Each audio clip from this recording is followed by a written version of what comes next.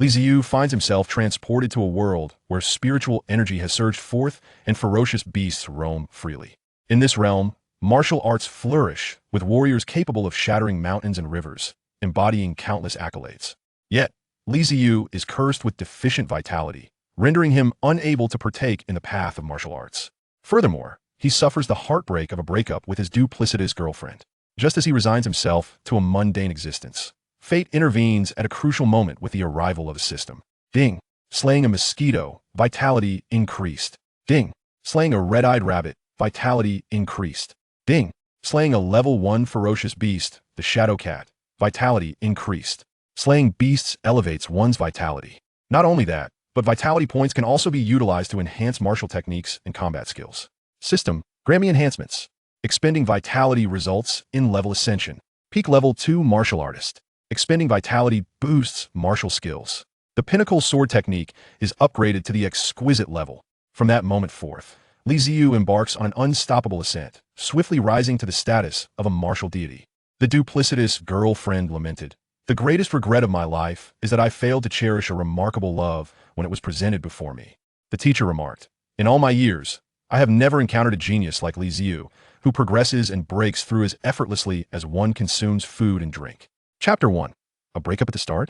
Li Ziyu, let's part ways. In the Great Xia Kingdom, Shujin City. In Class 6 of the 3rd High School of Martial Arts, a spacious and brightly lit classroom, Li Ziyu slowly lifted his head from the desk where he had been resting, gazing blankly at the girl before him. Sumeng Yao. The girl possessed a fair complexion and striking features, her long black hair cascading over her shoulders, and her ample bosom stretching the simple white short-sleeve shirt. She gazed down at him with an indifferent expression, her tone icy. "Your vitality test results show only 0.8. The lowest requirement for the Martial University is 1.2.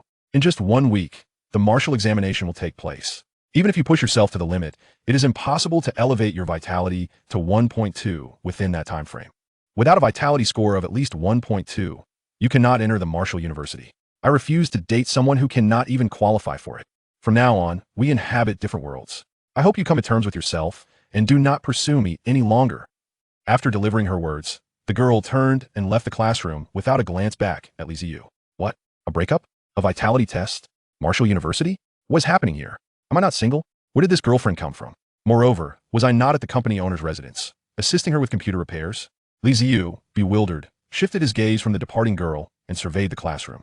It was a bright space of about 40 to 50 square meters, scattered with dozens of desks. A dozen or so boys and girls clad in uniforms regarded him with sympathetic eyes.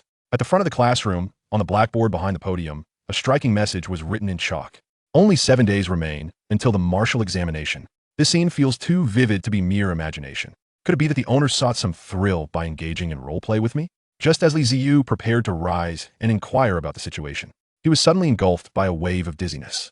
As he stood, he promptly sank back into his seat, a torrent of memories flooding into his mind. Moments later, Li Ziyu snapped back to reality, and through the memories swirling in his mind, he comprehended his current predicament. I have actually traversed into another realm? From the recollections in his mind, he learned. This is a planet known as Blue Star, and he finds himself in a country called Daxia. However, unlike the Earth where Li Ziyu resided, Blue Star is vastly larger than Earth by countless magnitudes. Furthermore, Blue Star is rife with ferocious beasts, martial arts, and the potent essence of life, far exceeding what exists on Earth. Here, students do not grapple with the same challenges as those on Earth, such as physics or chemistry. Instead, they contend with the essence of life, combat power indices, and practical performance metrics. The traditional college entrance examination has been supplanted by martial examinations. Prior to these exams, all third-year students are gathered to assess their life essence. Those with elevated life essence can sit for the martial examination and aspire to enter martial universities to become warriors. Conversely, those with lower life essence are urged to acquire practical skills and plan their futures accordingly. The original body, however, possessed insufficient life essence to meet the required standards, relegating him to the status of an ordinary individual. Working 3 jobs late into the night, perpetually exhausting my body, it is a miracle that I even reached the minimum life essence threshold. Not dying from overwork is already a stroke of luck. Oh wait, I forgot. The original body has already perished, and it was all for the sake of buying a handbag for his girlfriend, leading to his untimely demise. And to top it all off, he was dumped by a scheming vixen. Li Ziyu reflected on the memories. He toiled late into the night, denying himself sustenance and comfort, lavishing gifts upon the deceitful girlfriend, even foregoing life essence supplements for her benefit. The most ironic part is that he never even held her hand. Li Ziyu gazed at Su Mingyao's retreating figure, unhesitant and resolute, and could not help but lament for the original body. A devoted admirer, it seems, never meets a favorable end. However, this is no longer my concern. The pressing matter is to devise a plan for the future. In this world, the presence of ferocious beasts, compounded by inexplicable rules, has rendered the efficacy of firearms nearly negligible. Warriors have become the primary force against these beasts, and their status has consequently soared, bestowing upon them myriad privileges.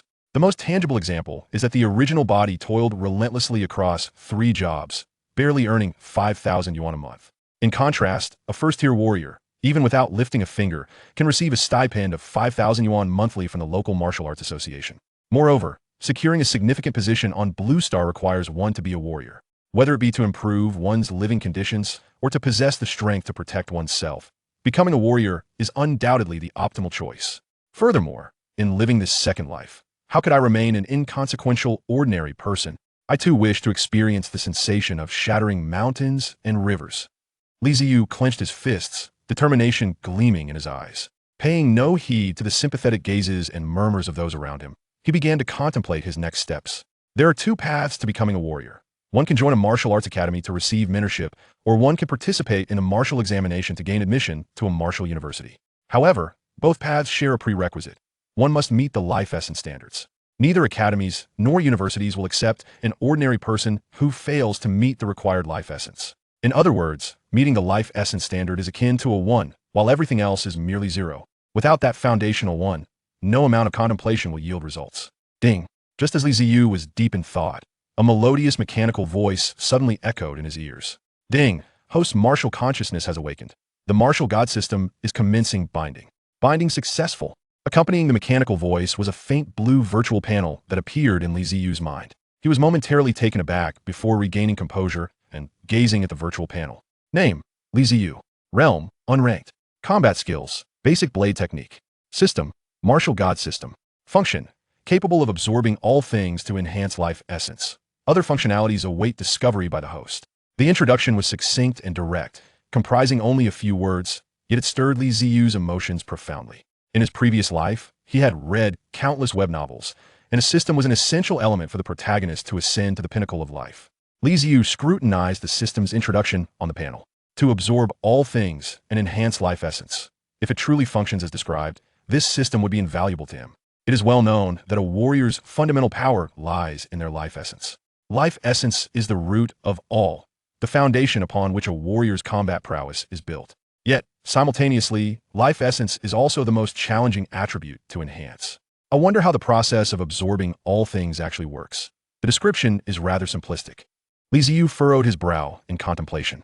At that moment, a mosquito with mottled wings landed lazily on the table before him. After lingering on the tabletop for a brief moment, it climbed up Li Ziyu's finger, seeking a suitable spot to feast. Li Ziyu casually pressed down. Snap! Martial God System activated, absorbing the mosquito's life essence. Life essence value 0.00001. As the mosquito met its demise, the system's melodious voice chimed in his ears. Li Ziyu felt a barely perceptible warmth surging from deep within his body, a sensation brought forth by the enhancement of his life essence. Life essence value 0.00001. Li Ziyu's eyes brightened at this revelation. Is this the correct way to utilize the system? By vanquishing living beings, he can enhance his life essence? He sensed the warmth within his body, subtle yet undeniably present. If this is indeed the case, then the system is magnificent. While 0.00001 may seem minuscule, he had just slain a trivial mosquito. What if it were another creature? A wild beast, or even a ferocious beast? Li Ziyu was acutely aware of how arduous it is to elevate one's life essence. For high school students of their age, increasing life essence necessitates not only rigorous daily training, but also stringent dietary control. Those from affluent families may supplement their regimen with life essence-enhancing medications. After several months of diligent effort, one might achieve a fractional increase in life essence. This holds true primarily for those financially equipped to afford such supplements. For those from less fortunate backgrounds, months of strenuous training may yield no improvement whatsoever. The disparity between the wealthy and the poor is starkly evident in the realm of warriors. This is precisely why Qin Mingyao was so resolute in believing he could not become a warrior, and chose to break up with him. After all, the prospect of enhancing his life essence by 0.5 points within a week of the martial examination is nothing short of a fantastical notion. Even the smallest mosquito is still sustenance. Though a single mosquito only contributes 0.00001 to my life essence, the swarm in the small forest behind the school is plentiful. First, I must gather this life essence. With this thought, Li Ziyu felt an overwhelming sense of optimism for his future. With his spirits lifted, even the scent of the osmanthus tree, wafting in from outside, felt more fragrant. Wasting no time, he promptly pushed back his chair, rose to his feet, and made his way towards the small forest behind the school playground. Chapter 2. New uses of the system, enhancement, and martial arts hall testing. Look at Li Ziyu, laughing and crying all at once. Could it be that he is unable to endure the heartbreak of his recent breakup, rendering him somewhat foolish? The blow from a breakup might be minor, but I suspect what truly unsettles Li Ziyu is his lack of martial talent. TSK. I have long heard others say that martial examinations not only assess innate talent, but also rank one's class, and indeed, this holds true. Just as Li Ziyu discovers his low vitality, Su Mingyao promptly comes to break up with him. How utterly realistic. But what can be done? Su Mingyao possesses martial talent. I've heard that Qin Mingyao is now with Bai Haoran, which is why she was so eager to end things with Li Ziyu. Which Bai Haoran? Surely you're not referring to that genius from our school's advanced class, the top student in our grade? Who else could it be? Classmates in the classroom cast sympathetic glances at Li Ziyu's departing figure, murmuring among themselves. Yet Li Ziyu remains oblivious to their words as he wanders into the small grove behind the school. At this moment, even if he could hear them, he would hardly care. It is midsummer, and a warm breeze caresses his face as the sun sets. Coincidentally, it is also dismissal time. In the small grove, numerous young boys and girls are seated, engaged in sweet conversations of love. A series of slapping sounds echoes from the depths of the grove. Kill mosquito, vitality value 0.00001. Kill mosquito, vitality value 0.00001. Where there is foliage, mosquitoes abound. Li Ziyu, with keen eyes and swift feet, spots the mosquitoes and slaps them with vigor. The notifications of vitality increase chime incessantly in his ears, while he feels a warm current surging through his limbs. Although faint, it is indeed a manifestation of his vitality enhancement. However, the system panel does not display specific vitality values. To test his vitality, he must find a location equipped with testing devices. I recall that the Hongsu Martial Arts Hall, not far from the school, has a vitality testing device. I shall head there shortly to conduct a test. After 3 hours of relentless effort, the mosquitoes in the grove have been nearly eradicated. At this juncture, the gloves Li Ziyu wears are already covered with the corpses of mosquitoes. In just 2 hours, he has dispatched hundreds of them, likely elevating his vitality by at least a minuscule increment. What could be the reason for him to incessantly swat mosquitoes for 3 hours? Is he not in his right mind? It is said that those who fail to meet the vitality standard may become deranged. That explains it. Every year, there are a few who cannot withstand the stress and lose their sanity. Quite normal, indeed. But enough of that. A girl has invited me out for dinner tonight. Could it be the goddess you've admired for so long? How did she agree to a date with you? What goddess? She is merely a pretty ordinary girl lacking martial prowess. With a vitality test score of 119, a sprint should secure me a place in the martial university without issue. Becoming a martial artist is a certainty. Girls like her are a dime a dozen. True enough, I must also make a concerted effort this week. Alas, but enhancing vitality is truly challenging. After training for half a year, I've only managed to raise my vitality by a fraction. The young boys and girls in the grove observe Li Ziyu's frenzied mosquito swatting with expressions of excitement, whispering amongst themselves. One girl, passing by, can't help but mutter a comment. If you really enjoy swatting mosquitoes, why not just use insecticide?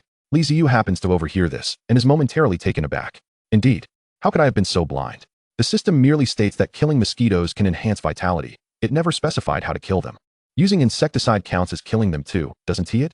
With newfound enthusiasm, Li Ziyu gleefully thanks the girl, startling her, as her face flushes crimson and she hastily retreats. Once she is a distance away, she can't help but glance back at Li Ziyu. You must admit, this boy is rather handsome. Awakened by her words, Li Ziyu jogs across the playground, heading towards the cleaning room on the first floor of the teaching building. He thanks the cleaning lady and takes the insecticide, making a beeline for the small grove behind the playground. This time, he specifically seeks out areas dense with vegetation, as they attract more mosquitoes. In the half-foot-high grass, the buzzing mosquitoes flit about chaotically. Li Ziyu raises the spray can, aiming at the swarm of mosquitoes and unleashing a spray. Ding ding ding ding ding. The mosquitoes fall in droves, and the system's pleasant notification sounds continue to ring in his ears, accompanied by waves of warmth surging from within. Li Ziyu stretches his muscles, feeling a delightful heat enveloping him.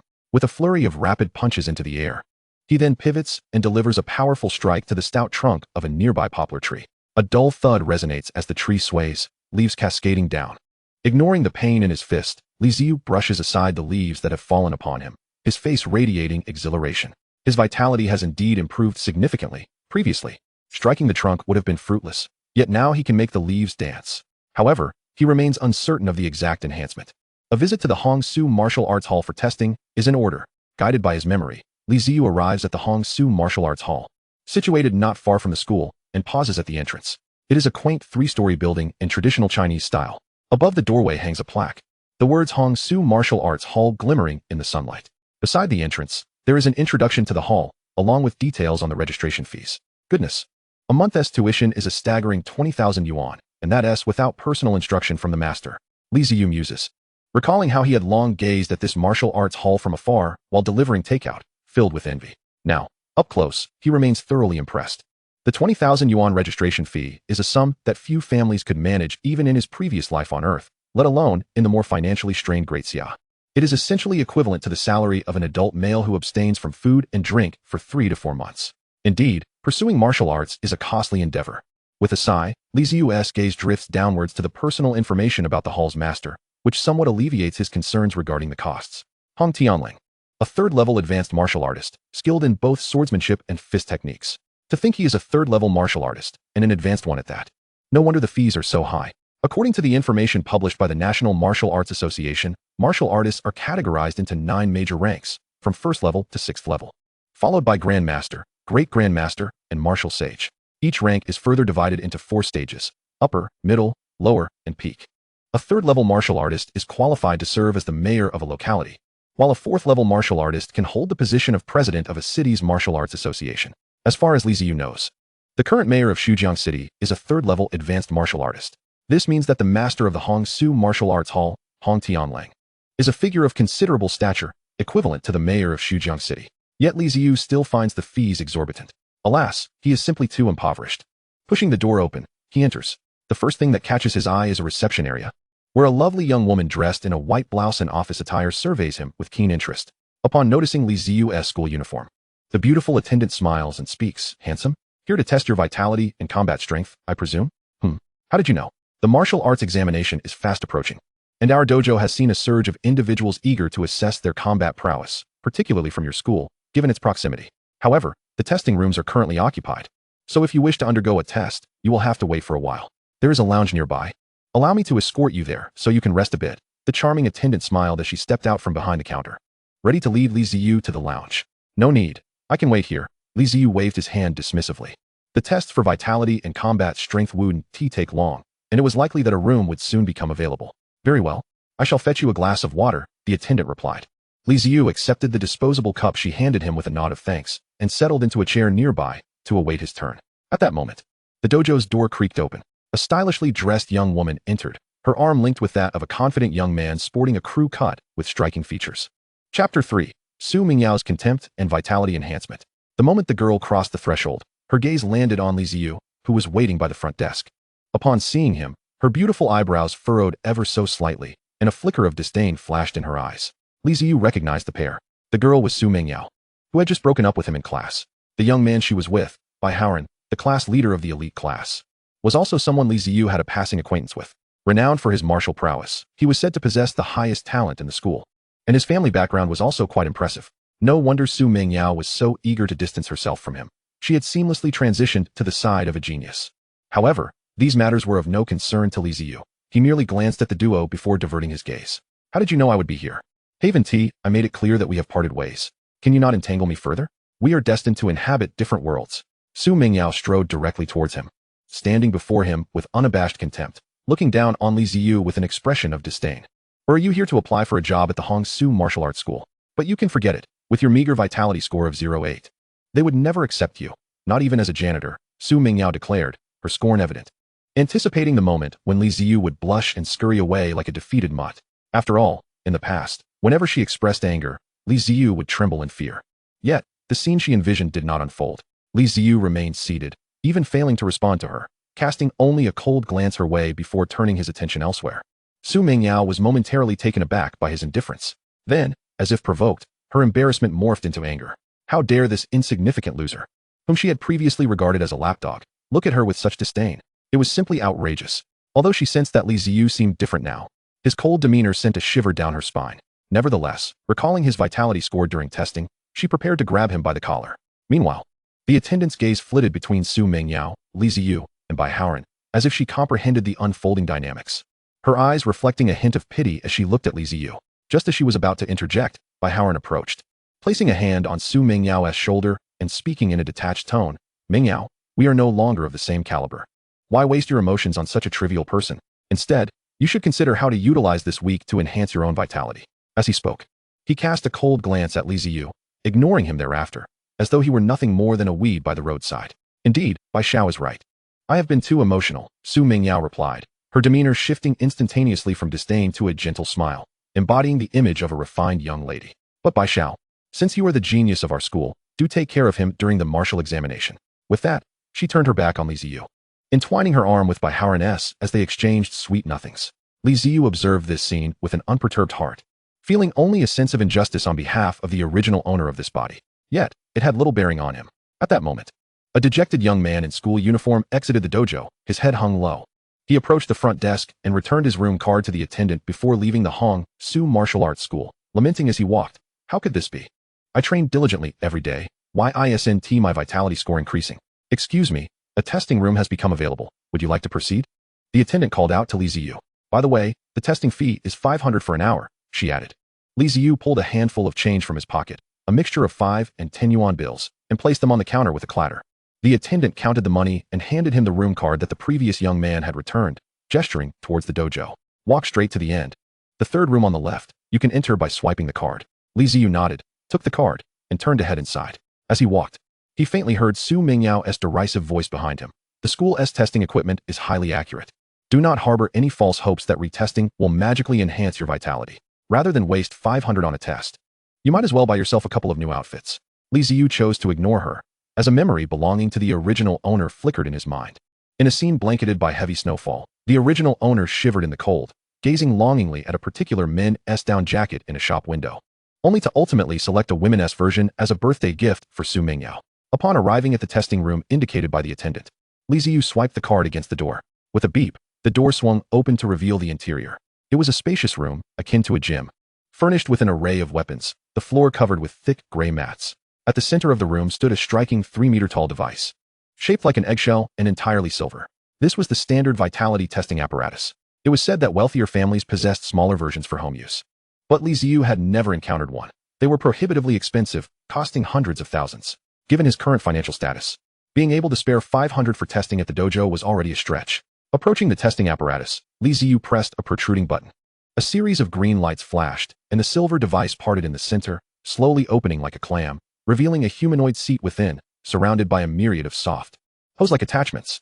Having used a vitality tester once at school, Li Ziyu was familiar with the procedure. He stepped into the seat, which was not cramped. As he pressed the testing button, various devices connected to his head, chest, and limbs, while a thin needle pierced his fingertip, drawing a few drops of blood. Although the lethality of firearms against ferocious beasts has been significantly diminished, the Great Xia has not abandoned its pursuit of technological advancements. In various aspects of life and beyond, the technology on Blue Star has surpassed that of his previous life by a considerable margin. This testing device serves as the most compelling evidence. Though the underlying principles remain elusive, the fluctuations in vitality measured do not exceed 0.02. After a brief moment, the test concludes, revealing a pale blue numeral on the screen before Li Ziyu, 0.93. If memory serves correctly, my vitality was recorded at 0.8 during yesterday's school assessment, and now, it has surged by a remarkable 0.13. Li Ziyu's eyes widened slightly, instinctively leaning closer to the screen for confirmation. Indeed, it reads 0.93. The minuscule fluctuation in the vitality meter indicates that within a mere 3 hours, his vitality has increased by at least 0.13. While this may seem modest, Li Ziyu is well aware of the arduous nature of enhancing one's vitality. To achieve a 0.13 increase through rigorous training would typically require over a month.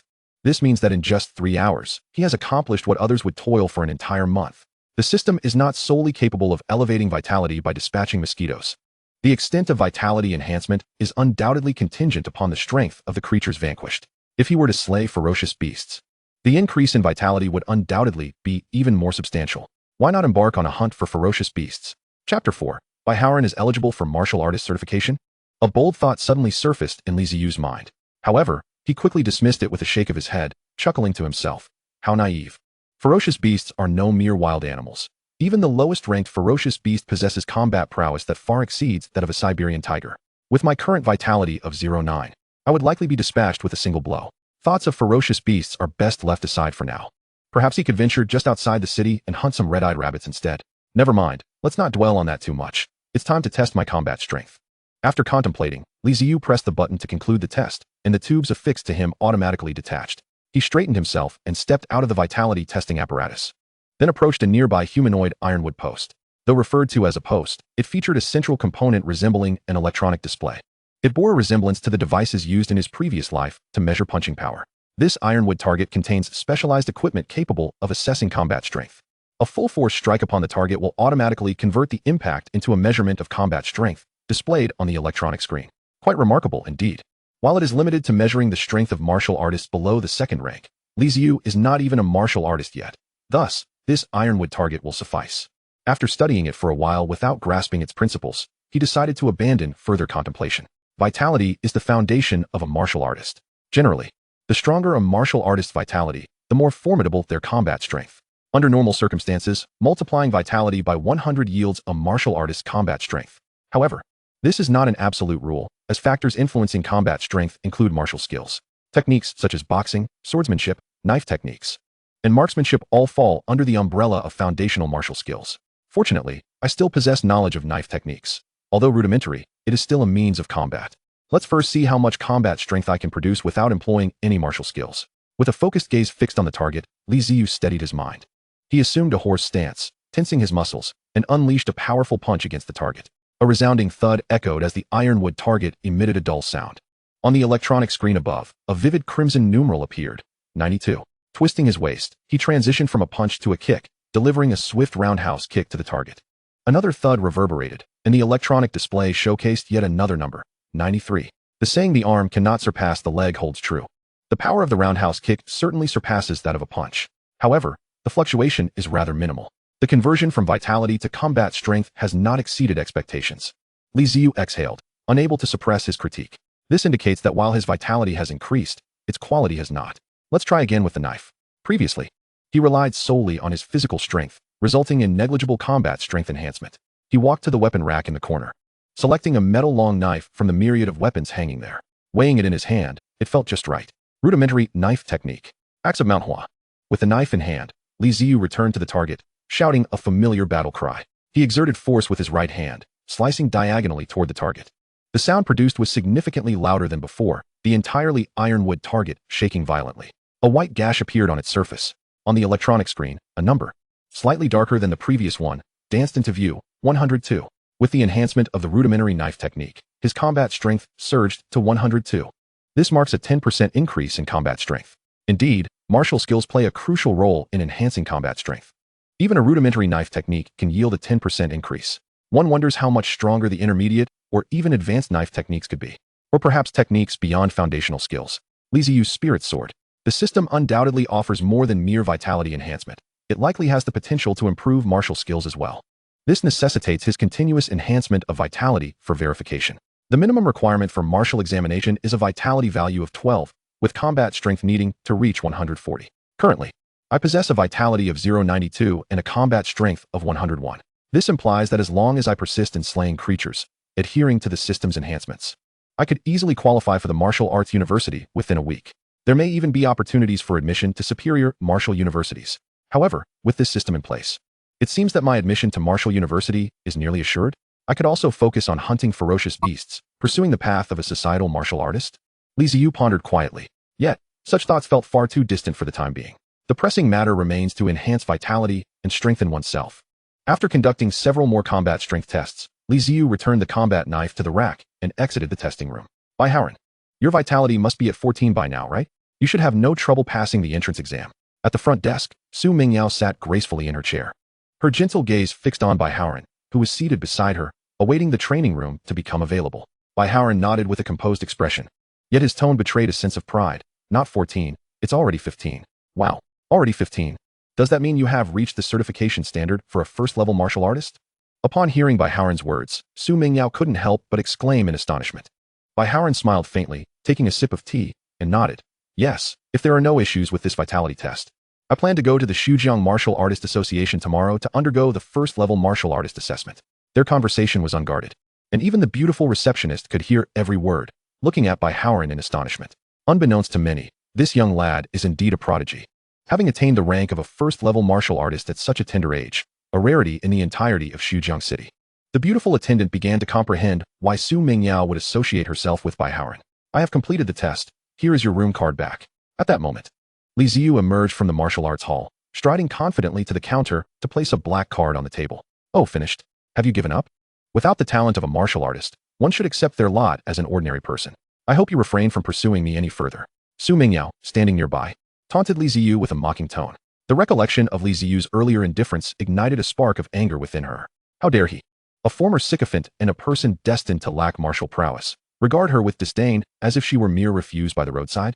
Li Ziyu, however, paid her no mind, as if she were nothing more than a wisp of air. Why should he retaliate against a dog's bite? To engage with a materialistic and insipid individual like Su Mingyao seemed a personal affront to him. Placing the room card down, he turned and exited the Hongsu Martial Arts Hall. You, Su Mingyao seethed, her chest heaving with indignation, her cheeks flushed. Being disregarded felt more painful than any rebuke. A lowly individual who could not even pass the martial arts examination dared to pretend to be a martial artist. What audacity! She was determined to witness the extent of his vitality and combat prowess. Chapter 5. Bewildered Su Mingyao, hunting outside the city. Su Mingyao resolved to disseminate Li Ziyu's test results throughout their class group, ensuring he would be humiliated. Let us go. An ordinary person is not worth our ire. We shall proceed with our own test, Bai Haoran remarked calmly. Su Mingyao nodded in agreement, and the two entered the room where Li Ziyu had just tested. The testing apparatus contained records that were accessible for review. Anything below the first-level martial artist rank was not classified, thus available for scrutiny.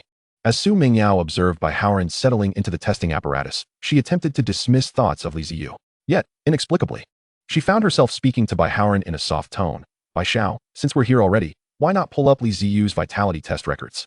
It might bolster my confidence. Is it truly necessary? Bai Haoran furrowed his brow. However, faced with Su Mingyao's endearing expression, he yielded to her request, reluctantly swiping the screen to retrieve the test records. As he did so, he muttered, "Didn't you say his vitality was merely 0.8 yesterday? It has scarcely been a day. His vitality cannot have changed. A vitality of 0.8, regardless of his training, would be insufficient. He would never ascend to their level. I fail to understand why you still concern yourself with him." Yet, before he could finish, his voice faltered in surprise. Bai Haoran's brow knitted in confusion as he glanced up at Su Mingyao. His curiosity piqued. "Are you certain Li Ziyu's vitality test result was 0.8 yesterday?" "Absolutely. We are classmates. He tested right after me, and I saw it clearly." "What is the matter, Bai Xiao? You should see for yourself," Bai Haoran replied, stepping aside. Su Mingyao leaned forward to gaze at the screen, her expression frozen in disbelief. 0.92 vitality? How could this be? This must be a mistake. She reasoned that since they had entered immediately after Li Ziyu exited, there could be no other contenders. Su Mingyao felt a wave of confusion wash over her, her mind struggling to process the information. She began to doubt her own observations from the previous day. After all, an increase of 0.1 in vitality within a day seemed implausible. If such an increase were possible, Li Ziyu might soon qualify for the martial arts academy. Could it be a malfunction with the machine? I should seek assistance. Reflecting on Li Ziyu's altered demeanor towards her today, combined with the unexpected rise in his vitality, an inexplicable sensation emerged within Su Mingyao. Rumor has it that there exists a type of genius whose vitality appears low initially but awakens late, leading to a meteoric rise in strength. Could Li Ziyu be that kind of genius? Without waiting for Bai Haoran's response, Su Mingyao hastily turned and strode toward the exit. Outside, at the reception, a burly man with a shaved head was boasting to the beautiful front desk attendant, his words punctuated with spittle. His physique was imposing, resembling a bear, as he leered at the attendant with a lascivious gaze. Were it not for the surveillance cameras, he might have attempted something more brazen. The attendant, suppressing her displeasure, responded to him with minimal engagement. This man was Neo Dali, a coach at the Hongsu Martial Arts Hall, notoriously lecherous, having repeatedly tried to solicit her company, all of which she had rebuffed. However, due to his status as a peak first-level martial artist and her own ordinary background, she could not afford to offend him. The attendant had likely reached her breaking point. At the front desk, Su Mingyao called out, "Excuse me. There seems to be an issue with one of the testing machines. Could someone please come take a look?" Just as she was about to receive a response, Neo Dali interjected, adopting a stern demeanor, sauntering over to Su Mingyao. "Let me take a look." After a brief examination, he declared, "This testing device is functioning properly. What you described likely indicates that your classmate has encountered some fortuitous event." "Students, are you from the nearby school?" With the martial arts examination approaching, why not enroll in my accelerated class? For a mere 100,000 yuan. I guarantee you will enhance your abilities before the exam and secure a spot in a prestigious martial arts academy. As he inspected the equipment, he showcased his powerful physique and displayed the badge signifying his peak first-level martial artist rank. We shall consider your offer, Howard replied, somewhat tempted. However, he refrained from immediate commitment. 100,000 yuan was no trifling sum, even for his family, which warranted careful consideration. All right, let us exchange contact information. Should you need anything, feel free to reach out. As a peak first-level martial artist, I assure you, I will not lead you astray. Newanimewithoverpoweredmaincharacter, having made his pitch, promptly took out his phone to exchange contact details before departing the testing room, closing the door behind him with a knowing glance directed at Howard. A look that men would understand.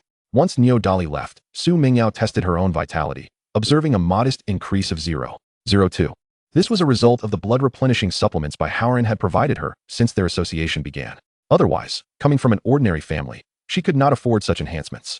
Though her vitality had risen, joy eluded Su Mingyao. With Li Ziyu's vitality now elevated, he stood a chance of entering the martial arts academy. Moreover, the way he had looked at her moments ago filled her with a sense of loss. Whatever, if Li Ziyu managed to enter the academy, it would undoubtedly be the least esteemed one, unworthy of comparison to Howard. After all, Howard was on the verge of taking the first-level martial arts examination. If I could secure my association with him, my prospects would undoubtedly surpass those of following Li Ziyu. Upon exiting Howard's martial arts school, Li Ziyu chose not to return home. An orphan, he had never glimpsed the visage of his parents since he could remember. His only kin was his aunt's family. With the system now in place, it was imperative to focus on enhancing his vitality. After all, possessing abundant vitality imbued him with a sense of invigoration. As if his body were a wellspring of inexhaustible strength, an exhilarating sensation indeed. Slaying mosquitoes, cockroaches, and rats was proving to be a rather sluggish method for boosting his vitality. Moreover, those creatures could only be found in the sewers, which were quite repulsive. He recalled that along the city wall, there were numerous low-grade ferocious beasts known as red-eyed rabbits. Thus, he resolved to hunt them instead. Earlier on his way out, he had experimented with over a dozen species. From ants and cockroaches to spiders and rats, he had tried them all, but the enhancement to his vitality was negligible. Perhaps, as his vitality increased, these creatures became insufficient for his needs, or perhaps it was simply a matter of diminishing returns. Regardless, the gains were no longer as pronounced as they had been initially. The critical issue was that with the advancement of technology, urban sanitation had improved significantly, making it increasingly difficult to find such creatures. Unfortunately, the slaughterhouse in Xujiang City utilized mechanized methods. Otherwise, it would have been a veritable paradise for enhancing his vitality. With a sigh, Li Ziyu hastened toward the city wall. He had encountered the red-eyed rabbits before. Dubbed ferocious beasts, they resembled mutated rabbits more than anything else. Aside from having slightly redder eyes than ordinary rabbits and a more aggressive temperament, as well as a heightened reproductive capacity, they bore little distinction from their commonplace counterparts. A regular person could easily dispatch one with a stick, let alone a martial arts student like him. As he approached the base of the city wall, Li Ziyu veered into a sporting goods store, where he spent his remaining funds on a steel knife and a burlap sack before making his way to the wall. Chapter 6, Slaying the Red-Eyed Rabbit, Level Up. Li Ziyu stood at the foot of the city wall, straining to lift his neck and gaze upon the magnificent structure. Entirely composed of granite, the wall towered hundreds of meters high, stretching endlessly into the horizon, resembling a colossal dragon coiled around the entirety of Xujiang City. Upon the wall, countless soldiers, armed and exuding a robust aura of vitality, patrolled diligently. Li Ziyu also observed various artillery, tanks, and other weaponry positioned at the wall's edge. Although the efficacy of firearms against ferocious beasts was minimal, they were not entirely without merit. In the face of a ferocious beast onslaught, these weapons remained the primary force for extermination. This city wall bore a striking resemblance to a fortress he had seen in an anime from his past life, depicting battles against giants. Indeed, under such formidable defenses, it seemed improbable that any ferocious beast could breach its confines. As he marveled at the formidable structure before him, Li Ziyu couldn't help but express his admiration. However, upon noticing a massive claw mark, several hundred meters long and several meters deep, etched into the wall's edge, he promptly closed his mouth. I take back what I just said. This world is undeniably more perilous than I had imagined. Hey, what are you doing? Just as Li Ziyu was lost in contemplation, a patrol team, armed and vigilant, approached him from a distance. Clad in standard combat attire, their expressions were stern. Among them, the squad leader possessed strikingly bright eyes that fixated on the steel knife in Li Ziyu's grasp.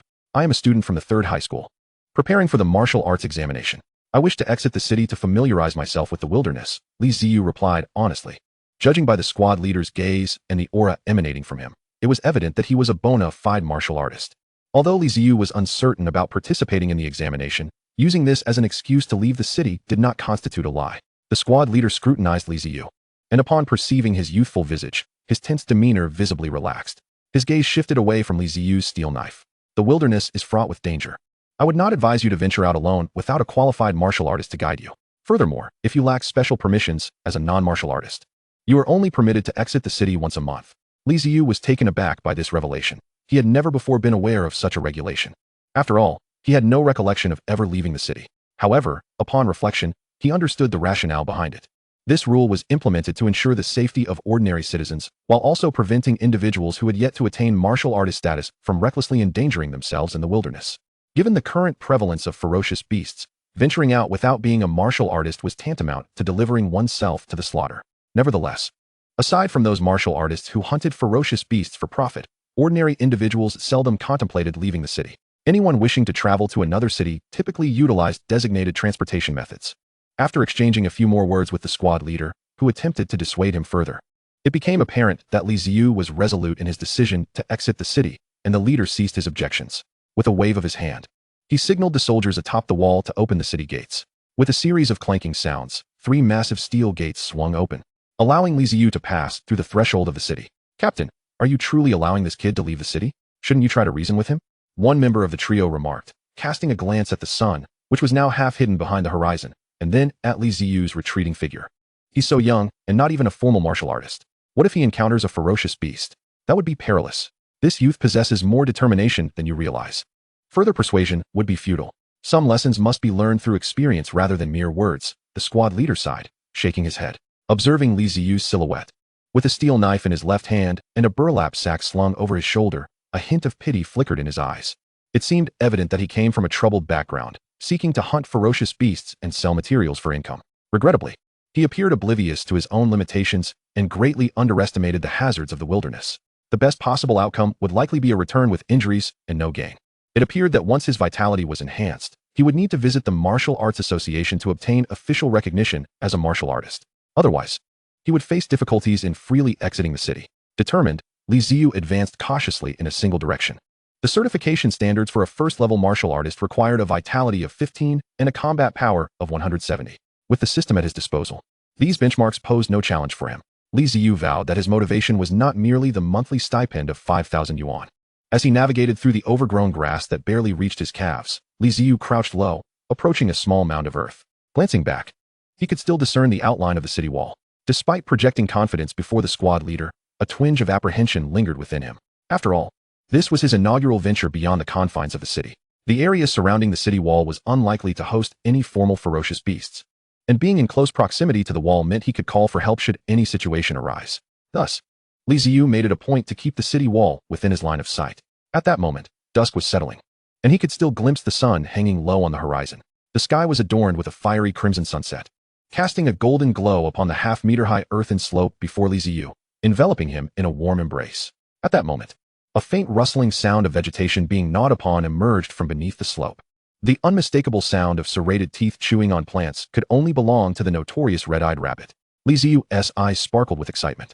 His hands instinctively gripped the steel knife tightly, his body poised for action, as he focused intently on the basketball-sized opening at the base of the slope. Suddenly, 2 scarlet glimmers flashed from the darkened aperture, and a red-eyed rabbit cautiously emerged, hopping forward. This creature bore a striking resemblance to the rabbits of his previous life, yet it was magnified in size to that of a golden retriever, with eyes glowing a menacing red. As Li Ziyu beheld this creature, his heart stirred with a peculiar mix of intrigue and trepidation. The once docile rabbit of his past seemed transformed into a ferocious beast, unafraid of humans and possessing a temperament that was anything but gentle. With these thoughts racing through his mind, Li Ziyu's muscles tensed as he leapt down from the slope. Before the rabbit could react, he brought the steel knife crashing down upon its head with a resounding thud. A sickening crack echoed as blood splattered, the rabbit's skull caving inwards. A gruesome spectacle of red and white strewn across the ground. It did not even have time to emit a cry before it collapsed. Ding! Red-eyed rabbit killed. Vitality points 0001. Li Ziyu felt a rush of exhilaration. Indeed, the stronger the creature, the greater the vitality points gained from its demise. The system notification filled him with a delightful euphoria, and a warm current surged through his body, invigorating him. He felt as if his strength had amplified. This was the manifestation of increased vitality. Slaying fierce beasts was far more rewarding than exterminating mere mosquitoes or rats. Not only was it prestigious, But the carcasses of these beasts could also be sold for a handsome sum. Clenching his fists, Li Ziyu swiftly crouched down and stuffed the red-eyed rabbit's carcass into a burlap sack. The flesh of these fierce creatures was highly nutritious. Even a lowly red-eyed rabbit could fetch thousands of coins. Squeak! Another red-eyed rabbit's call echoed nearby. As these creatures were social animals, the slope likely housed more than one. Not only were they vicious, but they also harbored a strong desire for revenge. This one would surely come seeking retribution. Let us send you all off to reunite, Li Ziyu thought, as he took up his position at the hole, lying in wait. As each red-eyed rabbit emerged, he would deliver a fatal blow. Ding! Red-eyed rabbit killed. Vitality points XX. Within an hour, dozens of red-eyed rabbits lay sprawled across the ground. Even Li Ziyu felt a sense of awe at the prolific breeding capabilities of these creatures. No wonder the military frequently dispatched warriors to eradicate them from the wilderness. Yet the beasts continually resurfaced. Eventually, his burlap sack struggled to contain the spoils. Upon slaying the last red-eyed rabbit, he checked his status. Name, Li Ziyu. Rank, unranked. Combat skill, basic swordsmanship. System, martial god system. Function, capable of absorbing all things to enhance vitality. Additional functionalities await the host's exploration. Chapter 7, Shadow Cat. Skill enhancement. A plus sign appeared, indicating the possibility for an upgrade. Without hesitation, Li Ziyu opted to elevate his rank. As his intention solidified, he felt an incredible warmth enveloping his limbs. Then came a cacophony akin to popping beans, resonating within him. Simultaneously, a viscous, foul-smelling black liquid surged forth from his body. This sudden transformation filled Li Ziyu with joy rather than surprise. His eyes widened as he examined his hands. The cracking of bones echoed, reminiscent of thunder. The impurities were being expelled. Was this the sign of becoming a first-level warrior? Had he truly ascended to the rank of a first-level warrior? The sound of bones cracking indicated that his skeletal structure had attained a certain resilience, while the expulsion of impurities signified a cleansing process. He was acutely aware of what these phenomena represented. It was a coveted achievement for anyone aspiring to be a warrior, as it signified that he had met the standards set by the National Martial Arts Association for a first-level warrior. With eager anticipation, he opened the system panel once more. Name, Li Ziyu. Rank, first-level beginner warrior. Combat skill, basic swordsmanship. System, martial god system. Function, capable of absorbing all things to enhance vitality. Additional functionalities await the host's exploration. As expected, the system reflected his new rank as a first-level warrior, and the plus sign had vanished. Excellent. Becoming a warrior grants me some measure of self-defense in this perilous world, he exclaimed, unable to contain his laughter. With a buoyant heart, he set the steel knife aside and moved to a nearby willow tree, its trunk about the width of a bowl. With a swift twist of his waist, he delivered a powerful punch to the trunk. Crack! The seemingly sturdy willow snapped under the force of his blow, toppling over and crushing a patch of grass and foliage beneath it. My strength has increased manifold, Li Ziyu marveled. What once required a mere shake of the trunk now resulted in a clean break. In hunting the red-eyed rabbits, he could now crush their skulls with his bare fists. And this was without having practiced any martial techniques, relying solely on his physical prowess. If he were to train in formidable martial arts, his abilities would undoubtedly reach new heights. Gazing at the fallen willow, his eyes gleamed with determination. In addition to fundamental techniques like fist, sword, and spear arts, there existed an advanced form of martial arts known as battle techniques. Just like warrior ranks, they were classified into 9 levels, from lowest to highest. The higher the level, the greater the difficulty of mastering the technique, demanding more from the warrior. Correspondingly, the potency of advanced techniques far surpassed that of lower-level ones. I recall that there are numerous places in Shujin City where martial resources are traded. Surely, they sell battle techniques. With his bounty nearly complete, he decided it was time to return to the city. Li Ziyu lingered a moment longer, having slain a few more red-eyed rabbits, before gathering his burlap sack. Ready to head back. The sack could hardly contain the bodies of the red-eyed rabbits, and he noticed that after ascending to first-level warrior status, the vitality points gained from slaying red-eyed rabbits were significantly less than before his elevation. In order to swiftly enhance my vitality and blood energy, it seems imperative to hunt ferocious beasts that are of the same level as, or even surpass, my own. As a novice warrior, my targets must thus be the first-tier ferocious beasts, or perhaps even the second tier. However, these first-tier beasts are not as easily vanquished as the inferior red-eyed rabbits. In terms of both attack and speed, they are exponentially more formidable than the red-eyed rabbits. Although Li Ziyu has recently ascended to the rank of a first-level warrior, his weaponry and martial skills remain rather inadequate. On his return journey, Li Ziyu managed to slay several more red-eyed rabbits. Just as he was about to hoist his bag and make his way back towards the city walls, a low growl resonated from afar behind him. It bore a resemblance to the roar of a large feline. Li Ziyu's gaze sharpened, and his muscles instinctively tensed. Upon hearing this growl, without a moment's hesitation, he darted behind a robust tree, which effectively concealed his presence. Peering cautiously from behind the trunk, Li Ziyu directed his gaze towards the source of the growl. It was a first-tier ferocious beast known as the shadow cat, not more than 100 meters away, atop the very mound where he had just hunted the red-eyed rabbits. Stood a sleek, jet-black feline, roughly the size of a Siberian tiger, feasting voraciously upon the carcass of a red-eyed rabbit. This was indeed the first-tier ferocious beast he had encountered in his textbooks, the shadow cat.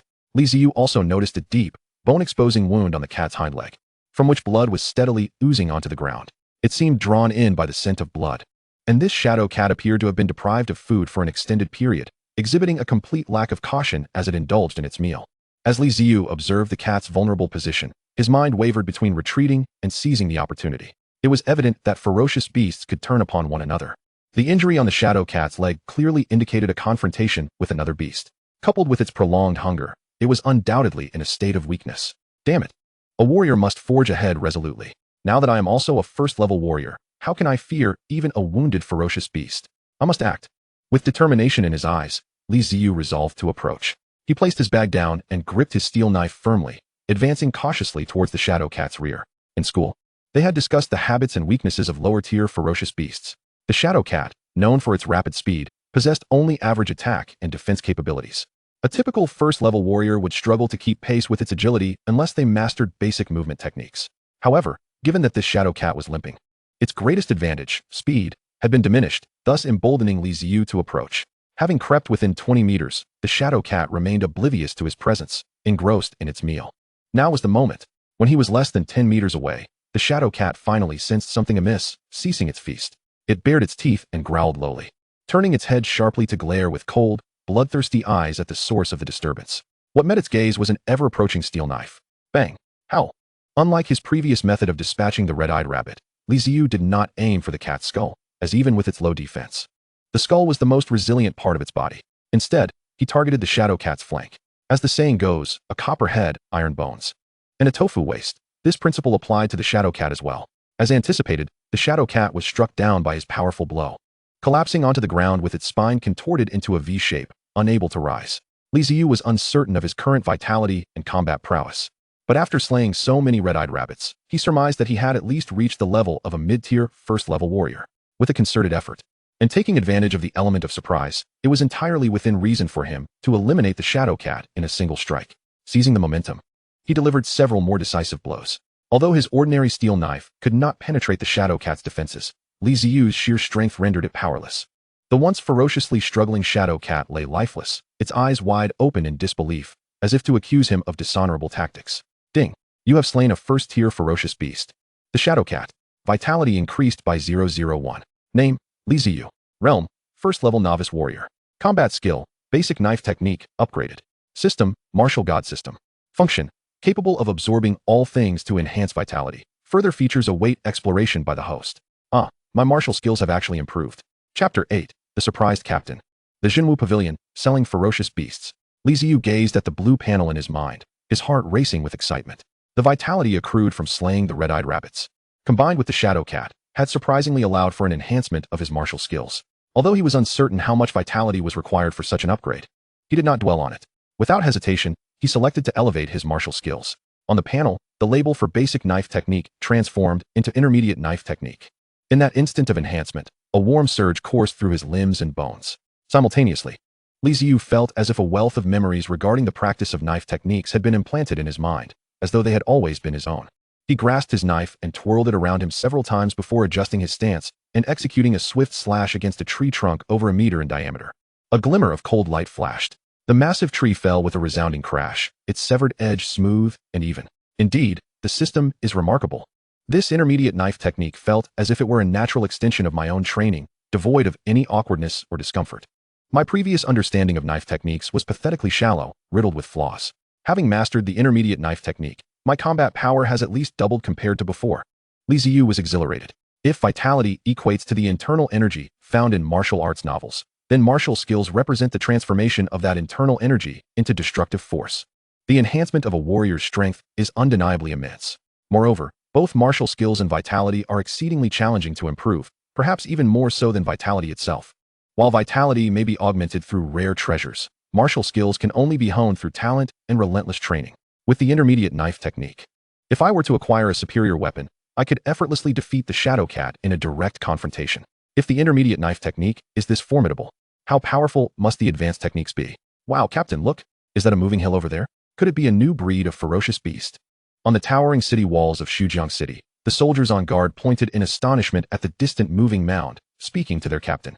It was indeed the same 3 soldiers Li Ziyu had encountered when exiting the city. The squad leader followed the direction indicated by the soldier's finger and hastily lifted his binoculars to gaze into the distance. Don't be so loud. What nonsense about a ferocious beast? It's merely a person. The sheer number of beast corpses merely resembles a small hill. After setting down the binoculars, the squad leader delivered a sharp slap to the soldier's head, admonishing him. Well, hunting so many ferocious beasts does indicate that this individual possesses considerable prowess. This time, the squad leader did not refute but nodded, his expression turning serious. Indeed, I also spotted the corpse of a shadow cat behind him. Such a ferocious beast demands caution. Even for me. If this person can hunt a shadow leopard and carry back so many beast corpses, his strength likely rivals my own. Rivals your strength? But Captain, you are a first-level advanced warrior. When this person arrives, we should extend our greetings. Yet the soldier added, Captain, I can't shake the feeling that this person seems somewhat familiar. He pointed towards the figure at the base of the small hill. The squad leader paused, following the soldier's gesture to peer down the hill. Upon recognizing the face, he was taken aback. The figure at the hill's foot was none other than the boy who had just exited the city. At that moment, Li Ziyu happened to glance up and, noticing the squad leader observing him from the city wall, flashed a broad smile revealing his white teeth. Brother, it seems I misjudged you earlier. I didn't expect you to be so formidable. Upon opening the city gate, the squad leader was the first to approach. He scrutinized Li Ziyu from head to toe, admiration gleaming in his eyes. To single-handedly slay a shadow leopard, your strength exceeds my expectations. Heh, it was merely luck, Li Ziyu replied, scratching his head shyly, a smile adorning his face. Had it not been for the shadow cat's injury, and without mastering intermediate knife techniques, he might not have been able to defeat the beast alone. However, the squad leader perceived Li Ziyu's modesty as a sign of humility. A flicker of appreciation crossed his eyes. Not only are you strong, but your humility is commendable. I Wang Long am in awe. Well then, my friend, we shan't delay you further. If the opportunity arises, I'll treat you to a drink. Li Ziyu nodded, bidding farewell to Wang Long and his companions as he turned towards the city. Captain, that kid looks no older than 17. Is he truly a first-level warrior? He mentioned he attends 3rd high school and is preparing for the martial arts exam. Is the strength of 3rd high so formidable now? Once Li Ziyu had distanced himself, the soldier leaned closer to Wang Long, scrutinizing Li Ziyu's retreating figure with curiosity. Wang Long's expression grew grave. He is likely a hidden talent from 3rd high. To hunt a first-level ferocious beast at such a young age, it seems the martial arts exam in Xujiang City will be quite intriguing. Xujiang City. At the heart of the bustling metropolis stood a quaint 3-story building. Li Ziyu stood beneath it, gazing at the plaque while murmuring its name, Zhenwu Pavilion. This establishment ranks among the top 5 martial arts shops in Xujiang City, primarily dealing in the purchase and sale of ferocious beast corpses and weapons. The building exuded an ancient charm reminiscent of the Hui-style architecture from his previous life. After careful consideration, this was the shop he had chosen. Initially, he sought a shop closest to the city wall to sell the beast corpses. However, realizing he would frequently venture outside the city to hunt ferocious beasts, he decided to seek a long-term partner instead. Zhenwu Pavilion was the result of his thorough online research, taking into account various reviews and assessments. It was said that the owner behind it was a 2nd-level advanced warrior, known for fair dealings without arbitrary price reductions. After a moment's pause, Li Ziyu tightened the straps of the large sack on his back and stepped into the Zhenwu Pavilion. Along the way, his appearance drew considerable attention from passers-by. Although it was common to see warriors returning to the city after hunting ferocious beasts, few carried back as many as he did. Moreover, among them was a 1st-level ferocious beast, a shadow cat. Many ordinary citizens, having never ventured beyond Xujiang City, were completely unfamiliar with ferocious beasts. They had only encountered them in online videos or on television. Their curiosity piqued. Throughout his journey, Li Ziyu was practically followed by a throng of onlookers. A few attractive young women even approached him, eager to take photos and exchange contact information. Reluctantly, Li Ziyu found a secluded corner to stow the shadow cat's corpse into the sack, significantly reducing the crowd. After all, while red-eyed rabbits were rare, they were not entirely absent from the market. Many families preparing their children for the martial arts exam would, to some extent, purchase red-eyed rabbit meat to bolster their vitality. Upon entering, Li Ziyu found himself in a spacious hall of several thousand square meters. The ambience was steeped in antiquity, with numerous divided counters displaying an array of weapons and elixirs. At that moment, the hall was brightly lit, bustling with numerous warriors, some accompanied by tall, young female sales assistants, either selecting items or relaxing in the lounge area with tea. As soon as Li Ziyu stepped inside, he captured the attention of everyone present. Chapter 9. The owner of Zhenwu Pavilion, Tang Xian, takes notice. Huh, Where did this naive youth come from, bringing in a whole sack of red-eyed rabbits? Probably just a student making his first trip outside the city. TSK, he likely has no idea of their true worth. Hauling back such a bizarre collection that amounts to little value. Just like my first trip outside, I didn't make such foolish choices.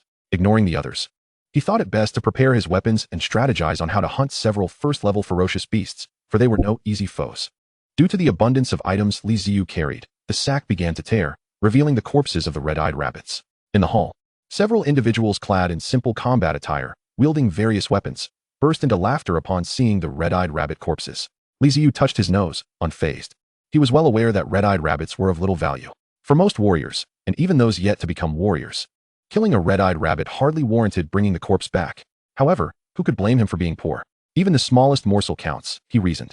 Just then, a tall woman approached him, dressed in a light green embroidered qipao, her hair elegantly styled into a bun, her demeanor dignified and professional.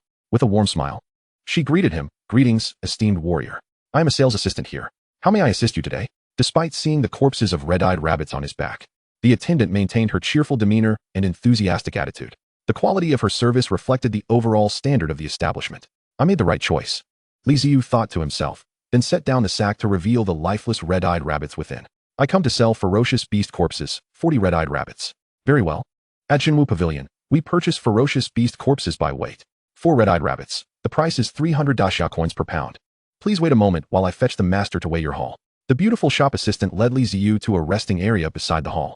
Holding a teapot, she poured a cup of tea for him, and, with a cheerful smile, wiggled her hips as she called for the master within the store. Oh, and also, please include the price for a shadow cat corpse, Li Ziyu called out just as the assistant turned away. The shop assistant paused, turning back with her captivating eyes widened in surprise, uncertainly asking, the shadow cat you speak of, could it be the level 1 intermediate beast, the shadow cat? She scrutinized Li Ziyu with astonishment flickering in her gaze. Under normal circumstances, she wouldn't pry into a customer's dealings, but Li Ziyu appeared remarkably youthful, seemingly still in high school, even younger than her by a few years. Yet, the shadow cat was indeed a level 1 intermediate beast, renowned for its astonishing speed, making it a formidable adversary among its kind. Could this young man truly have hunted a level 1 beast single-handedly? Was he perhaps a formal martial artist? Her lovely eyes widened in curiosity. Yes, Li Ziyu nodded, reaching into the sack to pull out the corpse of a shadow cat. Its size comparable to that of a Siberian tiger. Thankfully, his current vitality and strength were abundant. Otherwise, he would have struggled to carry the weight of the beast alone. Ah, and this specially crafted sack is remarkably durable, she mused as the shadow cat's corpse was revealed. The shop assistant's mouth fell agape, her beautiful eyes blinking in disbelief as she gazed at the lifeless shadow cat on the floor, its eyes wide open in a final expression of surprise. Her gaze towards Li Ziyu transformed entirely. A youth capable of hunting a level 1 beast. His future appeared limitless. Goodness, is that truly a level 1 shadow cat? An adult at that? To hunt such a beast alone? Could he be a formal martial artist? Such young martial artists are rare in Xujiang City. The astonishment was not hers alone. The other patrons in the shop, upon seeing the dark corpse of the shadow cat before Li Ziyu, also widened their eyes in shock. Gasps echoing throughout the space. Xujiang City was a small locale, and the general prowess of martial artists there was relatively modest. Many pursued martial arts merely for lucrative opportunities or to collect martial subsidies. Few ventured outside the city to engage with beasts. Witnessing such a young individual capable of slaying a level 1 beast, particularly an intermediate one, left everyone in awe. Please stay here for a moment. I shall fetch my boss, the shop assistant exclaimed. No, please follow me to the VIP room. I will summon my boss. Her tone softened as she guided Li Ziyu toward the VIP area, intentionally leaning her ample figure closer to him. Li Ziyu could distinctly perceive the floral scent of her perfume, reminiscent of roses. Inside the VIP room, a realm far more opulent than the exterior. Even the tea was replaced with precious spiritual tea. Li Ziyu settled into the plush leather sofa, his feet resting upon a carpet of unknown but evidently expensive material. Sipping the fragrant tea, he couldn't help but reflect on the stark contrast from the previous day's struggles for employment to now, reclining in the VIP room, indulging in luxurious service and savoring costly spiritual tea. Was this the transformation that power could bring? Indeed, regardless of location, strength affords one access to superior experiences. In his past life, such luxuries required wealth. Here, they demanded prowess. Li Ziyu did not wait long. Soon, a gentle knock resonated from outside. After acknowledging, the door to the VIP room opened softly. In strode a robust middle-aged man clad in a traditional Tang suit, sporting a short beard and eyes that gleamed with intensity. Upon seeing Li Ziyu seated, the man's brows arched, a hint of surprise flickering in his gaze, though it was swiftly masked by a smile as he approached and extended his hand. Young friend, I am Tang Xian, the proprietor of Jinwu Pavilion. I have reviewed the goods you wish to sell, and here is my offer. I hope it meets your satisfaction. As Li Ziyu assessed Tang Xian, the latter scrutinized him in turn, internally taken aback. The shop assistant had mentioned a boy appearing under 18 seeking to sell the materials of a level 1 shadow cat. And he had been skeptical. As a martial artist himself, a level 2 intermediate, he was well aware of the shadow cat's capabilities. Typically, a novice level 1 martial artist would struggle against such a beast. How could a boy, not yet 18, possibly have hunted one alone? Surely, he must have had a team supporting him. However, upon witnessing Li Ziyu firsthand and sensing the extraordinary vitality emanating from him, Tang Xian was astonished.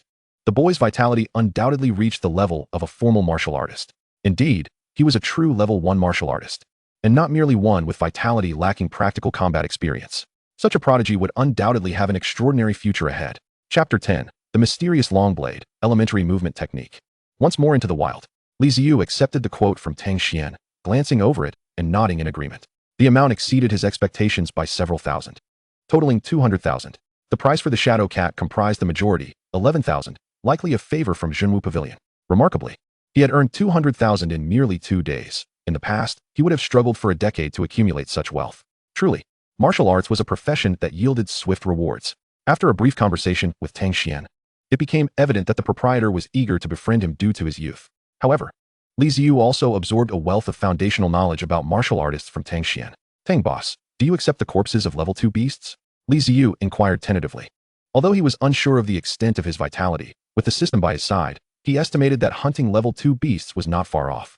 He held a favorable impression of Tang Xian and sought to inquire about prices, harboring thoughts of collaboration. Upon hearing Li Ziyu's question, a glimmer of intrigue sparked in Tang Xian's eyes. Maintaining a composed demeanor, he internally stirred with excitement. Are you preparing to hunt level 2 beasts, young friend? Not right now. I will need a few days, Li Ziyu replied. After all, I currently lack suitable weapons and techniques. I will acquire those before venturing out. Li Ziyu took another sip of tea, rising from the sofa and making his way toward the front counter. Tang boss, I intend to use the entirety of that 200,000 to purchase weapons and techniques. I'm heading to the counter. All right, allow me to accompany you. Tang Xian exclaimed, seemingly jolted from his thoughts as he quickly followed Li Ziyu. Naturally, Li Ziyu stepped out of the hall, and as Tang Xian observed his retreating figure, a flicker of astonishment gleamed in his eyes. The tone in which Li Ziyu had just spoken left him momentarily bewildered, unable to discern whether he was boasting or stating a fact. Was it truly possible for someone under 17 years of age to hunt a second-level ferocious beast? After all, second-level beasts were known to be capable of tearing apart armored vehicles. Tang Xian deemed it improbable, at the very least. No such prodigy existed in the small locale of Xujiang City. He shook his head, dismissing the thought, concluding that Li Ziyu's earlier remarks were merely the whimsical expressions of a youth eager to showcase his prowess. With newfound wealth, extravagant spending was almost expected, especially when it involved such a substantial sum of 200,000. Unbeknownst to Li Ziyu, Tang Xian's thoughts were far from his own. Instead, he felt a surge of youthful exuberance. When one comes into wealth, it is easy to become carefree, akin to someone with a modest monthly salary of 3,000 who suddenly finds their income soaring to a staggering 100,000. The instinct to indulge becomes overwhelming. In a moment, he was taken aback. A first-level alloy warblade was priced at 500,000 Asha coins. A volume on the Gale Blade technique demanded 1 million? Good heavens, Boss Tang, are you certain this isn't a den of thieves? Li Ziyu's eyes widened in disbelief as he stared at Tang Xian, who shrugged helplessly in response. Brotherly, this is simply the current market rate. My first-level warblade is crafted from first-level Asmara alloy, and the cost of a single pound of this alloy is nearly 50,000 Daxia coins. I've utilized 4 pounds in its construction. Coupled with forging fees and other expenses, selling it for 500,000 is already considered a bargain in Xujiang City. Being a martial artist is inherently a costly endeavor. Advanced weapons can fetch prices in the billions, even tens of billions. Li Ziyu's expression soured slightly. He was not well versed in the pricing of martial weapons and techniques. After all, the original owner of his body was not even a formal martial artist and had no access to such information, leaving him in ignorance. However, he did possess a vague recollection of Asmara alloy, knowing it was a new material developed by humanity after the emergence of ferocious beasts. Boasting hardness several times that of steel and widely used among martial artists, categorized from levels 1 to 9. Alas, he had hoped that with 200,000 in hand, he could procure a decent weapon or technique, only to find he could scarcely afford a standard first-level alloy warblade. Recognizing Li Ziyu's discomfort, Tang Xian offered to sell him the 500,000 coin warblade for just 200,000. Yet, Li Ziyu hesitated to acquiesce. 30,000 coins was not a challenge for him to acquire, but incurring a debt of gratitude for that amount seemed excessive. As he continued to peruse the counter, contemplating whether to explore other options or forego a weapon upgrade altogether in favor of his steel-crafted warblade. Something caught his eye. In the corner of the counter lay a slender, rusted warblade that piqued his interest. Though it resembled a knife, it bore a striking similarity to a sword, measuring an astonishing 1.5 meters in length, reminiscent of ancient bladed weapons. Despite its weathered exterior, Li Ziyu felt an inexplicable attraction to it. Pointing at the rusted long blade, he inquired of Tang Xian, "Brother Tang, how much is this weapon? Why is it covered in dust here? Is there a story behind it?" "Oh, that long blade was left here a few months ago by a scruffy-looking man. It was said to be an heirloom from his family. Initially, I hesitated to accept it, but the man claimed his ancestor was a peak second-level martial artist. Thinking it might be a hidden treasure, I took it in. However, after several months of examination, it turned out to be nothing more than an ordinary knife. Not even first level. TSK, I misjudged it. If you want it, Brother Li, you can have it for the cost price of 100,000. With the rusted long blade resting on his back, Li Ziyu exited the Jinwu Pavilion, an instinct telling him that this blade was extraordinary. He could not quite articulate the source of this intuition, but he felt it deeply. Furthermore, he had just tested the blade's hardness and found it to be exponentially superior to his previous one. Unable to afford a weapon forged from Asmara alloy, Li Ziyu decided to purchase this weathered iron blade instead. Before leaving, Tang Xian, feeling somewhat guilty for the apparent disadvantage Li Ziyu had endured, gifted him a basic agility technique. Although a basic agility technique cannot truly be classified as a martial skill, it would still cost 5,000 coins to purchase. Basic techniques such as the initial knife technique, basic agility, and basic swordplay are merely introductions to power application techniques. Almost every aspiring martial artist will grasp one or two of these, as they are not particularly expensive, priced at 5,000 coins each. However, these are only the foundational levels. To advance to intermediate or advanced stages, one must comprehend and break through on their own.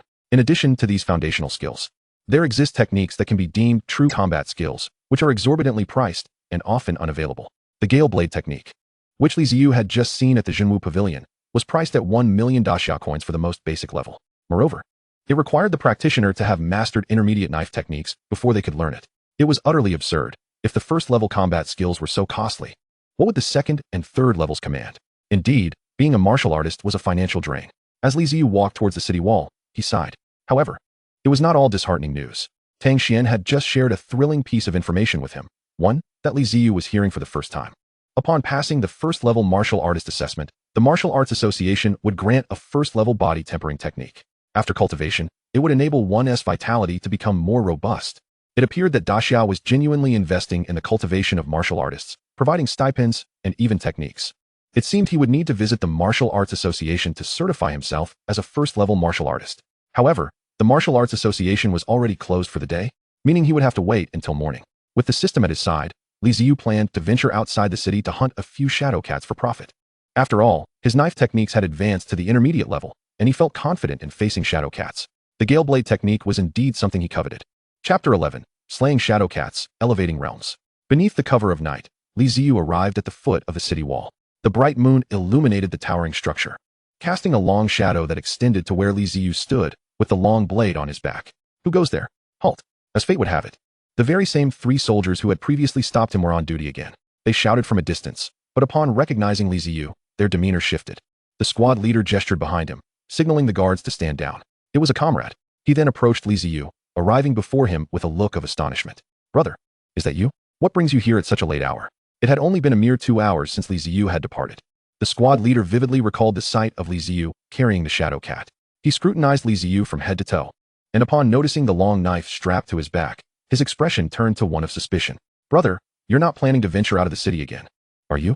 "Well, yes," Li Ziyu replied, scratching his head with a hint of embarrassment. "I thought since the shadow cat is a nocturnal beast, I might take advantage of the night to hunt a few more." He recalled that the last time his brother mentioned that leaving the city required a level 1 warrior certificate, which he had yet to obtain. The squad leader paused, his eyes widening in disbelief. "Brother, if you can hunt shadow cats, you can't possibly be without a level 1 warrior badge?" Li Ziyu nodded. However, the squad leader chose not to dwell on this issue. The regulation requiring a level 1 warrior badge to leave the city was primarily to prevent those lacking the requisite strength from meeting their demise outside. Yet, given that Li Ziyu had already hunted shadow cats, that concern seemed irrelevant. Nevertheless, the squad leader was taken aback by Li Ziyu's intention to leave the city so soon after their previous encounter with the shadow cat. "Brother, heed my advice. While we warriors possess greater vitality than ordinary folk, you just battle the shadow cat. To venture out again now is exceedingly perilous. Even seasoned veterans require several days of rest after such an excursion. A fruitless return is the least of your worries. You might encounter dire consequences. The squad leader earnestly cautioned Li Ziyu. However, just as before, seeing Li Ziyu's determination to leave the city, he could only wave his hand, signaling for the city gate to be opened. Captain, this brother is far too reckless. It's barely been 2 hours since he hunted a ferocious beast. And now he is heading out again, especially at night. This is bound to end in disaster. The squad leader, gazing at Li Ziyu's silhouette disappearing into the night, shook his head. He had initially thought Li Ziyu to be a promising genius, only to realize he was rather impulsive. If this continued, he wouldn't just fail to hunt shadow cats. Returning at all might become a question of luck. Disaster was inevitable. He found himself amidst a desolate cityscape, with remnants of dilapidated vehicles and collapsed buildings scattered about. Moss, which had likely thrived for countless years, blanketed the ruins of the structures. Li Ziyu, under the moonlight, surveyed his surroundings. Faint remnants of a sign revealed the words, Hui Supermarket. Below the sign lay several human remains. Staring at the grim skeletons, Li Ziyu felt a pang of emotion. This place must have once been a bustling town, now reduced to ruins by the onslaught of ferocious beasts. Reports claimed that Blue Star faced towns being obliterated by beast incursions every moment. If he didn't acquire formidable strength, he too would inevitably meet a silent demise like those remains. However, now that he had the system by his side, he would not allow such a fate to befall him. As he gazed at the desolate scene before him, Li Ziyu felt an awakening within his heart. His previous desire to become a warrior stemmed more from a wish to improve his life. After attaining level 1 warrior status, he thought hunting beasts to earn a living was quite satisfactory. He had harbored a hint of complacency. Yet, witnessing this grim spectacle ignited within him a fervent desire to grow stronger. In this chaotic world, complacency was simply not an option. Even if he were to rest, it would only be after vanquishing all ferocious beasts. Clenching his fists, his resolve solidified. Unbeknownst to him, at that very moment of transformation in his mindset, the long knife, rusted and worn, that he carried on his back trembled imperceptibly before settling back into stillness. Here they come, the shadow cat. Li Ziyu's senses heightened as he instinctively tensed his muscles. He drew the long knife from his back, fixing his gaze on a crumbled building several dozen meters ahead. From behind the ruins of a 6-story building, a pair of glowing red eyes emerged. Following that, a shadow cat, sleek and black, comparable in size to a Siberian tiger, slowly emerged from the debris, baring its teeth and emitting a low, threatening growl. It was even larger than the one he encountered previously, and it appeared to be uninjured. Taking a deep breath, Li Ziyu gradually extended his hand to grasp the hilt of his long knife. Without further ado, he seized the initiative. With a swift step forward, he crushed the remnants of a car beneath his feet and surged directly toward the shadow cat. Under the moonlight, his figure cast a shadow as he charged forth. Prior to this, he had meticulously memorized and mastered the techniques of his basic movement skills. His speed and agility had significantly improved. For an ordinary individual to confront a beast the size of a Siberian tiger, initiating an attack would be unthinkable. They would likely lack even the courage to flee. Not to mention, the shadow cat's size and presence far exceeded that of a tiger. Yet, Li Ziyu felt no fear. Instead, he was filled with exhilaration. This was the essence of vitality. The shadow cat, enraged by the audacity of a mere human daring to attack, charged back with a furious roar. Its speed was impressive, but Li Ziyu seemed to intuitively anticipate the beast's assault. He sidestepped and, with a flash of his knife, struck fiercely at the shadow cat's flank. The upgraded intermediate knife technique, both in skill and execution, felt as though he had fought countless battles before. He moved with the confidence of a seasoned warrior, entirely unfazed. Ding! Level 1 Beast Shadow Cat slain. Vitality points 0.01. Moments later, as the melodious system notification echoed, Li Ziyu slowly withdrew his long knife from the shadow cat's body. Remarkably, despite its rusted appearance, the blade remained surprisingly sharp. Moreover, he felt as though the knife had become even sharper than before. He held the long knife before his eyes, scrutinizing it closely. The blade appeared to glisten more brightly after being stained with the shadow cat's blood. Perhaps it was merely his illusion. Ding! Level 1 Beast Shadow Cat slain. Vitality points 0.01 ding. Level 1 Beast Shadow Cat slain. Vitality points 0.01 ding. Level 1 Beast Shadow Cat slain. Vitality points 0.01. Though the shadow cat was indeed a ferocious beast, it exhibited traits akin to felines, preferring to haunt the night. In a span of mere hours, Li Ziyu had encountered 7 or 8 of them, all of which he had dispatched one by one. Name, Li Ziyu. Realm, Level 1 Beginner Warrior. Combat Skills, Intermediate Knife Technique, Basic Movement Skill. System, Martial God System. Function, capable of absorbing all things, enhancing vitality. Other functions await the host's exploration. Excellent. Can I upgrade my realm? Li Ziyu opened the system panel, and a number appeared next to the column representing his realm on the virtual interface. This signified that an upgrade was possible. Furthermore, numbers also appeared next to the Intermediate Sword Technique and Beginner Body Technique. Chapter 12. Astonishment, Little Brother. Did you do all this? I never expected the intermediate sword technique could be upgraded to advanced. The advanced sword technique is said to require at least a decade for an ordinary martial artist to elevate a foundational martial skill to this level. Even those with exceptional talent need 4 to 5 years of refinement. Yet I have only been at it for less than 2 days. And I can already ascend from beginner to advanced. The feeling of having a cheat code is simply exhilarating. Li Ziyu once again marveled at the power of the system. However, he did not allocate his vitality to enhance the sword technique. After all, sword techniques are akin to external attacks, regardless of their prowess. They still require vitality as support. It is similar to boxing. No matter how refined your technique may be, without the physicality and strength to back it up, facing an opponent with a physique several times stronger than yours would be futile. Your punches would inflict less damage than a single blow from them. Upgrade realm. Name, Li Ziyu. Realm, level 1 intermediate martial artist. Combat skills, intermediate sword technique, beginner body technique. System, martial god system. Function, capable of absorbing all things, enhancing vitality. Other functions await the host's exploration. Ding. As Li Ziyu's thoughts settled, the column representing his realm in his mind's virtual panel transformed to level 1 intermediate. In an instant, a warm current surged through his limbs and bones, nourishing his muscles and skeleton. The surface of Li Ziyu's body began to exude dark impurities. This time, the process of impurity expulsion took longer and appeared even darker. At this moment, Li Ziyu's skin looked as though it had been smeared with mud. After a while, the mud fell away, revealing skin that was smoother and more elastic than before. Moreover, his strength and speed had increased by at least double. Li Ziyu swiftly threw a few punches into the air, creating a series of whooshing sounds. He then drew the long knife from his waist and swung it fiercely at the wall before him. Boom! The several-meter-high wall crumbled as if struck by a heavy hammer, sending dust flying. I take back what I said. My strength has undoubtedly increased by more than double. My vitality has also improved significantly. How much exactly remains to be tested? Just in time. It was about time to collect the corpses of these shadow cats and head to the Martial Arts Association for the Level 1 Martial Artist Assessment. With that thought, Li Ziyu hoisted the still warm corpse of a shadow cat and placed it onto the wooden sled behind him. The sled already held 9 others, making a total of 10. This time, he did not bring a sack, nor did he intend to carry these shadow cat corpses back. The accumulated weight of 10 shadow cat bodies was nearly 10 tons. With his current strength, he could hardly lift them. Even dragging them on a sled felt somewhat taxing. If only I had a storage ring like those in novels. However, even if such a thing existed, it would likely be beyond my current means. As twilight faded into dawn, the first rays of sunlight broke through. The outline of the city walls came into view. He had ventured quite far this time, several kilometers from the walls. It took considerable effort to drag the shadow cat corpses back. On the city walls, the guards yawned and slapped their faces to rouse themselves, scanning the surroundings. Suddenly, one of them, as if witnessing something unbelievable, widened his slightly bleary eyes. Rubbing his eyes, he focused on a figure approaching from the distance. In that direction, a youth clad in simple attire, with a youthful visage, was slowly making his way towards the city walls. The boy bore a long knife of a dark red hue strapped to his back. Yet, it was not this that astonished the soldier. What left him in shock was the wooden sled being dragged behind the youth. The sled was overflowing with the corpses of shadow cats. A rough estimate revealed at least 10. Hiss. No way. Did I just see 10 shadow cats? Could it be that this young lad is responsible for all these kills? What level of strength does he possess? Are youths today truly this formidable?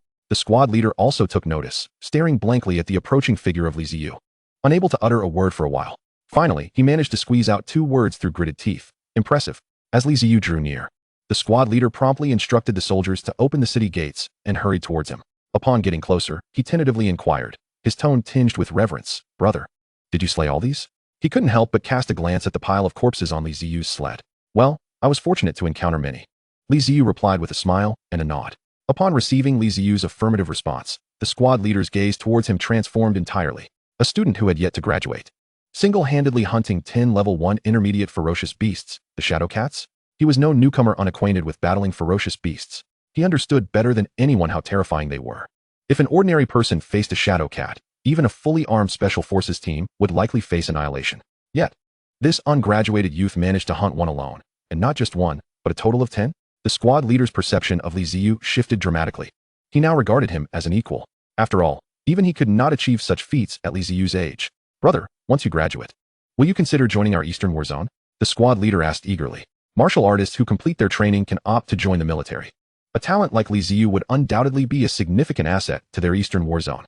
Let's talk about that later. I haven't even taken the martial arts exam yet, Li Ziyu replied, considering such distant matters unnecessary, especially since he had yet to participate in the martial arts examination. After engaging in casual conversation with the squad leader for a while, Li Ziyu headed towards the Zhenwu Pavilion. However, He did not drag the sled. The squad leader arranged for a military truck to assist him, which Li Ziyu accepted without hesitation. After all, dragging it to the Jinwu Pavilion would indeed attract too much attention. Jinwu Pavilion. Tang Xian yawned, sleepily pushing open the doors of the Jinwu Pavilion. He had been enjoying a comfortable slumber when he was abruptly awakened by a phone call from the staff. Although he was a level 2 martial artist and could go days without sleep, being roused so suddenly still left him somewhat displeased. However, it is said that Li Ziyu has returned to trade in ferocious beasts once again, prompting Tang Xian to hastily don his attire and make his way to the shop without a moment's hesitation. His urgency stems from two primary reasons. First, he perceives considerable potential in the youth, deeming him a worthy investment. Second, he has recently sensed a coalition among several other shops in Chujian City that seems intent on undermining his business. In recent days, the influx of martial artists bringing ferocious beast materials to Jinwu Pavilion has diminished significantly due to the pressure exerted by his rivals. This further amplifies his interest in Li Ziyu, as he seeks a stable source of inventory. It is likely that this time he will acquire the red-eyed rabbit. And if fortune smiles upon him, he might even secure 2 shadow cats. However, he estimates that such luck is improbable, considering that Li Ziyu had already hunted one during the day, and it is unlikely he would have managed to hunt another so soon. After all, martial artists also require rest. With these thoughts in mind, Tang Xian pushed open the door, only to be rendered momentarily speechless upon entering. His gaze fixated on the hall where the bodies of several meticulously arranged shadow cats lay. He stood there, at a loss for words. "Boss Tang, do you still accept the corpses of shadow cats?" It was only when a hand waved in front of his eyes that Tang Xian snapped back to reality, quickly diverting his astonished gaze from the shadow cats to the youth standing before him. The boy's face still bore the youthful exuberance of a high school student, and he regarded Tang Xian with palpable excitement. Yet, Tang Xian dared not underestimate him due to his age. Rather, the youth's presence now seemed shrouded in an air of mystery. To hunt 10 shadow cats at such a tender age? The boy's prowess is indeed formidable. "I'll take them. Brotherly, whatever ferocious beast corpses you have, I will acquire them all," Tang Xian exclaimed with fervor. Simultaneously, he couldn't help but rub his hands together in anticipation as he approached the shadow cat corpses for a closer inspection, his astonishment only growing. The initial few corpses bore signs of having been slain with 2 or 3 strikes, while the latter ones were dispatched with a single blow. This Li Ziyu is undeniably a master with the blade. Moments later, without excessive haggling, Li Ziyu accepted the manual detailing the gale blade technique from Tang Xian. As an alert chimed on his phone, notifying him of a deposit of 200,000 daxia coins. "Brother, should you have any more ferocious beast corpses to sell in the future, remember to consider me first. I assure you I will offer you a price surpassing that of others," Tang Xian declared, his expression earnest and his tone grandiose. Li Ziyu responded with a smile, agreed. After 2 interactions, Li Ziyu found Tang Xian to be a commendable individual, not the type solely driven by profit, but rather resembling a righteous martial artist turned merchant.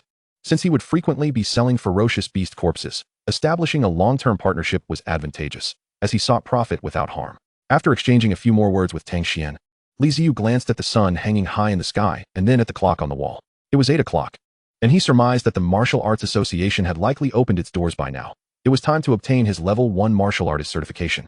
Although the monthly stipend of 5,000 for martial artists had become inconsequential to him, the foundational techniques provided upon certifying as a Level 1 martial artist still held considerable value. While his vitality was high, it merely represented quantity rather than quality. A dual approach, fostering both aspects, was the true path to mastery. After bidding Tang Xian farewell, Li Ziyu exited Jinwu Pavilion. He was uncertain about the precise measure of his vitality at this point. This visit to the Martial Arts Association would serve as a perfect opportunity for assessment, providing him with a clearer understanding. As he walked, he perused the gale blade technique. Just then, his phone began to incessantly chime. Frowning, he retrieved his phone from his pocket, noticing the messages were from Feishin, a chat application developed by a daxia tech company, akin to the WeChat of his previous life. The Feishin icon displayed a staggering 99 unread messages. The top message bore a profile picture of a stylish woman donning sunglasses, who had sent him a message. It was from his aunt. "Xiaoyu, come to my place for dinner tonight. Your uncle bought seafood and even a few pounds of shadow cat meat. You have the martial arts exam in a few days, right? Eating some ferocious beast meat will help replenish your vitality, aiming for a good score in the exam." The message concluded with a smiling emoji. However, this message had been sent the previous morning, at a time when Li Ziyu had just experienced his breakup with Su Mingyao. Or rather, when he had just crossed over and had yet to check Feishin. Another message from his aunt followed today. "Xiaoyu, I heard about your vitality testing from your cousin. Don't be disheartened. Being a martial artist isn't all that great, filled with danger and conflict. I've spoken to your uncle, and once you graduate high school, he will arrange for you to work in his company, offering you a managerial position right away." Beneath that were several voice messages and a record of a dozen missed calls. Upon reading this, Li Ziyu felt a warm surge in his heart. It was evident that his aunt genuinely cared for him, unlike some superficial relatives online. However, when she sent that message, he had been in the wilderness zone, thus missing these communications. After some contemplation, Li Ziyu decided to reply to his aunt. She had not yet responded, likely preoccupied. Next, he turned to the messages in the class group chat. Brothers, in 4 days, it's the martial arts exam. How is everyone preparing? What is your vitality level? Sigh. I'm on the verge of tears. Raising my vitality is exceedingly difficult. I'm currently at 11 vitality. I'm still far from the 12 vitality required for the martial arts exam, so my hopes for Wu University seem bleak. Same here. My parents are contemplating whether to take out a loan for vitality-enhancing pills for me, but I declined. If my vitality increases without my combat skills keeping up, it would be futile in the exam. During the martial arts exam, we will be battling ferocious beasts for real. A series of lamenting emojis followed, leading to a message from their class representative. By the way, have you all checked the school forum? Apparently, there's a formidable individual from our school who ventured out of the city alone last night, hunting dozens of red-eyed rabbits, and even a shadow cat. This was captured by a friend. Following this was an image. The picture depicted a young man carrying a sack several times larger than himself, with one corner of the bag revealing a black head, tongue lolling out. The image had just been posted, accompanied by a flurry of exclamations of awe and admiration. The facing notifications continued to chime incessantly. Wow, a shadow cat is a mid-level ferocious beast, possessing remarkable speed and attack power. Who among us could single-handedly hunt a shadow cat? Could it be that guy, Byharan? No, it can't be. Byharan hasn't he even become a martial artist yet? I heard he is only preparing to undergo martial artist certification today. Byharan is going for martial artist certification? His vitality is already at 15? Yet, this information garnered no responses. Most remained speculating about the true identity of the image's owner. The figure in the picture looks remarkably like Li Ziyu. Those shoes. I think I've seen them on Li Ziyu before. Bro, you must be mistaken. Our school just conducted a vitality test the other day, and Li Ziyu was only at 0.8 vitality, far from qualifying for Wu University, let alone hunting a mid-level ferocious beast like the shadow cat. It couldn't possibly be him. Ah, you must have misjudged. Li Ziyu gazed at the myriad messages, his expression subtly shifting. To his astonishment, he discovered that while selling the red-eyed rabbit yesterday, someone had captured his image without his knowledge. Although it was merely a photograph of his back, he was unconcerned about anyone speculating that his vitality had surged too rapidly. After all, in the realm of martial artists, exceptional talents abound, and some possess innate abilities that allow for astonishing advancements in their cultivation. If inquiries were to arise, he could easily deflect them by attributing his prowess to his awakened talents. As he perused the messages, most were complaints about the rigors of the martial arts examination and the challenges of enhancing one's vitality. After a moment, he closed the messaging app and returned his phone to his pocket. The martial arts examination and admission to Wudao were not imperative choices for him at this juncture. It would be wiser to first secure his level 1 martial artist certification. Contemplating this, Li Ziyu redirected his focus to the Gale Blade technique in his hands, immersing himself in its intricacies while making his way towards the Xujiang City Martial Arts Association building. The association, conveniently located in the city center, was just a 10-minute walk away, making it quite accessible. This bunch of impoverished fools, not a single one in the class has achieved a vitality of 14. They truly are a pitiful lot. I cannot fathom how I ended up in such a class, he thought disdainfully. Meanwhile, in a blue BMW X5 en route to the Martial Arts Association, Su Mingyao sat in the back seat, scanning the messages in their class group with a look of contempt. Beside her was Byharan, dressed casually. Byharan was indeed impressive, already preparing for the level 1 martial artist test. Compared to those in their class, he was practically a prodigy. You will undoubtedly pass this certification, Byharan. Su Mingyao gazed at him with admiration, her expression radiating pure adulation, her eyes glistening with admiration. Seated beside her, Byharan struggled to contain his pride, though he feigned humility. Well, one cannot be too certain. After all, the level 1 assessment considers not only vitality, but also combat prowess. I am approximately 80% confident. He replied. That is still far superior to those inept classmates of ours. They will likely never even touch the threshold of being a martial artist, Su Mingyao remarked, her eyes inadvertently betraying disdain as she spoke of their classmates. Not necessarily. Perhaps your class harbors hidden talents, such as Li Ziyu. From the photo, doesn't the back view resemble him? Byharan jested, laughter escaping him, as he realized the absurdity of his own words. Su Mingyao giggled in response. I never expected you to develop a sense of humor, Byharan. The idea of Li Ziyu, a worthless individual with a vitality below 1. Being that figure in the picture is truly laughable. Chapter 14. Journey to the Martial Arts Association for Level 1 Certification. In the heart of Xujiang City, on a tranquil granite path, Li Ziyu ambled slowly, repeatedly mimicking the motions of wielding a blade. With each swing, he immersed himself further into the nuances of the Gale Blade technique. After a moment, he paused, drawing the long blade from his back and fiercely striking the ground before him. Whoosh! The sound of slicing air echoed as the blade moved through the air, leaving a fleeting shadow imperceptible to the naked eye, before crashing down upon the granite surface with a resounding thud. A deep crack, 2 meters long and a palm's depth, marred the solid granite floor. Li Ziyu's eyes gleamed as he beheld the fissure he had created. Opening his system panel, he noted, Name, Li Ziyu.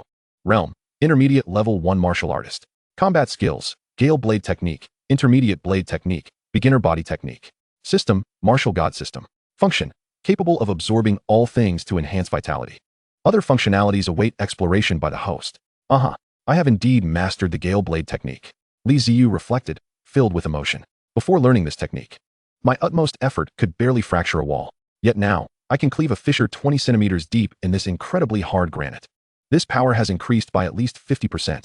Moreover, the unparalleled speed of the Gale Blade will undoubtedly enhance my practical combat abilities. With a spirited expression, he gripped the long blade with one hand and performed several more flourishes in the air, the blade gleaming and whistling through the air.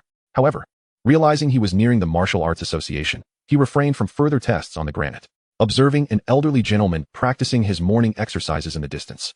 He sheathed his blade and continued along the path. After navigating several turns, he merged onto the bustling thoroughfare. A short while later, an imposing edifice, towering over a dozen stories and clad in shimmering silver glass, came into view.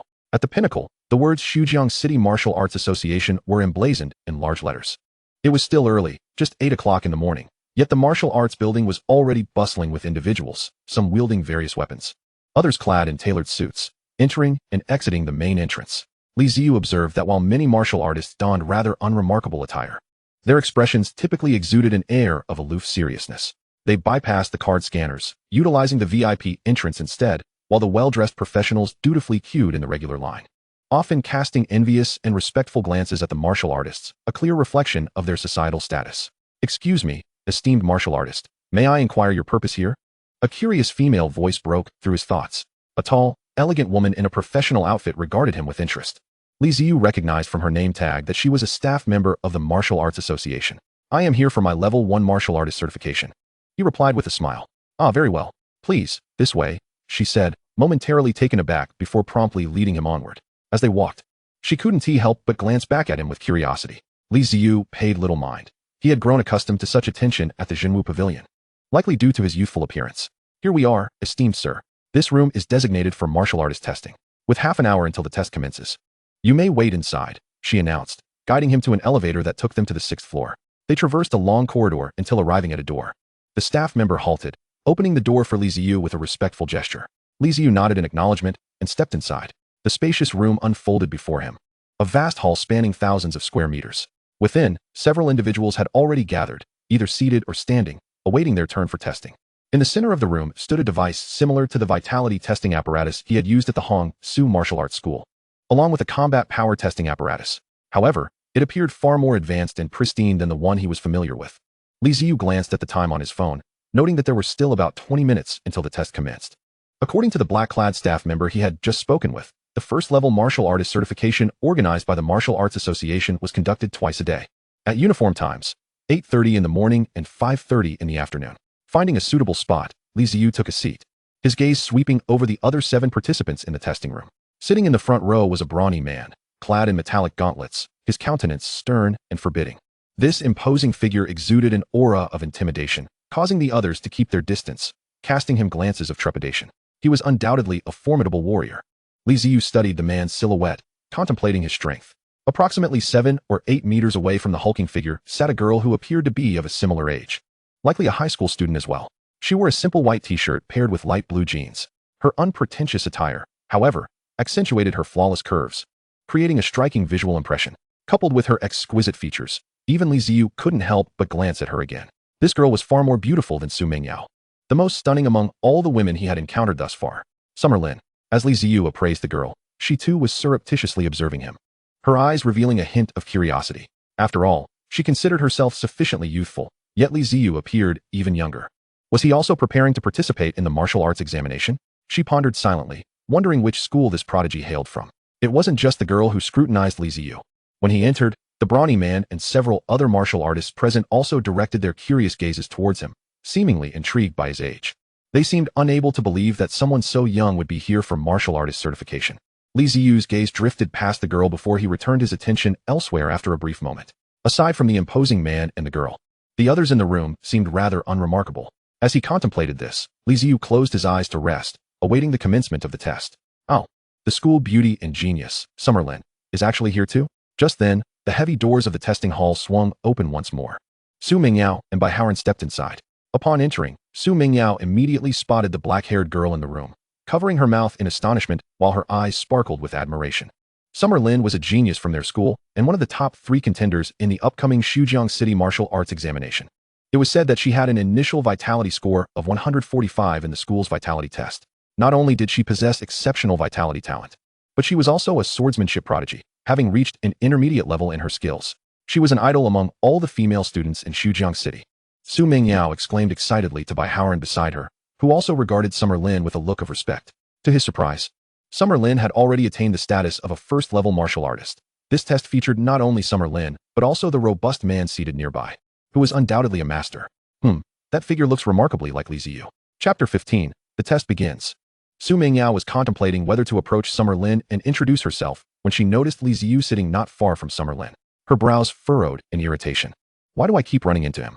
A flicker of disdain crossed her eyes. The last encounter at the Hongsu Martial Arts School during the vitality test had been coincidental, but now, in this martial artist certification, Li Ziyu was here again. The situation was all too clear. He was clearly following her. In a fit of annoyance, Su Mingyao strode over to Li Ziyu, placing her hands on her hips, and looked down at him with a cold demeanor. Li Ziyu, enough already. Did I not make it clear that we've broken up? Why do you continue to cling to me? I run into you at the Hongsu Martial Arts School, and now, while I'm here with Bai Xiao for the martial artist certification, you show up again. You must be deliberately stalking me, right? I've already told you we're from different worlds, so why are you so naive? Just look at yourself, barely scoring in 08 in the vitality test. Do you really think there's a chance for us? Out of respect for our time as classmates, I'm warning you one last time. Stop following me. Right now? Immediately. Disappear from my sight. Su Mingyao's voice was icy. Her expression filled with disdain as she loudly rebuked Li Ziyu. Her words echoed in the testing hall, betraying her exasperation. She felt that she had reached her limit. The previous encounter at the martial arts school could be dismissed as a coincidence, but now, in the first-level martial artist certification, Li Ziyu couldn't possibly claim he was here for certification too, could he? How absurd. Li Ziyu shot Su Mingyao a cold glance, choosing to ignore her, and merely uttered a single word in response. He found himself somewhat speechless. This Su Mingyao was indeed relentless, always appearing wherever he went. Were it not for the many onlookers, he would have liked to slap her away. What kind of person was she? Truly a stereotypical girl. You. Su Mingyao's face flushed with indignation, her chest heaving with anger, ready to explode. However, just then, several individuals clad in the standard attire of the Martial Arts Association entered through the door. Noticing Su Mingyao and Li Ziyu, one of them inquired about the situation, quickly grasping the context of the scene. Among them was a middle-aged man dressed in a white combat uniform, sporting a beard on his chin. His brow furrowed as he addressed Su Mingyao with a stern reprimand. Are you here to participate in the martial artist certification? If not, please leave immediately and do not disrupt our testing process. Su Mingyao was momentarily taken aback, her cheeks reddening as she prepared to retaliate. But when she caught sight of the gleaming bronze medal on the man's chest, she was silenced. This bronze medal was issued by the Martial Arts Association, signifying a martial artist's status, specifically that of a first-level martial artist. Although she was about to participate in the martial arts examination herself, she was still merely a half martial artist. There was a distinction between a half martial artist and a full martial artist. An ordinary person who provoked a certified martial artist would find themselves at a loss if they were to be struck. With a scowl, Su Mingyao shot Li Ziyu a glare before retreating to a corner, defeated. You think you can attract my attention by passing the first-level martial artist certification? I can only say that your idea is foolish. I am quite eager to see how you embarrass yourself later. Once she stood beside Bai Haoran, Su Mingyao adopted a pitiful expression, looking aggrieved. Bai Haoran's expression was stern as he cast a cold glance at Li Ziyu before turning to Su Mingyao to offer comfort. Don't worry, I'll take care of you after my test is over. Challenges are permitted at school. Su Mingyao was merely a minor distraction. Li Ziyu chose to ignore her and redirected his attention to the center of the stage. At that moment, the middle-aged man clad in white combat attire was explaining the testing rules. At the Hongsu Martial Arts Academy, the procedure commenced similarly with a blood vitality assessment, followed by a combat power evaluation against a target. Achieving a blood vitality of 15 and a combat power of 180 would qualify one as a certified rank 1 junior martial artist, recognized by the Martial Arts Association. Rank 1 martial artists are awarded a bronze medal and receive a monthly stipend of 5,000 yuan from the association.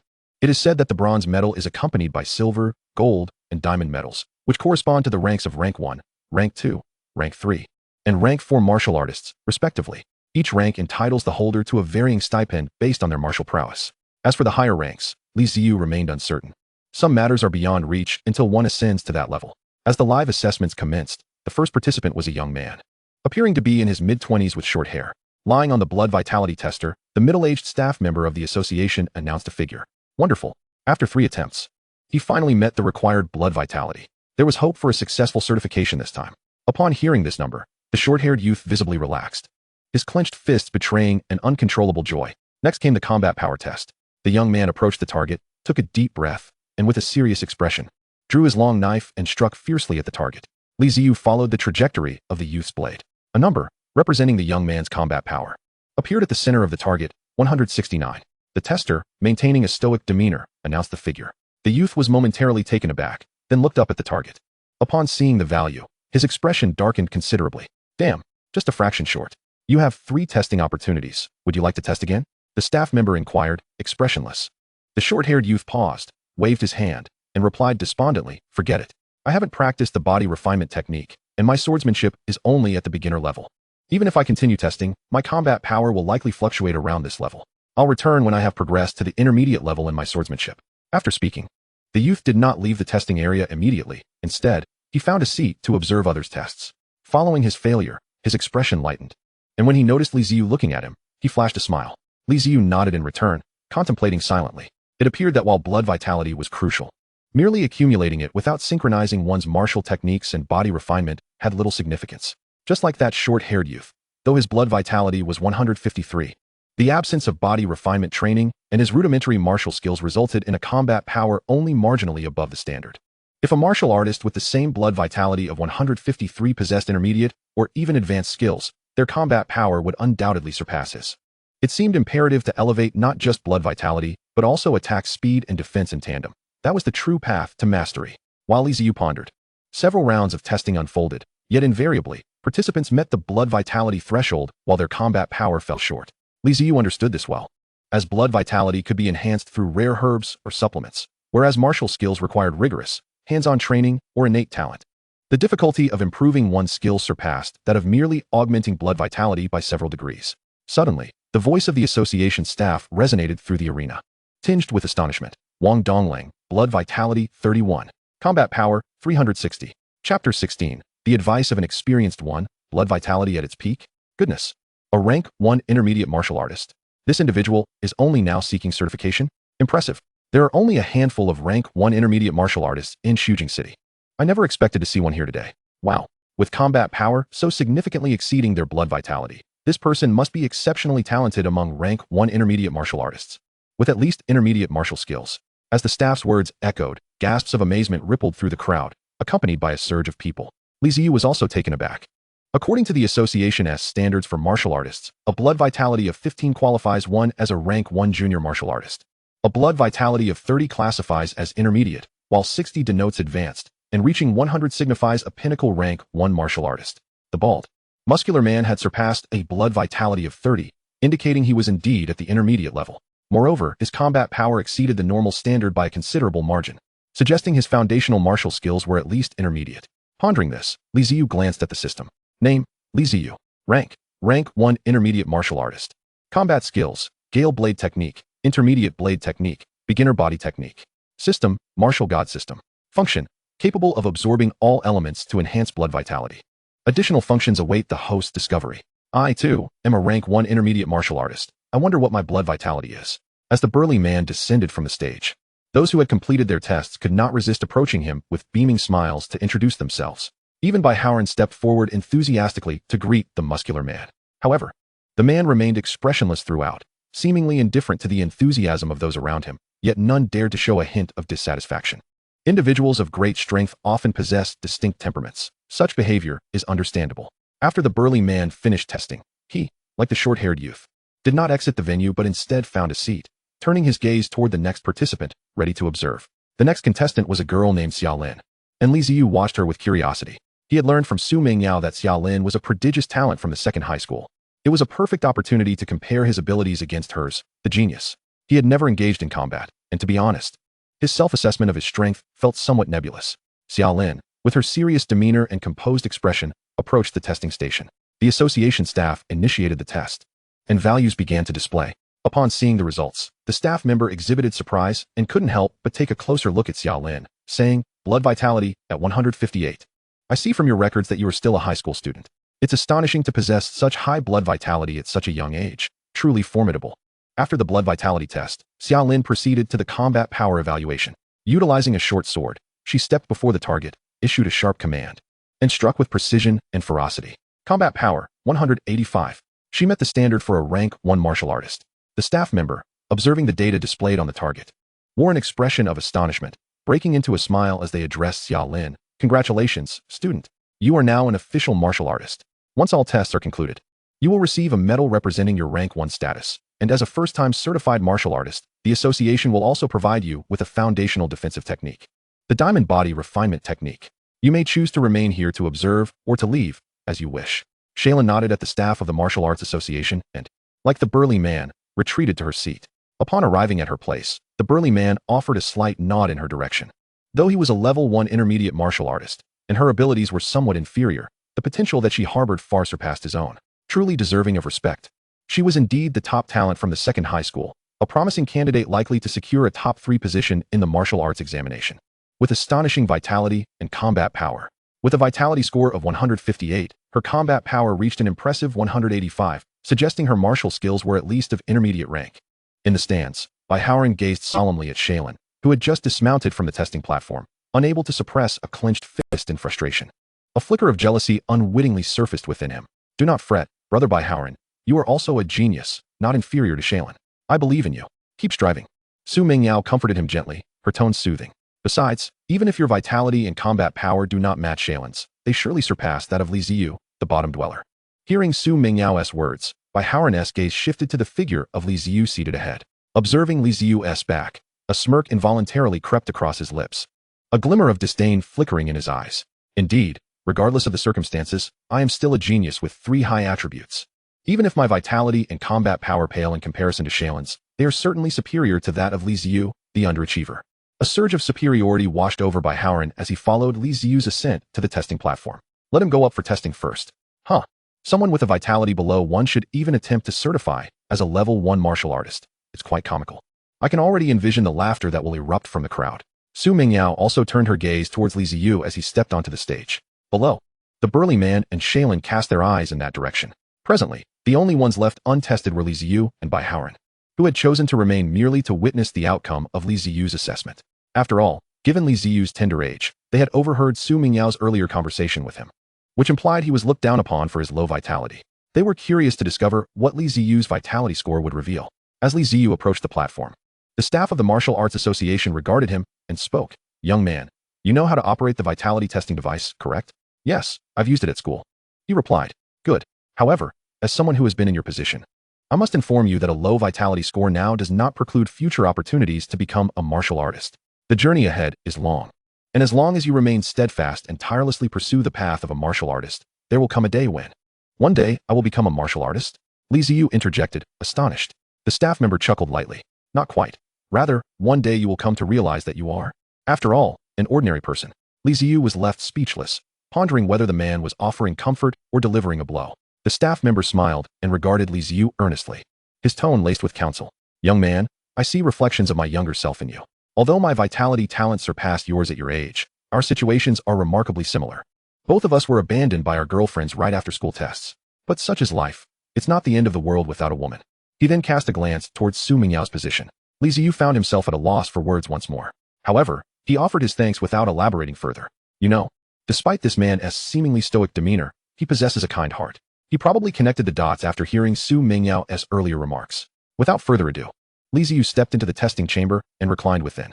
Moments later, with a beep, a vivid crimson number materialized on the screen outside the vitality testing device. 5,999. Chapter 17, Vitality Test 5. 99. Astonishment. "What? 5,999? Young man, how can your vitality score be so high?" exclaimed the middle-aged staff member beside him, his eyes widening in disbelief. "Is the testing device malfunctioning? You are Li Ziyu, correct? Perhaps you should retest?" A vitality score of 5,999 was perilously close to the standard for a level 1 advanced martial artist. Earlier, the burly man had only registered a score of 31, which had not surprised him due to the man's age. However, this youth, Li Ziyu, was merely 17, as indicated in the records. 17. And his vitality is nearly at the level 1 advanced standard. How absurd. Are you certain this is your first time undergoing certification with the Martial Arts Association? The staff member pressed. If you have previously been certified in another city, this attempt would be invalid. This is indeed my first time, Li Ziyu replied, scratching his head and smiling sheepishly. He had not anticipated his vitality to be so elevated. In the wilderness, he had focused on slaying fierce beasts, having casually taken down countless red-eyed rabbits alongside the shadow cats. The system had merely indicated that he had reached the standard for a level 1 intermediate. However, he had no inkling of the precise figure until now. To his astonishment, he had peaked at intermediate level. This meant that if he were to venture into the wild and defeat a fierce beast, he would instantly ascend to the level 1 advanced tier. At the insistence of the staff member, Li Ziyu reclined once more in the vitality testing device for a repeat assessment. The results were identical to the previous test. The testing device is functioning correctly. You truly possess a vitality of 5,999. The staff member's voice trembled with excitement as he beheld the screen displaying the results once more. A genius. This young man, Li Ziyu, is undoubtedly a prodigy. A level 1 intermediate at merely 17. Oh no, soon to be a level 1 advanced martial artist. This Li Ziyu is an extraordinary talent. I never imagined such brilliance would emerge from the Shuzhong Martial Arts Association. Furthermore, this genius has been discovered under my own supervision. The middle-aged staff member was so exhilarated that his beard quivered. A vitality score of 5,999? How astonishing. This surpasses my score by several folds. Incredible. How has this young man, or rather, this extraordinary individual, trained to achieve such heights at such a young age? With a vitality score of 5,999, he is undoubtedly eligible for certification as a level 1 advanced martial artist. Why has he only come for testing now? By the looks of him, he cannot possibly have yet practiced any body tempering techniques. It's entirely plausible. He may possess a natural talent for vitality, which allows for rapid enhancement. Though such martial artists typically exhibit weaker combat power. Yet, I cannot help but wonder why this youth, with such high vitality, was still discarded by his girlfriend? Could it be that the lad currently accompanying that woman possesses a vitality value surpassing even Li Ziyu? The crowd that had just participated in the test gazed at Li Ziyu, who had emerged from the vitality testing device, engaging in fervent discussions, their astonishment palpable. Simultaneously, several individuals directed their attention towards Su Mingyao and Bai Haoran, seated at the back. The burly man exhibited a hint of surprise, leaning forward involuntarily. This vitality value nearly exceeded his by a factor of 2. Moreover, the most astonishing aspect was his youth. Just moments ago, he had been curious about the vitality value of the boy, who had been ridiculed by a girl, for being so young yet participating in the warrior certification. Only to discover he was a prodigy. A vitality value of 5,999, truly formidable for one so young. Yet, the burly man's eyes also revealed confusion, following the crowd's gaze. He instinctively turned to look at Su Mingyao behind him.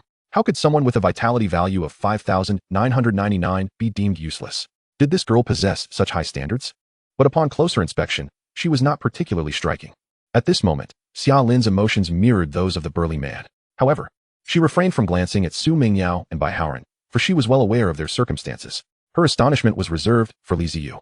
When he chose to reveal himself, he did so with remarkable impact. It was unexpected that such a dark horse genius was hidden within the third school. It appeared that he was preparing to make a stunning impression in the martial arts examination. With a vitality value of 5,999, he was likely a warrior gifted with exceptional vitality. However, despite his high vitality, his martial skills were undoubtedly lacking. In practical combat, he might not stand a chance against me. Xia Lin's eyes sparkled like stars, her fighting spirit ignited. After all, she had fought against ferocious beasts. Although it was merely a first-level ferocious beast, the saber-toothed pig, it was still a beast. Impossible. A vitality value of 5,999. This is utterly inconceivable. How could Li Ziyu possess a vitality value of 5,999? Just the day before, during the school test, he had only registered a value of 0.8. Moreover, at the Hongsu Martial Arts Academy test, it was merely 0.9. How could such a drastic increase occur overnight? It must be a malfunction of the vitality testing device. Below the stage, Su Mingyao's eyes widened, filled with disbelief as she gazed at Li Ziyu. A vitality value of 5,999 was simply beyond her imagination. The minimum standard for the martial arts examination was a vitality value of 12.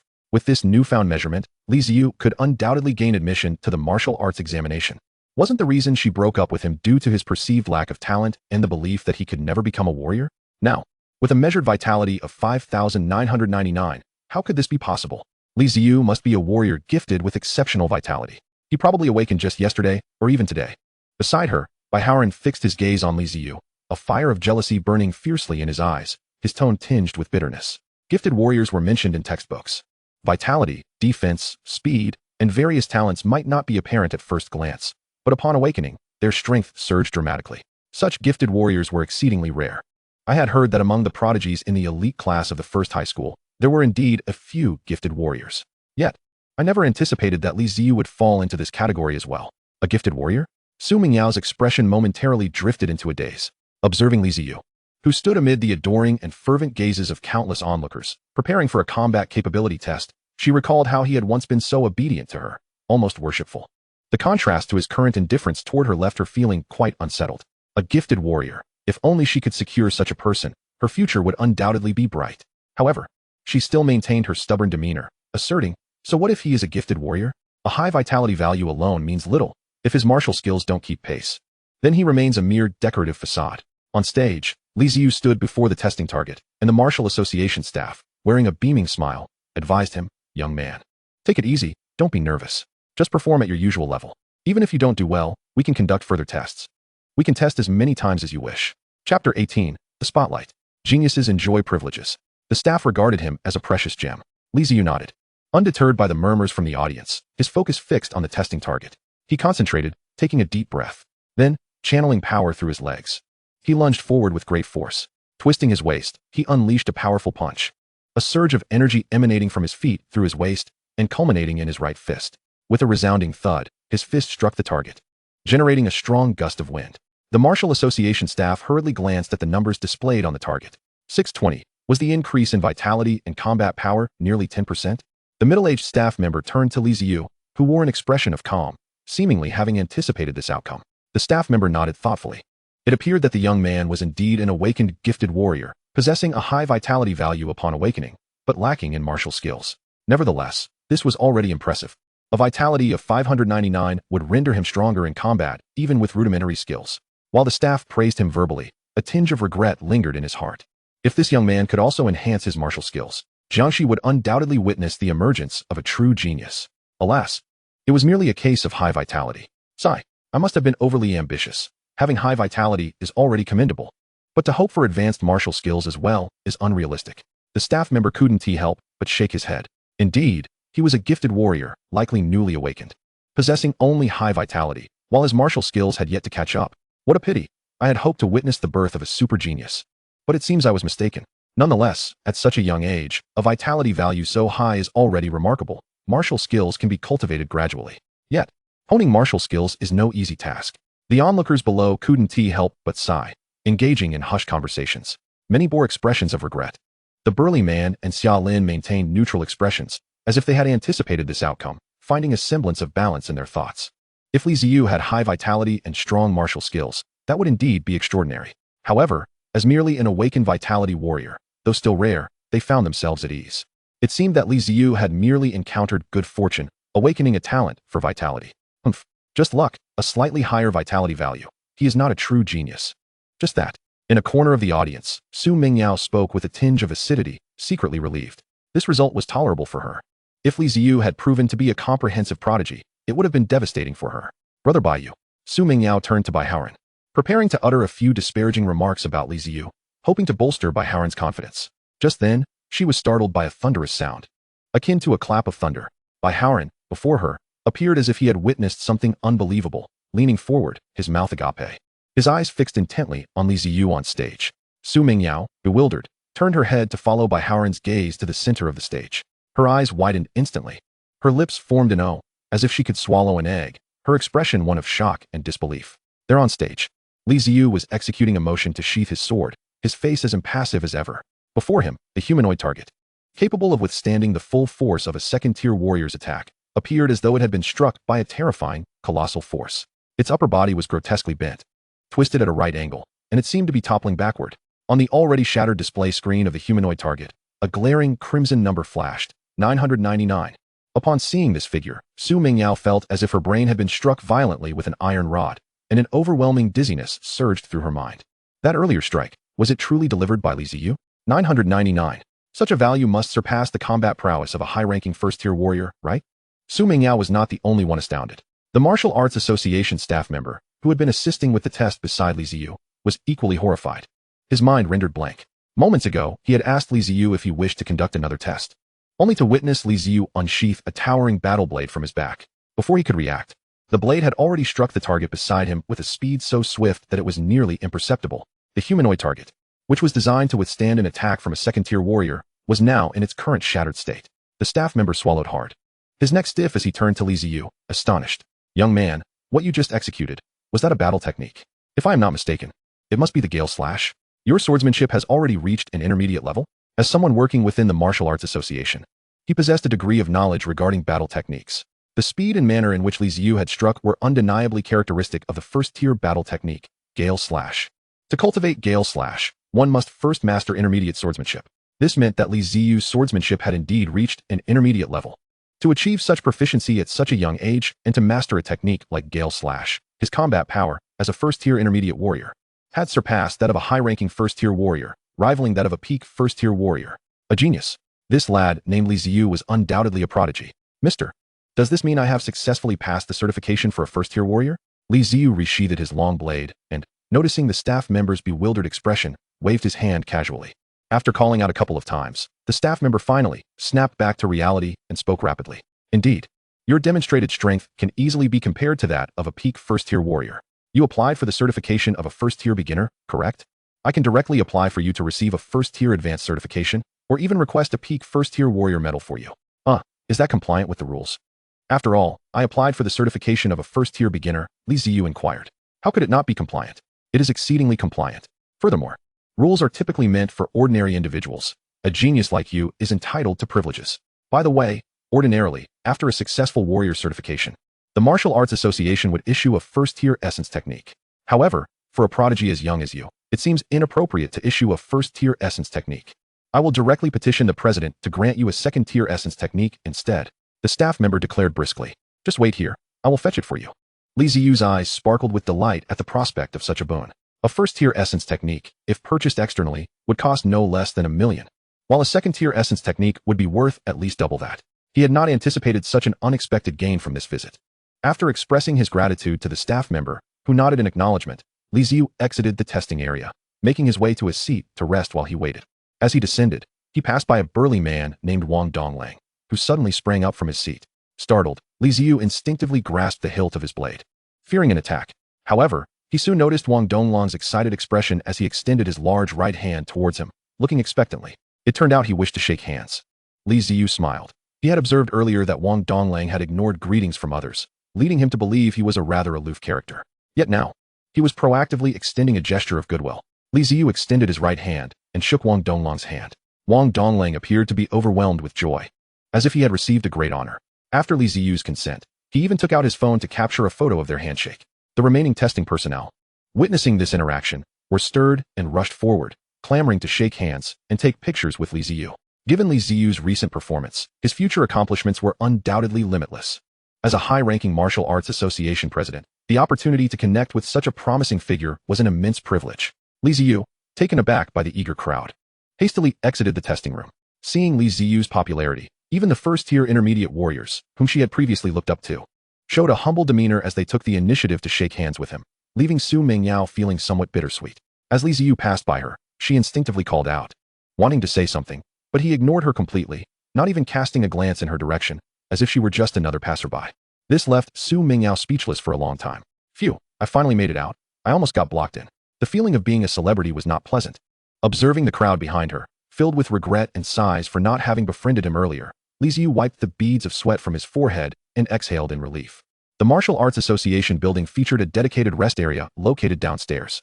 After exiting, Li Ziyu took the elevator up to the 13th floor, where the rest area was situated. Chapter 19.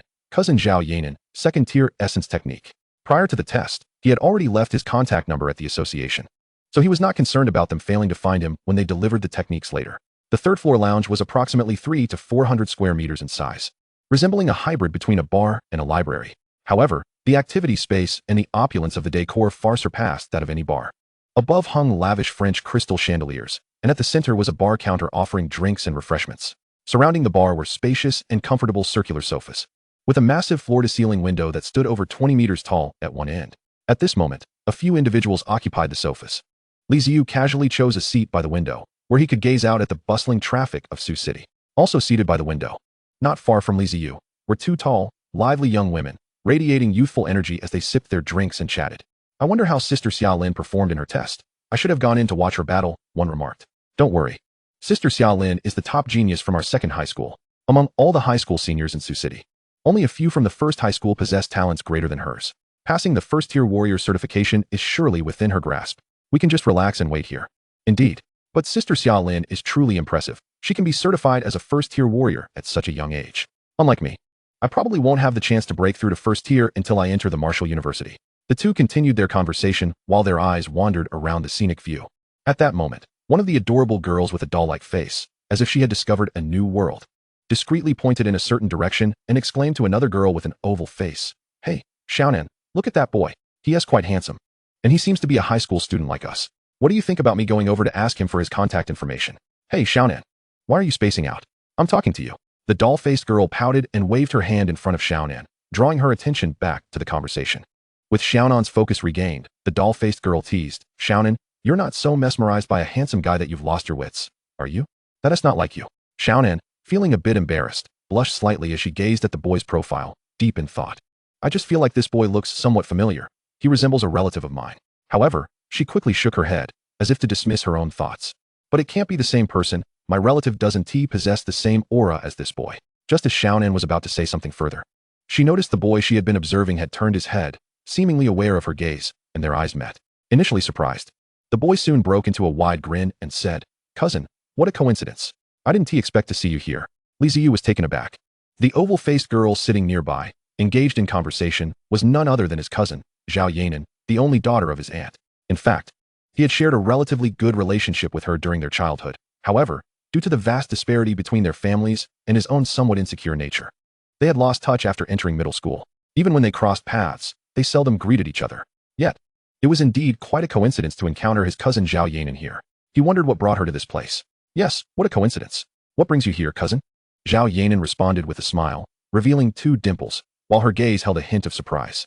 She hadn't anticipated that this boy was indeed her cousin Li Ziyu. It had only been a few months since they last met, but her cousin had changed dramatically. In her memory, he had always been a bit hunched and avoided making eye contact during conversations. Yet now, he stood tall with a radiant and determined gaze, exuding a strong sense of confidence that even made her, a recognized talent in her school, feel somewhat inferior. "I'm waiting for someone," Li Ziyu replied with a smile. "What a coincidence. I'm waiting for someone too," Zhao Yanan replied in kind. After that, a prolonged silence ensued. Li Ziyu, having never interacted much with Zhao Yanan, found himself at a loss for words. To alleviate any awkwardness, he smiled at her and stood up, heading towards the bar to sample some beverages offered by the Martial Arts Association.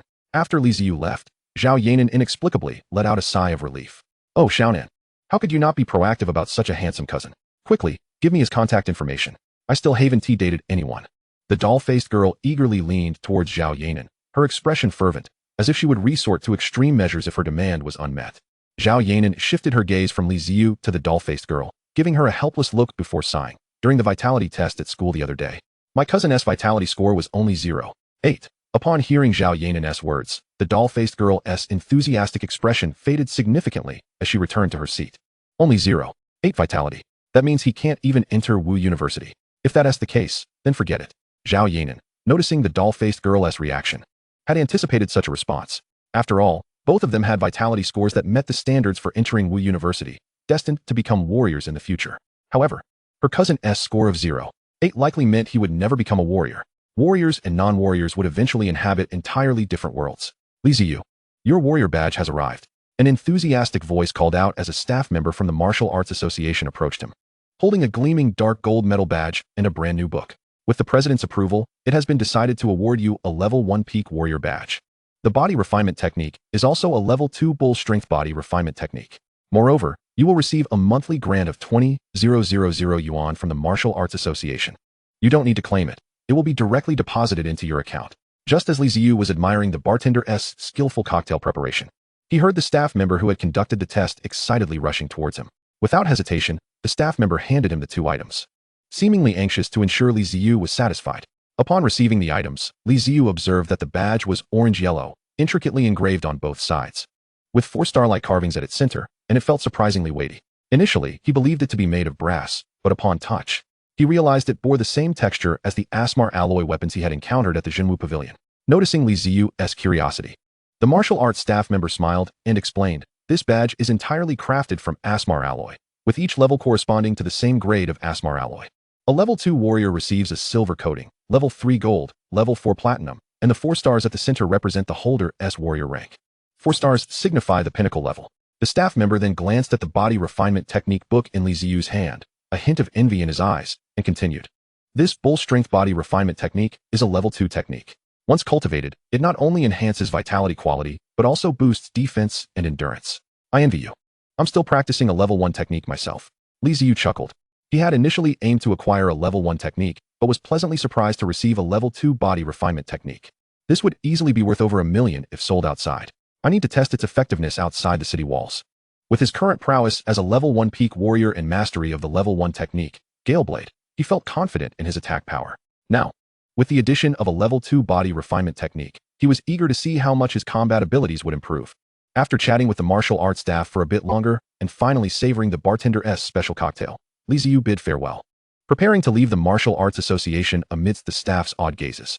As he approached the elevator, he coincidentally spotted Xia Lin stepping out. Their eyes met, and Li Ziyu nodded before descending the elevator.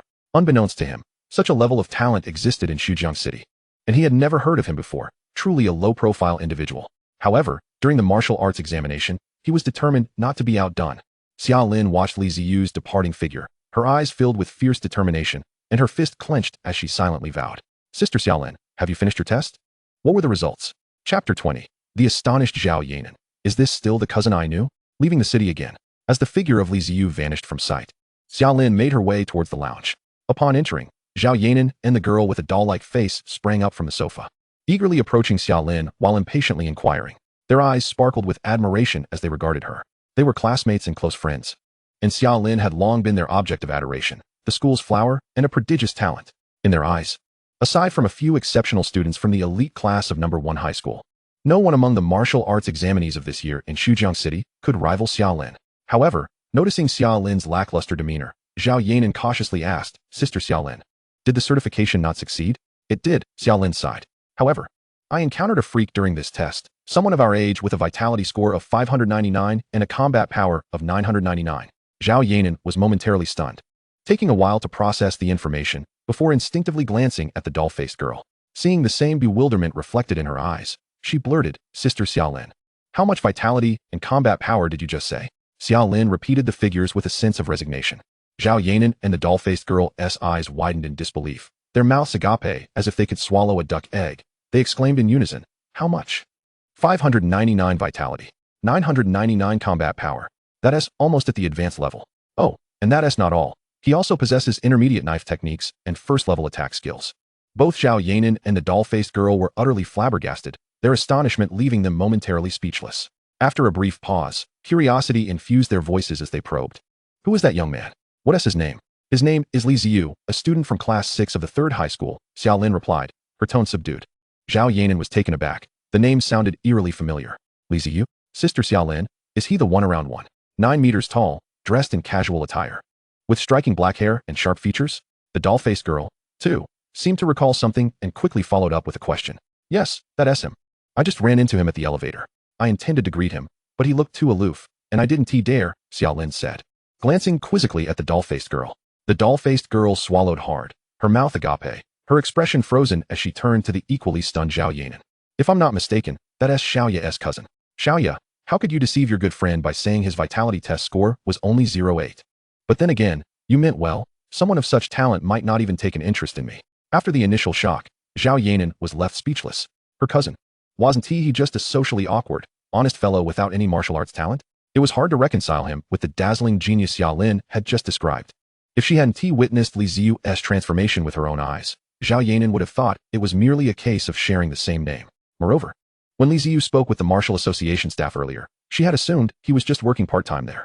In hindsight, it was clear the staff were issuing him a martial artist badge, with Li Ziyu's demonstrated talent and prowess. It seemed the top scorer of this year's martial arts examination in Xujiang City was destined to be him. He might even contend for a spot among the top 10 in Jiangnan province. The doll-faced girl mused.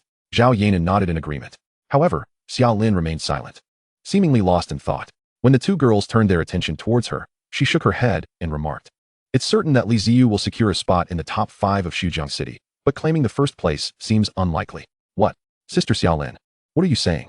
With 599 vitality and 999 combat power, he can't secure first place in the Xujiang City martial arts examination? That's inconceivable," the doll-faced girl exclaimed, her expression one of astonishment, while Zhao Yanan exhibited a similar look of confusion. "I received some information that the vice principal discreetly shared with me. It appears that the leader of the elite class from number 1 high school, the top prodigy Nangang, has also ascended to the level of an intermediate martial artist a month ago. Moreover, he awakened his talent, becoming a gifted martial artist. And the talent he awakened is the speed talent, ranking 3rd in practical combat." Upon hearing this news, both Zhao Yanan and the doll-faced girl wore expressions of shock, quickly comprehending the implications. If that were the case, it would indeed be difficult for Li Ziyu to surpass Nangang. After all, in combat, a speed-type, gifted martial artist possesses capabilities that far exceed those of an ordinary martial artist at the same level. At the city walls of Xujiang City, the sun was high in the sky at noon. The towering walls cast large patches of shade on the ground, where several boys and girls clad in combat uniforms, armed with various weapons, surrounded their squad leader, vocally expressing their dissatisfaction. "Comrade, we are martial arts examinees. We have the ability to protect ourselves. Why can't we leave the city?" "Exactly. Look at our complete combat uniforms and weapons. Hunting ferocious beasts should be a simple task. Let us out."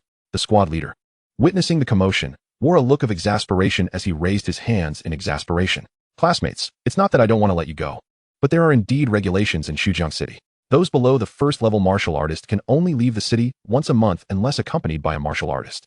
Otherwise, it's too dangerous. I'm considering your safety. You've already gone out once this month, you can't go again," the squad leader patiently explained. Yet the students remained disgruntled. One particularly cute girl muttered, "What's the deal? The last time we went out, we had no experience and didn't encounter a single red-eyed rabbit. This time we're prepared to hunt real ferocious beasts." The others chimed in agreement.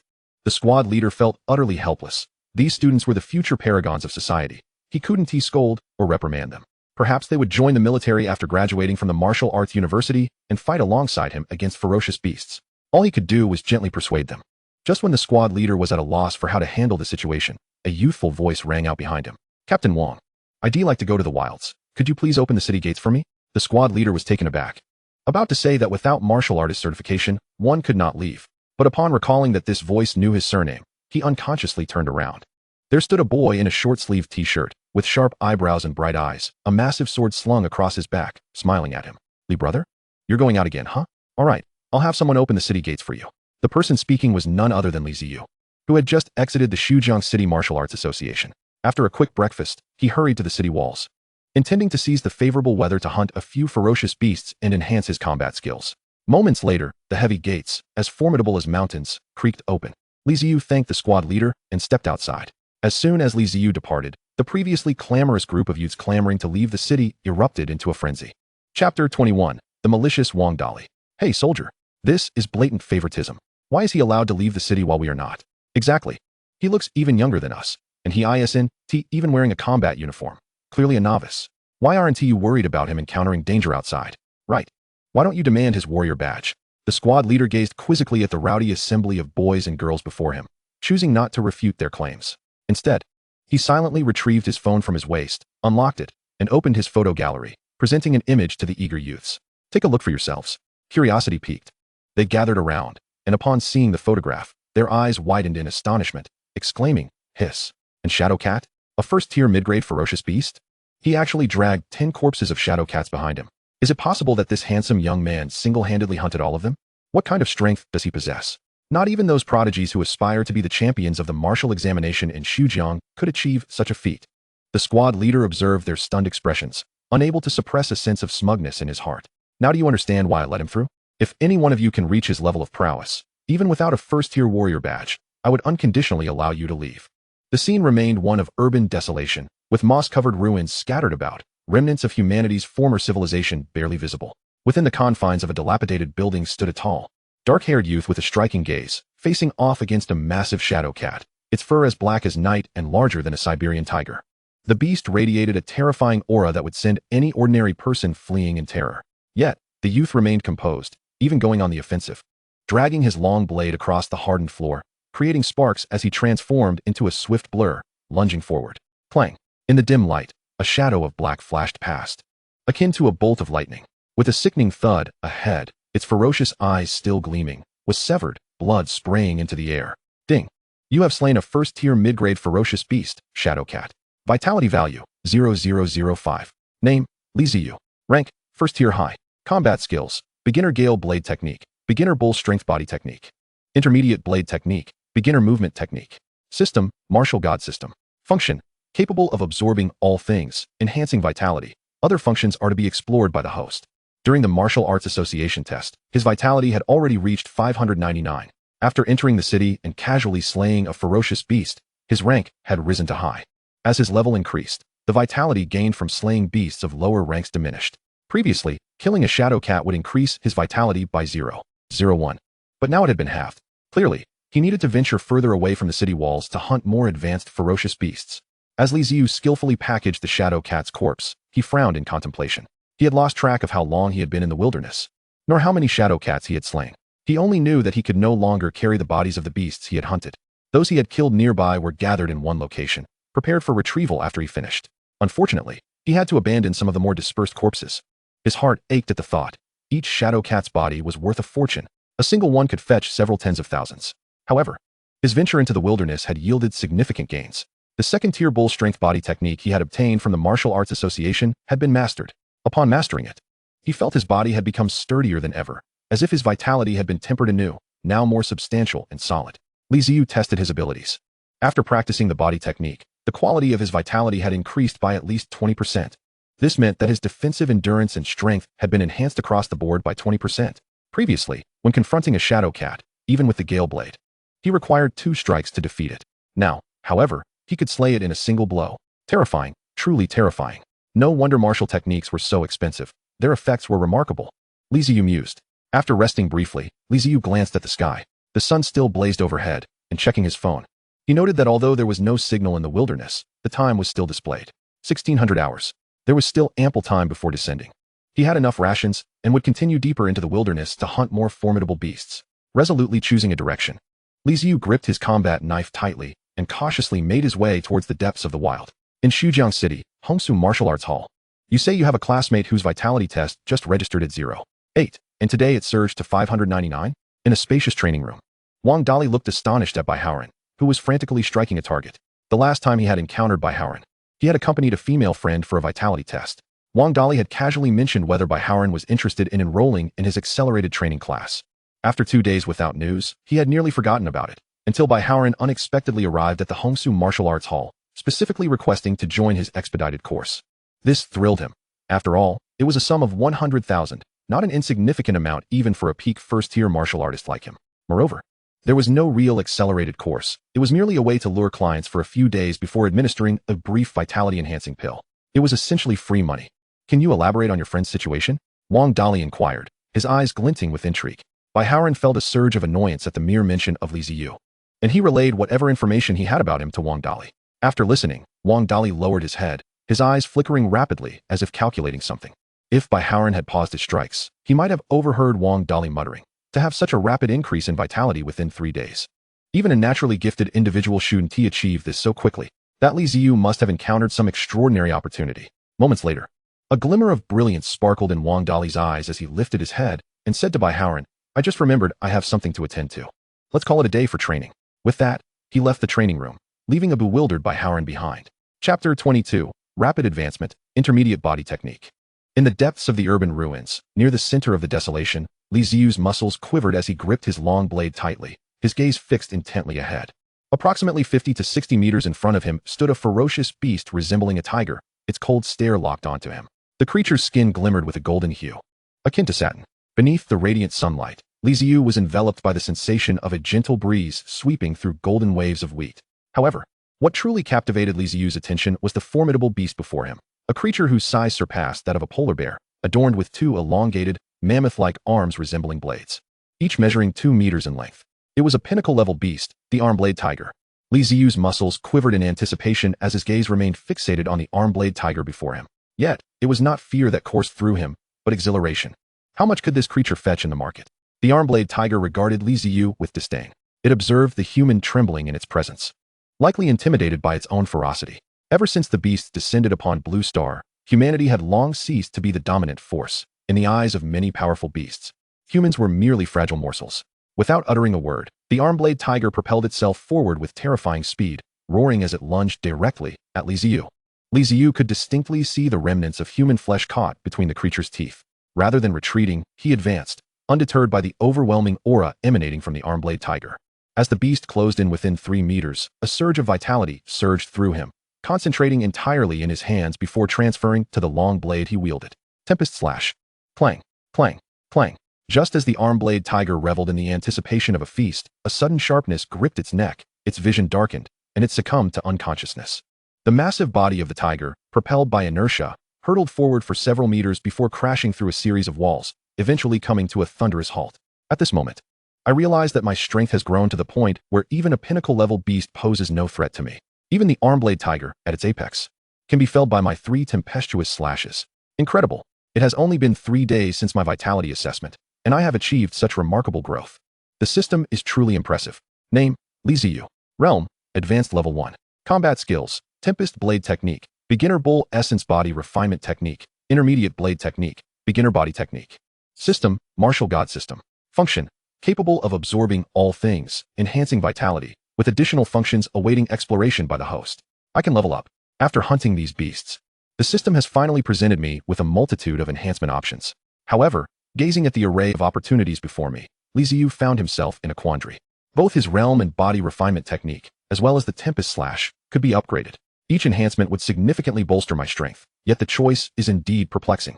A flicker of conflict flashed in Li Ziyu's eyes. Elevating my realm would mean that the body refinement technique and Tempest Slash would have to rely solely on accumulated vitality for improvement. Yet, both the body refinement technique, which enhances my physical attributes, and the Tempest Slash, which augments my offensive capabilities, would be immensely beneficial. After a moment of contemplation, a realization struck Li Ziyu. He smacked his forehead in exasperation. How foolish of me. The system determines that only by defeating beasts of equal or higher rank can one gain substantial vitality. If I elevate my realm, I would then need to seek out higher-ranked beasts for hunting, and the higher the rank, the stronger the beast.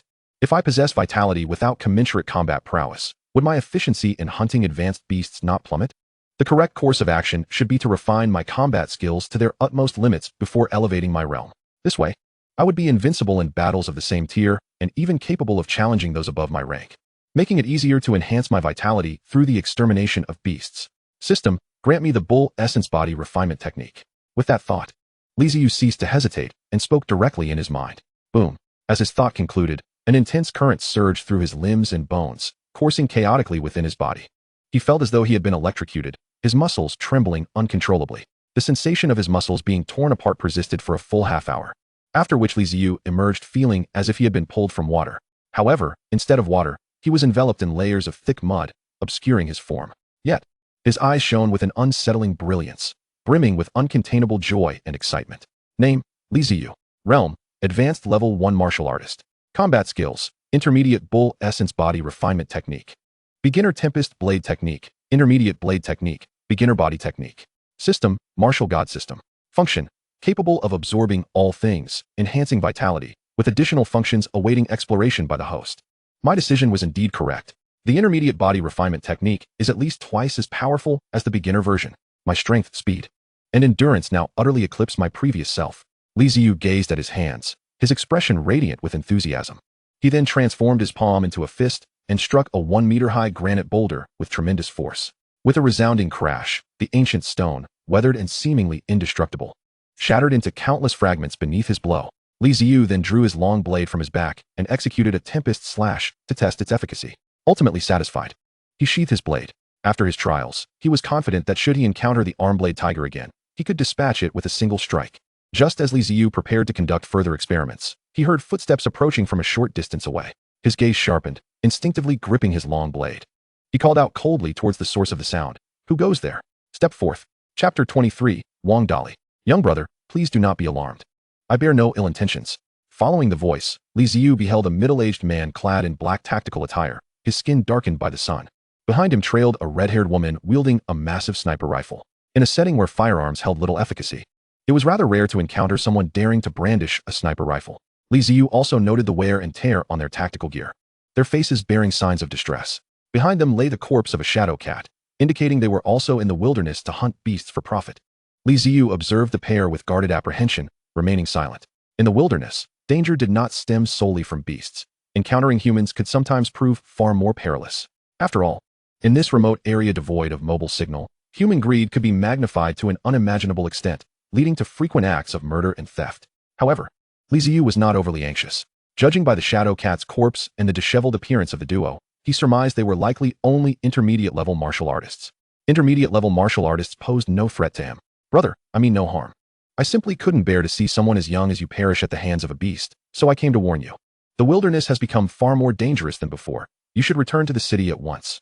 The middle-aged man in black tactical gear spoke earnestly to Li Ziyu.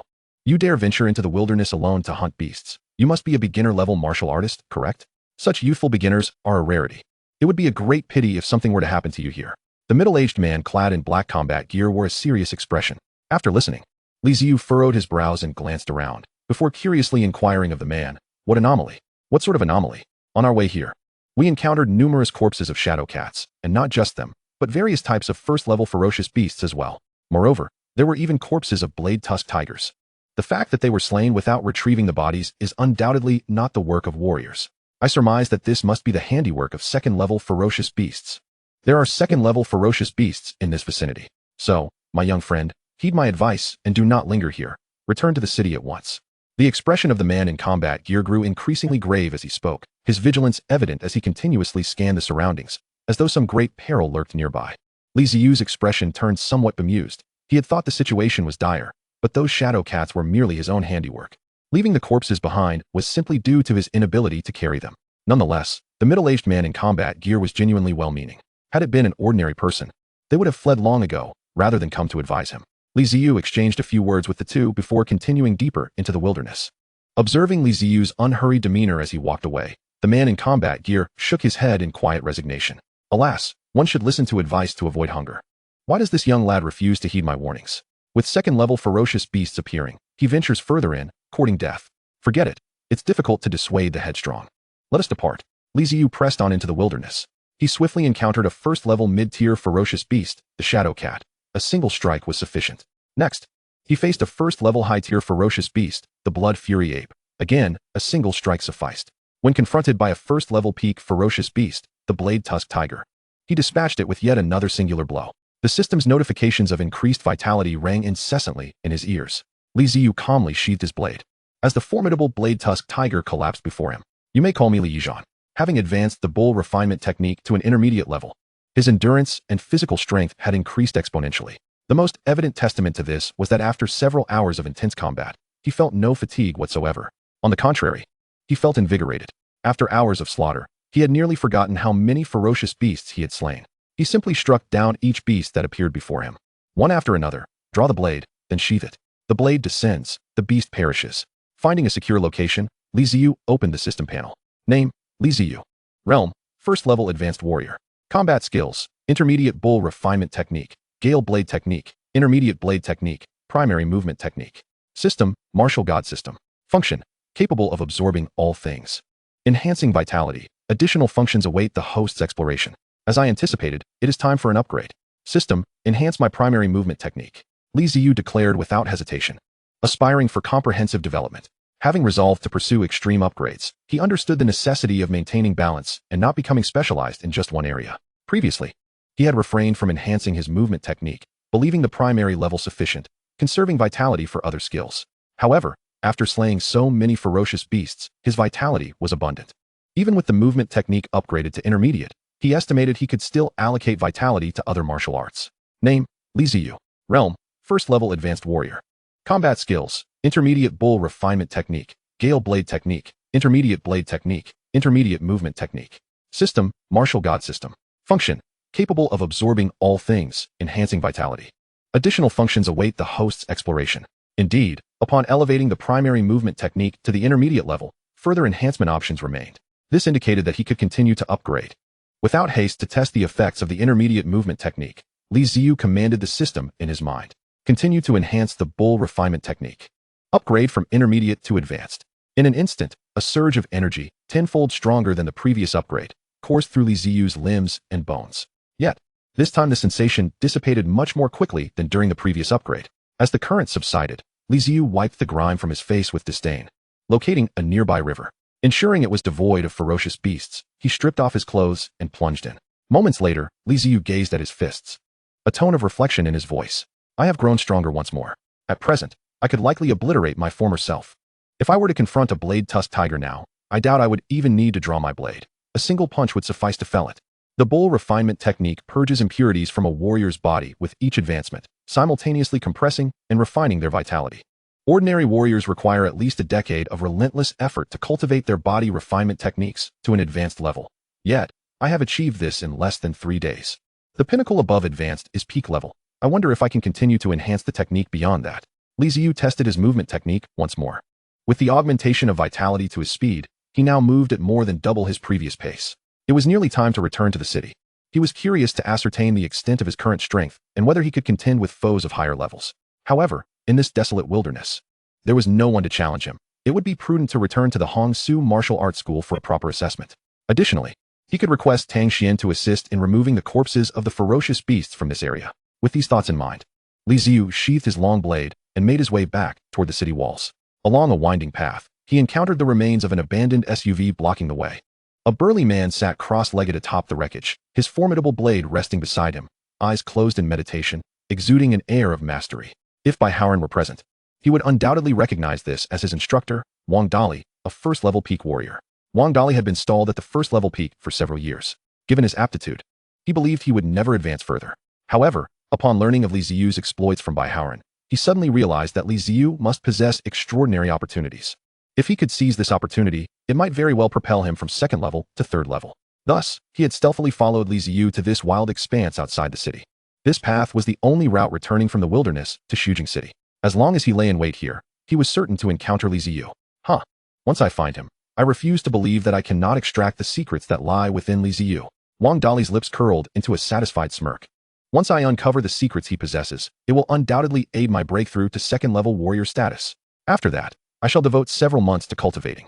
And once I become a second-level warrior, I will eliminate that old man Hong Tianlang and take his daughter for myself. And that front desk attendant, how pretentious.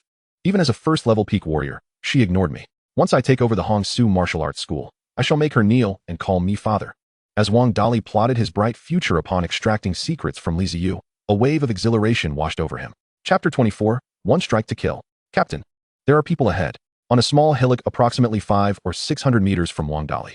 The crimson-haired woman gazed through the sniper rifle's scope at the figure of Wang Dali, then turned with a grave expression to address the middle-aged man clad in black combat gear behind her. Upon hearing her words, the man leaned closer to the rifle's scope. Under the high magnification, the emblem on Wang Dali's chest, signifying his status as a martial artist, was distinctly visible. The man's countenance darkened, his brows knitting together. He is a peak-level martial artist, indeed. His intentions are undoubtedly nefarious. He may be here to rob us. Damn it, he looks like a seasoned veteran. This spot is conveniently just outside the patrol range of the city defense forces, and it happens to be on the main route back to the city. No one will notice a murder here. What should we do, Captain? The red-haired woman inquired, her expression equally grim. The middle-aged man pondered for a moment, rubbing his temples, and reluctantly uttered a single word, wait. A peak-level martial artist is a rare sight even in Shujing City. We are certainly no match for him. So we can only hope he departs on his own. Let us just pray no unfortunate soul passes by here. After he spoke, he noticed the red-haired woman had fallen silent, wearing a look of exasperation. The man regarded her with curiosity and asked, "What's wrong?" She pointed towards the scope and, with a resigned gesture, replied, "Captain, the unfortunate soul you mentioned has already arrived, and it's that very boy we just encountered." At the end of the winding path, illuminated by the sunset, stood a tall figure bearing a long sword. The youth, with eyes like stars and defined brows, cast a long shadow in the waning light. It was Li Ziyu, hurrying back from the wilderness. Ultimately, he had decided against dragging the corpse of the ferocious beast back alone, opting instead to return and seek out Tang Xian to arrange for its retrieval. Why is that person sitting in a vehicle, blocking the road? Li Ziyu furrowed his brow as he observed Wang Dali perched atop an off-road vehicle. However, where others chose to sit was their prerogative, and Li Ziyu decided not to meddle. He shifted to the side, preparing to bypass him. Just as he took a step, Wang Dali, who had been resting with his eyes closed atop the vehicle, suddenly opened them wide, fixing a scorching gaze upon him, and slowly began to speak. "Li Ziyu, you finally arrived. I have been waiting for you for a long time. As he spoke, Wang Dali brandished a broadsword, pointing the tip menacingly at Li Ziyu. Hand over the secrets you possess, and I may spare your life. Do not presume that your blood energy test of 599 gives you the audacity to resist. I am a peak-level martial artist, with a blood energy value of 11 and a combat power of 1300. Killing you would be as easy as slaying a chicken. As if to affirm his prowess, Wang Dali gestured to the emblem of a peak-level martial artist on his chest, then stomped his foot. A tremendous crash resounded as the remnants of the off-road vehicle beneath him groaned under the weight, twisting and contorting. Do you see this? This is the power of a peak-level martial artist. Wang Dali's expression was fierce, his threatening demeanor unwavering as he approached Li Ziyu, the blade still aimed at him. Li Ziyu regarded the encroaching Wang Dali with an impassive expression. As the distance between them shrank to less than 10 meters, he spoke calmly. I see it. It truly is weak. Humph. Just what do you mean? Wang Dali's smug smile faltered, his expression momentarily stunned. What did you just say? I didn't catch that. I said, Li Ziyu replied, his expression unchanged, lowering his right hand to grip the hilt behind him. He then abruptly raised his head, his eyes sparkling as he gazed at Wang Dali, and swiftly drew his blade. I said a peak-level martial artist is truly weak. Wind slash. With a resounding clang, Li Ziyu's arms surged with power. Advanced bull strength body refinement technique. Intermediate sword technique. Intermediate body technique. The combat skill wind slash. Blood energy surged within him like a torrential river, thundering and coursing through his form, converging upon his arms in a formidable display. This was his first time unleashing his full strength. With the enhancement of the advanced body refinement technique, his blood energy had coalesced to a terrifying degree. Under normal circumstances, he could shatter rocks with a single punch and could dispatch even the most resilient foes in a heartbeat, let alone now, wielding a blade. Augmented by the intermediate sword and body techniques alongside the advanced bull strength body refinement technique, Li Ziyu himself could hardly fathom the magnitude of power behind this strike. As the blade, akin to a streak of lightning in the night, sliced towards Wang Dali, the latter's face contorted in horror, his hair standing on end. Li Ziyu's strike evoked an inescapable dread within him. Wang Dali hurriedly raised his blade in defense. However, before he could even lift it, he felt a chill at his throat. Then, he beheld a pair of booted feet, above which lay a headless corpse, blood splattered across the shoes. Why do those shoes look so familiar? Why can I see my own shoes from this angle? This was the final thought that crossed Wang Dali's mind before darkness enveloped him. Wang Dali had met his demise. How utterly pathetic. And to think he was a peak-level martial artist. Li Ziyu rummaged through Wang Dali's belongings. Aside from a weapon forged from first-tier asthma alloy, the wallet contained only a few hundred yuan bills. Everything else was pristine. It was baffling how a peak-level martial artist could be so impoverished. Li Ziyu raised his foot, prepared to deliver a forceful kick to Wang Dali's corpse. Yet, as he lifted his foot, he hesitated. What just happened? I'm not usually this violent. Kicking a corpse posthumously? I should be thrilled with a haul worth at least several $100,000. Yet I feel nothing but emptiness. Instead, I am left with a sense of unfulfilled desire. Li Ziyu stood frozen, his expression a mix of confusion and uncertainty. He sensed something amiss. Just as he was about to turn away, he abruptly raised his head and coldly shouted, "Who is there? Show yourself." Chapter 25, Visualization Technique. Onward to Wuda. Are you saying that if one slays too many ferocious beasts, they will be influenced by the malevolent thoughts of those beasts? That it could affect their sanity, or worse, turn them into mindless killing machines? Li Ziyu gaped, his brow furrowed as he regarded the man beside him, Han Wu. Yes, indeed, my lord. Those who hunt ferocious beasts for extended periods may fall prey to their consciousness. If not curtailed, they will ultimately be dominated by the ferocious beast's will, becoming mere machines of slaughter. Han Wu, the middle-aged man Li Ziyu had addressed, explained gravely, his gaze towards Li Ziyu imbued with complexity. Amidst the complexity, there was a predominant sense of astonishment. He had witnessed the entire encounter through the sniper rifle's scope. Initially, he believed Li Ziyu was doomed to die at the hands of a peak-level martial artist who would waylay him. He had even mourned for Li Ziyu in his heart. Yet, he never anticipated that this youth, who appeared younger than his own son, would effortlessly dispatch the peak-level martial artist with a single strike. Each time he recalled the events that had just transpired, Han Wu felt as though he were trapped in a dream. Had he not witnessed it with his own eyes, he would have doubted the authenticity of the video even if someone were to present it to him. A prodigy. This young man is undoubtedly extraordinary. What kind of power does he possess? Could he possibly be a second-tier warrior?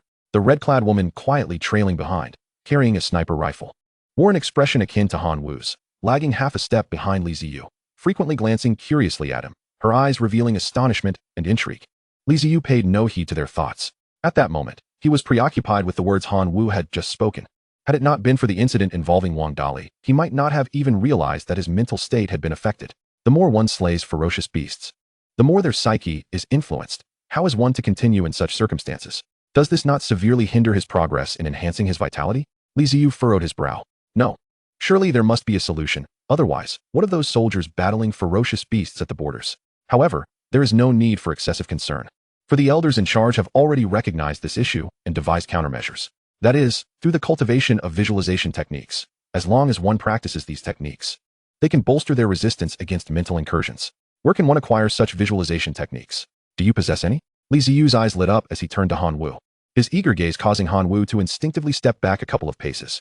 Yet, upon realizing Li Ziyu harbored no ill intent, he awkwardly regained his composure. Oh, my level is too low. I have yet to master even a single combat technique, let alone the more precious visualization techniques. However, I do know where one can obtain them. Moments later, they entered the city walls. After a brief conversation with Han Wu and exchanging contact information, Li Ziyu waved goodbye. Watching Han Wu's retreating figure, Li Ziyu felt a sense of reflection. His time in the wilderness had indeed borne fruit. Not only had his strength significantly increased, but he had also uncovered crucial information. The next step was to prepare for the martial arts examination and enter the martial university. As he contemplated this, he quickened his pace toward the Jinwu Pavilion. He had just learned from Han Wu that to counteract the influence of ferocious beasts on one's psyche, one must cultivate visualization techniques. These techniques, much like combat skills, are categorized from levels 1 to 9, with 1 being the lowest and 9 the highest. Ordinary first and second tier visualization techniques, though expensive, are available for purchase in society. However, their effectiveness against mental assaults is somewhat limited. For instance, even at a high level, a second-tier visualization technique cannot completely resist the corruption of a ferocious beast's malevolent thoughts. Given his frequency of slaying ferocious beasts, he would need to rest for several days after just 1 or 2 days of combat. For someone like him, whose killings are so intense, the only way to fully resist the encroachment of murderous thoughts is to practice higher-level visualization techniques. Yet, such advanced techniques are solely held within the various martial universities. This means that if he wishes to enhance his vitality through continuous slaying of ferocious beasts, he must attend a martial university to cultivate advanced visualization techniques. Attending the martial university would also mean receiving guidance from mentors, and if one possesses sufficient talent, they might even receive some high-level combat techniques for free. Combat techniques greatly enhance a warrior's prowess, but relying solely on slaying ferocious beasts and trading their materials for wealth to purchase combat techniques is far too sluggish. Those high-level combat techniques are exorbitantly priced, and sometimes, even if one has the money, they are unavailable. Thus, if he could obtain them directly from the martial university, it would be a boon. With his goal now clear, Li Ziyu ceased to hesitate. With only 3 days remaining until the martial arts examination, the Great Xia Kingdom stipulates that registration can be done any time within the 24 hours leading up to the examination. There is still time. First, he will visit Jinwu Pavilion to tally his gains, then go to the Hongsu Martial Hall to test his strength, before focusing entirely on the examination. With this in mind, Li Ziyu quickened his steps. Upon entering Jinwu Pavilion, he was promptly escorted by a stylishly dressed female attendant to the VIP room. After savoring a cup of premium Da Hong Pao tea, Tang Xian soon pushed open the door to the VIP room. Li, my brother, I hear you have a significant business proposition for me? Tang Xian inquired with curiosity. He had just received a call from the attendant, who informed him that Li Ziyu had returned and was seeking a major deal. Consequently, Tang Xian set aside all his other affairs and hurried over. To hear that someone who had effortlessly slain 10 shadow cats was now discussing a major transaction piqued his interest greatly. Pouring himself a cup of tea, Tang Xian was about to continue questioning when suddenly, his hand holding the teapot froze mid-air. Shock evident on his face as he looked at Li Ziyu seated across from him. Li, my brother, you have grown stronger again. Tang Xian exclaimed, eyes wide with astonishment. He sensed a hint of danger emanating from Li Ziyu. The closer he got, the more intense the sensation became, akin to being pricked by needles. As a second-tier warrior himself, he was particularly sensitive to vitality and danger. Although Li Ziyu had always exuded strength, it was nothing compared to the current aura that made Tang Xian feel as though he were facing a ferocious beast. Had this young man truly reached a level where he could pose a lethal threat to him? Surely not. Tang Xian found this thought somewhat absurd. Not to dwell on that, Boss Tang. I have come to seek your assistance. Moments later, Tang Xian handed Li Ziyu a black bank card, his tone tinged with emotion. Li, my brother, when you mentioned being able to hunt second-tier ferocious beasts, I scoffed at the notion. Yet, it has only been a single day, and you have already slain a pinnacle first-tier ferocious beast, the armed blade tiger. The younger generation is indeed formidable. I have already arranged for the corpses of the ferocious beasts outside the city to be transported back. Here is 2 million Great Xia coins. Please take a look. No need. I have faith in your integrity, Boss Tang. I do not require the money. I would prefer to exchange it all for equipment instead. Li Ziyu waved his hand, pushing the bank card back towards Tang Xian. With his newfound strength, earning money would become increasingly effortless. As the martial arts examination approached, It seemed wiser to invest all the funds into equipment that would enhance his abilities rather than simply hoard them. After perusing the Jinwu Pavilion for a while, Li Ziyu selected a set of black combat attire, a first-tier defensive combat technique titled Diamond Body, and a selection of potions for recovering injuries and stamina, promptly exhausting the 2 million Great Xia coins. Finding a mirror, he hastily removed his filthy t-shirt, stained with various grime and the blood of ferocious beasts, and donned the black combat outfit. Chapter 26, Diamond Body Combat Technique. Returning home, the combat attire felt cool against his skin and fit him perfectly. Gazing at his reflection, Li Ziyu noted his imposing height of nearly 6 feet 3 inches, his physique both well-proportioned and exuding explosive strength. His face was gaunt, with sharply defined features, akin to a chiseled sculpture. After donning the gear, even the beautiful attendant nearby could not help but be momentarily captivated. Li Ziyu was already quite handsome, but clad in this combat attire, he appeared as if he had stepped out of an ancient Greek statue. The attendant's eyes sparkled as she gazed at him. "Wow, Li, my brother, with your appearance, you would undoubtedly charm a multitude. If my daughter weren't only 14 this year, I would consider introducing her to you." She laughed. Li Ziyu merely smiled in response, as Tang Xian continued. "This combat attire, meticulously crafted by Tianheng Corporation, employs the latest nanotechnology from the Great Xia. Not only is it resilient against wear, scratches, dust, and water, but it also boasts an automatic temperature regulation feature. Furthermore, it incorporates a cushioning layer that mitigates damage during confrontations with adversaries.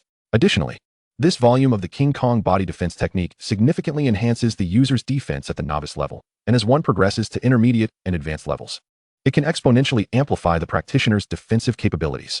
However, this technique is notoriously challenging to master. I have yet to encounter anyone who has attained an advanced level of proficiency in it."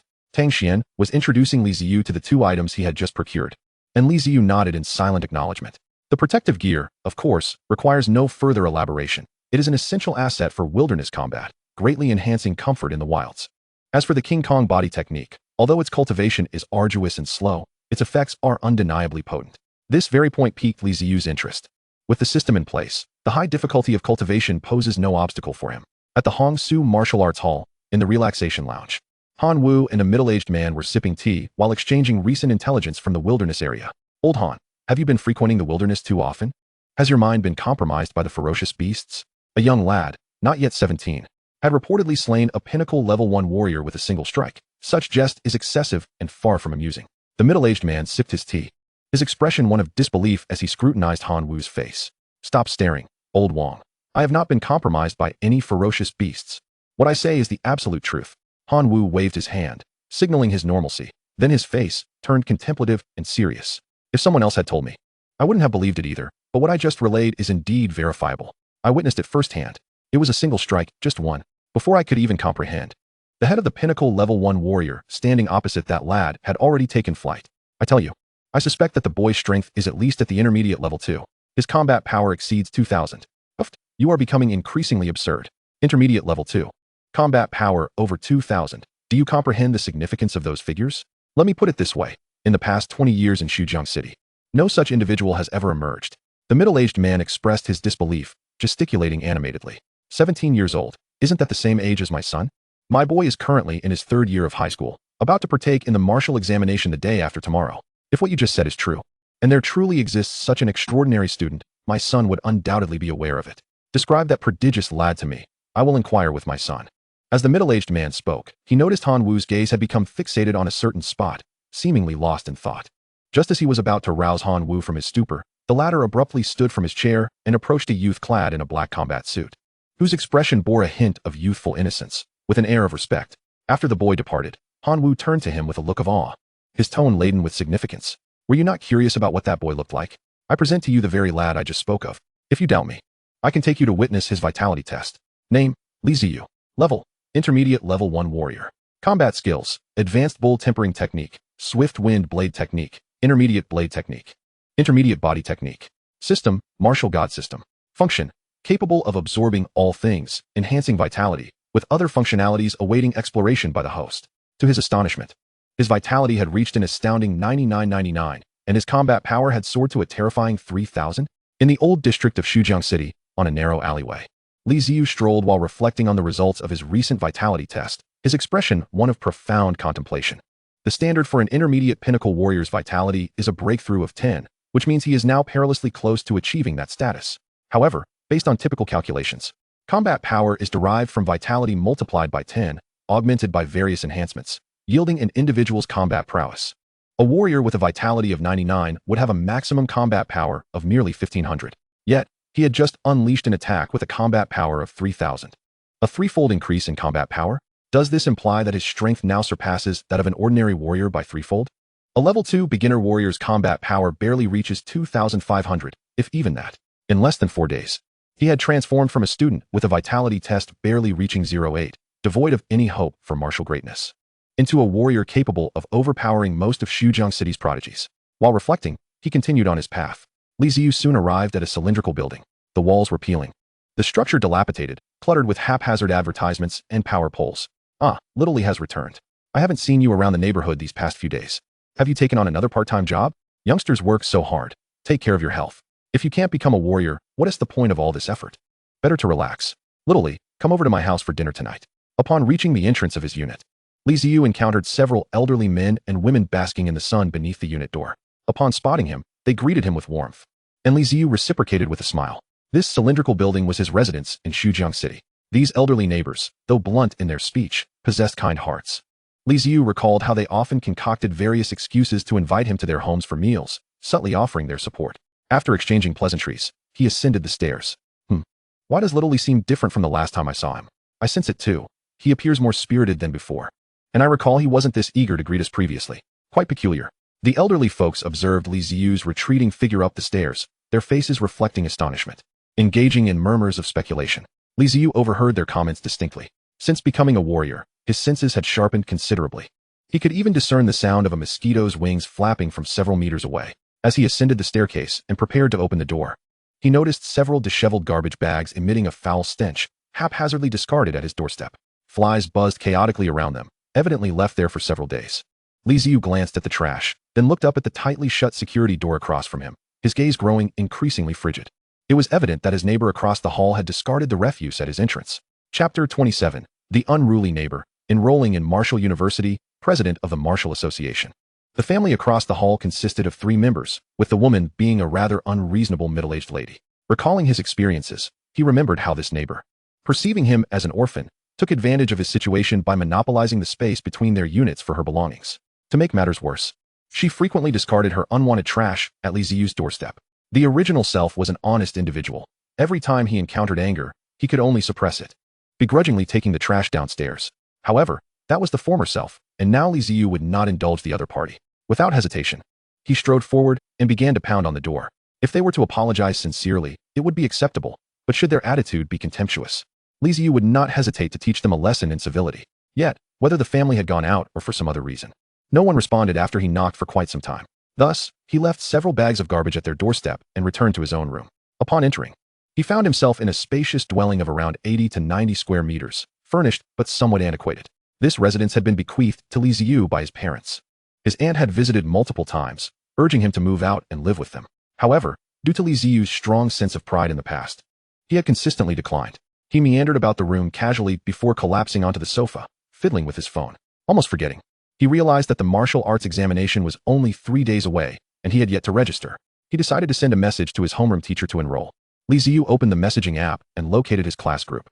Dozens of messages had already accumulated, with the topmost being a tally from the homeroom teacher regarding who wished to participate in the martial arts examination, followed by numerous replies for registration. He typed register and hit send. The Great Xia Kingdom mandated that participation in the martial arts examination was voluntary. Anyone wishing to partake could register within 24 hours prior to the exam, and such registrations would be deemed valid. However, it was rare for anyone to wait until the last moment. Those with martial talent would have already commenced their preparations, while those lacking such talent had abandoned the notion of signing up altogether. The reason was simple. The martial arts examination was perilous, involving combat against ferocious beasts. It was a genuine life-or-death affair. Good heavens. Li Ziyu, your vitality test score is merely 08? You dare to participate in the martial arts examination? Although there were no explicit requirements concerning the vitality of candidates, the minimum admission threshold for various martial arts institutions necessitated a vitality score of at least 12. Within 08, what would be the point? What on earth? Li Ziyu couldn't have gone mad after being dumped by Su Mingyao, could he? As a fellow classmate, I advise you to retract that message immediately. There is still time.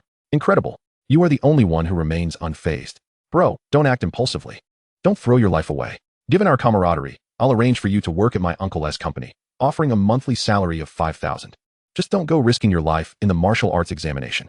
Once Li Ziyu's registration for the martial arts examination hit the group chat, it detonated like a bomb in a tranquil lake, instantly igniting a flurry of responses. Even some previously inconspicuous classmates chimed in. Li Ziyu, are you certain? Before long, a message from the homeroom teacher, Lu Yanfang, appeared, accompanied by a large exclamation mark and question mark. Certain, Li Ziyu replied succinctly. Subsequently, ignoring the chatter in the group as he turned and walked into the bathroom, he realized he hadn't had a proper shower in days. Meanwhile, in the office of Class 6, the homeroom teacher Lu Yanfang, donned in a fitted suit jacket and a long skirt, leaned over her desk, engrossed in her work. Before her lay a stack of thick folders, each chronicling the records of every student in her class, alongside their vitality test results. Adjusting her black-framed glasses, Lu Yanfang furrowed her brow as she located Li Ziyu's file, opening it with a frown. Indeed, the vitality test conducted just 2 days prior indicated Li Ziyu's score was 08. Why would he even consider signing up for the martial arts examination? She scrutinized his file repeatedly, perplexed, before setting it down. The message about his registration had nearly made her question her own eyesight. The martial arts examination involved placing all candidates in a designated wilderness area to combat ferocious beasts, ultimately tallying each student's points based on their kills. As long as the score met the minimum threshold set by various martial arts universities, admission would follow. Although there were no explicit requirements regarding the vitality levels for candidates, everyone understood that a score below 1.2 would render a student incapable of defeating even the lowest tier ferocious beasts. This was precisely why schools conducted vitality tests beforehand, to ensure students possessed a realistic understanding of their capabilities and did not recklessly enroll in the examination. Sighing, Lu Yanfang rubbed her temples. Everyone experiences their student years, she was no exception. However, warriors and ordinary individuals belong to different realms. While Su Mingyao might have a flawed character, gaining admission to a martial arts university would pose no challenge. Li Ziyu, devoid of martial talent, could exert himself in any endeavor to prove his sincerity, yet it would amount to nothing. Perhaps I should counsel Li Ziyu once more. I cannot bear to watch him walk into certain death. Contemplating this, Lu Yanfang picked up her phone to send a few persuasive messages to Li Ziyu. But after waiting a long time without a response, she resigned herself to adding her name to the list of registrants for the martial arts examination. In the heart of Shujiang City, atop the Martial Artists Association building, a tall, thin man wearing glasses stood respectfully before the office bearing the plaque of the association as president, gently knocking on the door. A moment later, a voice beckoned from within. Come in. The slender man, exuding a demeanor of deference, gently pushed the door open. Inside lay an expansive chamber, at least several thousand square feet in size. To the far left, a glass-walled office occupied a small space of approximately 10 square meters, while the remaining area was densely populated with sandbags. At that moment, an elderly man with graying hair and beard, bare-chested, was vigorously pummeling a sandbag before him. The elder's muscular frame heaved with each strike, his veins bulging like intertwined worms as he unleashed a barrage of punches. The sound of his fists slicing through the air echoed with a fierce whoosh, landing on the sandbag with a metallic clang rather than a dull thud. The slender man gazed at this scene, a flicker of admiration crossing his eyes. No matter how many times he witnessed this, he was invariably awestruck. He was well aware that the sandbags contained not ordinary sand, but rather asmar alloy. With a series of rapid punches, the elder flattened the sandbag before him, then casually picked up another from the ground and resumed his frenzied assault. After demolishing 10, he finally exhaled a deep breath, turning his attention to the slender man. I've destroyed all 100 sandbags. Arrange for a new batch for me tomorrow. Yes, President Chun, replied the thin secretary, his tone respectful as he glanced at the multitude of sandbags strewn across the floor, a hint of admiration gracing his features. President, you must have obliterated around 30,000 by now, haven't you? You've completed a third of your goal of 100,000. Chun Mingyuan, upon hearing this, accepted the towel offered by his secretary, wiping himself down casually before donning his clothing. 10 years ago, when I encountered that master, he told me that if I could shatter 100,000 sandbags, my martial arts prowess would ascend to its pinnacle. I am still short of 70,000. A pinnacle martial art. Achieving peak level in foundational weaponry, I yearn to experience just how formidable it truly is. As the president of the Shujian City Martial Arts Association, Su Mingyuan has attained a level 4 proficiency in martial arts. However, he remains stuck at the advanced tier in basic martial techniques, unable to make any progress, which has long caused him distress as an ardent devotee of boxing. After a moment of reflection on martial arts, Chun Mingyuan shifted the conversation to work. How is the preparation for the martial examination coming along? Everything is ready, President. Here is the information on the more talented candidates from Shujian that you requested me to gather. The tall, slender secretary, upon hearing Chun Mingyuan's inquiry, promptly handed over a folder. Chun Mingyuan took it with a nod and began perusing its contents, nodding in satisfaction as he flipped through the pages. Not bad. There are indeed a few promising candidates this time, including an unexpected dark horse. The young man named Li Ziyu has remarkable talent at such a tender age. His vitality has already reached 599, and his combat prowess is extraordinary. All credit goes to President Chun's adept management. Seeing Chun Mingyuan's pleased expression, the tall secretary seized the moment to flatter him. However, the boy named Li Ziyu is indeed impressive, with such strength at a young age. He is likely to claim the top spot in Shujin City. Chun Mingyuan chuckled and shook his head, dismissing the secretary's words. His talent is indeed commendable, but to seize the first place, he still lacks the necessary edge. What? With 599 vitality and 999 combat power, he isn't qualified to compete for first place? The secretary exclaimed in astonishment. Chun Mingyuan glanced up at the secretary and chuckled softly. While Li Ziyu is a vitality talent awakener, such talents often possess only superficial strength. Though his vitality and combat power are high, his practical combat ability is lacking. Moreover, there is a fatal flaw. The potential of vitality awakened martial artists diminishes as they progress. 5 years ago, Shujin City had a vitality talent awakener whose test results surpassed Li Ziyu's. Everyone had high hopes for him, believing he could outshine all other candidates and secure the top position in Shujin City. I even envisioned him not just as the first in Shujin City, but as the best in the entire Su province. But what happened later? When faced with actual combat against ferocious beasts, he faltered. He possessed mere vitality and combat power, but his foundational martial skills were inadequate. Ultimately, he didn't even secure the top spot in Shujin City, let alone Su province. The tall secretary nodded in realization. At this moment, Chun Mingyuan sipped some tea and added, however, Li Ziyu's strength is still commendable at such a young age. He has already cultivated his foundational martial arts to an intermediate level and mastered a blade technique. While he may not claim first place, entering the top 5 of Shujin City is certainly within reach. The true contender for first place is this individual. As Chun Mingyuan spoke, an unmistakable glimmer of admiration flickered in his eyes. He pointed to the information on the document and read aloud. Nangang Ao, a level 1 intermediate martial artist. A speed talent awakener, proficient in intermediate essence refinement technique, intermediate swordplay, and intermediate body technique. And he has also mastered a combat-oriented technique. This is true genius. A genuine prodigy. He is poised to represent Shujin City in the quest for a top 3 position in Su province. Chun Mingyuan's expression was one of delight. Initially, he had felt a thrill upon discovering the dark horse Li Ziyu and even contemplated taking him under his wing. However, with the emergence of Nangang Ao, the speed talent awakener, Li Ziyu seemed rather ordinary in comparison. It would be prudent to cultivate a relationship with Nangang Ao, as such a gifted martial artist is destined for great accomplishments, and establishing a rapport now would prove advantageous later. In a dilapidated old apartment complex, Li Ziyu emerged from the bathroom. This bathing experience is far from comfortable. It's time to find a new living environment, he muttered while drying his hair. The community was aging, and the water from the faucet was lukewarm at best. However, all his funds had been invested in equipment and martial techniques, leaving him with little to spare.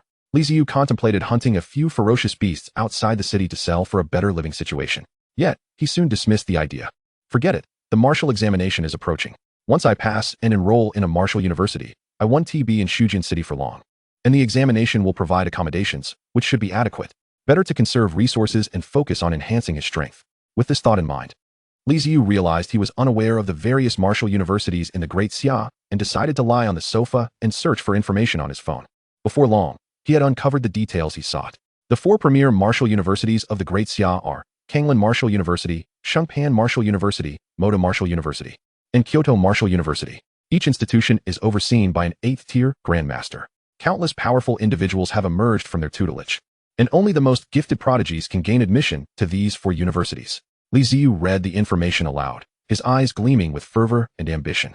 Below the details of each martial university, there were introductions to their respective visualization methods. The school would assign each incoming student a corresponding level of visualization based on their examination results and talent. Excellent. If I am to attend a martial university, I must select the very best. With a newfound determination, Li Ziyu ceased his wanderings of thought. After responding to a few messages from Lu Yanfeng, who had been advising him against overexertion, he picked up the golden body combat technique purchased from Junwu Pavilion and began his training. Moments later, name, Li Ziyu. Realm, level 1 advanced martial artist. Combat skills, advanced bull essence refinement technique, golden body, gale blade technique, intermediate blade technique, intermediate body technique. System, martial god system. Function, capable of absorbing all things to enhance vitality. Additional features await the hostess discovery. 2 days passed in the blink of an eye. Due to the awareness of ferocious beasts, Li Ziyu refrained from hunting in the wild during this time, instead choosing to rest and adjust his state at home. When the alarm rang, Li Ziyu abruptly opened his eyes from meditation, two beams of brilliance flashing forth. He grasped the long sword beside him, slowly stood, and pushed open the door, heading in the direction of the school. After 2 days of recuperation, he felt remarkably invigorated. Upon hearing the sound of the door closing, the neighbor residing across from Li Ziyu abruptly flung open her door, a middle-aged woman with an unkempt appearance. Her eyes, barely visible through the layers of flesh on her face, peeked out, her countenance marred by spots. She scanned the empty corridor and, seeing it devoid of anyone, spat out in a harsh tone, "Humph, you little brat, consider yourself fortunate to have fled quickly. You couldn't even be bothered to throw your trash in the right place, leaving it at my doorstep. Truly lazy and lacking in manners. It's no wonder no one wants to take care of you. Don't let me catch you again." The middle-aged woman was about to continue her tirade when a youthful voice resonated from within the apartment.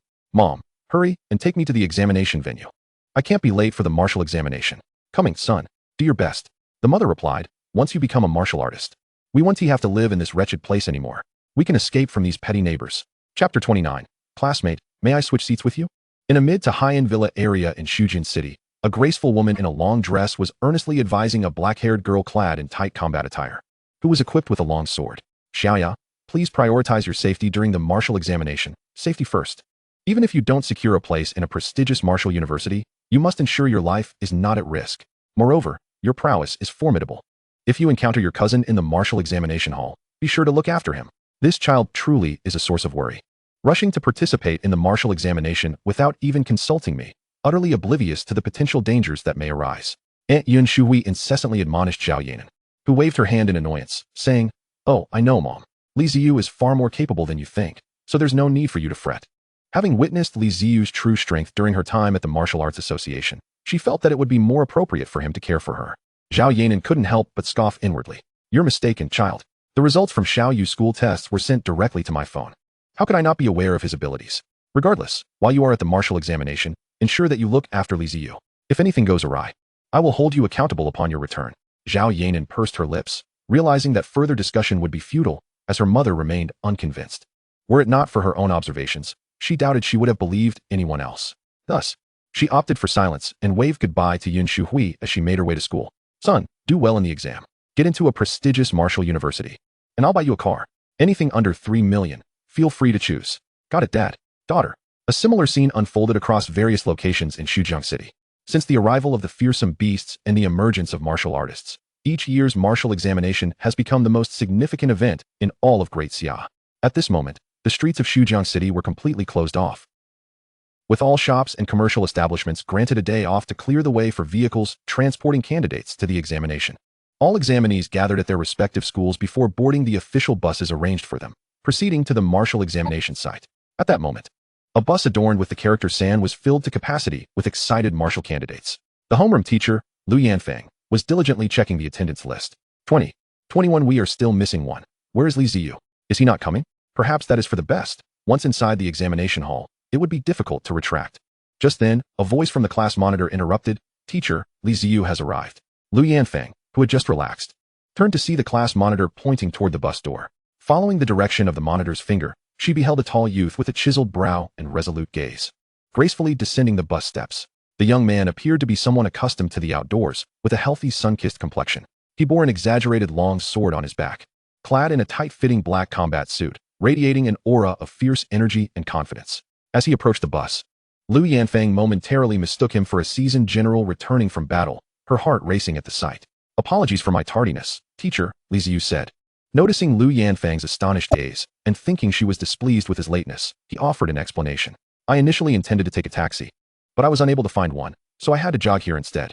Thankfully, my agility has reached an intermediate level, allowing me to arrive on time."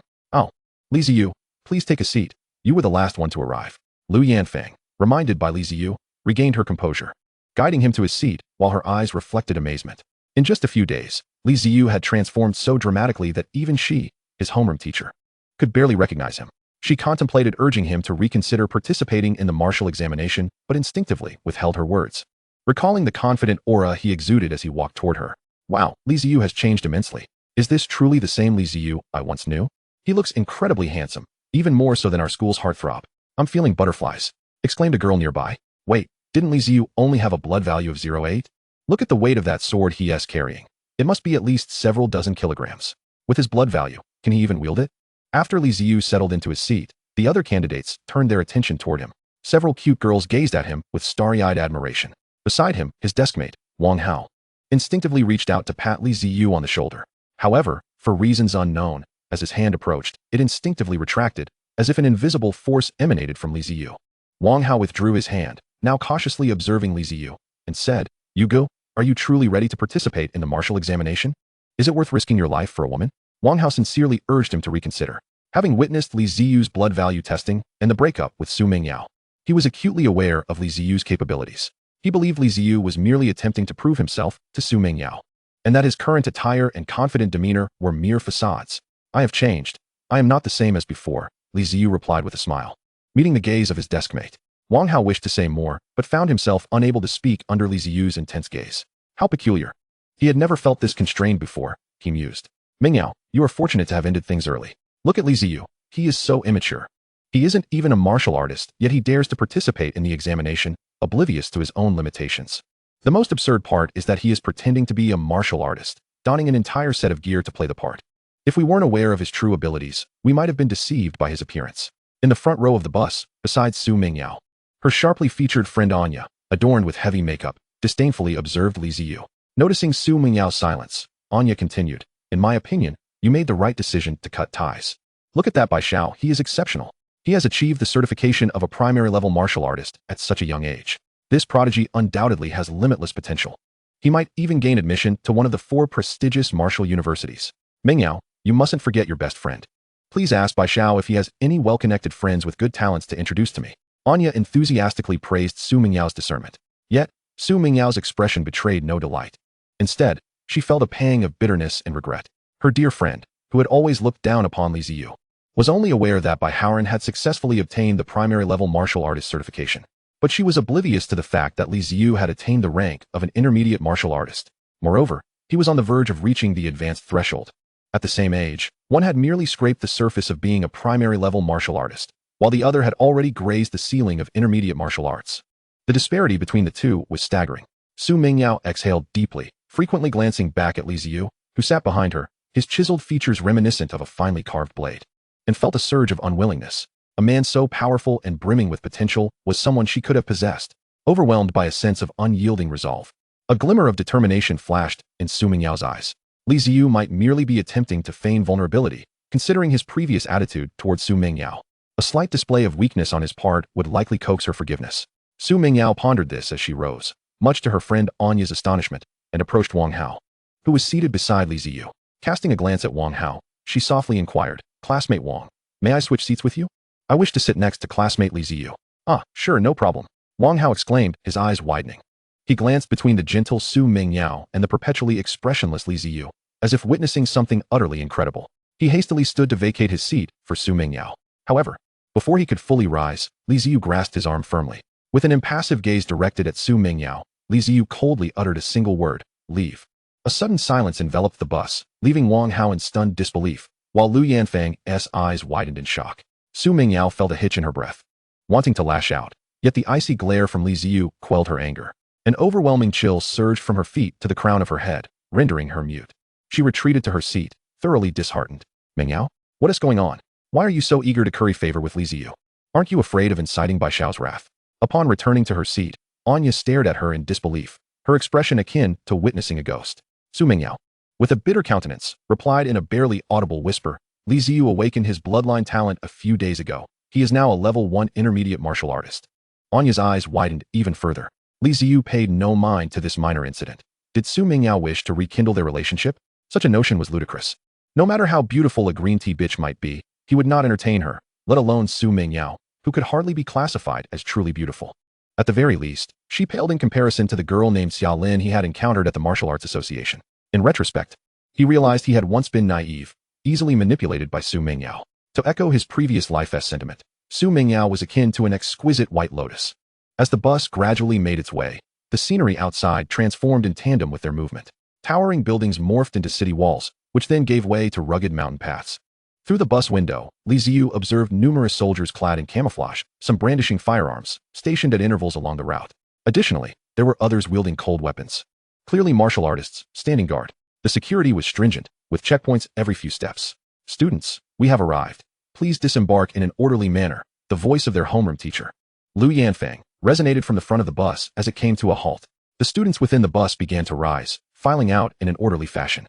Li Ziyu followed the flow of students and stepped off the bus. Upon disembarking, he was greeted by a vast plaza, comparable in size to several football fields, its surface adorned with granite. At that moment, thousands of students gathered for the martial arts examination awaited in this expansive area. Although Xujiang City was not particularly large within the Great Xia, it boasted a considerable population. The sheer number of residents resulted in numerous high schools. With over 10,000 candidates vying for the martial arts examination, the competition was undeniably fierce. However, Li Ziyu felt no trepidation. With his current strength, he could easily gain admission to any of the prestigious martial arts universities. The martial arts examination entailed placing candidates in a pre-prepared, relatively secure wilderness area to see who could slay the most ferocious beasts. The beasts within had been specially handled by the authorities, alleviating any concerns about their consciousnesses assaulting the candidates. In essence, within this examination arena, he could kill as many ferocious beasts as he desired. Li Ziyu scanned his surroundings, his spirits soaring. While these beasts might pose an obstacle to others, to him, who possessed the martial god system, slaying them would enhance his bloodline and martial skills. To him, the beasts in this examination were nothing short of a bounteous treasure. Class 3 was the third group to arrive, and several other schools had yet to make their appearance. While waiting, students formed small clusters, chatting with friends about the terror of the beasts and fantasizing about the glory of being accepted into a prestigious martial arts university.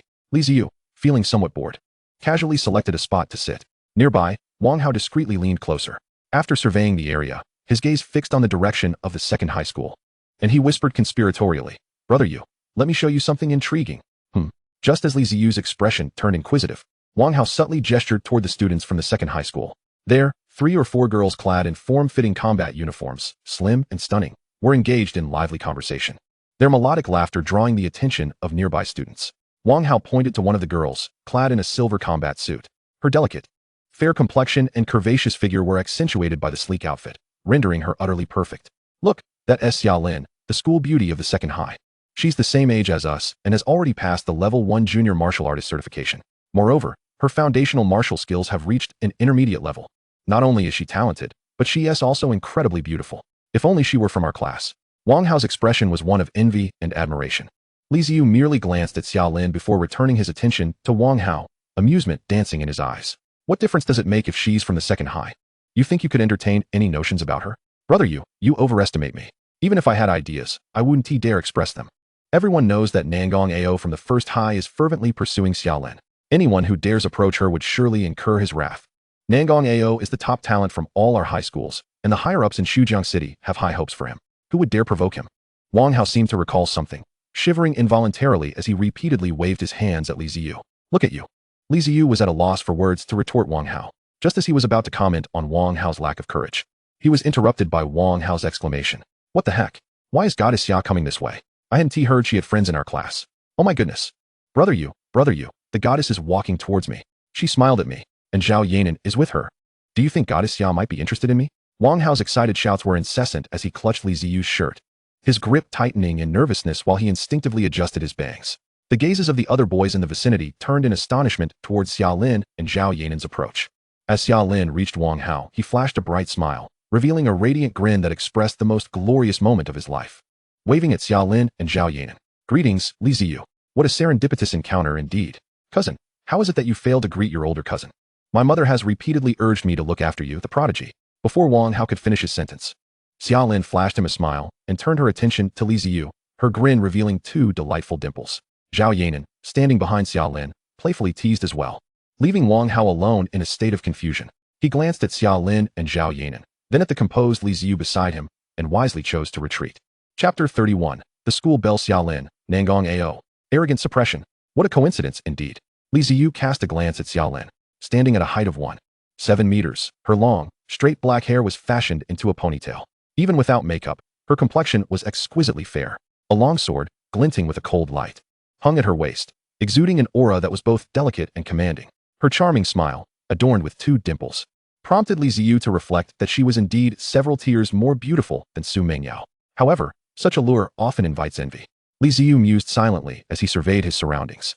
As he predicted, on the platform, the thousands of male students from various schools participating in the martial arts examination cast him menacing glances, as if they longed to devour him whole.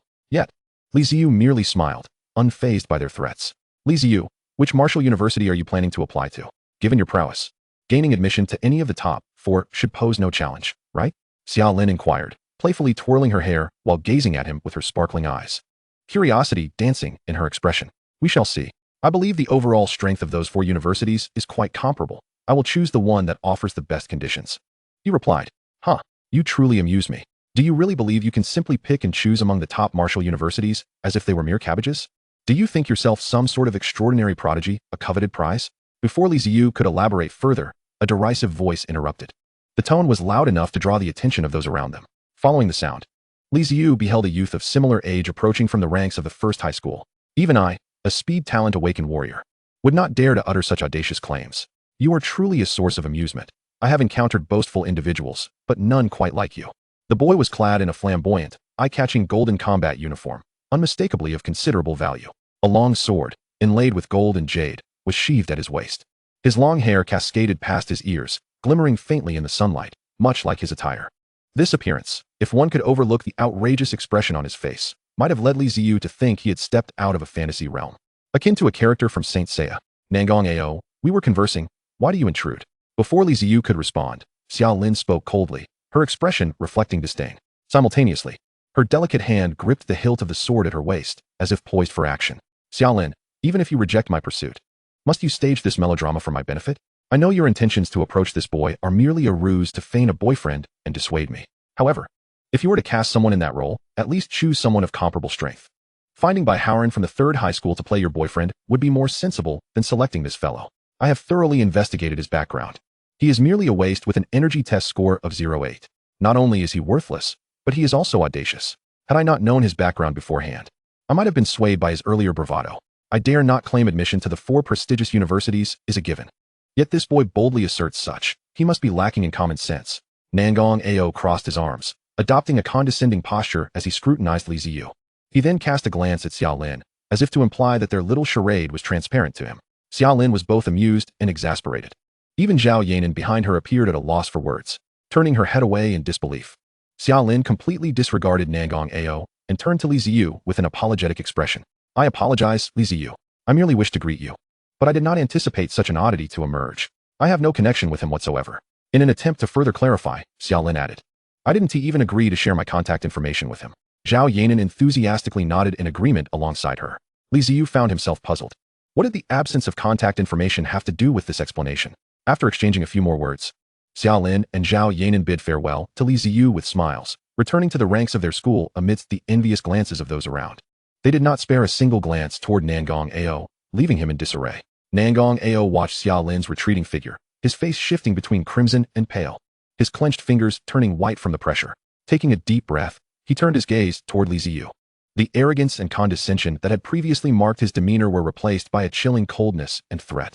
He approached Li Ziyu, lightly patting his shoulder, leaning in to whisper, I know not how a commoner like you has managed to associate with Xiao Lin, but let me make this clear. She is beyond your reach. If you have any sense, keep your distance from her. Otherwise, he paused, glancing at the distant position where the drone hovered, and stated with an air of finality. In the martial arts examination arena, a death goes unnoticed. Without waiting for Li Ziyu's response, he patted his shoulder once more and returned to the first high school's ranks. From the moment Nangang-ao appeared to the conclusion of his threat, Li Ziyu maintained an impassive expression. Once Nangang-ao was out of sight, he could no longer contain his laughter.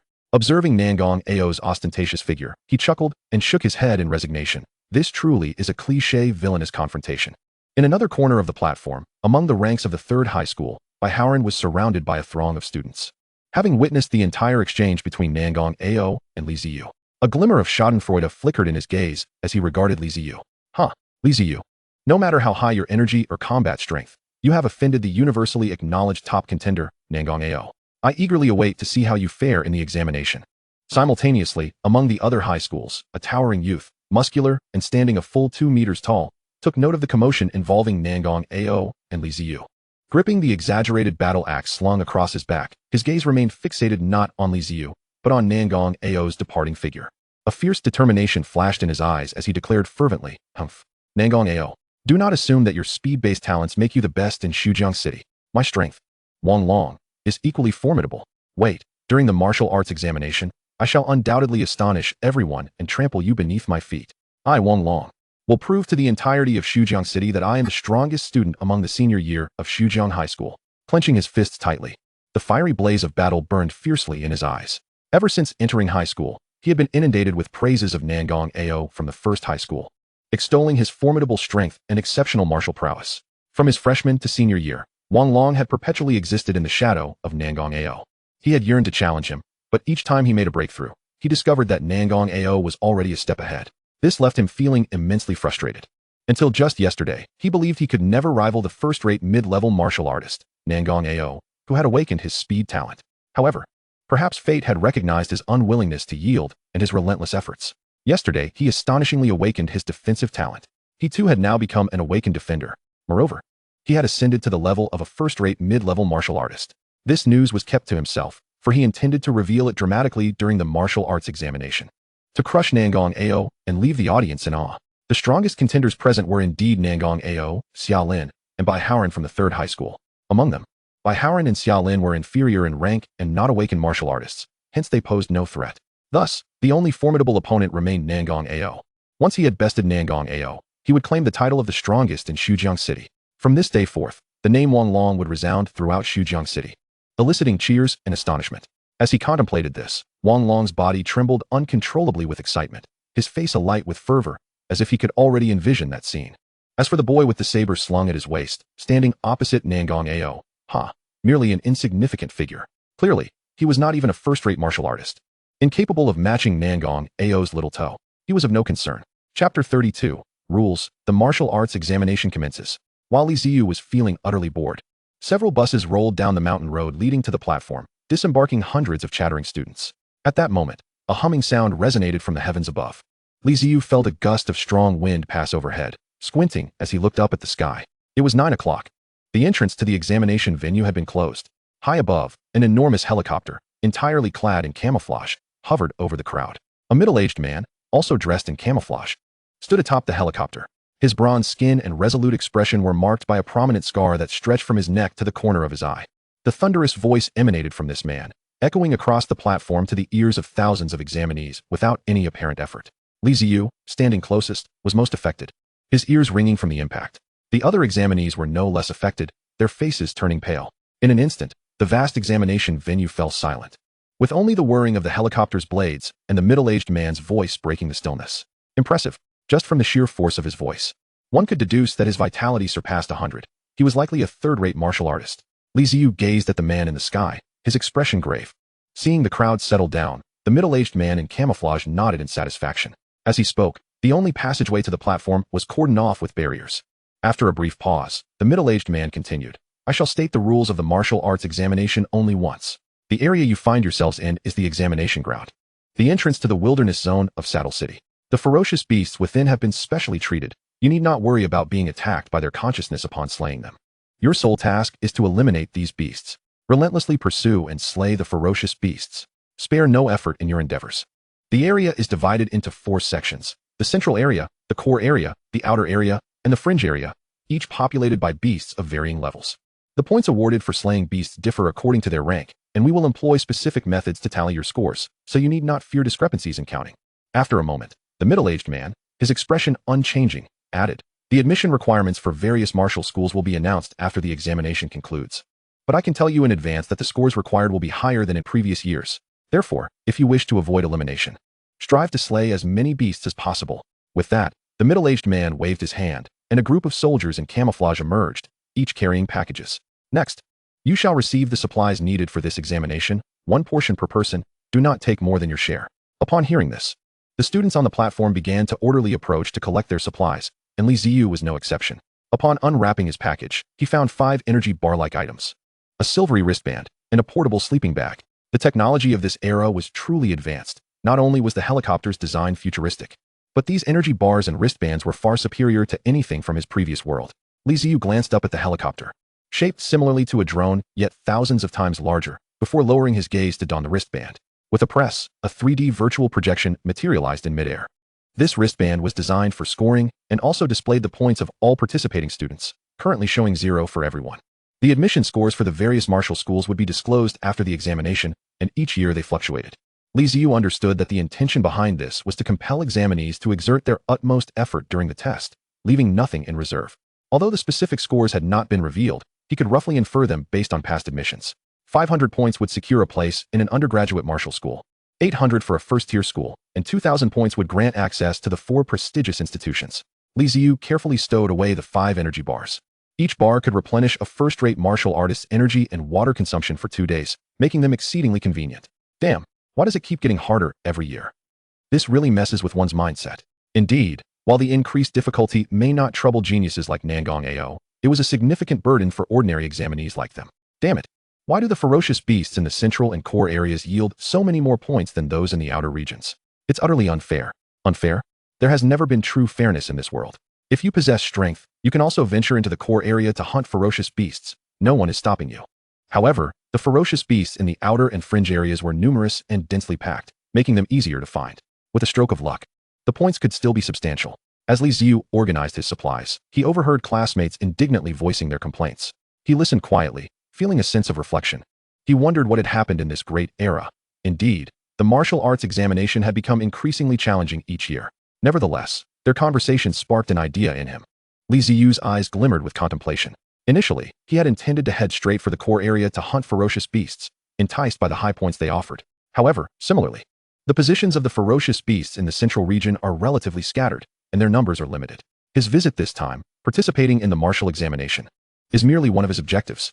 The primary aim remains to slay ferocious beasts to enhance his strength. The positions of the beasts in the fringe and peripheral areas are dense and numerous. Hence, it would be prudent to begin from the fringe region and push towards the center. After all, the martial examination lasts for 5 days. And with his current prowess and speed, 5 days should suffice for him to vanquish a considerable number of beasts. Oh, with their abundance and the absence of concern regarding the beast's consciousness encroachments, the ferocious beasts within this examination ground truly constitute a treasure. I wonder to what extent my strength will elevate within these 5 days. In the first division's location, Nangong Ao, arms crossed, listened disdainfully to the discussions and complaints of those around him. Just as they lament the difficulty of advancement, they begin to complain? What a pack of inept individuals. If I, Nangong Ao, cannot secure the first position amidst such mediocrity, that would indeed be a farce. Wang Long had been closely monitoring Nangong Ao's demeanor. Observing his confident, disdainful expression, a surge of fighting spirit welled up within him, and he exclaimed in admiration, "Truly worthy of being my chosen rival. The most formidable candidate recognized in Xujiang City. With such an attitude, he is already a prime sharpening stone for me." After the supplies were distributed, the camouflaged middle-aged man wasted no time and decisively waved his hand. Surrounding the platform, several massive steel gates slowly rose under the soldiers' manipulation. The middle-aged man's voice echoed throughout the venue. The martial examination begins. Chapter 33, Slaying Ferocious Beasts, Elevation of Strength. Whoosh. Thud. Thud. The moment the camouflaged middle-aged man's voice fell, the previously quiet platform erupted into chaos, a surge of vitality coursing through the air. All candidates exerted every ounce of strength. Racing towards the gate's entrance, various methods of haste emerged, with many seemingly utilizing some form of martial technique, leaping onto the shoulders of others and sprinting forward, provoking a torrent of curses from the crowd. Yet none could match the speed of a golden figure. At the instant the middle-aged man finished speaking, Nangong Ao transformed into a golden streak of light. Spectators merely caught a glimpse of a golden silhouette, stirring a whirlwind before vanishing from sight. Truly, a prodigy awakened with the gift of speed. This velocity could rival that of an automobile. However, I, Wang Long, am not one to be envious. Wang Long's eyes widened as he watched Nangong Ao leave behind a series of afterimages. With a cold snort, he clenched his fists, his arms, as thick as tree trunks, seemingly swelling even further. He forcefully swept aside the crowd blocking his path. In mere moments, a path lay clear behind him, strewn with toppled figures. Within the martial examination, as long as lives are spared, there are no other constraints. Xiaya, we shall proceed directly to the core region and commence our hunt for ferocious beasts from there, Xia Lin declared, drawing her long sword from her waist. Her expression resolute as she addressed Zhao Yanan, who stood beside her, equally grave. The two then exerted their strength and dashed into the wilderness. You all head to the core area, but how could I, by Howren, be absent? Li Ziyu observed the throngs of students surging toward the wilderness area, curling her lip in disdain. They all speak of difficulties and unfairness, yet during the actual examination, each one is more eager than the last. Li Ziyu remained unperturbed. The martial examination spans 5 days, with an abundance of ferocious beasts that cannot be exterminated completely, even if one enters a bit earlier than others. How many more beasts can they slay? Li Ziyu followed the tail end of the main group, strolling leisurely toward the wilderness area. Humph, boy, you've shown some sense. Inside the entrance to the wilderness area, Nangang had already stepped through the gate. His gaze had been fixed on Li Ziyu, and upon noticing that she was not hurrying alongside Xiaolin, but rather sauntering leisurely, Nangang scoffed disdainfully. Such matters, which pertain to one's future, should not be approached with such a lackadaisical attitude. Li Ziyu must have recognized her own standing and strength, likely resigning herself from the martial examination. After a mere glance, Nangang diverted his attention from Li Ziyu. A presence as inconsequential as roadside weeds was hardly worthy of his focus. His aspirations lie in claiming the first place in Xujiang City's martial examination. Indeed, even within the top 10 of the entire Su province. Xiaolin and Zhao Yanan also observed Li Ziyu's movements, seeing her leisurely trailing at the back of the group. A hint of admiration flickered in Xiaolin's beautiful eyes.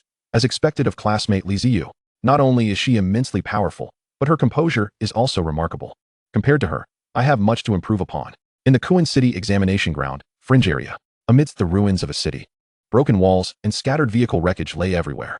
Moss covered the ground, and the terrifying roars of ferocious beasts echoed ominously around the dilapidated buildings. Bang! A deep brown combat boot crushed the wreckage of an off-road vehicle. The long-abandoned remains of the vehicle creaked under the weight of the boot. The owner of the combat boots was a short-haired youth wielding a blade.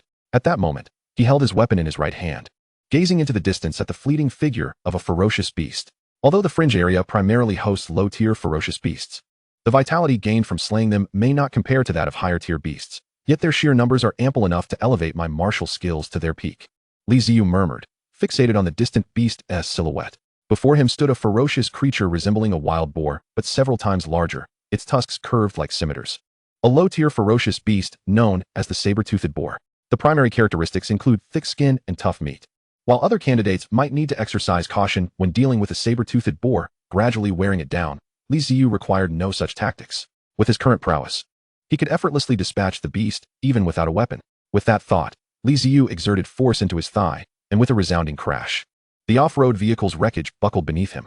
He transformed into a shadow, charging directly towards the foraging saber-toothed boar. As he approached, the beast, puzzled, raised its head, crimson eyes scanning for the source of the sound. However, as soon as it lifted its head, it was met with the sight of a black blade, swirling with wind, magnifying before its forehead. Bang! The next moment, the saber-toothed boar felt a jolt of pain in its forehead, not even uttering a sound before collapsing to the ground. Ding! Slayed a low-tier ferocious beast, saber-toothed boar. Vitality gained, 003. Name, Li Ziyu. Realm, high-level warrior. Combat skills, advanced bull strength technique, diamond body, gale blade technique, intermediate blade technique, intermediate movement technique. System, martial god system. Function, capable of absorbing all things to enhance vitality, with further functions yet to be explored by the host. After effortlessly slaying the saber-toothed boar, Li Ziyu opened the system panel, noting that there were no indicators for advancement beside his realm and combat skills. With a glance, he casually closed the system panel. With a few deft taps on the silver-white bracelet adorning his right wrist, a crisp chime resonated in the air, and a brilliant blue light flickered across the surface of the bracelet. Instantly, a vivid 3D virtual projection materialized before Li Ziyu. The rankings displayed: first place, Nangang with 50 points. Second place, Xiaolin with 20 points. Third place, Wang Long with 20 points. Fourth place, Baihaoran with 20 points. It appeared that Nangang had demonstrated commendable prowess, having amassed 50 points, likely by hunting a level 1 intermediate beast. After a brief glance, Li Ziyu diverted his attention, propelling himself forward into the ruins of the city. Ding! You have slain a level 1 primary beast, the saber-toothed porcupine. Health points gained, 003. Ding! You have slain a level 1 primary beast, the saber-toothed porcupine. Health points gained, 003. The notifications chimed in Li Ziyu's ears like raindrops on banana leaves. Casting a glance at the saber-toothed porcupine lying lifeless on the ground, he withdrew his blood-stained longsword and casually wiped it on the nearby grass before vanishing from sight. Dahe! In a moment, I will utilize my speed advantage to draw the saber-toothed porcupine over. Then, Wang and Liu Can will join me, and we shall ambush it. Wang Hao tightened his grip on his weapon, his expression serious and solemn as he addressed the two figures standing behind him, one tall and one short. Both figures nodded in earnest reply. All right, I'll go. The first strike will be mine, then it's your turn, Liu Can. If we rotate like this for 5 days, scoring enough points for all 3 of us to secure admission to the prestigious Wuda should be a breeze, Wang Hao proclaimed, a glimmer of cunning joy illuminating his face. This was the strategy they had devised after much deliberation. This is what one might call intellect. It's a pity we couldn't find Yuga. Had he joined us, he too could have secured a place at Wuda. Lost in thought, Wang Hao shook his head. refocusing as he hurried towards a saber-toothed porcupine about 70 to 80 meters away, engrossed in foraging through the refuse. Chapter 34. Apologies for stealing your kill. But Li Ziyu's swordplay is peak level.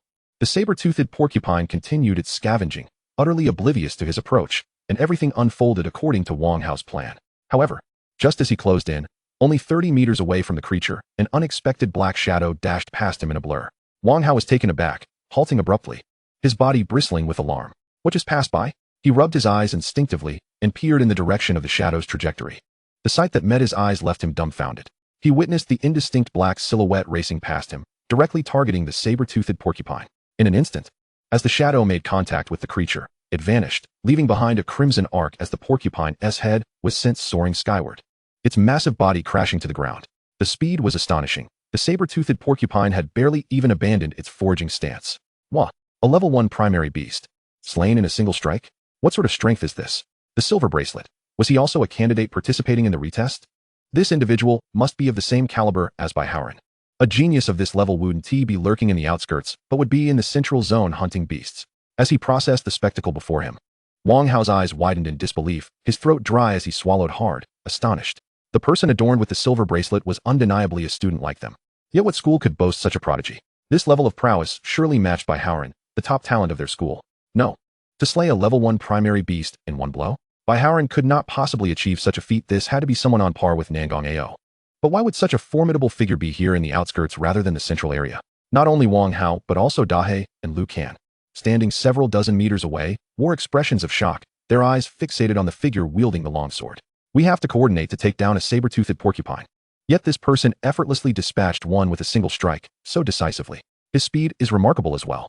Who is this genius? Amidst their astonishment, a singular question arose in their minds. At that moment, the shadowy figure seemed to notice them, slowly turning to reveal a strikingly handsome visage, with chiseled features and piercing eyes. Is that Yuga? Upon recognizing the face, Wang Hao's mouth fell agape, as if he could swallow an egg whole, his mind reeling with astonishment.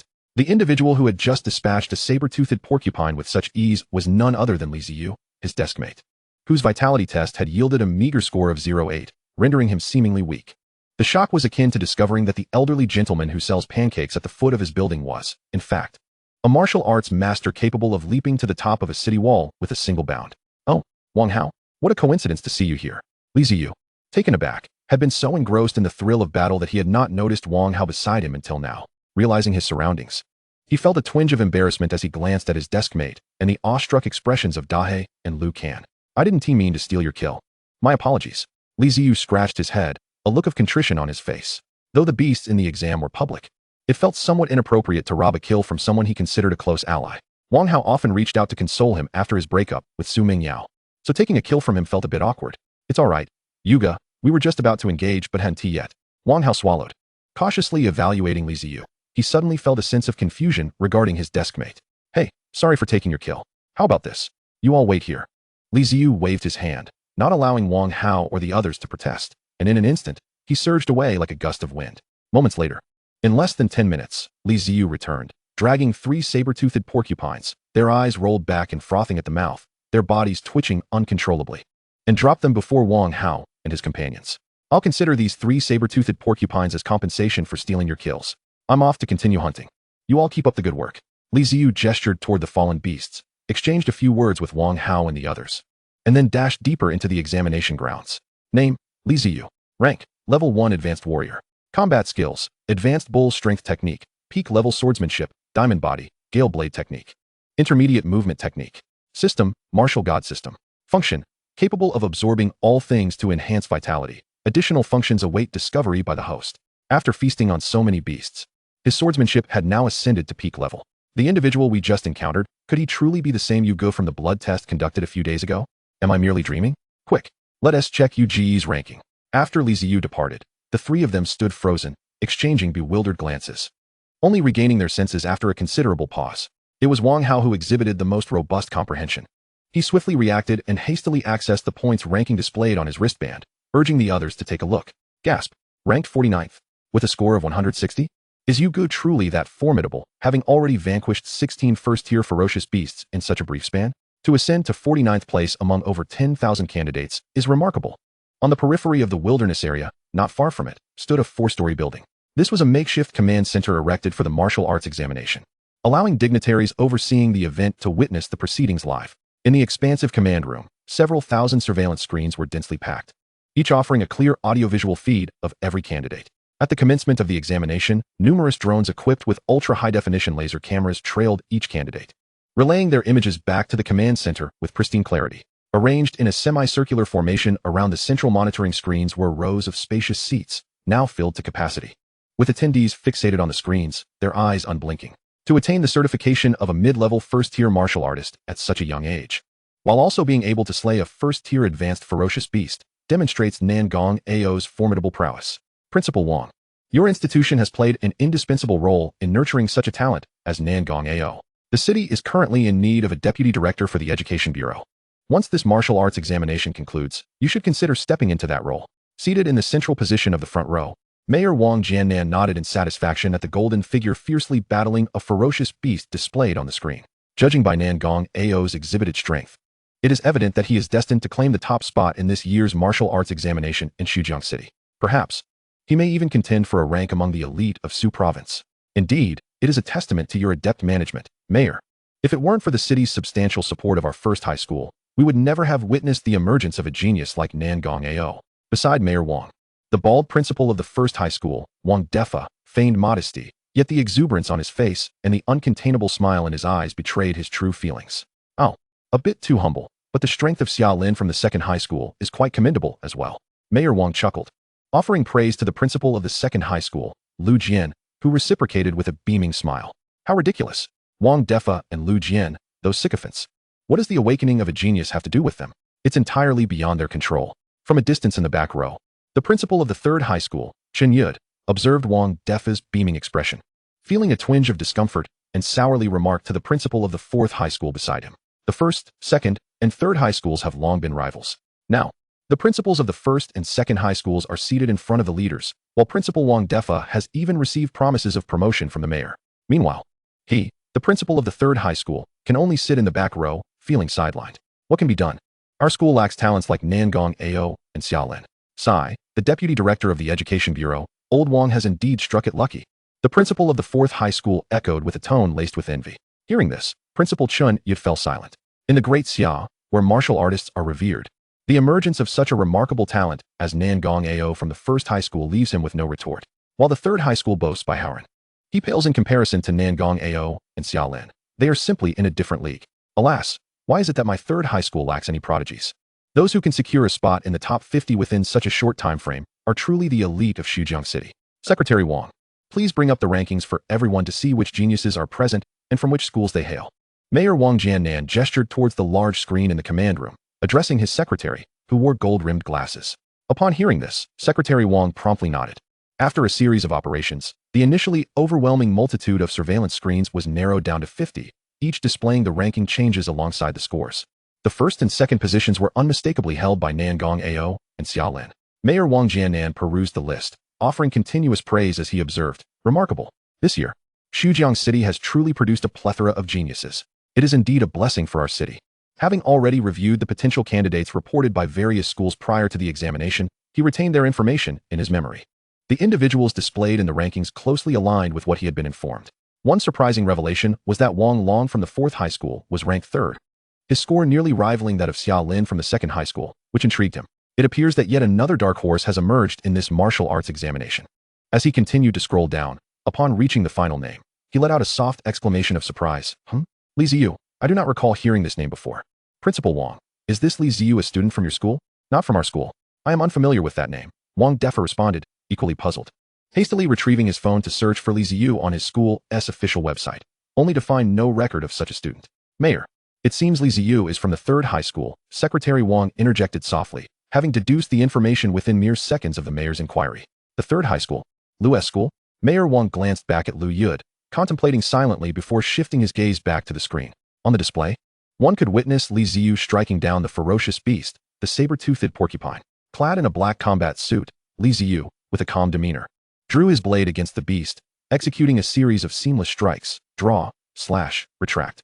With a final cut, the saber-toothed porcupine collapsed, the entire sequence flowing with such grace that it appeared less like a hunt and more akin to an artisan skillfully filleting fish after decades of practice. It was a spectacle of aesthetic beauty. Even Secretary Wang, who was observing alongside the two principals, was left in awe. The blade technique exhibited by the young man in black was nothing short of artistry. What caliber of swordsmanship does this young man possess? How can he appear so adept? Secretary Wang murmured. Peak-level swordsmanship?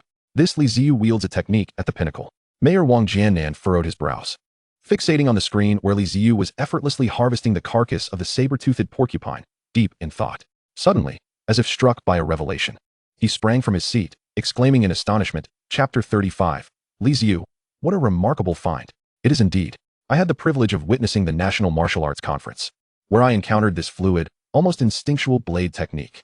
It is unequivocally peak level. I never anticipated that Xujiang City would harbor a student capable of honing fundamental martial techniques to such a pinnacle at such a young age. This Li Ziyu is undoubtedly a prodigy in the realm of martial arts. Beside him, Secretary Wang was equally taken aback. Though his martial arts prowess was not particularly high, he was well aware of the difficulty involved in mastering fundamental techniques through constant exposure. Astonished, he remarked, to have cultivated a fundamental martial technique to its pinnacle at the tender age of 17 is indeed remarkable. I recall that our city's Martial Arts Association president, the esteemed 4th-level warrior Chun Minyuan, only managed to elevate a basic martial skill to an advanced level by the age of 50. The further one progresses, the more formidable the breakthroughs become. As a 3rd-level warrior myself, I have barely grazed the threshold of advanced spear techniques. And that is with the sacrifice of other foundational skills to specialize solely in spear mastery. Li Ziyu, at such a young age, achieving the apex of basic sword techniques, is undoubtedly a rare prodigy in the martial arts realm. A look of admiration crossed Wang Jiannan's face, which soon transformed into envy as he reminisced about his own training experiences. Yet, he quickly composed himself and stated, as long as his vitality isn't excessively low. With Li Ziyu's peak swordsmanship, he might very well contend with Nan Gongao. Hurry. Bring the principal of the 3rd high school here to ascertain Li Ziyu's current vitality level. Xujiang City may very well have another genius capable of entering the top 10 in Su province. A spark of excitement illuminated Wang Jiannan's eyes as he contemplated the implications. The emergence of martial talent in their jurisdiction was a key metric for assessing their performance. If Xujiang City could boast 2 students in the top 10 of Su province simultaneously, it could potentially elevate his standing as mayor. Shortly thereafter, Principal Chun Yud of the 3rd high school was summoned. Upon arrival, he was already informed by Secretary Wang of the mayor's request and had learned from Lu Yanfeng about Li Ziyu's vitality test results. Initially filled with joy, his expression shifted to one of trepidation and caution. Only 0.8 in the vitality test? Are you certain? A youth capable of reaching the pinnacle of basic martial skills, yet possessing a vitality score of merely 0.8. Wang Jiannan's countenance darkened as he repeatedly sought confirmation from Chun Yud, receiving nothing but affirmations. Wang Jiannan fell silent, lost in thought. Just as Chun Yud anticipated an outburst, Wang Jiannan exhaled a long sigh, dismissively waving his hand. Alas, such a pity that Li Ziyu's vitality is only 0.8. If it were 1.5, or even 1.4, paired with his peak swordsmanship, he could effortlessly hunt ferocious beasts in the central zone. However, with a vitality of merely 0.8, even with peak sword techniques, slaying a level 1 beginner beast, the saber-toothed porcupine, would be his utmost limit. Principal Chun Yud fell into silence, having participated in numerous martial examinations himself. He understood the implications of Wang Jiannan's words. While peak sword techniques significantly enhance combat prowess and practical ability, there are limits. Just as a powerful combat skill would yield vastly different results in the hands of a low-level warrior compared to a high-level warrior, Li Ziyu's mastery of peak swordsmanship would only allow him to barely defeat a level 1 beginner beast. Yet, the points awarded for slaying such a creature were limited. While others in the central or core regions could vanquish a ferocious beast, it would take Li Ziyu several saber-toothed porcupines to match that score. The disparity was glaringly apparent. In simpler terms, the maximum points Li Ziyu could achieve in this martial examination were far too low. Chun Yud lamented, slapping his thigh. What a loss for Li Ziyu. In the martial examination arena, amidst the ruins of the city's outskirts, Li Ziyu wielded his long blade, dispatching saber-toothed porcupines with the ease one would slice through vegetables. With each encounter, he swiftly eliminated his foes. Standing atop the carcass of a saber-toothed porcupine, he gazed into its unblinking eyes and softly uttered, "Rest in peace. May there be no Li Ziyu in heaven." With a smile directed at the 2 stunned girls nearby, who were still reeling from the display of his prowess, Li Ziyu vanished from sight. Wow, that person looked so much like Li Ziyu from our class. Wasn't his vitality test only 0.8? I remember Su Mingyao broke up with him over that. How could he be so strong? The 2 tall girls, with their mouths agape, stared in shock at Li Ziyu's retreating figure. Li Ziyu reached a dilapidated water tower and, employing both hands and feet, swiftly scaled the 50-meter structure. Sitting atop it, the wind billowed against his collar. He tore open an energy bar with his teeth, replenishing his strength while tallying his gains. After a flurry of slaying, the system notifications rang incessantly in his ears, and he had yet to ascertain his current vitality level. Glancing at the time displayed on his wristband, he noted that less than 5 hours had passed since the martial examination commenced. Opening the system panel, he observed, Chapter 36, Pinnacle Level Movement Technique Name, Li Ziyu Realm. Level 1 Advanced Warrior Combat Skills, Advanced Berserker Body Refinement Technique, Diamond Body, Gale Blade Technique, Pinnacle Level Blade Technique. Intermediate Movement Technique. System, Martial God System Function, capable of absorbing all things, enhancing vitality. Other functions await the hostess discovery. Excellent. The movement technique can be elevated to advanced. The system panel revealed an option to upgrade. Li Ziyu did not hesitate and immediately allocated the upgrade to movement technique. Name, Li Ziyu Realm. Level 1 Advanced Warrior Combat Skills, Advanced Berserker Body Refinement Technique, Advanced Movement Technique, Diamond Body, Gale Blade Technique, Pinnacle Level Blade Technique.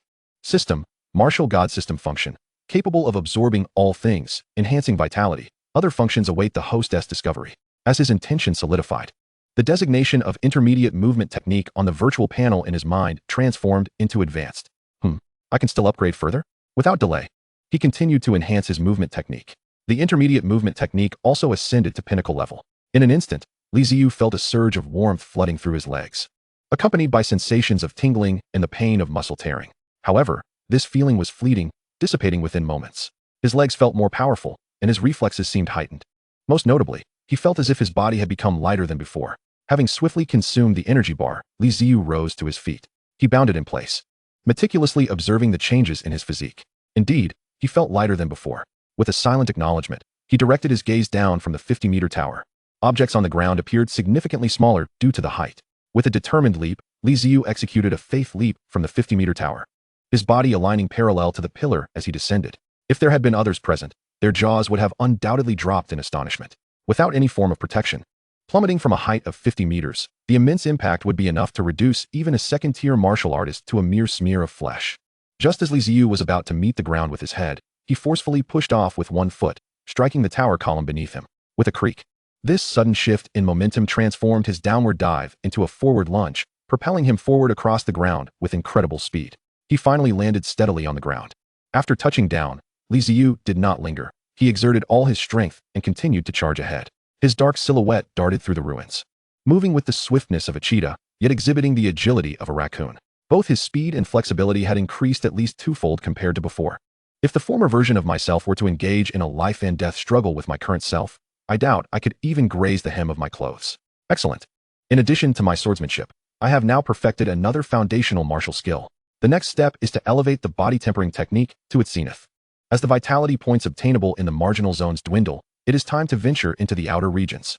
Li Ziyu fixed his gaze in a specific direction and, with a whoosh, transformed into a streak of light, vanishing from his original position. In the central area of the martial examination venue, a scene resembling an abandoned park unfolded. A figure clad in golden combat attire, with equally golden hair, was engaged in a fierce battle with a 2-meter-tall beast resembling an ape. The creature's red eyes glared as its arms, thicker than stone pillars, relentlessly struck at the golden figure. Each attack shattered the surrounding walls, sending debris flying. Yet, the golden figure moved with remarkable speed, skillfully avoiding the ape's strikes and leaving behind gashes on its body with a graceful longsword. The ape could only roar in anguish, furiously pounding its chest. The strength of the advanced first-tier beast, the mighty ape, is truly formidable. If it were not for my innate talent for speed, allowing me to evade its attacks, any other candidate would surely be crushed within moments. After a brief exchange, Nangang-ao pierced the mighty ape's vital point with a single strike, causing the creature to crash to the ground, filled with resentment. Only I, Nangang-ao, can claim the kill of an advanced first-tier beast like the mighty ape in this martial examination. It is clear that the first place belongs to me, Nangang-ao. Xiaolin, you better open your eyes and witness what a true prodigy I am. In comparison to me, Li Ziyu is but a triviality. Nangang-ao kicked the corpse of the mighty ape with force, placing his foot upon it, and embraced the sky with both arms, laughing maniacally. Moments later, after indulging in his self-admiration, Nangang-ao shifted his gaze to the score bracelet on his wrist, tapping it lightly twice. A virtual projection materialized in midair. Glancing at it, he displayed an expression of entitlement. Of course, first place is mine. And Xiaolin, with impressive strength, her score is nearly catching up to mine. truly deserving of the attention I, Nangong Ao, bestow upon her. Oh, this Wang Long seems capable as well, his score matching Xiaolin's. However, none of them pose a threat to me. The first place in the Xujiang City martial examination is firmly in my grasp. After scanning the leaderboard, Nangong Ao prepared to close the score list, ready to continue hunting beasts. Only candidates within the top 10 were worthy of his attention. Those outside that range were mere trash, lacking the qualifications to pose any threat to a prodigy like him. Yet, just before closing it, a sudden thought struck Nangong Ao. And on a whim, he flipped to the last page of the rankings. A candidate with a mere 0.8 vitality dares to participate in the martial examination? I must see how poorly they rank. There is no mention of Li Ziyu on the last page. Could it be that he has already been eliminated? After searching through the last page for Li Ziyu's name, Nangong Ao let out a chuckle, preparing to close the leaderboard.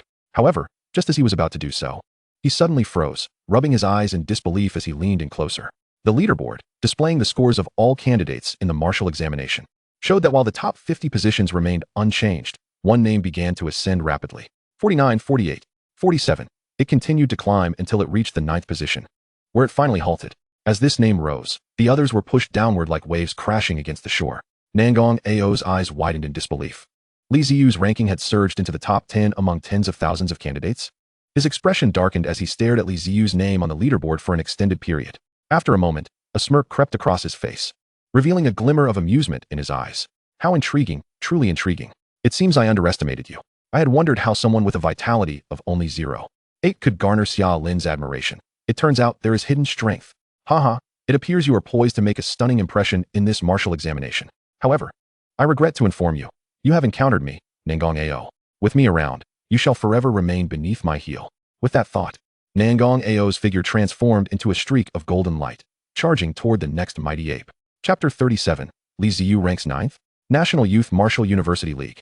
At the edge of the central area, Xia Lin drove her sword into the skull of a first-tier intermediate beast, the gluttonous wolf. The 3-meter-long wolf let out a final, unwilling howl before collapsing to the ground. If it weren't for my swordsmanship having temporarily advanced to intermediate level, coupled with this second-tier asthma alloy weapon in my hand, I might not have been a match for the gluttonous wolf. Leaning against a broken wall, Xia Lin took a few labored breaths while unwrapping an energy bar to chew on. Equipment and combat skills are forms of strength. The martial examination does not prohibit students from carrying weapons that exceed their level. Let's check my current score ranking. Xia Lin tapped a few times on the score bracelet on her right hand, opening the leaderboard. Seeing her rank at 2nd place, she exhibited a hint of surprise. Her gaze continued downward as she searched for Li Ziyu's ranking. Upon discovering that Li Ziyu was in 9th place, a flicker of astonishment crossed her eyes. So Li Ziyu is only ranked 9th? Is he perhaps conserving his strength? No wonder I am in 2nd place. Under normal circumstances, Li Ziyu should be above me, and I below him. Nangong Ao is 1st, Li Ziyu 2nd, and I am 3rd. That would be the normal ranking. However, it seems Li Ziyu has yet to exert himself. With his strength, barring Nangong Ao, securing 2nd place should be a given. Meanwhile, at the edge of the wilderness area, Wang Long, a towering figure with a bare torso, had veins bulging like winding earthworms across his skin. Boom. A powerful punch from Wang Long crashed into the head of a gluttonous wolf before him. The wolf's head, larger than a basketball, was pulverized into a mist of blood with a single blow. Opening the score leaderboard, Wang Long scoffed. Humph. Nangong Ao, you remain in 1st place as expected. You possess some strength, worthy of being the genius I, Wang Long, aspire to surpass. I know the other 9, but who is this Li Ziyu in 9th place? I have never heard of him before. Never mind. Even if I rank 9th, it ultimately means I am not in the same league as them. My sole ambition is to surpass Nangong Ao. I aim to be the best in Xujiang City. Cousin, your prowess is truly astonishing.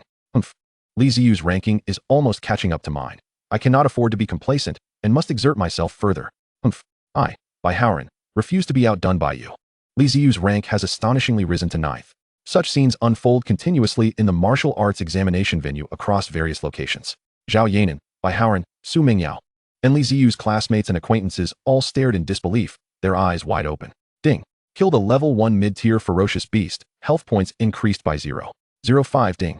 Killed a level 1 mid-tier ferocious beast, health points increased by 0.05. In the outer area of the martial arts examination venue, Li Ziyu withdrew her blade from the beast's carcass and opened the leaderboard, her expression brimming with excitement. Excellent. My points have surged to 9th place, and I feel I am on the brink of advancing my martial skills. Indeed, if I maintain this momentum until the end of the examination, I might elevate all my martial techniques to their zenith. I truly made the right decision to participate in this martial arts examination. Mayor Wang, I have heard that this examination has intensified in difficulty to select promising candidates for the National Martial University League. That is but one of the reasons. Wang Jiannan glanced at the cautious principal of the first high school beside him and began to respond. Wang Defa was taken aback, a flicker of curiosity crossing his face as he cautiously inquired. Is that merely one of the reasons? Are there other factors at play? The specifics I occasionally glean from the governor seem to stem from the rivalry between the Martial University Alliance and the extreme and transcend martial schools. However, I cannot ascertain the exact details. These matters feel somewhat distant to us. This martial arts examination primarily serves as preparation for the National Martial University League. Students who rank in the top 100 of this examination are likely to receive focused training to represent the school at the national level. A hint of longing appeared on Wang Jiannan's face, as if reminiscing about something. Yet soon, this yearning turned into regret. Alas, securing a spot in the national top 100 is exceedingly challenging. Our vast Asia territory has over 1 million students participating in the examination. To emerge from among 1 million to claim a top 100 position is truly the mark of a prodigy. Wang Jiannan shook his head with a sigh.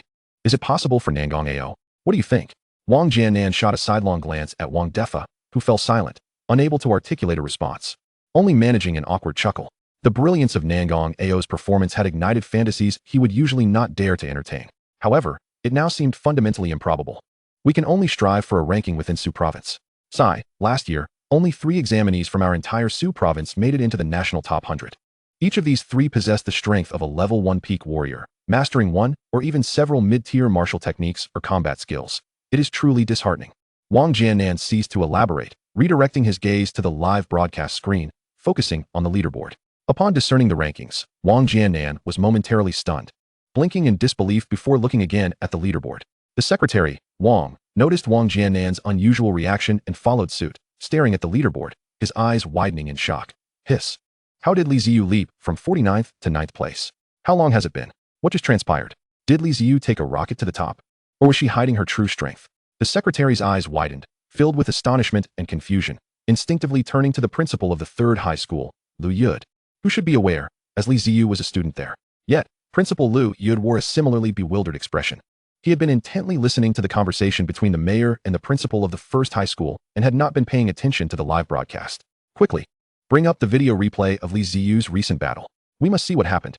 Wang Jiannan was the first to react, hastily commanding the staff responsible for the live broadcast. After voicing his command, he felt it was insufficiently urgent and immediately rose to approach the broadcasting station. The remaining secretaries and several principals, seeing the mayor stand, promptly followed suit, gathering around the live screen. With so many onlookers, the staff in charge of the broadcast did not dare to slacken their pace, fingers flying across the keyboard. Soon, the replay footage of Li Ziyu's ranking surge was displayed prominently on the screen. Chapter 38, The Fainting Wang Jiannan. The screen revealed a young man clad in a black form-fitting combat suit, wielding a blade with one hand, his posture tall and his brow sharp, darting swiftly through the ruins of the city. Due to the boy's incredible speed, even the following drone had to operate at full power to keep pace, causing the footage to tremble slightly. The youth maneuvered along the edges of the examination area, his figure appearing as a mere afterimage, continuously advancing into the outer regions. He encountered several level 1 mid-tier ferocious beasts known as shadow cats, renowned for their speed. Yet, the attacks of these speed-dominant shadow cats seemed preordained in their ineffectiveness against the boy. Without any visible movement from the youth's feet, he consistently dodged the shadow cat's assaults. The shadow cats could not even graze the hem of his clothing. Wang Jiannan stared blankly at the screen, watching the boy, who appeared as a masterful dancer amidst the onslaught of ferocious beasts, his expression one of sheer astonishment. Li Ziyu, what martial technique is this? Could it be a level 1 advanced evasive technique? No. A level 1 evasive technique could not achieve such speed and agility. I believe Li Ziyu is employing a level 2 evasive technique, remarked the principal of the 3rd high school, his eyes wide with shock. Level 1 martial techniques cost upwards of 1 million, while level 2 begins at 5 million and is exceedingly difficult to cultivate. I never imagined Li Ziyu not only possesses remarkable talent, but also has the financial means to acquire a level 2 martial technique. However, his financial situation is irrelevant. Li Ziyu's strength only excites me further. But isn't Li Ziyu an orphan? I recall he currently resides alone in the old city. Furthermore, I believe level 2 evasive techniques have certain health requirements for the user, right? With Li Ziyu's health points at 0.08, he should not meet the conditions to cultivate a level 2 martial technique. Lu Yanfang interjected, her face a mask of confusion. She was more aware of Li Ziyu's situation than anyone else. He could not possibly afford a level 2 evasive technique. Moreover, his health points were insufficient to fulfill the cultivation requirements for such a technique. Yet, the speed Li Ziyu demonstrated was astonishing. She could not conceive of any explanation other than a level 2 martial technique. It is not a level 2 evasive technique. As the discussion continued, Wang Jiannan's voice rang out. The crowd immediately fell silent, turning their attention to Wang Jiannan. He gazed intently at the live broadcast screen, his face a canvas of complex emotions, confusion, admiration, envy, and a myriad of other sentiments flashing across his features before he finally murmured. What Li Ziyu is utilizing is peak-level evasive technique. His agility is indeed of peak caliber. 2 pinnacle-level foundational martial arts. How did Li Ziyu achieve such a feat? At what age is he? 16? Or perhaps 17? Astonishingly, he has managed to cultivate both swordsmanship and agility to their utmost peaks. What extraordinary comprehension is this? What unparalleled martial talent is this? Wang Jiannan initially spoke in a calm manner, but as he continued, his excitement grew exponentially. By the end, his face had turned crimson, his lips trembled, and his finger pointing at the screen began to quiver. This prodigious martial genius. And yet his vitality test yielded a mere 0.8. Fate is indeed envious of talent. How cruel it is to the gifted. Cough, cough. Uft. Thud. Overwhelmed by his intense emotions and heartache, Wang Jiannan felt a sudden darkness envelop him, collapsing to the ground with a thud. As his words fell, a profound silence enveloped the room. Li Ziyu has mastered pinnacle-level agility. At the tender age of 17, he has grasped 2 pinnacle-level foundational martial arts? How is this conceivable? The crowd was left in utter shock by Wang Jiannan's proclamation, as though they had been struck on the back of the head by a heavy club, leaving them dazed. It was only the sound of a thud that roused them from their stupor. Secretary Wang was startled. Mayor Wang, what has happened? Quick, medical team, come and assist. Hurry, bring a stimulant for Mayor Wang. The scene descended into chaos.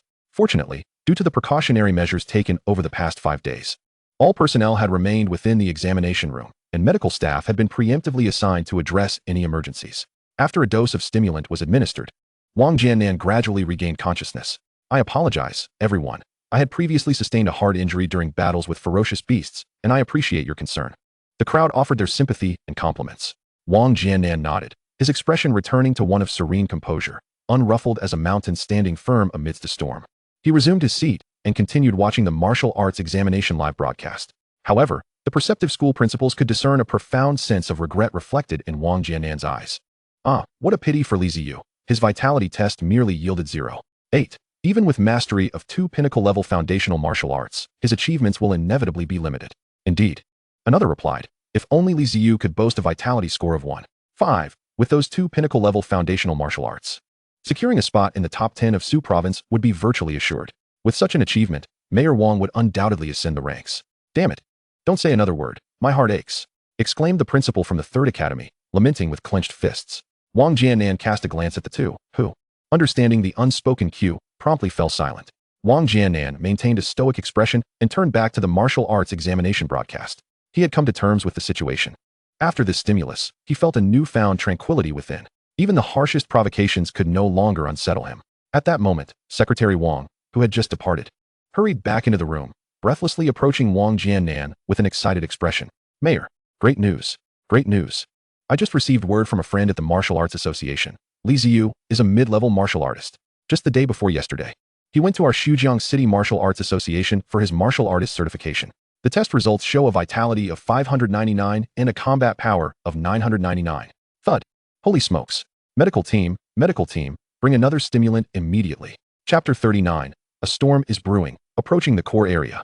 Within the martial arts examination grounds, a gargantuan, saliva-dripping, crimson-eyed beast, larger than an elephant, incessantly clawed at the ground, leaving deep furrows in its wake. It let out a thunderous roar directed at the black-haired youth before it. Oh well. The beast roared, transforming into a bolt of lightning, akin to a tank crashing through a tsunami, charging towards the boy. In stark contrast to the ferocious creature, the boy appeared as a mere leaf in the tempest, small and insignificant. Yet, just as the beast was about to rend him apart, the boy sprang into action. Without any grandiose movements, he effortlessly sidestepped several meters, causing the beast to miss its strike. The beast attempted to continue its assault, opening its maw to bite the boy. But before it could even unleash its attack, the boy sprang up, executing a strike akin to a lightning-fast whip kick, which landed with a resounding crack against the beast's face. Oh!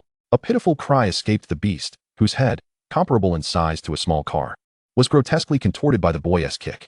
Following that, the boy's feet left the ground, and despite the beast's immense weight, it was sent soaring backward, crashing into a 3-story building several dozen meters away. The structure, constructed entirely of reinforced concrete and standing firm for decades, collapsed under the impact with a thunderous roar. Excellent. With my agility cultivated to its peak, my evasion capabilities have significantly enhanced. In actual combat, even ferocious beasts below the first pinnacle cannot lay a finger on me. Moreover, my strength has multiplied several times. It is no exaggeration to say that within the realm of first-level martial artists, I am undoubtedly in the T0 tier. Leaping in front of the beast, he delivered a final punch to finish it off. Upon hearing the system notification chime in his ear, Li Ziyu nodded in satisfaction. For days had passed since the commencement of the martial arts examination, and after 2 days of hunting, he had lost count of how many ferocious beasts he had slain. One after another, he had progressed from the edge of the examination grounds to the core area, now mere steps away from the center. By the end, he had grown somewhat numb to the slaughter, even weary of the system notifications ringing in his ears. If the ferocious beasts in the examination grounds had not been preemptively managed by the authorities, the sheer number he had dispatched would likely have caused them to succumb to a loss of self-awareness. Nevertheless, the rewards of these days had been bountiful. His swordsmanship, agility, and body tempering techniques had all reached their pinnacle. Even the defensive martial arts he had later cultivated had been advanced to a high level. Opening the system panel, he saw, name, Li Ziyu, realm, first level senior martial artist. Combat skills, pinnacle bull tempering technique, pinnacle agility, pinnacle swordsmanship, high-level diamond body, gale, sword technique. System, martial god system. Function, capable of absorbing all things to enhance vitality, with additional functions awaiting exploration by the host. I am uncertain if there are others in different cities who have cultivated all martial arts to their peak as I have, but in Xujiang City, there should be no one else besides myself. He remained humble, not proclaiming his invincibility as a first-level martial artist. Yet, Li Ziyu believed he was undoubtedly in the T0 tier. After a moment of contemplation, Li Ziyu tapped a few times on his wristband, opening the points interface.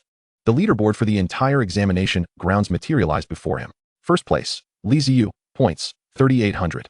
Second place, Nangong Ao, points, 1,200. Third place, Wang Long, points, 980. Fourth place, Xiaolin, points, 970. Indeed, he was in first place, with nearly 3 times the points of the second-place contestant. It appeared that securing the title of champion for Xujiang City was assured, and his scores would suffice for admission into those 4 prestigious schools. He was merely unsure of his national ranking. Li Ziyu mused that his nature was such that he either did not engage or, when he did, he aimed to excel to the utmost. Having decided to pursue the 4 prestigious institutions, he was determined to compete for the title of national champion. After a moment of reflection, a glimmer of determination flashed in Li Ziyu's eyes. With a resolute gaze, he tightened his grip on the battle blade, his form shifting as he dashed toward the core area. It is said that within this central region, there exists a secondary ferocious beast specifically designated for those aspiring to compete for national rankings. Slaying it would yield an astonishing score, potentially dozens of times greater than usual. Has he departed? Yes, he has. Phew, the pressure is staggering. After Li Ziyu left, 2 female examinees, who had been hiding and watching in fear, finally emerged from the ruins. Su Mingyao's close friend, Xiaoya, patted her ample chest, a look of relief washing over her face as she spoke. Even the advanced first-level beasts cannot withstand a single blow from Li Ziyu. What kind of strength does he possess? Such power must surely make him a peak first-level warrior. Fortunately, he did not notice us. Otherwise, if he were to harbor resentment over Mengyao's breakup with him, we would be in dire straits. Su Mingyao did not respond to her friend, but simply stared blankly in the direction where Li Ziyu had vanished, a bittersweet expression of unspoken regret etched upon her face. Reflecting on 5 days prior, Li Ziyu had still been within her reach. Yet now, she lacked even the courage to stand before him, reduced to a mere observer. Akin to a mouse, witnessing his prowess. If only heaven would grant me another chance, I would never make the same choice again. What? A score of 3,800? 3 times more than mine. That scoundrel Li Ziyu has been concealing his strength. How outrageous. How could his score be so high? How many ferocious beasts did he slay? He must be cheating. In the central region, Nangong Ao glowered at the leaderboard, his expression darkening upon seeing Li Ziyu's name at the top. Enraged, he pounded the wall, oblivious to the blood seeping from his hands. I am the strongest in Xujiang City. This insignificant character must have cheated to achieve such a high score. After venting his frustration, a flicker of unwillingness crossed Nangong Ao's face. Among the martial examination candidates in Xujiang City, he had always been the brightest star. When had he ever been overshadowed by another? Just the thought of the public's reaction to Li Ziyu's score made Nangong Ao feel as though he had swallowed a fly. Humph, I'll go after that secondary beast. I refuse to believe that Li Ziyu has the strength to defeat it. If I can slay it first, I will prove my superiority over him. With that thought, Nangong Ao composed himself and dashed toward the innermost part of the central region, a flash of yellow streaking past. What? A score of 3,800? This must be a joke. How could anyone be stronger than Nangong Ao? In a particular area of the central region, Wang Long sat atop a ferocious beast's corpse, ravenously devouring an energy bar while scanning the leaderboard, his expression fluctuating between joy and despair. This prodigy has a score of 3,800, making him the top candidate in Su province. How on earth am I supposed to catch up? I can only imagine how Nangang-ao must feel right now. Knowing him, he will undoubtedly rush to the central region to hunt that secondary beast and prove his strength. I must see for myself just how formidable this Li Ziyu truly is. As someone who had always aspired to surpass Nangang-ao, Wang Long had thoroughly analyzed his rival's character. He was certain that Nangang-ao would impulsively seek to hunt that secondary beast. Perhaps the one named Li Ziyu would also venture forth. No, he surely would. With this in mind, Wang Long hastily swallowed the remainder of his meal and made his way toward the heart of the examination site. With a score of 3,800, Li Ziyu, have you finally begun to unleash your potential? You exceed my expectations. Truly, you are remarkable. Summer Lin gazed at the name leading the leaderboard, her eyes sparkling with intrigue as she murmured to herself, strong in skill and handsome in appearance. Suddenly, a thought crossed her mind, and a faint blush crept across her fair cheeks. However, upon noticing the drone hovering nearby, filming her, she quickly shook off the thought, feeling embarrassed. Oh dear, what am I thinking? I hope Li Ziyu doesn't TC this. How embarrassing. Regaining her composure, Summer Lin turned her gaze back toward the central region, pondering. The martial examination is nearing its end. They will surely head to the secondary beast. I should go take a look as well. Chapter 40, Astonishment Abounds. Goodness. A score of 3,800, ranking first. How on earth did Li Ziyu accomplish this? How could anyone be so powerful? Wasn't he an orphan? How is it possible for him to possess such strength? This makes it impossible for me to surpass him. Brother, your strength is beyond my imagination. It's almost enough to terrify your cousin. Haha, before the martial examination, my mother reminded me to look after you. I can only imagine her reaction upon learning of your current score. I find myself eagerly anticipating it. Wow, Brother Yu is incredible. Brother Yu is the best in the world. What? How could such an extraordinary talent emerge from our school? Such immense strength concealed so deeply. Truly a master of deception. Various reactions unfolded across the martial examination venues, as all eyes were fixated on the name occupying the top spot on the leaderboard. Jealousy, admiration, astonishment, and bitterness manifested in a myriad of emotions. Li Ziyu? Wait, isn't that the name of my uncouth neighbor as well? What a coincidence to share the same name. The martial examination was being broadcast live, and many parents were watching the stream, including the plump neighbor of Li Ziyu. Upon seeing his name on the leaderboard, she felt a twinge of surprise, but did not dwell on it. She was well aware of her neighbor's background, a meager vitality test score of 0.8. Not only was achieving the top score impossible, but he wouldn't even qualify to take the martial examination. Otherwise, she wouldn't have felt so emboldened to bully him. Aside from a hint of envy, the plump woman dismissed the thought and returned her focus to her son's live stream. Good job, my son. Your score has reached 500. You are qualified for undergraduate studies at Wu University. Who would have thought we would have a martial artist in the family? We must gather the relatives to celebrate. In the command room for the martial examination, the mayor, principal, and other high-ranking officials emerged from the lounge, heading toward the live broadcast room on the top floor. It was already the fourth day of the martial examination, and after several consecutive days of watching, they could no longer withstand the fatigue and had collectively rested for a night. As they made their way to the top floor command room, a heated debate arose between the principal of the first high school and that of the third high school. Old Lu, your school boasts a genius like Li Ziyu. Yet he has remained hidden for so long. Humph. You must be hoping to make a grand entrance during this martial examination, huh? Your intentions are quite clear. However, while Li Ziyu may excel in both swordsmanship and agility, in terms of actual combat ability, he still falls short compared to our Nangang-ao. The principal of the first high school adjusted his glasses and chuckled. The principal of the third high school scoffed disdainfully. Li Ziyu's swordsmanship and agility are indeed at their peak, and his vitality and combat prowess surpass Nangang-ao. To claim that his strength is inferior to your Nangang-ao is sheer nonsense. What good are foundational martial skills if, in the end, it all comes down to innate talent? Li Ziyu possesses the talent of vitality and blood, which may grant her an initial advantage. But one must question the efficacy of such a talent in the later stages. The principal of First Middle School scoffed disdainfully. During every martial arts examination, he consistently occupied the back row, yet now he finds himself seated alongside Li Ziyu. With the imminent competition for the position of Deputy Director of the Municipal Education Bureau, he is reluctant to forego the opportunity to undermine the principal of Third Middle School. However, the latter is no pushover, having produced such a prodigious talent as Li Ziyu. He is determined to defend her fiercely. Voices raised in heated argument, their faces flushed and necks taut. It seemed a physical confrontation was on the brink. Enough. You two are heads of schools. What sort of decorum is this? Wang Jiannan interjected with a cold snort, effectively halting the quarrel between the two principals. Yet, they continued to glare at each other, neither willing to concede. At that moment, Mayor Wang Jiannan spoke again. We are all elites of Xujiang City. There is no need for such contention. However, the principal of First Middle School does make a valid point. While Li Ziyu's foundational martial skills may surpass those of Nangong Ao, her vitality talent, indeed, is only formidable in the early stages. As one progresses into the mid to late phases, it pales in comparison to the speed-oriented talents. He paused before suggesting, let us turn our attention to the current rankings. I suspect Li Ziyu has ascended to second place. Wang Jiannan's words filled the principal of First Middle School with pride, while the principal of Third Middle School remained silent. Yet he recognized the truth in Wang's assertion. The enhancement of vitality in the early stages significantly amplifies combat effectiveness, but as one reaches the master realm, warriors possess vitality in the millions, rendering the differences in vitality less pronounced. In contrast, speed talents remain crucial.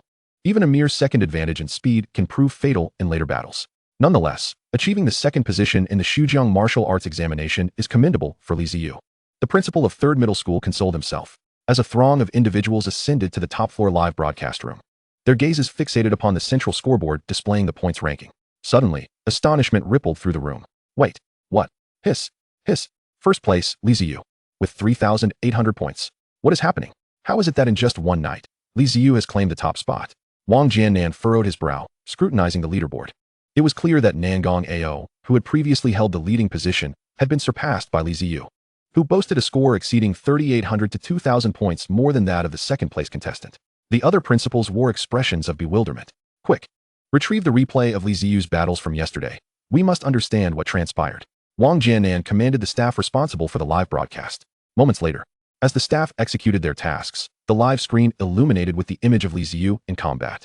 With each strike, the scene unveiled a stark contrast to the previous encounter. This time, Li Ziyu had entered the central area, facing beasts that had escalated from primary to advanced levels. Yet, Wang Jiannan observed with astonishment that Li Ziyu was dispatching these formidable creatures even more swiftly than before. While she initially maneuvered with agility against the advanced beasts, she soon resorted to sheer force, at times delivering a single punch that felled her foes. The audience stood mesmerized, spellbound by the spectacle of Li Ziyu dominating the beasts with unbridled power, the atmosphere thick with silence. A pin drop could be heard.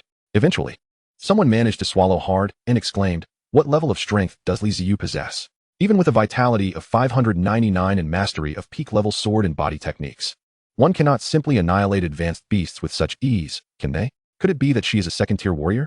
But even a second-tier warrior would struggle to slay advanced beasts so effortlessly. The principals of First and Second Middle Schools gaped in disbelief, their faces painted with shock and profound curiosity, instinctively glancing towards the equally astonished Mayor Wang Jiannan. Mayor Wang, can you discern Li Ziyu's true strength? Chapter 41. The Second-Tier Beast, the Bloodthirsty Violent Bear, Concerns. Wang Jiannan lifted his gaze to the screen momentarily before falling into contemplative silence, lost in thought.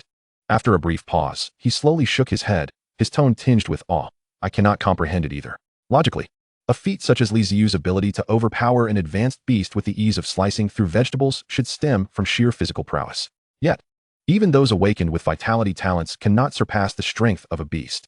Yet, astonishingly, Li Ziyu has achieved this, suggesting that she must have perfected the body refinement technique bestowed upon her by the Martial Arts Association. However, I understand she acquired that technique merely 4 days ago. Mastering a body refinement technique to its pinnacle in such a short span is virtually impossible. Thus, I am at a loss regarding Li Ziyu's true condition. We shall have to inquire once she emerges from the examination arena. However, based on her displayed prowess, Xujiang City may not only aspire to be among the top 10 in Su Province this year, but could even secure a position within the top 3. As the mayor spoke, excitement flickered across his face, an unmistakable glimmer of exhilaration in his eyes. Yet, he withheld another thought. Perhaps Li Ziyu could indeed rank among the top 3 in the nation. However, he refrained from voicing this notion, as it seemed too implausible to believe. Top 3 in the nation? Not only Xujiang City, but all of Su Province has not produced a candidate capable of such an achievement in decades. Wait, why has Li Ziyu ceased hunting the beasts? Where is she heading? And what of Nangong Ao, Wang Long, and Xiaolin? Where are they off to? At that moment, the replay concluded, and the screen reverted to the live footage of the examination arena. Wang's secretary's voice, laced with confusion, broke the silence. Wang Jiannan's gaze followed the figures moving across the screen, a flicker of uncertainty crossing his features. Moments later, his eyes widened in shock, his body leaning forward as he pressed his hands against the broadcast workstation, fixated on the figures displayed. Suddenly, he whirled around to face his secretary, nearly shouting, "Quick! Immediately contact the rescue team in the examination arena and instruct them to head to the central area at coordinates X11. Li Ziyu and Nangong Ao intend to hunt that second-tier beast, the bloodthirsty violent bear. What? They plan to hunt that second-tier beast, the bloodthirsty violent bear? Understood. I will arrange for the rescue team at once. Madness. That second-tier beast is far beyond their capability to handle. I can only hope they do not act impulsively. Several principals began to realize the gravity of the situation, anxiously slapping their thighs in frustration. The disparity between first-tier and second-tier beasts, while seemingly minor in nomenclature, is monumental in terms of power. Even 10 peak first-tier beasts combined would not suffice to challenge a second-tier beast. The presence of a second-tier beast in the examination arena serves merely as a facade. An imposing beast, currently invincible to examinees, serves as a stark reminder that there are always greater forces at play in the world. In the face of such a ferocious creature, one must maintain a mindset of utmost caution, as if treading upon thin ice. To put it simply, this beast is but a symbolic figure, not meant for the examinees to confront. Of course, it cannot be ruled out that some exceptionally gifted individuals might dare to challenge it. However, such considerations are best left to the grand cities of Kyoto and Magic City, where resources and education abound. Given the inherent limitations of smaller locales like Shujiang, these are not matters for them to ponder. As Li Ziyu made his way toward the very heart of the central area, his companions remained oblivious due to their habitual thinking. Now, they were anxiously slapping their thighs in distress. Wang Jiannan paid no heed to the tumult around him, his expression returning to a state of calm. Yet, his tightly clenched fist betrayed the turmoil within. He could only hope they were merely curious about the past and would refrain from taking any reckless actions. At the center of the martial examination zone lay a cleared square. Li Ziyu stood at the edge, silently gazing toward the center. There, a figure clad in golden combat attire gripped an ornate longsword, standing with an imposing presence. It was Nangong Ao, who had arrived before him. However, Li Ziyu's attention was not fixated on Nangong Ao, but rather on the enormous iron cage situated hundreds of meters away. Within it lay a massive crimson figure, akin to a main battle tank, sprawled languidly. The creature's eyes were shut, as though in slumber, its body rising and falling with each breath. As it exhaled, plumes of thick, white vapor billowed from its nostrils, stirring the dust around. A second-level beast, the bloodthirsty violent bear. Li Ziyu observed the creature, estimating its length to exceed 8 meters, its dimensions comparable to that of 2 polar bears. Even from a distance, he could sense the overwhelming power emanating from the bloodthirsty violent bear. In comparison, the first-level peak beast, the arm-blade tiger, which he had previously encountered, appeared diminutive, akin to a mere child. It was likely that in a confrontation, the arm-blade tiger would not withstand a single swipe from the bloodthirsty violent bear. One must admit, despite Nangong Ao's arrogance, his audacity is indeed commendable. Li Ziyu watched as Nangong Ao approached the cage containing the bloodthirsty violent bear, silently shaking his head. Before the cage lay a red button. Pressing it would release the beast. Nangong Ao now stood directly in front of that button. I have no habit of competing for kills. Since Nangong Ao arrived first, let him take the lead. Li Ziyu crossed his arms, leisurely preparing to watch Nangong Ao's performance. What? That's the second-level beast, the bloodthirsty violent bear? Its aura and size are exceedingly beyond expectations. Is this truly something we can contend with?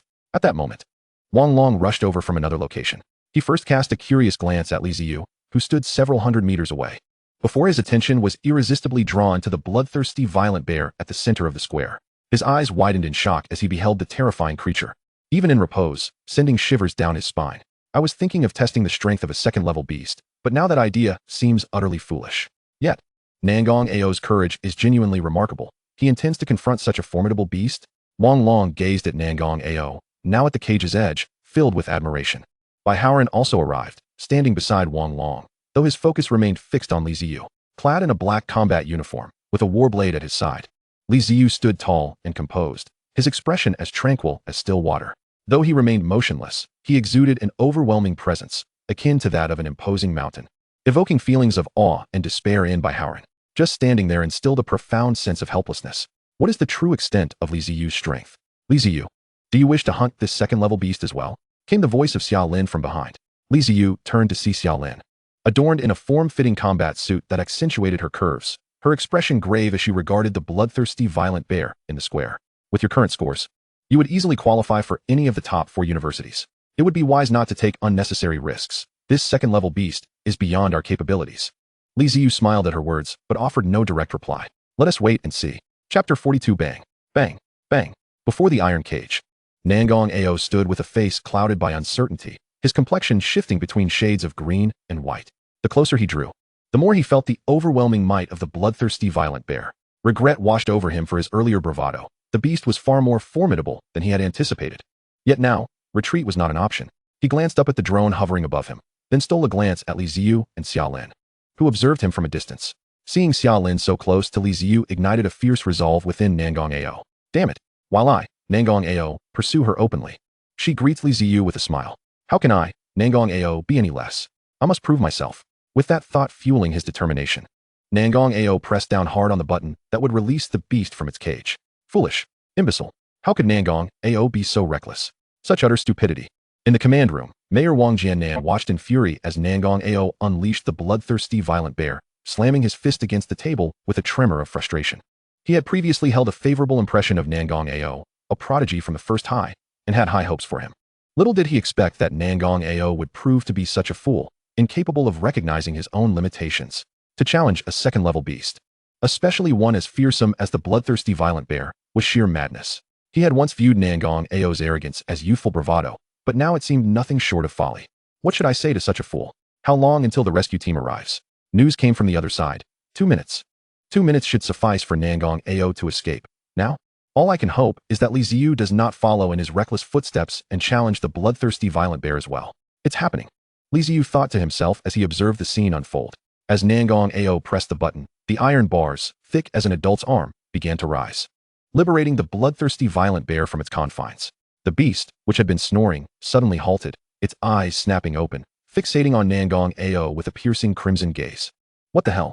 Though Nangang-ao had intended to launch an offensive, the moment the bloodthirsty violent bear stood before him, its lantern-like red eyes staring coldly in his direction, he collapsed in fright. The oppressive aura that had been somewhat muted from behind the bars now bore down upon him with terrifying intensity. As the bloodthirsty violent bear stood before him, unrestrained, Nangang-ao felt as if he lacked the strength to flee, his mind blank. Boom. The bloodthirsty violent bear let out a roar, rising on its hind legs, and with a deafening rush akin to a landslide, it swiped a massive paw toward Nangang-ao. Only when confronted with the breath of death did Nangang-ao snap back to reality, instinctively raising his long sword to defend himself. Bang. However, the long sword forged from asma alloy was no match for the ferocious, bloodthirsty violent bear. It was sent flying with a mere swipe. Failing to endure even a second of the brutal onslaught, the force was transmitted through the sword and struck Nangang-ao, sending him hurtling through the air for several hundred meters, where he crashed heavily to the ground, blood spilling from his mouth, his body convulsing into unconsciousness. Run!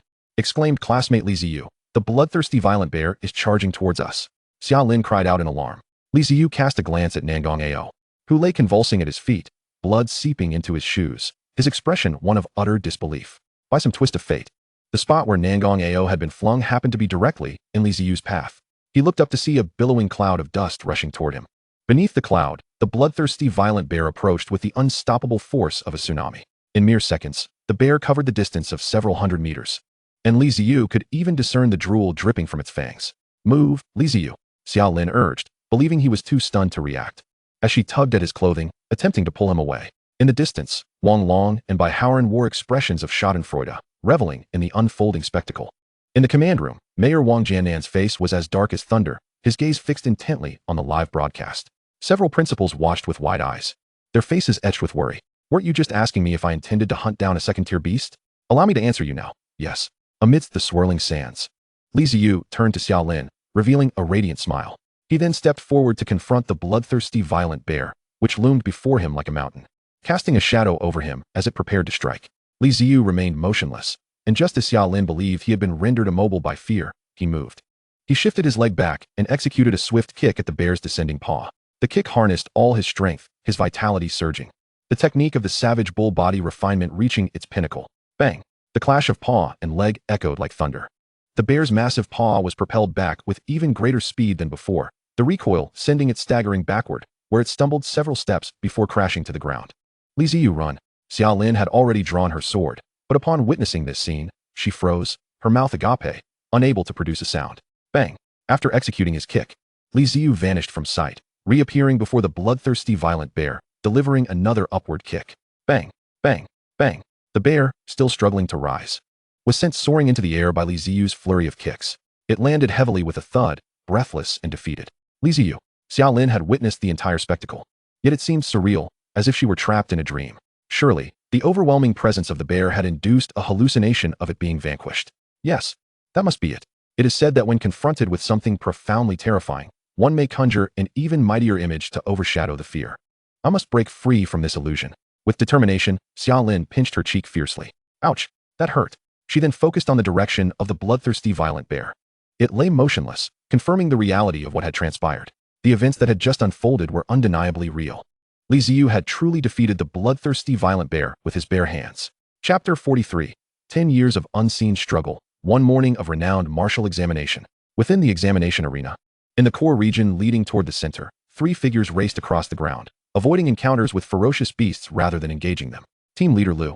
The audacity of the current candidates is remarkable. Daring to challenge a second-tier beast at just the first tier is akin to a senile old man hanging himself out of boredom. Remarked a short-haired youth clad in a silver interwoven combat suit, his expression one of incredulity directed at the leader ahead. The leader did not respond. But another woman in tight combat attire interjected, "Indeed, it's somewhat admirable. However, I suspect the candidate attempting to confront the bloodthirsty violent bear is now sprawled on the ground. Let's hope they can hold on and not succumb. Otherwise, we could be in serious trouble. Say, if a candidate were to actually slay that second-tier beast, what do you think their standing would be in this martial examination?" The short-haired youth continued jokingly as they pressed on. If someone did manage to kill that second-tier beast, they would undoubtedly rank within the top 20 nationally. Moreover, if such a student exists, I bet the 4 prestigious martial universities would flock to recruit them. Viewing them as a seed to nurture, replied the leader, whose expression had remained stoic, yet a hint of envy tinged his tone. The short-haired youth understood the sentiment. The 4 renowned institutions, the National Youth Martial League, such a gathering of prodigies was a privilege in itself, even without securing a top place. Yet, the level of strength required for the National Youth Martial League was exceptionally high. This year's graduating candidates would likely face elimination in the first round. Here we are. Huh. After a brief pause, the leader gestured for the others to stop, swiftly issuing orders. We have a situation. Someone is injured. The bloodthirsty violent bear has begun attacking another person. I will confront it directly. Wang Ku and Sun Ro, you must assist the others. Ensure the candidate's safety. Just as the leader was finishing his command, he froze, eyes wide with shock, staring ahead. What's wrong, team leader? The short-haired youth turned in confusion, curious about what had so astonished his leader. As he turned, a thunderous sound erupted in his ears, akin to a heavy hammer striking. Bang! Instinctively, he turned towards the source of the noise, his mind going blank, as if struck by a heavy object. Bang! Bang! Bang! 3 more explosive sounds reverberated, jolting him back to reality, his eyes wide with astonishment as he beheld the scene before him. The colossal, bloodthirsty violent bear was being launched into the air by a youth, who relentlessly kicked it, sending it crashing back down to the ground. Holy cow! Am I dreaming? Wang Long, Bai Haoran, Su Mingyao, and Li Ziyu's close friend Wang Hao, along with those martial arts examinees who were eliminated early, all gaped in astonishment, their mouths agape in an O shape as they gazed at the figure of the young boy on the screen, who was effortlessly dispatching the bloodthirsty bears with a series of powerful kicks. They seemed as if they had something lodged in their throats, rendered speechless, unable to utter a coherent word for quite some time. Their homeroom teacher, Lu Yanfang, along with the homeroom teachers of the elite classes from the 3rd high school, as well as those from the 1st and 2nd high schools, were equally stunned into silence. Not only them, but the principals of the 1st, 2nd, and 3rd high schools, including Secretary Wang, were also rendered mute, as if the scene had been paused, enveloped in a profound silence. Then, like a drop of water falling into hot oil, the atmosphere erupted in excitement.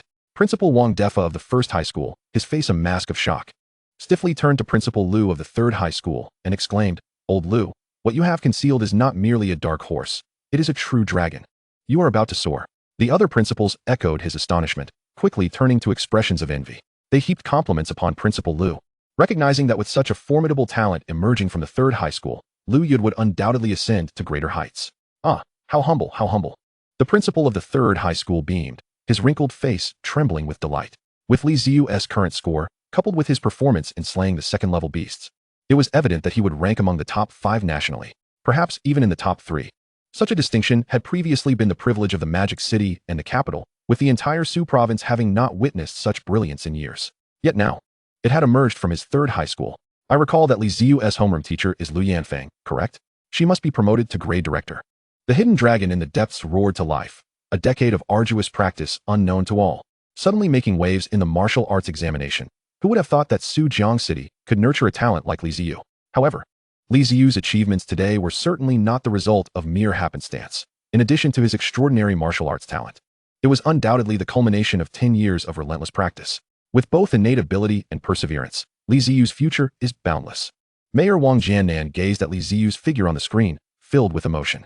Just to hone basic martial techniques to their zenith, Li Ziyu must have endured countless hardships over the years. Yet, He had never boasted about it, remaining remarkably humble. Alas, such a disposition is not something just anyone can possess. Given Li Ziyu's current display of combat prowess, any notion that his bloodline talent might falter in the later stages was pure folly. At the very least, in this phase, Li Ziyu stood as an invincible force among all examinees. Quickly, the martial arts examination has concluded. Let us rush to the venue to welcome Li Ziyu. The mayor's expression was jubilant, and after a moment of reflection, he turned and strode out of the command room. Come, let us go welcome our genius. The other principals, equally exhilarated, hurriedly followed suit. Outside the examination venue, Li Ziyu and Xia Lin emerged side by side. As they passed by Howren, the latter instinctively lowered his head, unable to meet Li Ziyu's gaze. Previously, he had felt a twinge of jealousy at Li Ziyu's superior abilities, yearning to compete with him. But now, such thoughts had entirely vanished. When one stands before a towering hill, they may contemplate crossing it. When facing a 1,000-meter peak, they might consider climbing it.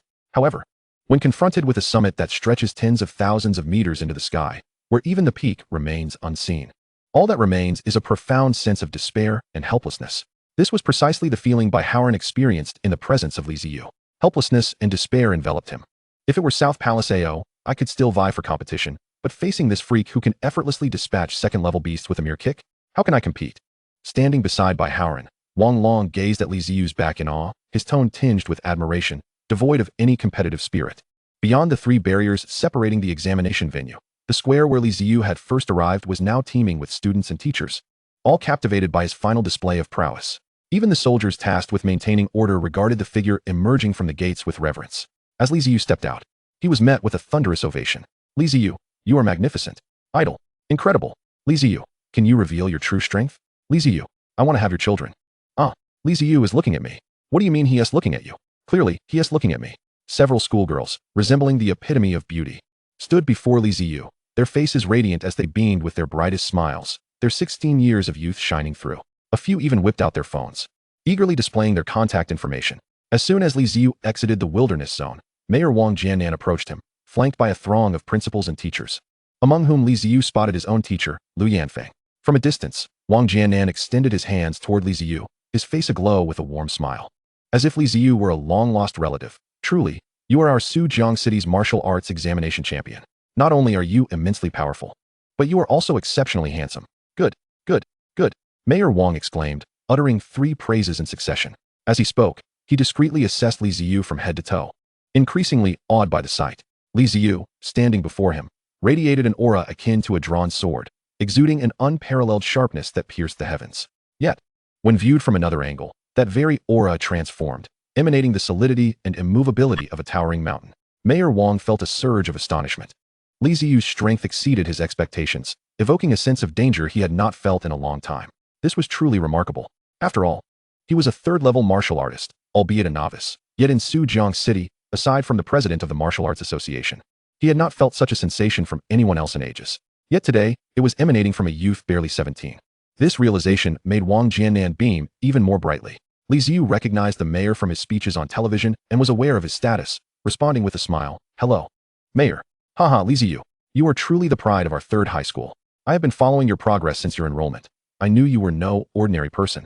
As I anticipated, you have emerged as our Sujiang City's martial arts examination champion. Truly, a great eagle soaring to 9,000 miles. Remarkable, truly remarkable. At that moment, another cheerful voice rang out before Li Ziyu, and he felt his hands clasped tightly, shaking up and down. Li Ziyu recognized it as the principal of his school, Lu Yud. However, the notion that he had been monitored since his enrollment seemed utterly preposterous. Aside from witnessing Lu Yud's speech during orientation, he had scarcely seen him around the school. Li Ziyu found himself at a loss for words. However, before he could respond or retract his hand, he felt a firm grip around his wrists. Lu Yud, with determination, clasped both of his hands tightly. Leaning in closer and lowering his voice to a whisper only they could hear. Classmate Li Ziyu, you have brought glory to our 3rd middle school. In the name of the principal, I would like to personally sponsor you with 1 million daxia coins. Noticing Li Ziyu's impassive expression, Lu Yud gritted his teeth and continued.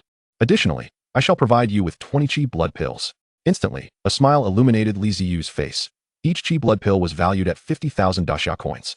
20 pills were precisely what he needed to experiment with his latest ideas regarding the system. With this thought, Li Ziyu joyfully grasped the principal's hand and shook it up and down, exclaiming, all thanks to the school's nurturing.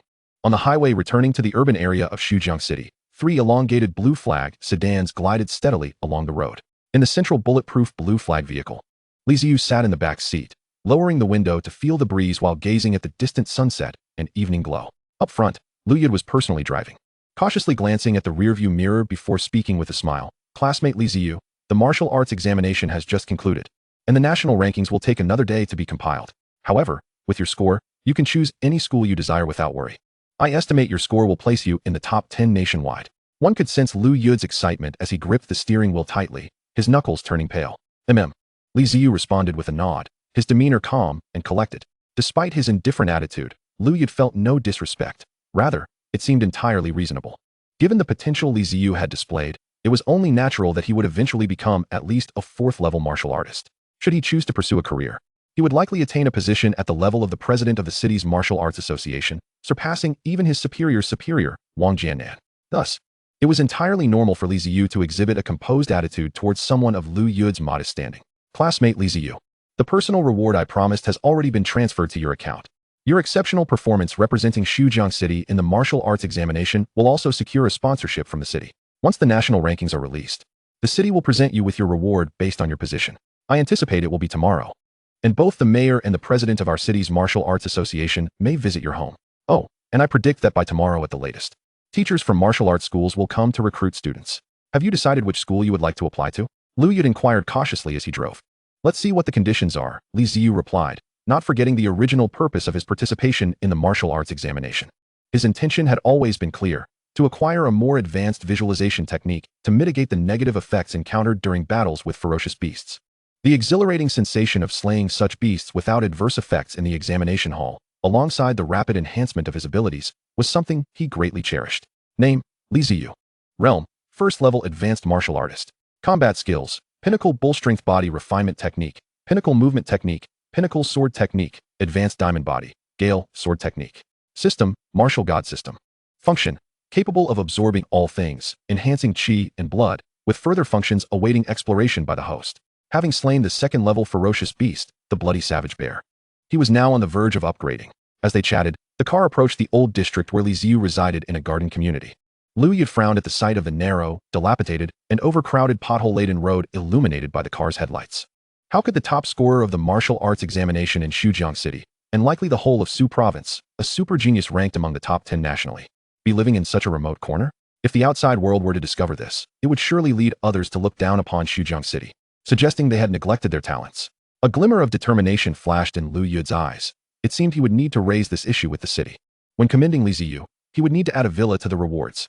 All right, Principal Lu, you may drop me off here. The road ahead is too narrow for the car to pass. I can manage the rest on my own, Li Ziyu said, politely declining Lu Yud's kind offer. He pushed open the door and exited the vehicle, making his way to the stairwell of his building. Through the window of the neighboring unit, a plump woman abruptly drew the curtains shut, peering through the gap to observe the departing taillights. What a nuisance. That neglected brat next door is now driving for someone else, disturbing the peace at this hour. TSK. This is the consequence of not studying diligently. Thankfully, my son has been admitted to Martial University. His future is boundless. The plump woman muttered as she returned to her living room. On the sofa in the living room sat a gaunt, dark-skinned man with beady eyes, engrossed in a phone call. Once he hung up, the plump woman quickly spoke. Have all the relatives been informed? Our son getting into Martial University is a monumental achievement. We must showcase this to our relatives. Let them see how they once looked down on us. I can hardly wait to see their envious expressions. Haha. Yes, everyone has been notified. We just need to book a hotel. However, hotels are in high demand during the summer. I need to secure a reservation right away, the man replied, reaching for his phone to book a hotel. Yet before he could proceed, the plump woman snatched the phone from him, berating him. What nonsense about booking a hotel? Is money just a trifle to you? Huh, can you waste it like that? That brat next door lives alone, doesn't he? Just let him stay out for the night, and let our relatives occupy his room. Where will he stay then? The man hesitated. I just saw a car pull up. He is probably driving for someone right now. He can manage a night in the car. Our son has been admitted to Martial University. It's an honor for him to provide accommodation for relatives who are students there. Just leave it to me. I'll talk to him tomorrow. Chapter 45. Li Ziyu's ranking. The anxious mayor. Inside the room, Li Ziyu lounged on the sofa, a cup of steaming tea resting on the coffee table, while an old television in front of him played a vintage program. Sitting back and watching television had become a habit he retained from his previous life after work. After so many days since his arrival in this world, attention had consistently lingered within him. However, following the martial arts examination, he felt a sense of relaxation. After watching for a while, Li Ziyu casually picked up the remote and switched off the television, beginning to contemplate the gains he had made and his future plans. He opened the system panel. Name, Li Ziyu. Realm, first level advanced martial artist. Combat skills, pinnacle bull strength body refinement technique, pinnacle movement technique, pinnacle sword technique, advanced diamond body. Gale, sword technique. System, martial god system. Function, capable of absorbing all things, enhancing chi and blood, with further functions awaiting exploration by the host. Having slain the second-level ferocious beast, the bloody savage bear, he was now on the verge of upgrading. Gazing at the plus sign on the system, a subtle smile curled at the corners of Li Ziyu's mouth. Pinnacle sword technique, pinnacle movement technique, pinnacle bull strength body refinement technique. The attack speed and defense have reached their pinnacle, and participating in the martial examination this time was undoubtedly a fortuitous decision. Unlike vitality, which can be accelerated through the ingestion of elixirs and external aids, the mastery of foundational martial skills demands not only innate talent, but also relentless daily practice. From what he understands, even exceptionally gifted martial prodigies require a minimum of 5 to 10 years of diligent effort to elevate a foundational martial skill to its ultimate realm. It is nearly unheard of for someone as young as 17, like himself, to possess 2 pinnacle-level martial skills and a pinnacle-level secondary body tempering combat technique. Moreover, this is merely one of the gains he has reaped from the martial examination. His realm can also be elevated now. System, elevate my realm. Li Ziyu clenched his fists, his expression brimming with excitement as he whispered fervently, as his words echoed. The designation of a level 1 advanced warrior on the system panel was replaced by that of a level 1 pinnacle warrior. With this change in his status, Li Ziyu felt a surge of warmth emanating from his heart, which, accompanied by the rhythmic beating of his heart, continuously pressurized his blood. This warmth coursed through his veins, radiating to every limb and sinew. His exterior flushed a deep crimson, akin to a ripe prawn or molten lava. He emanated an intense heat, with wisps of vapor rising from his body in a continuous steam. In an instant, the cramped living room was enveloped in mist. "Mom, there's someone taking a bath in the living room. Look at all the steam," exclaimed a child playing next door, pointing at the floor where Li Ziyu resided. The adults followed the child's finger but saw nothing amiss, only normalcy. They playfully tapped the child's head, dismissing it as a jest. Nonsense. Who would bathe in the living room? But I saw it. Inside the room, Li Ziyu curiously examined his hands. The recent elevation and the accompanying sensations were far more intense than depicted in books. Furthermore, the significant amount of vapor produced made him feel as if his blood were on the verge of boiling. It was far from an ordinary advancement. After searching online for a while, he discovered the answer. It was said that when one cultivates body tempering techniques to a profound level and subsequently breaks through, various phenomena occur. This transformation is a manifestation of an exceedingly powerful physique undergoing metamorphosis, commonly referred to as an extreme breakthrough. It seemed he had just experienced such a phenomenon. Li Ziyu scrutinized his hands and arms. Indeed, after this breakthrough, he felt that his skin had become noticeably whiter and more resilient, as if coated with a layer of leather. He retrieved a fruit knife from the kitchen and made a shallow incision on his palm. A dull thud resonated as the tip of the knife met his skin. Yet it did not pierce through to draw blood as it would ordinarily. Instead, his skin yielded slightly before springing back. It appeared that even a regular blade was insufficient to breach his defenses. Li Ziyu then threw a few punches into the air, producing a series of white gusts that crackled audibly in the atmosphere. His strength had indeed increased. If he were to encounter a primary-level ferocious beast again, he could likely dispatch it with merely 2 punches. He felt confident in his ability to contend with intermediate-level ferocious beasts. Li Ziyu mused that his current physical prowess was beyond that of an ordinary level 1 pinnacle warrior, likely due to the influence of the mighty bull body tempering technique. It was said that beyond the pinnacle level, there existed an even higher tier known as the mastery level. When a combat technique is cultivated to this mastery level, it undergoes a qualitative transformation, allowing even level 1 techniques to exhibit efficacy comparable to level 2 techniques. Oh, I wonder what the outcome would be if I were to elevate all my combat techniques and martial skills to the mastery level. At that point, challenging opponents beyond my rank would surely be as effortless as slicing through vegetables. As night fell, the moon hung high and the stars twinkled brightly, occasionally obscured by passing clouds, creating an ethereal yet transient glow. Many in Shujing City had succumbed to slumber, but within the mayor's office, the lights blazed brightly. Mayor Wang Jiannan sat upright in his office chair, his gaze fixed intently on the desktop computer screen.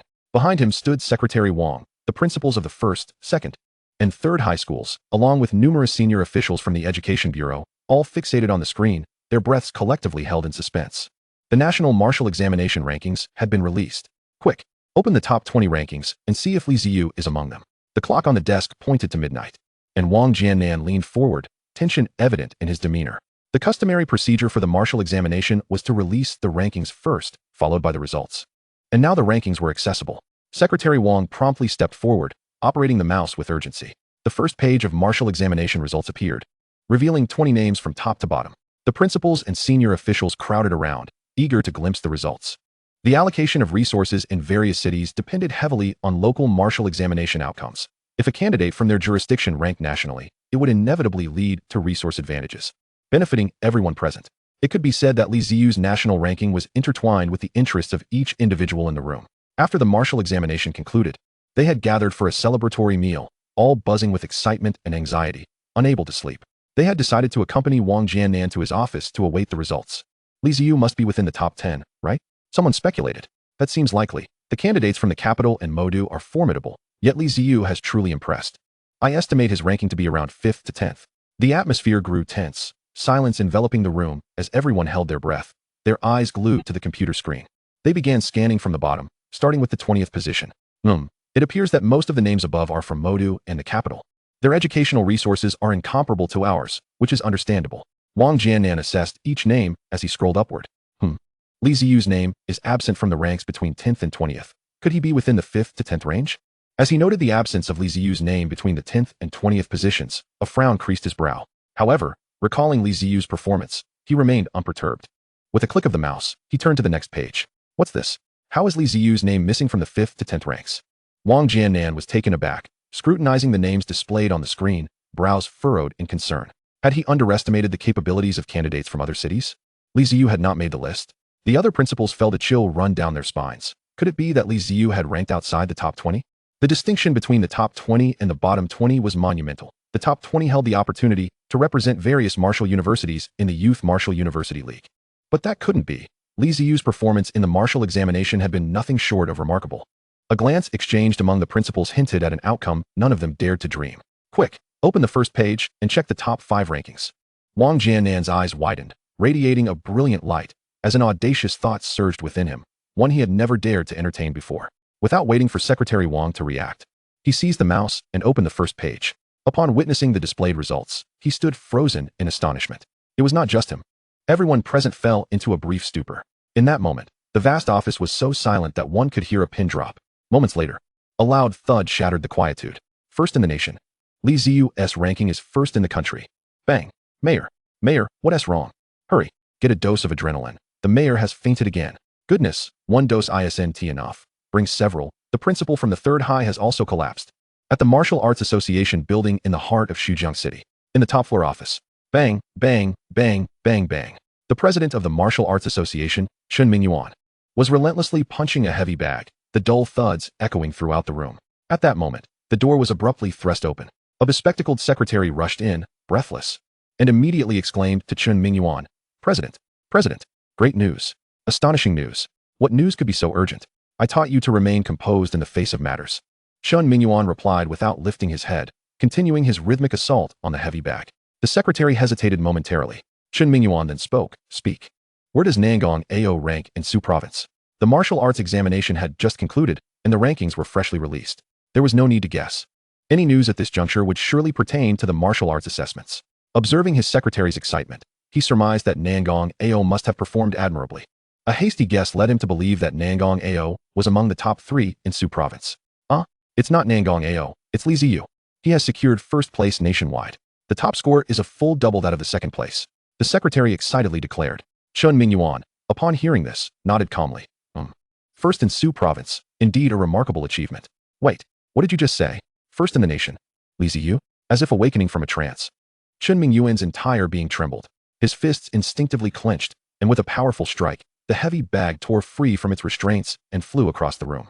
The bag crashed violently against the panoramic floor-to-ceiling window with a tremendous smash, shattering the glass into a myriad of shards. Yet, Chen Mingyuan paid no heed to the chaos of broken glass. He abruptly turned his gaze, fixating intently on the secretary. His eyes blazing with intensity. What did you just say? What do you mean first in the nation? I said Li Ziyu. The martial arts rankings just came out, and Li Ziyu is first in the nation. He is the national martial arts champion. I suspect many are already aware of this. The teachers from the 4 prestigious schools must be on their way to recruit him. The secretary was momentarily taken aback by Chen Mingyuan's fervent gaze. Yet he quickly regained composure and produced the printed ranking results, handing them to Chen Mingyuan. Upon receiving the document, Chen Mingyuan scrutinized it, and upon completion, his face flushed with excitement as he burst into hearty laughter. "Ha! Excellent! Excellent! I never expected Xujiang City to produce a dragon. A national martial arts champion, indeed. How utterly unimaginable. It seems I underestimated Li Ziyu." Chun Mingyuan laughed heartily, pacing back and forth, repeatedly exclaiming phrases of delight. Who would have thought Xujiang City could produce a martial arts champion? Historically, the titles of national champions have been monopolized by the martial arts metropolises of Modu and Jingdu. Yet here is Li Ziyu, shattering that monopoly. Remarkable, truly remarkable. Secretary Wang was equally exhilarated. Modu and Jingdu are the two epicenters of the Great Xia.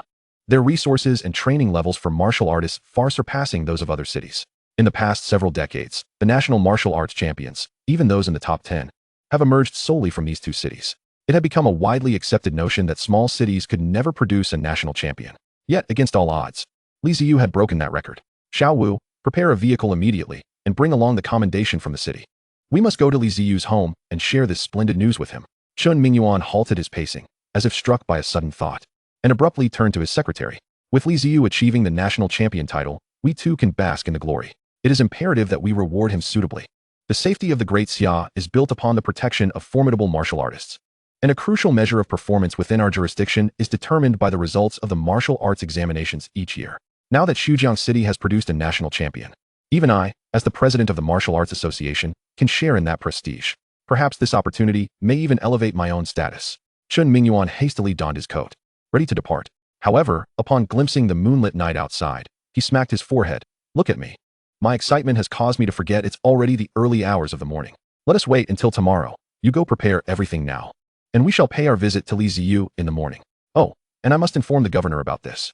As the dawn's light pierced through the darkness, the once quiet Xujiang City sprang to life amidst the hustle and bustle of its residents. At the garden community where Li Ziyu resided, visitors with gifts began to appear at the entrance from the early morning. Knock, knock, knock, knock. Open up, you little rascal. Open the door. I know you're inside. Li Ziyu, roused from his slumber by the incessant knocking, groggily made his way to the door, where a woman's voice cried out. Frowning, he opened the door to find none other than the plump neighbor from across the hall. Seeing Li Ziyu, the neighbor's face fell, and she complained with an air of dissatisfaction. Are you deaf? I've been calling you for ages. What is it? Li Ziyu replied, his expression devoid of emotion as he stared at the woman. At a towering height of 6 feet 3 inches, he towered over her. His cold demeanor and unyielding gaze caused her heart to race with an inexplicable sense of retreat and fear. However, recalling her prior bullying of Li Ziyu, and coupled with the fact that her son had been admitted to the martial arts university, she felt emboldened. Placing her hands on her hips and glaring at Li Ziyu. My son has been accepted into the martial arts university, and we have relatives coming to stay. We need you to vacate your room for one night. You don't need to return tonight. Just make space for us, she stated with an air of entitlement. Li Ziyu looked at her incredulously, feeling utterly bewildered. Your relatives are coming, and you expect me to vacate my room for you? Are you out of your mind? He found her behavior absurd, reminiscent of a news story he had once encountered in a previous life about an elderly neighbor who, after being denied access to a neighbor's Wi-Fi due to a password change, had stormed over to verbally assault them and even filed a lawsuit claiming their child couldn't attend online classes, which resulted in poor grades and demanded compensation. The sense of entitlement in that scenario bore an uncanny resemblance to the current situation. At this moment, Li Ziyu's heart echoed with a single word, absolute. Get lost. She coldly spat, dismissing the plump woman with indifference as she slammed the door shut with a resounding thud. The plump woman glared at the firmly closed door, seething with anger. Just as she prepared to pound on the door and unleash her wrath, a voice called out to her. Hey, dear, the relatives have arrived downstairs. Shall we go greet them? They're here? Humph, you little brat, just wait. Once I've dealt with the relatives, you'll see. The plump woman snorted disdainfully. Among her relatives was a high-ranking official working in the government. Previously unreachable, she had just learned that his son had been accepted into Wuhan University, and he was coming by with gifts to pay a visit. This filled the plump woman with a sense of pride. However, she did not dare to delay, hastily jogging alongside her husband down the stairs. Chapter 47. 9 Cannons Celebrate Deng Long. The governor himself has arrived. Downstairs, a crowd bearing gifts had gathered. In the center stood a middle-aged man in a white shirt, exuding an air of authority, as he animatedly addressed those around him. You have no idea. The National Martial Arts Exam top scorer is from our Xujian city. When the officials in the city learned of this last night, they were utterly flabbergasted. It was my medicine that helped him. The man, puffing on a cigarette, spoke with uncontainable pride, while the surrounding relatives listened with envy, exclaiming, who would have thought that our little Xujian city could produce a national martial arts top scorer? Incredible. I wonder where this top scorer lives. It would be nice to become acquainted. Please, at our level, we can't even meet the mayor, let alone the top scorer. We would need someone of Sanji's caliber to make that connection. The plump woman's relatives chatted amongst themselves, occasionally showering compliments on the man in the white shirt. Relishing the adoration of his relatives, the man felt on top of the world, though he maintained a facade of modesty. Let us not dwell on the national top scorer. That is too far from our reach. Instead, let us first celebrate my cousin's son for being accepted into Wuhan University. The cousin he referred to was the plump woman.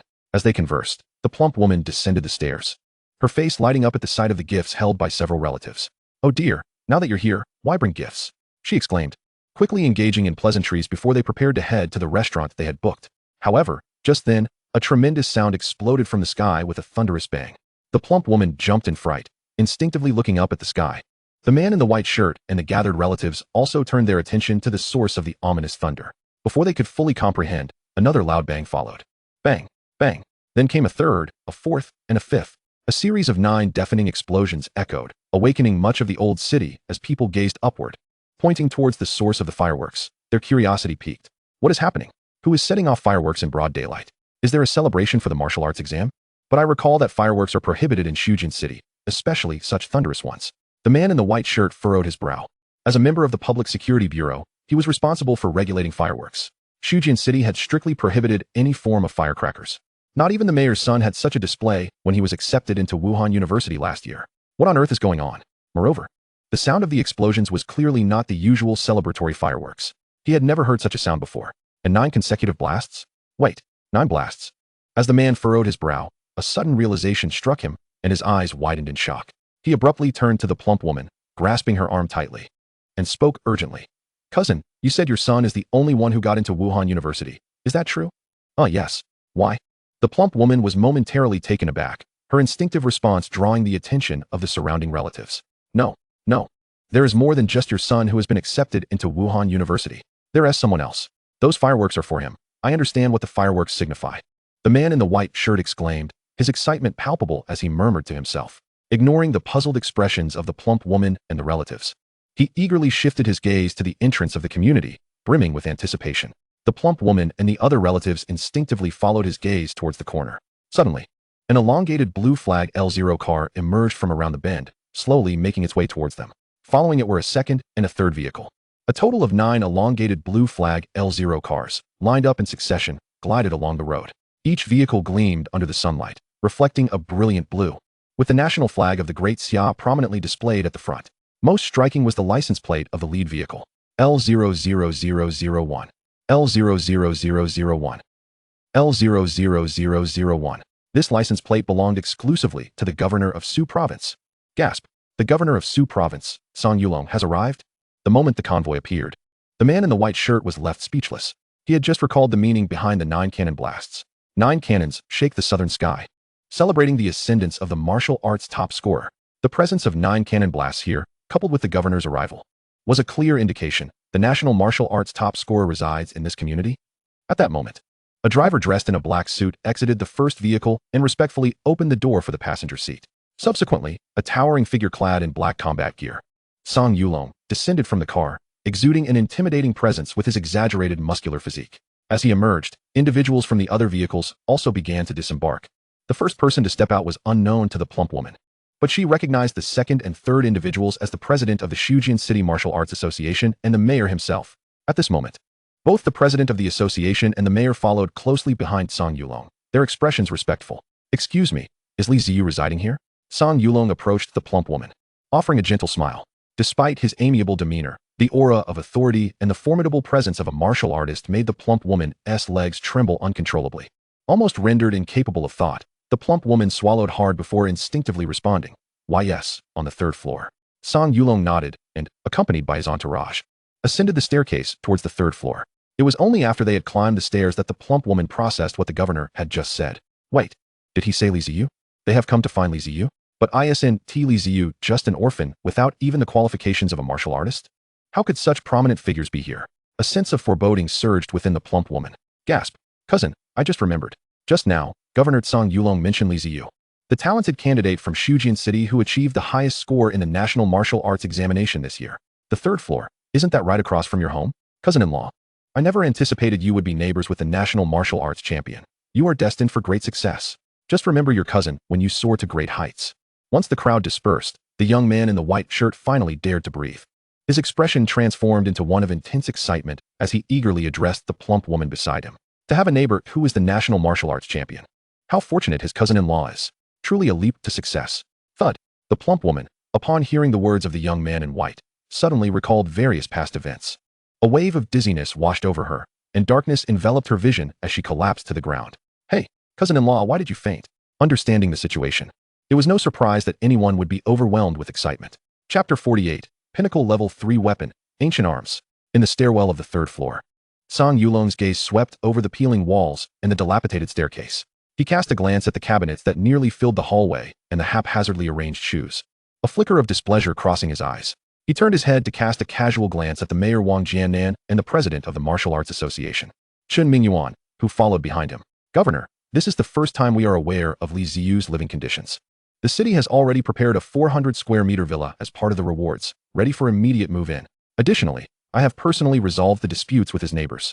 Before Song Yulong could speak, Wang Jiannan hastily wiped the cold sweat from his forehead and replied. He hadn't expected the governor to come personally, having only received news that morning. Seeing Song Yulong nod slightly, Wang Jiannan finally let out a sigh of relief. Chun Mingyuan also secretly wiped away the cold sweat. The group arrived at Li Ziyu's door and gently knocked. The door was slowly opened by Li Ziyu. Inside the room, Li Ziyu held a kettle, pouring cups of hot water for Song Yulong and Chun Mingyuan, who were seated on the sofa. He did not know these two men, however. He had seen the one in the white shirt on television and recognized him as the mayor of Shujin City. It was evident that the two individuals sitting on the sofa held significant status. Song Yulong accepted the cup of water, took a sip, and then placed it on the coffee table, smiling as he addressed Li Ziyu. Greetings, Li Ziyu. Allow me to introduce myself. I am Song Yulong, the governor of Su Province, and beside me is the president of the Shujin City Martial Arts Association. Greetings, young friend. I am Chun Mingyuan, the president of the Shujin City Martial Arts Association, he added, nodding with a smile towards Li Ziyu as Song Yulong introduced him. Li Ziyu was taken aback. No wonder he felt an overwhelming aura from the man before him, exuding an intense sense of danger. It was no wonder the mayor had to wait outside. This was indeed a personal visit from the governor of Su Province. A provincial governor holds actual power over the governance of an entire province, a formidable figure. It is not an exaggeration to say that in Su Province, a single kick from the governor could send tremors throughout the entire region. Furthermore, the Great Xia has regulations that only a 6th-level martial artist may serve as a provincial governor. This meant that the burly middle-aged man sitting on his sofa was a bona fide 6th-level martial artist. A serious expression flashed in Li Ziyu's eyes. My young friend, I trust you are aware of the purpose of my visit. I am astounded that Su Province has produced a national martial arts champion. Song Yulong expressed with admiration, while Li Ziyu assessed him in return. A glimmer of appreciation crossed Song Yulong's eyes as he thought, indeed, this individual is the national martial arts champion. The fervent power of his blood energy was something he, at that age, could not compare to. Moreover, the calm demeanor that Li Ziyu exhibited upon encountering him revealed a remarkable composure. He was indeed a prodigy. Song Yulong made a decisive resolution in his heart. National champion? Upon hearing Song Yulong's words, Li Ziyu was slightly taken aback. He had been preoccupied with sleep yesterday and had not managed to check the rankings. Although he had anticipated a high position, he had not expected to be ranked first in the nation. To be honest, it exceeded his expectations. However, upon reflection, Li Ziyu felt at ease. After all, he had slain numerous ferocious beasts in the martial arts examination and single-handedly took down a 2nd-level beast. Coupled with his solidified blood energy and 3 pinnacle-level martial arts techniques, it was only reasonable to attain the top rank. I am here to represent Su Province to present you, Li Ziyu, with your commendation. Song Yulong glanced at Chun Mingyuan, who understood the cue and quickly produced several items from his possession. Song Yulong accepted them and placed them on the table. Li Ziyu's gaze fell upon the items, a red property deed, a bank card, and a striking silver long knife. At this moment, Song Yulong introduced. This is a standalone villa in Shujin City's scenic mountain resort, 5 million Great Xia coins, and a personal gift from me, a level 3 Asmara alloy weapon. Upon hearing the mention of the level 3 Asmara alloy weapon, Li Ziyu instinctively raised an eyebrow. Song Yulong noticed this detail and, thinking that Li Ziyu had other requests, smiled and said, you may choose the weapon style, or if you have a specific weapon in mind, you can send it to me, and I will have it customized for you. No, I simply find the weapon I currently possess quite satisfactory. Li Ziyu glanced at the items on the coffee table, somewhat astonished. What a generous offer. He was aware that the scenic mountain resort is a renowned affluent area in Shujin City, where all the distinguished and wealthy reside. Although Shujin City is not a large city with relatively low property prices, villas like those in scenic mountain resort, nestled amid mountains and rivers, are at least worth over 10 million. To simply give one to him was astounding. Moreover, regarding the level 3 Asmara alloy weapon. Acquiring weapons of level 3 or above usually requires a trip to major cities like Magic Capital or Kyoto, and he had never seen them available at the Jinwu Pavilion. However, he knew their prices also exceeded 10 million. In comparison, the 5 million Great Xia coins, which he once thought he could never earn in a lifetime, now seemed trivial.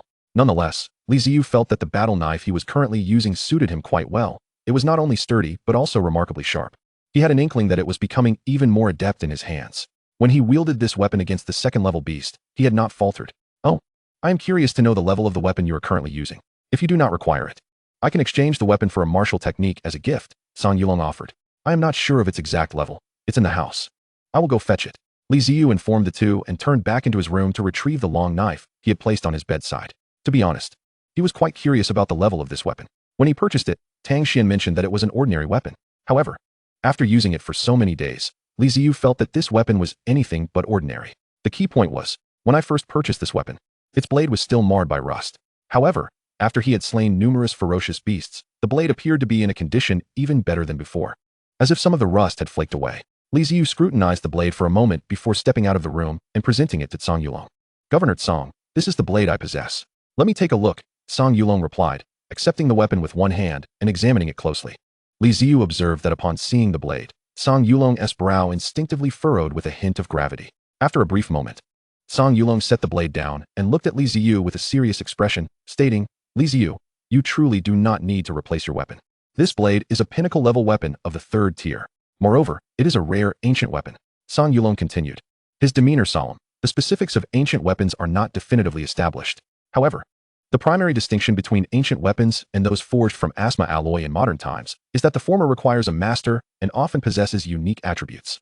Your blade has yet to recognize its master. Why not try dripping a drop of your blood upon it? Li Ziyu was initially taken aback. Drip blood? Yet.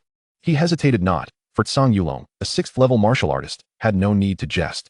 With that thought, Li Ziyu drew the blade across his palm, allowing a drop of blood to fall onto its surface. As the blood touched the blade, a marvelous transformation occurred. A flash of crimson light enveloped the blade, and the rust that had clung to it for an indeterminate time began to swiftly flake away and disintegrate.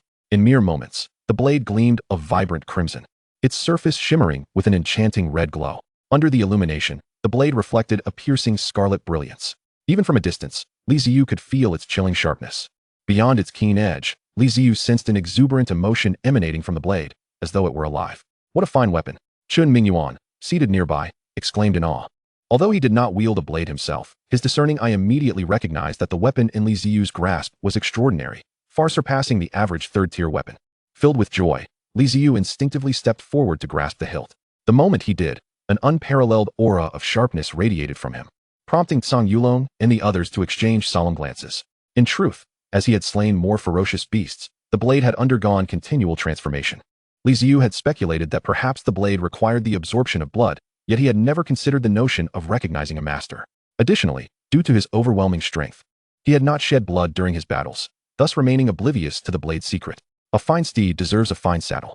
Li Ziyu, this weapon of yours was likely sealed in the past. Now that it has been reawakened in your hands, its power is bound to be significantly greater than before. With such a formidable weapon, the 3rd-tier Asma alloy weapon I gifted you pales in comparison. How about this? I shall bestow upon you a 3rd-tier blade technique," Song Yulong said with a sense of nostalgia, retrieving a prepared manual of martial skills from his bosom and presenting it to Li Ziyu. The title Thunderous Slash was inscribed in elegant script upon it. Li Ziyu expressed his gratitude to Song Yulong, accepting the technique without hesitation. He understood the governor's intention was merely to foster a connection with someone he perceived as promising, much akin to how relatives present gifts during a graduation celebration when a child is accepted into university. He bore no resentment towards this, recognizing his own need for an offensive technique. "Li Ziyu, have you chosen a school yet? If not, I encourage you to consider Jiangnan Martial Arts University," Song Yulong suggested with a smile, sipping his tea. Jiangnan Martial Arts University was his alma mater, and though the chances were slim, he did not mind extending an invitation to Li Ziyu on behalf of his school. Just as Li Ziyu was about to respond, a series of knocks echoed from the door. Accompanying the knocks was a robust voice that declared, "Li Ziyu, Jiangnan Martial Arts University is not suited for you. If you are to attend, it should be at our Modu Ability University." Before Li Ziyu could approach the door, it swung open automatically, revealing 4 individuals whose presence was no less imposing than that of Song Yulong. At the forefront stood a burly man with a mane of red hair resembling a lion's mane, with a broad face and brilliant eyes. He fixed his gaze directly upon Li Ziyu the moment he entered. Join our Modu Martial Arts University. It is the stage that is most fitting for you. Song Yulong, who had been sipping his tea on the sofa, was momentarily taken aback upon seeing the newcomers. They were none other than his old acquaintance, Zhua Hongyang, the head of the weapons department at Modu Martial Arts University and also a 6th-level martial artist. The two had once fought side by side against ferocious beasts in the military, serving as long-standing rivals. While Zhua Hongyang's strength matched his own, their paths diverged later on. Song Yulong had chosen to become a governor, while Zhua Hongyang opted to lead Modu Martial Arts University. The three individuals accompanying Zhua Hongyang were the heads of the 4 renowned universities. The middle-aged woman behind him was the head of the Spiritual Academy at Kyoto Martial Arts University. The third, a bespectacled and refined man, was the president of Kanglin Martial University. The final individual was the president of Shangpan Martial University. To Song Yulong's knowledge, each of these 3 individuals was also a 6th-level martial artist, possessing strength comparable to his own. Song Yulong relayed the information he possessed to Li Ziyu before rising to his feet. Li Ziyu, since the enrollment officers from the 4 universities have arrived, I shall not intrude any longer. Regardless of which school you choose, simply follow your heart. And remember, should you encounter any challenges outside, do not hesitate. Never forget that you hail from our Su province. Thank you, Governor Tsong. Li Ziyu nodded, taking this kindness to heart. After watching Song Yulong depart, Zhua Hongyang turned to Li Ziyu and said, Li Ziyu, come to our Modu Martial Arts University. If you enroll, we will offer you a scholarship of 5 million daxia coins, along with a comprehensive suite of offensive, defensive, and speed techniques. Furthermore, feel free to voice any additional requests. Zhua Hongyang's sincerity was evident as he spoke. After a moment of contemplation, he continued, I have reviewed your profile and noted that you frequently hunt ferocious beasts in the wilderness. You must have experienced their invasive consciousness, correct? If you join our Modu Martial Arts University, you may select any visualization technique you desire. We offer visualization techniques ranging from levels 1 to 9. Upon hearing this, the enrollment officer from Kyoto University also fixed his eager gaze on Li Ziyu, expressing their own admission conditions. We at Kyoto University can offer the same. Everything Modu Martial Arts University provides, we can match. The Kyoto representative spoke sincerely, adding, Li Ziyu, our Kyoto Martial Arts University is currently ranked 1st in daxia. We have consistently claimed victory in the Youth Martial Arts League. The ranking of the Youth Martial Arts University League not only reflects the educational quality of the institutions, but also significantly influences the allocation of resources to each school. The Martial Arts University of Magic City finds itself at the bottom of the league, while Kyoto Martial Arts University proudly holds the top position. It is clear to you, dear student, who is superior and who is inferior. How outrageous. Your Kyoto Martial Arts University may have claimed the 1st position in recent years, but that does not mean it has always been so. Our Martial Arts University of Magic City has also tasted victory, mind you. Before the Kyoto instructor could interject, Zhua Hongyang, with a fierce glare, interrupted her, rolling up his sleeves and directing an intimidating gaze toward the Kyoto teacher. Just because your students are formidable does not imply that your faculty is equally so. Shall we have a little contest to settle this? Humph. Zhuijin Mao, do you think I fear you? Let us compete. Who is afraid of whom? The Kyoto instructor raised her eyebrows defiantly, showing no signs of retreat as she glared back at Zhua Hongyang, her hands glowing red with energy. The moment the red light emerged, Li Ziyu felt his heart race, sensing a palpable pressure, evidently indicating considerable power. It appeared that a peaceful resolution was out of the question today. In that case, let us adhere to the traditional method. Very well, as per the old custom. The victor shall claim Li Ziyu. The other 2 deans stepped forward, their expressions reflecting their indignation. Before Li Ziyu could voice a word, a flash obscured his vision, and the 4 individuals in the living room vanished. Moments later, the sound of thunder began to rumble in the sky. Why did no one seek my opinion? Li Ziyu stood bewildered in the living room, his hair disheveled, feeling more like a bystander than a participant in this recruitment affair. Nevertheless, it mattered little. With the system at his disposal, attending any school would yield similar outcomes as long as the resources were adequate. Chapter 50, An Unprecedented Visualization Method. Mentalists. Boom. The thunder echoed relentlessly in the sky, resonating throughout much of Xujiang City. What on earth? It isn't even raining, yet there is thunder? How peculiar. I could swear I saw 4 silhouettes up there. Perhaps your eyes are deceiving you. You really ought to watch fewer educational programs, but you never listen. The citizens of Xujiang City gazed upward, pointing toward the direction of the ominous thunder and the luminous figures above, engaging in lively discussions. In a long blue limousine, Song Yulong looked up at the sky, his expression one of disbelief. They are all deans, and yet their tempers are so volatile. Is it really worth such a commotion over recruiting a student? Still, he couldn't help but feel a twinge of envy for Li Ziyu. Meanwhile, Li Ziyu waited in the living room, counting the minutes. Half an hour slipped by, and while he expected a swift resolution, his tea had cooled, and the booming thunder showed no signs of abating. In fact, it only grew louder. Yawning, Li Ziyu picked up the remote control and turned on the television. Just as he was about to drift into slumber, the thunder finally ceased. At the entrance, Zhuohanyang, bruised and battered, leaned against the wall as he approached. Ahem. Li Ziyu, let us discuss your enrollment. Li Ziyu quickly rose from the sofa and poured a glass of water for Zhuohanyang, who took a commanding seat, occupying the entire sofa. With a calm demeanor, he accepted the teacup from Li Ziyu. Now, Li Ziyu, do you comprehend which martial arts university possesses superior strength? Zhuohanyang smirked confidently, to which Li Ziyu nodded in agreement. However, he mused that Zhuohanyang might have appeared more convincing had his hands remained steady while speaking. Yet, he found himself increasingly fond of Zhuohanyang's fervor. To be honest, although he was the national champion of the martial arts examination, such titles were awarded annually. And not every champion flourished thereafter. Many who initially shone brightly faded into mediocrity. As the dean of the Martial Arts University of Magic City and a 6th-level martial artist, Zhuohanyang's willingness to resort to such measures for Li Ziyu's enrollment was commendable. Li Ziyu, I hope our earlier recruitment methods did not cause you any discomfort. In the realm of martial artists, competition is essential. Everything must be fought for, be it striving for first place in the martial arts examination or securing talented students during recruitment, including the resources for cultivation. Hence, our approach was merely a demonstration of our strength. Zhuohanyang raised his teacup and drank it in one go, a smile gracing his face as he regarded Li Ziyu. Geniuses often harbor pride, he continued. And perhaps our agreed-upon methods may evoke discomfort in the hearts of the youth who have yet to witness the harsh realities of martial arts. Fearing that Li Ziyu might take offense, Zhuohanyang offered an explanation. Indeed, I understand, Li Ziyu replied calmly, nodding. This reaction elicited a glimmer of admiration in Zhuohanyang's eyes. Such maturity of spirit. Pouring himself another cup of tea, Zhuohanyang adopted a serious expression and addressed Li Ziyu. All the conditions I just proposed are valid. Furthermore, if you choose to join our Martial Arts University of Magic City, feel free to express any needs you may have. We shall fulfill them to the best of our abilities. Zhuohanyang's sincerity was evident. Of course, if you ultimately decide against joining us, our doors will always remain open for you. Could he really refuse? Li Ziyu's eyes flickered, prompting a hearty laugh from Zhuohanyang, who glanced out the window, where 3 silhouettes could be discerned. Of course, choices are mutual. Our earlier methods were merely a display of strength. Li Ziyu nodded thoughtfully. How considerate. Is this the privilege afforded to geniuses? Contemplating, he addressed Zhuohanyang. I desire a visualization method. The higher the level, the better. This had been his goal even before participating in the martial arts examination. With the system at his disposal, he would inevitably face fierce beasts in the future. The visualization method would be indispensable for countering the malevolent influences of these creatures. Though he had begun to contemplate other avenues for enhancing his martial skills, he had yet to put them into practice.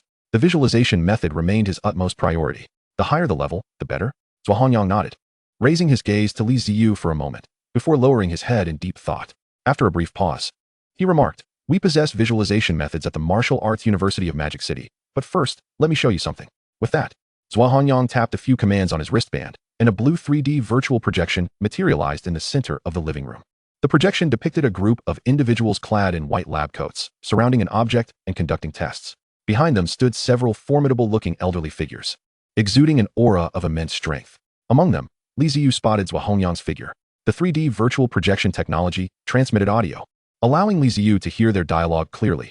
Testing visualization method levels 1 through 9, results unknown. Conducting a second simulation, results remain unchanged. Proceeding to a third simulation, results remain unchanged. The testing continued for half an hour, each simulation yielding identical outcomes. The projection abruptly ceased as Zhuohanyang deactivated it. At our esteemed Modu Martial Arts University, and indeed throughout the entirety of the Great Xia, the highest tier of visualization techniques has long been established at the 9th level. However, not long ago, our esteemed principal, during an expedition into a secret realm, fortuitously stumbled upon a visualization technique that had never before been encountered. Following rigorous testing, we can assert with absolute certainty that this technique surpasses the 9th level.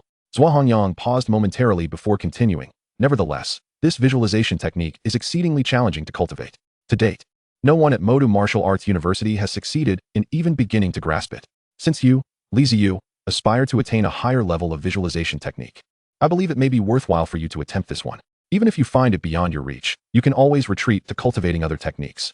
He himself had endeavored to master this technique, but had squandered several years without making any progress. Excellent. Chapter 51. The Warm, Astonished Ant. Welcome, Li Ziyu. I knew I had not mistaken my judgment. Zhuohanyang exclaimed with a hearty laugh that reverberated through the room. Since that is the case, I shall not intrude further. By the way, Li Ziyu, you arrive at a fortuitous time. In just 1 year, the National Youth Martial Arts Competition will be upon us. All students from martial arts universities will participate, including some of the top students from previous years. Although you are merely a freshman, I can secure a place for you to join and experience this grand martial arts event. In 4 years' time, perhaps you will represent our Modu Martial Arts University and achieve commendable results at the National Youth Competition. Haha. Zhuahangyang chuckled heartily and handed Li Ziyu a card, saying, "This card contains 5 million great xia coins as promised. Here it is. The remaining resources will need to be collected by you once you arrive at Modu." Li Ziyu accepted it with an outstretched hand. After a brief laugh, Zhuahangyang departed. Outside, the other 3 martial arts university admission teachers, who had been listening intently, felt a twinge of disappointment upon hearing that Li Ziyu had joined Modu Martial Arts University, though it quickly vanished. The instructor from Shangpan University remarked wistfully, "Li Ziyu is not only an awakened talent with exceptional vigor, but has also mastered 3 peak-level martial skills at such a young age. His talent in martial arts is undoubtedly unprecedented. Unfortunately, he did not join our Jingdu Martial Arts University. Next year's National Youth Martial Arts Competition will surely see Modu University shine." The Jingdu instructor scoffed. "Shining is all well and good, but that will have to wait until next year's National Youth Competition. As for this year's competition, the championship is undoubtedly ours at Jingdu University. This is without question, and no one can dispute it." In the living room, Li Ziyu opened his phone to check his bank account balance. 10 million great xia coins. Goodness. In just a few short days, he had suddenly become a millionaire. With newfound wealth, he pondered how to spend it and felt a sense of urgency.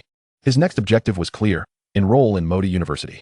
Once there, he would cultivate the visualization technique and martial skills to enhance his abilities, preparing for the upcoming National Youth Martial Arts Competition at the end of the year. Although Zhuahangyang emphasized the importance of participation, for Li Ziyu, participation equated to striving for victory. Moreover, he was eager to witness the grandeur of the gathering of prodigies from across the nation. He wondered where he would rank among them a year from now. The following morning, Li Ziyu tidied himself up and set out to visit his aunt. With his enrollment at Modu University looming just half a month away, it would be rare for him to return to Xujiang City afterward. Thus, he made a point to visit his aunt before departing. As he stepped out, he noticed that the cabinets and shoes that had occupied the corridor were now gone, and the hallway had been meticulously cleaned. He glanced at the neighbor's door and saw it was empty. He quickly shifted his gaze away, dismissing such trivial matters. After a short while, he arrived at the residence of his aunt, surrounded by picturesque mountains and waters. His information had already been registered in the access system, allowing him to enter the community smoothly. Following his memory, he knocked on the door of his aunt Yun Shuhui's home. "Ah, you've come." Upon opening the door stood Yun Shuhui, a woman of 168 meters tall, with an oval face and willow-like eyebrows, dressed in a floral apron. Li Ziyu's memories merged with the figure before him. After 6 months, his aunt had not changed in the slightest. "Hello, aunt," Li Ziyu greeted with a smile. "Xiaoyu, you're here. Come in quickly. I've made your favorite braised pork ribs." His aunt beamed at him, surveying him from head to toe. "You've grown taller and stronger since I last saw you," she exclaimed, pulling him by the arm and ushering him inside. Once in the living room, Li Ziyu placed the gift he had brought on the table, prompting a frown from Yun Shuhui. "You shouldn't have brought a gift. Xiaoyu, do you regard your aunt as a stranger?" She feigned annoyance. At that moment, his cousin Zhao Yanan emerged from her room, her expression brightening upon seeing Li Ziyu. "Wow, the top scholar has arrived." "What top scholar?" "Xiaoya, you're just talking nonsense. Go wash your hands and join us for dinner," Li Ziyu chided. Yun Shuhui shot a glare at Zhao Yanan, who shrank back with an obedient "oh" and hurried away. Yun Shuhui smiled at Li Ziyu, saying, "Xiaoya has been quite peculiar since returning, endlessly muttering about top scholars. I suppose she is just overly excited after the martial arts examination." As she carried dishes from the kitchen and set the table, she invited Li Ziyu to take a seat. Li Ziyu smiled, realizing that his cousin was already aware of his achievement as the top scholar in the National Martial Arts Examination, while his aunt remained oblivious. As they arranged the tableware, Zhao Yanan returned after washing her hands.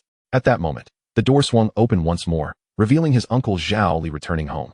"Xiaoyu, I've already spoken with your uncle. I've secured you a position as a supervisor at his company. Whenever you have time, you can start working there."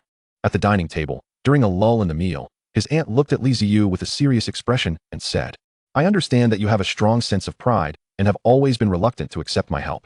However, this time, you must listen to me. Working for someone else in society not only pays poorly, but also exposes you to potential exploitation. At your uncle's company, no one would dare to mistreat you. Your base salary will be 20,000. Don't look down on the supervisor position. Once you become familiar after 2 years, I'll have your uncle promote you to deputy general manager. Xiaoya will pursue the path of a martial artist, and your uncle and I have no sons. In my eyes, you are like our own child. When the time comes that we retire, your uncle's company will be yours to inherit." Yun Shuhui spoke earnestly, while Uncle Zhao Li occasionally nodded in agreement. Meanwhile, Zhao Yanan buried her head in her food, struggling to contain her laughter. Li Ziyu knew well what his cousin found amusing, yet witnessing the earnestness of his aunt Yun Shuhui filled him with warmth. He could perceive that his aunt, Yun Shuhui, spoke those words with genuine sincerity, devoid of any pretense. No need for formalities, Auntie. Just call me Xiaoyu. In the past, you have indulged me in various matters. But this time, you must heed my advice. I assure you, this is for your own good. Yin Shuhui's expression turned somewhat grave. Li Ziyu was about to offer an explanation, but at that moment, his cousin Zhao Yanan could no longer contain herself, bursting into laughter. Chapter 52. Anti-sentiment and Zhao Yanan's hidden concerns. Yin Shuhui rolled her eyes at her. Uncle Zhao Li, too, flicked Zhao Yanan on the forehead, signaling her to refrain from causing a ruckus. Dad, Mom, do not fret about my cousin finding a job. He doesn't need to search for one at all. He has already become a martial artist. Moreover, he is the top scorer in the martial arts examination. The top scorer I have been mentioning these past few days is him. Zhao Yanan emphasized earnestly. He is the national champion of the martial arts examination. She knew that when Li Ziyu's status as the national champion was revealed, it would leave her astounded, rendering her sleepless for an entire night. However, she chose not to disclose this information to her parents, Yin Shuhui and Zhao Li. Wishing to unveil it today for their shock, Zhao Yanan looked at them with keen anticipation, waiting for their reactions. Yet, the astonishment she had envisioned failed to materialize. Both Yin Shuhui and Zhao Li regarded her with expressions akin to that of someone observing a simpleton. Aunt Yin Shuhui even patted Zhao Yanan's head with a sympathetic look. This child must have sustained a blow to the head during yesterday's battle with the fierce beasts in the martial arts examination, spouting such nonsense. I distinctly recall that Xiaoyu's blood test score was 08. Getting into the martial arts university was already a challenge, let alone being the national champion. Oh, but it is true, Zhao Yanan exclaimed, her eyes wide as she desperately tried to clarify. Yet, they remained unconvinced. Auntie, Uncle, Yanan is telling the truth. I have indeed achieved the title of national champion in the college entrance examination. Furthermore, I have been accepted into the martial arts university of Modu.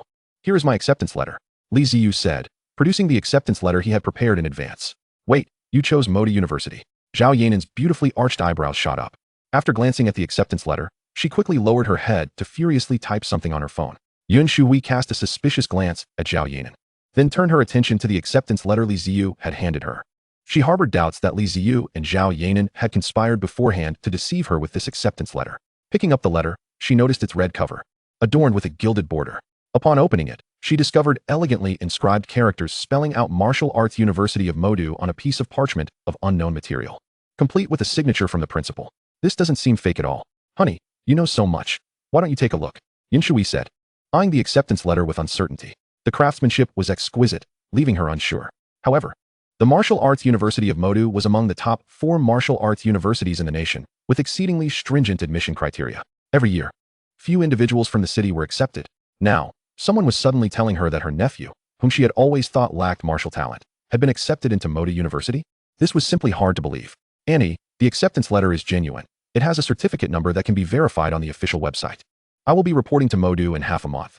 I came here today to bid you farewell, Li Ziyu said, focusing on his bowl of rice as he spoke. After a moment of frantic verification, Yin Shuhui sat on the sofa in a daze, repeatedly reflecting on the results she had just uncovered. Her nephew had truly been accepted into the Martial Arts University of Modu, and the principal had personally come to recruit him? As the national champion of the martial arts examination, he had been offered generous admission conditions and secured a spot at Modu University? She felt as though she were dreaming, the reality of it all seeming unreal. Understanding Yin Shui's reaction, Li Ziyu could empathize. He imagined he would also require time to digest such news if the roles were reversed. It was akin to a classmate who habitually skipped school to play video games, suddenly revealing that he was the national champion. The initial response would undoubtedly be disbelief. Even when presented with evidence, it would take time to accept. Uncle Zhao Li's reaction was not much better than Yin Shui's. He had flipped the acceptance letter back and forth several times. However, being a businessman, Zhao Li's mental resilience was stronger. He soon accepted the fact that Li Ziyu was the national champion of the martial arts examination. While examining the acceptance letter, he frequently glanced at Li Ziyu, expressing his astonishment, praising him as a genius, and exclaiming how he never expected such talent to be so close at hand. Xiaoyu, you truly are the national champion of the martial arts examination, and you have been accepted by the Martial Arts University of Modu? After a moment, Yin Shuhui regained her senses, but still queried with uncertainty. Li Ziyu felt a twinge of exasperation. Just how dismal had his previous impression on his aunt been? Even with the acceptance letter in hand, she remained skeptical. Yet, he could understand, after all. It had only been a little over 10 days since he had completed the blood test at school. Really, Auntie, let us eat. The food will get cold. After chatting for a while longer at his aunt's house, Li Ziyu stood up to bid farewell, leaving the room under the reluctant gaze of his aunt and uncle. Cousin, when are you heading to Modu? Are you taking the high-speed train? As soon as Li Ziyu stepped out, Zhao Yanan rushed after him. looking at him with a mysterious glint in her eyes. I suppose it will be the high-speed train. There's one leaving for Modu in the morning. Li Ziyu replied without much thought. The journey from Shujing City to Modu by high-speed train only takes 6 hours, although flying would be more convenient. Li Ziyu felt that being airborne was risky. What if a fierce beast attacked mid-flight? He preferred the safety of traveling on the ground. However, the government often organized martial artists to regularly clear the routes between cities of fierce beasts, so he assumed he would not encounter any problems on his way to Modu. Okay, got it. Zhao Yanan nodded eagerly like a chick pecking at rice. Li Ziyu looked at his cousin, whose eyes sparkled with mischief, unsure of her intentions. However, he chose not to inquire further and waved goodbye as he departed. Congratulations, bro. I always knew you were destined for greatness, but you've surpassed all my expectations. Wow. The national champion of the martial arts examination. It's almost unfathomable. You're the one. Jinwu Pavilion, VIP room. Tang Xian poured tea for Li Ziyu while giving him a thumbs up. He then grandly waved his hand, pushing back the bank card Li Ziyu had handed him, mumbling. Take these 20 blood essence pills. There's no need to discuss payment. Just remember that you have a friend, Tang Xian, in Shujing City. Chapter 53, Mastering the Thunderstrike. Li Ziyu, what a coincidence. Li Ziyu pondered for a moment and decided not to decline Tang Xian's goodwill. Initially, he had rebuffed Tang Xian's advances due to his uncertainty regarding Tang Xian's character and his belief that he lacked the means to reciprocate. However, now he felt it was acceptable to accept the offer, as he had a notion he wished to experiment with. This idea had been brewing in his mind ever since the conclusion of the martial arts examination. If the system could enhance vitality by slaying ferocious beasts, thereby augmenting martial techniques and realms, could it not be possible to directly utilize vitality pills to enhance vitality and similarly fortify martial techniques and realms? After all, it was all vitality, merely acquired through different means. The prospect of enhancing vitality points with vitality pills was incredibly tantalizing. If successful, he would not only have the option to elevate his realm through the demise of ferocious beasts, but would also gain an additional avenue for advancement. However, he had already consumed the 20 vitality pills gifted to him by Principal Lu, and there had been no response from the system panel. Unwilling to accept defeat, Li Ziyu resolved to visit Jinwu Pavilion to purchase more vitality pills for his experimentation. Bidding farewell to Tang Xian, Li Ziyu returned to his home and settled onto the sofa. He retrieved a round vitality pill exuding a fragrant aroma from the bag and swallowed it whole. 1, 2, 3. Li Ziyu consumed 5 vitality pills in succession, yet the system panel remained unchanged. Furrowing his brow, he questioned whether this method of enhancing vitality was indeed futile. Reluctantly enduring the rising heat in his body, he gritted his teeth and took several more vitality pills from the bag, downing them with determination. After all, his physical constitution was robust, and he could withstand the excess. Having swallowed over a dozen vitality pills, his skin began to flush, and heat radiated from his head. Success. It truly worked. Li Ziyu's expression brightened, unable to suppress his excitement as he clenched his fist. As the effects of the 11th vitality pill took hold, the system panel finally reflected a change. Name, Li Ziyu. Realm, Peak Level 1 Warrior. Combat Skills, Peak Bull Essence Technique, Peak Movement Technique, Peak Blade Technique, Advanced Diamond Body. Gale Blade Technique, Thunder Slash, Entry Level. System, Martial God System. Function, can absorb all things, enhance vitality. Other functions await the host's exploration. The vitality converted from the vitality pills not only enhances the Gale Blade technique, but also allows entry into a combat skill. Li Ziyu gazed at the final line on the system panel, astonished. The Thunder Slash combat skill, a third-tier technique gifted to him by Governor Tsang Yu. He had merely glanced at once and had not yet truly comprehended or practiced it. He had intended to delve into it thoroughly upon arriving at the Martial Arts University in Modu. But now it seemed unnecessary. Without hesitation, Li Ziyu silently invoked entry into Thunder Slash. He chose not to allocate points to the Gale Blade technique. Currently, his offensive capabilities relied on 3 peak-level martial techniques and the enhancement of vitality. Bulldozing through enemies with brute force. In truth, he rarely utilized the Gale Blade technique in combat. Rather than augmenting this first-tier blade skill, it was more prudent to directly enter the third-tier Thunder Slash. As this thought settled in his mind, a transformation appeared on the system panel. The entry-level status of the Thunder Slash combat skill shifted to beginner, and it ascended to first place among his combat skills. Name, Li Ziyu. Realm, Peak Level 1 Warrior. Combat Skills, Beginner Thunder Slash, Peak Bull Essence Technique, Peak Movement Technique, Peak Blade Technique, Advanced Diamond Body, Gale Blade Technique. System, Martial God System. Function, can absorb all things. Enhance vitality. Other functions await the host's exploration. It seems that Governor Tsang's Thunder Slash is indeed precious. Capable of overshadowing 3 peak-level martial techniques despite being at the beginner level. Time to test its might. With this thought, Li Ziyu stowed away the panel, rose, and grasped the Demon Moon blade positioned beside the sofa.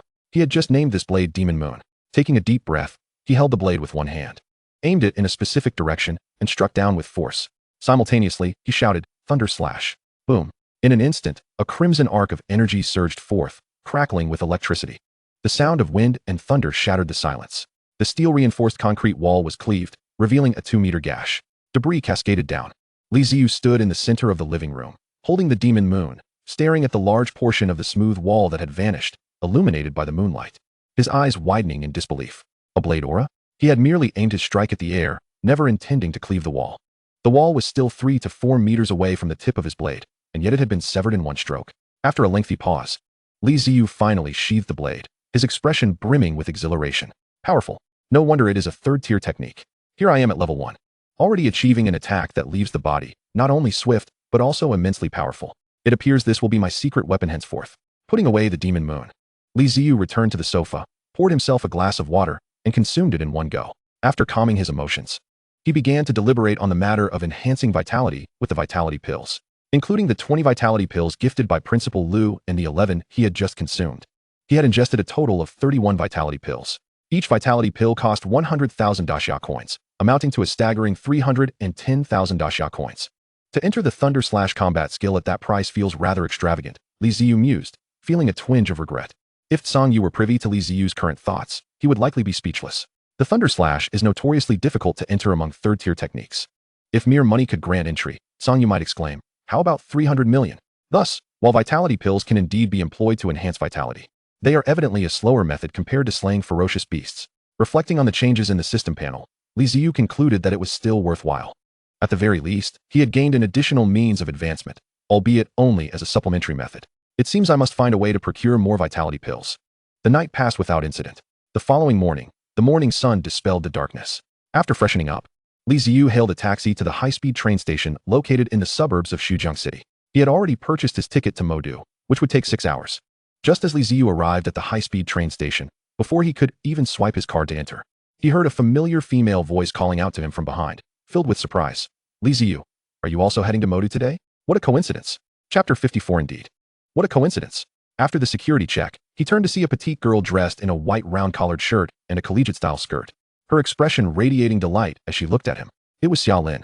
Today, Xiaolin seemed to have made a special effort to dress up. With a light touch of makeup, her fair skin glowed like porcelain, flawless and radiant. Her smile revealed 2 adorable dimples, and her sparkling eyes blinked playfully. Li Ziyu blinked, gazing at the graceful figure of Xiaolin before him. Suddenly, a memory flashed in his mind of the previous day at the dining table, where his cousin Zhao Yanan inquired about his plans to travel to the Magic City. It turned out she was discreetly probing for Xiaolin's whereabouts. Observing Xiaolin, who barely reached his chest, Li Ziyu replied with a playful smile, what a coincidence. The elongated intonation of his words caused a faint blush to appear on Xiaolin's fair cheeks. Her gaze instinctively dropped, avoiding direct eye contact with Li Ziyu. With her delicate arms discreetly clasped behind her back, her small hands intertwined nervously, she spoke in a barely audible voice. Li Ziyu, I am also heading to the Magic City for enrollment. I have registered at Lanpu Martial Arts University. May I ask which train you are taking? If I recall correctly, there is only one high-speed train from Xujiang to the Magic City in the morning? Li Ziyu chuckled lightly.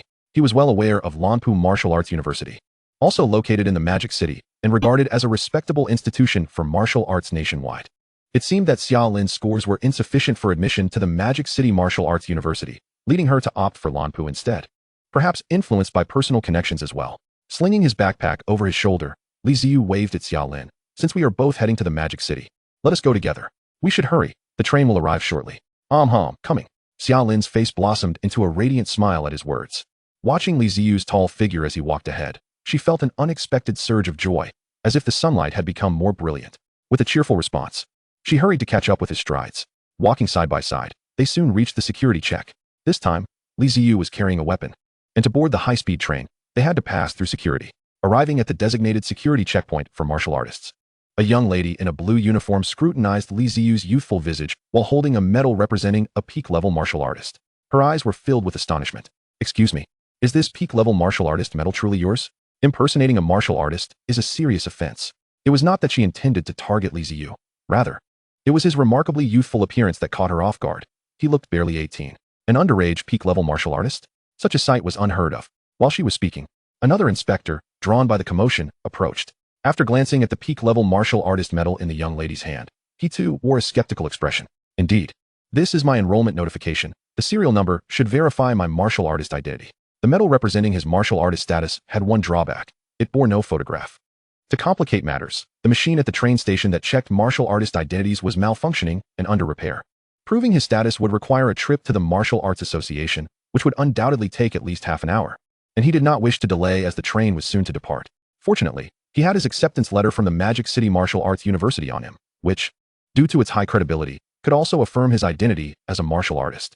Oh, I sincerely apologize for the inconvenience. It is a regulation that only martial artists may carry weapons aboard the train. We are merely conducting a routine check. The young lady quickly stood, her demeanor polite as she accepted the acceptance letter from Li Ziyu. As she perused it, another inspector leaned in to take a look. Upon seeing the name of the university on the letter, the young lady's beautiful eyes widened in surprise, her tone incredulous. Magic City Ability University? Ah, I remember now. Li Ziyu, you are this year's National College Entrance Examination top scorer. I am so sorry, I did not realize it was you. I did not expect you to be in a standard cabin. At that moment, the young lady had a sudden thought, covering her mouth with both hands. Her eyes wide with realization. After a brief moment, she quickly returned the acceptance letter to Li Ziyu, continuously apologizing. The other inspector, having recognized Li Ziyu's identity as well, hurried over to assist him with his luggage while casting frequent glances at him, astonished by his youthful appearance. No worries, Li Ziyu waved his hand dismissively, indicating that he bore no ill will. He understood the necessity of security measures. After all, a martial artist carrying a weapon could pose a considerable threat to ordinary people, akin to a natural disaster. He merely felt a twinge of reflection on the status of martial artists. At that moment, a figure clad in a white inspection uniform, appearing to be the team leader, approached. After quickly assessing the situation, he addressed Li Ziyu with reverence. My apologies for the oversight earlier. We have inadvertently delayed you. To express our regret, we have upgraded your and your companion's seats to VIP business class. We sincerely apologize for the inconvenience. Li Ziyu was taken aback by this unexpected turn of events. Such fortune, he did not refuse. The business class ticket from Shujiang to the Magic City cost several thousand. Although his current savings were sufficient to cover it, the physique of a martial artist far surpassed that of an ordinary person. He could endure standing for 6 hours without any discomfort, let alone sitting in second class. Adhering to his principle of spending money on vitality elixirs, he had opted for second class. However, the upgrade to business class was indeed a pleasant surprise. Declining the offer of assistance with his luggage, Li Ziyu and Xia Lin proceeded to the station and boarded the train. In the business class carriage, there were only 8 seats, with ample space and bright lighting. 4 tall, attractive young women in matching uniforms stood at the corners of the carriage, smiling and ready to cater to the passengers' needs. 6 out of the 8 seats were already occupied, with 4 young students, 2 boys and 2 girls, engaged in loud conversation, their tones brimming with pride. It was evident that one of them, a boy with dyed yellow hair and freckles, was the focal point of their discussion. Hey Huang, your strength has reached the intermediate level of a first-class martial artist, right? A girl with flowing yellow waves of hair, sitting by the window, looked at him with envy. Her tone curious. I've only just reached the intermediate level. I'm preparing to certify as a high-level martial artist soon. It's nothing to boast about, Huang waved dismissively, wearing a modest facade, though the pride in his eyes was unmistakable. Oh, I've just become a beginner-level martial artist. Huang, you're almost at the high level. How impressive. The girl's eyes widened in astonishment and admiration. Another boy wearing black-framed glasses echoed her sentiments, his expression equally envious, with a hint of flattery. Huang, becoming a high-level martial artist at such a young age means we'll be following you at Lanpu University. Another girl in their company chimed in agreement. Their voices were not hushed, and the tall attendant nearby overheard every word, her expression involuntarily revealing envy, especially toward Huang. Such a young warrior, yet already admitted to the esteemed Lanpu Martial Arts University, ranked among the top 10 nationwide. Truly a prodigy. Huang Xiao reveled in the adoration of those around him, maintaining an air of modesty while his words belied a sense of self-importance. Rest assured, I shall look after you during our time at Lanpu Martial Arts University. I have already received an invitation to join the university's most powerful association, the Mutual Aid Society. Once you elevate your realms, I will ensure your admission. With a deliberate pause, Huang Xiao allowed the 2 girls a moment to extol his virtues. The influence of the Mutual Aid Society permeated several martial arts universities in the bustling metropolis, and it would not be an exaggeration to declare it the most formidable association among all universities in the city. Being invited to join is a mark of distinction reserved for the elite, individuals of the highest caliber. Such accolades would surely evoke pride in anyone who heard them. However, after a brief wait, the anticipated flattery was conspicuously absent. Huang Xiao's expression soured as he cast a glance at his 2 female companions, only to find them wide-eyed and transfixed by the sight in the aisle, murmuring, "What a handsome young man. I think I'm in love. Can I go ask him for his contact information?" The bespectacled youth's eyes were equally wide, though lacking the infatuation of the two girls. Instead, he wore a look of sour jealousy, questioning, how can he be so handsome? Huang Xiao surveyed the surroundings and noticed the tall attendant's gaze was also fixed on the aisle, mirroring the expressions of his female classmates. His countenance darkened as he followed their gaze. In the aisle stood a tall youth clad in a black t-shirt, arranging his luggage. His chiseled features and piercing eyes exuded a confident and masculine aura. Both of Huang Xiao's female classmates and the tall attendant were captivated by this young man. Humph. What use is good looks? In this world, it is strength that reigns supreme. Mere appearance without power is but a decorative pillow. Huang Xiao scoffed at the starry-eyed expressions of his classmates, though a twinge of envy flickered within him. His looks had always been a sore spot, and encountering someone more handsome was a bitter pill to swallow. Nonetheless, he sensed no extraordinary power emanating from the youth, suggesting that he was likely weaker than himself, providing a slight solace to Huang Xiao. At that moment, Li Ziyu placed her luggage down and took her seat. As Xiao Lin emerged from behind an obstruction, Huang Xiao's eyes lit up in sudden admiration. This girl was stunning. Undoubtedly a campus belle. Li Ziyu, we have 6 hours until we reach our destination. I brought some snacks to share, Xiao Lin said, settling into her seat and pulling out 2 bags of chips, tearing one open and offering it to Li Ziyu with a beaming smile that revealed her dimples. I'm not fond of snacks, you can have them. Li Ziyu replied with a smile, waving her hand in refusal as she retrieved a vitality pill from her bag, popping it into her mouth like a candy. She then closed her eyes to begin her cultivation, unwilling to waste the 6-hour journey. Li Ziyu, did you just eat a vitality pill? Xiao Lin exclaimed, noticing the round pill Li Ziyu had casually consumed. Her eyes widened in surprise. Is that how you take them? Li Ziyu looked momentarily puzzled. Is there a problem with that? And no, Xiao Lin stammered, waving her hand dismissively. Was it really acceptable to consume a vitality pill directly like that? The instructors had taught them to dilute it in water before ingestion. Seeing Li Ziyu close her eyes once more, unresponsive, Xiao Lin kept her concerns to herself, attributing it to the variations in teaching styles. After a while, Xiao Lin couldn't resist sneaking another glance at Li Ziyu, then at her own bag of chips. After a few days of relaxation post-exams, she hadn't been diligently practicing, yet here was Li Ziyu, so dedicated she wouldn't even pause for a moment during the journey. A flicker of admiration crossed Xiao Lin's face as she resumed crunching on her chips. Hey, can I add you on Flying Message? At that moment, Huang Xiao could no longer contain his desires. He stood up from his seat and quickly approached Xiao Lin, flashing a charming smile while brandishing his phone. You're a student heading to the metropolis for enrollment, right? So am I. Let's get to know each other. Xiao Lin, without lifting her gaze, coldly replied, sorry, I don't use Flying Message, and continued munching on her chips. Ding dong. Just then, Xiao Lin's phone chimed, and she quickly picked it up to check. Sister Xiao Lin, have you seen my cousin? How's the conversation going? She read aloud. I'm sitting with him, Xiaoya, but what topics does Li Ziyu usually enjoy? I feel like he is a bit aloof. I don't know. I can't help you there, Sister Xiao Lin. Good luck. Huang Xiao watched as Xiao Lin engaged in a lively chat on her phone, his expression twitching involuntarily, his hand holding the phone frozen in midair. He took a deep breath, forcing himself to suppress the rising anger within him. Since becoming a warrior and achieving the title of top student in the martial arts examination, no one had dared to disregard him in such a blatant manner, especially not in front of his classmates and so many others. Huang Xiao inhaled deeply, repressing his fury, and said, perhaps I failed to introduce myself clearly earlier. Allow me to reintroduce myself. I am Huang Mingyuan, the top student from the He Luo City Martial Arts Examination. Moreover, I am also a new student at Lanpu Martial Arts University this year. I am currently on this train, heading to enroll at Lanpu Martial Arts University. You are aware of Lanpu Martial Arts University, correct? It ranks 9th among all martial arts universities in the entire Great Xia. With that, Huang Xiao's lips curled into a smug grin as he subtly showcased the intermediate warrior badge adorning his chest, casting a condescending glance at Xiao Lin, eagerly anticipating her reaction to his impressive introduction. As anticipated, the young woman would surely rush to add him on Flying Message after hearing all these titles. Oh, impressive. Excuse me, could you step aside? You're blocking my view of the scenery outside, Xiao Lin replied nonchalantly, her fingers flying across her phone screen, engrossed in her conversation. Do you have any idea what it means to be the top student from He Luo City?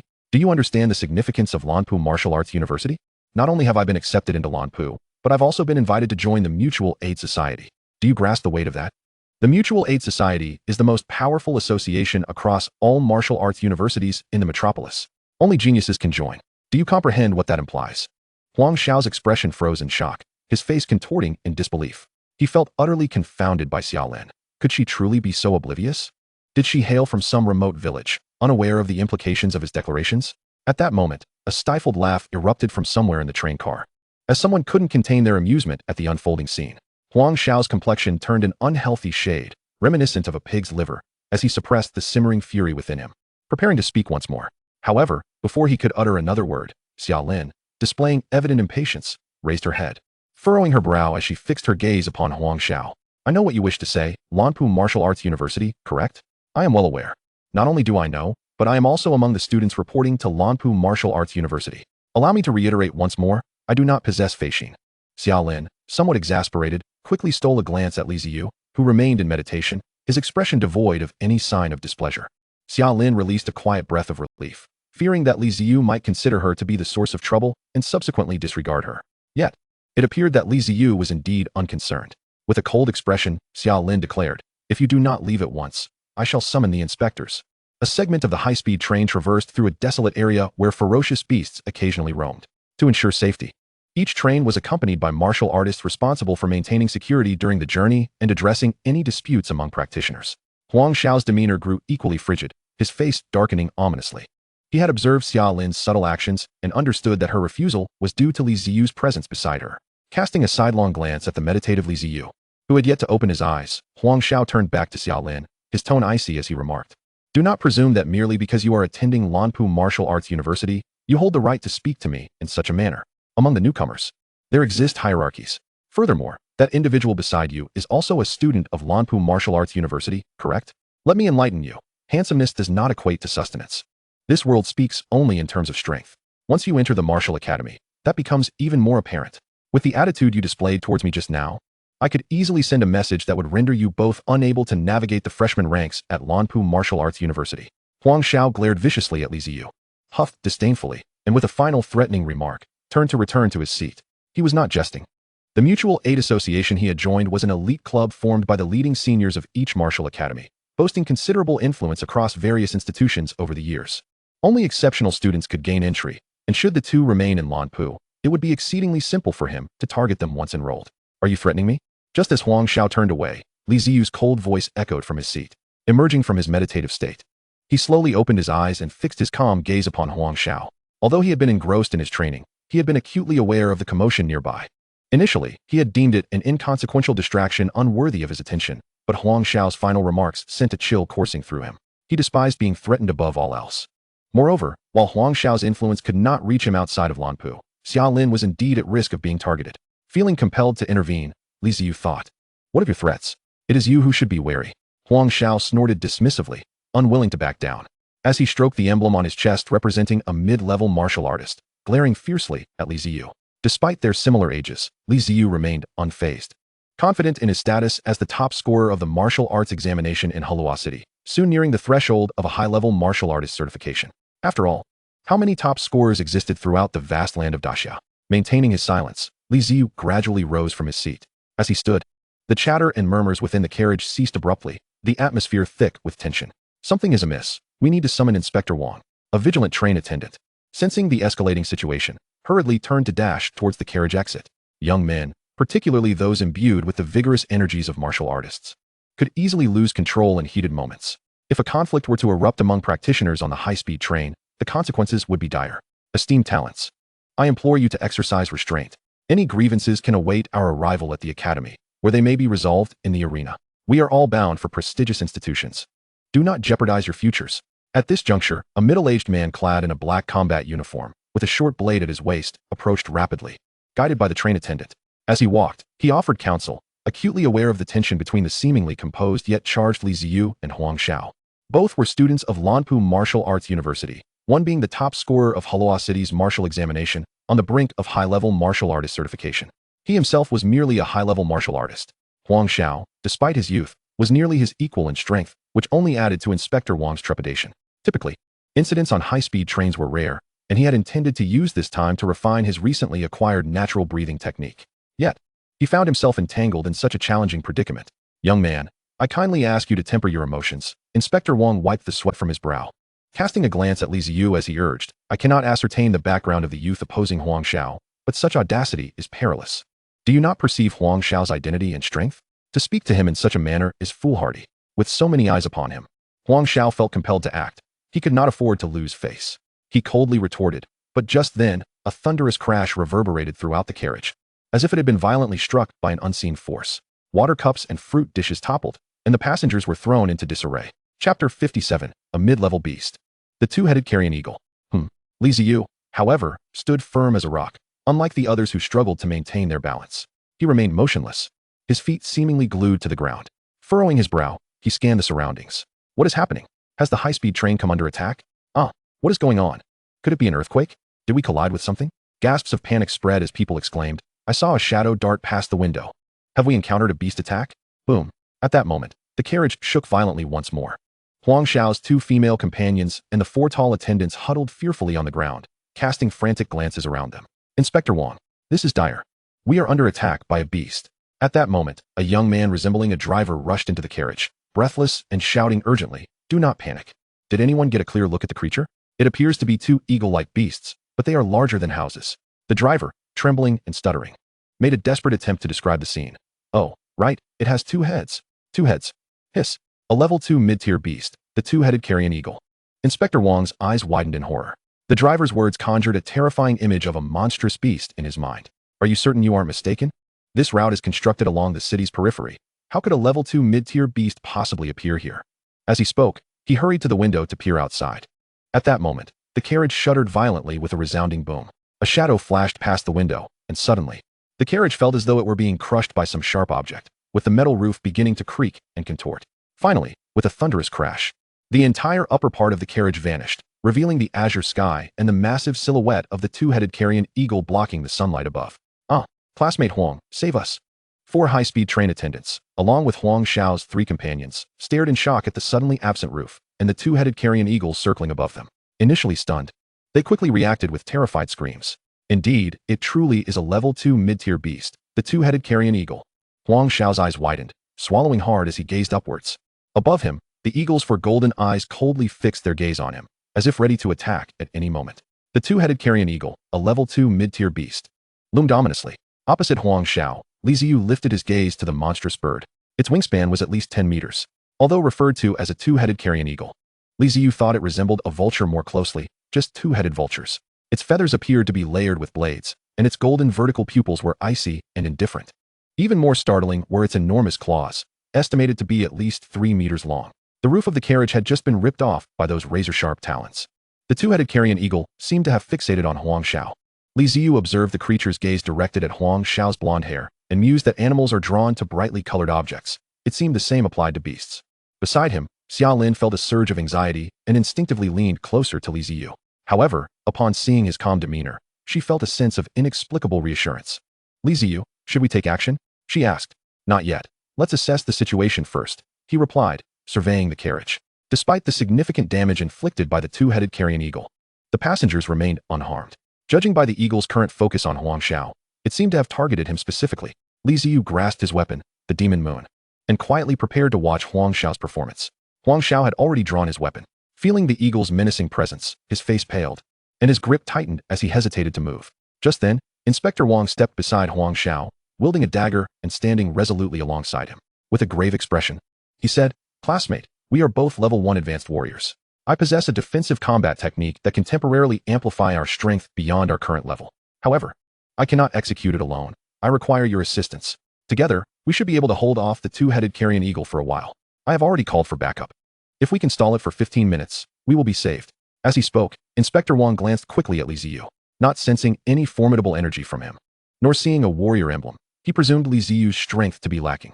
Thus, he quickly addressed him, This fellow student, while we engage the 2-headed carrion eagle, please assist in evacuating the passengers. They are ordinary people. Every life saved counts. Li Ziyu nodded in acknowledgement. Huang Xiao, too, exchanged a glance with Inspector Wang, his eyes flickering, and nodded in agreement. All right. Just then, the 2-headed carrion eagle sprang into action. Its wings flapped violently, stirring up a tempest. It thrust its massive claws forward in a predatory manner, charging towards the carriage with lightning speed. As the 2-headed carrion eagle descended, Inspector Wang raised his hands high. A ball of earthy yellow light emanated from him, forming a semicircular shield that enveloped the entire carriage. Natural breathing technique, breath of the earth. Now's the time. Huang Xiao, channel your vitality to me. I will withstand the 2-headed carrion eagle. Inspector Wang shouted, executing his technique. He had acquired this natural breathing technique by chance.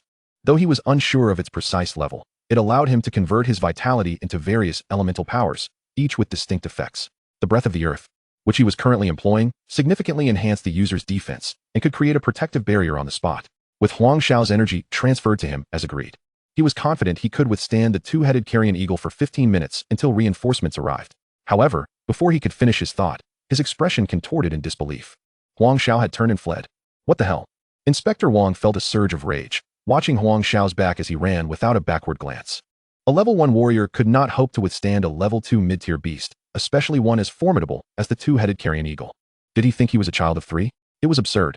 Not only would 2 level 1 advanced warriors be insufficient against the eagle, but even 2 level 1 peak warriors would be easily slaughtered by a single swipe of its claws. Forgive me, but I am a genius. I have a bright future ahead, and I do not wish to perish. Huang Xiao muttered as he fled without looking back. The tall attendant, hiding in a corner, watched Huang Xiao abandon Inspector Wang to flee alone, nearly in tears. They had witnessed Inspector Wang's strength. Everything he said was true. Even the bespectacled boy who had previously fawned over Huang Xiao, along with the 2 female classmates, stared in disbelief at Huang Xiao's retreating figure, mouths agape in shock. It's over. Classmates, you should flee as well. I will hold off the two-headed carrion eagle for a moment. In the meantime, save yourselves. Every life matters. At that moment, the eagle's claws loomed menacingly before Inspector Wang, their cold glint unmistakable. Clenching his teeth, Inspector Wang did not flinch. He charged directly at the two-headed carrion eagle's claws, resolutely declaring to Li Ziyu, I became a warrior to protect the weak. I am prepared to face death. Boom. A resounding crash, reminiscent of a train collision, reverberated, accompanied by a violent gale that sent the passengers within the carriage reeling. A wave of despair washed over the crowd. It was over.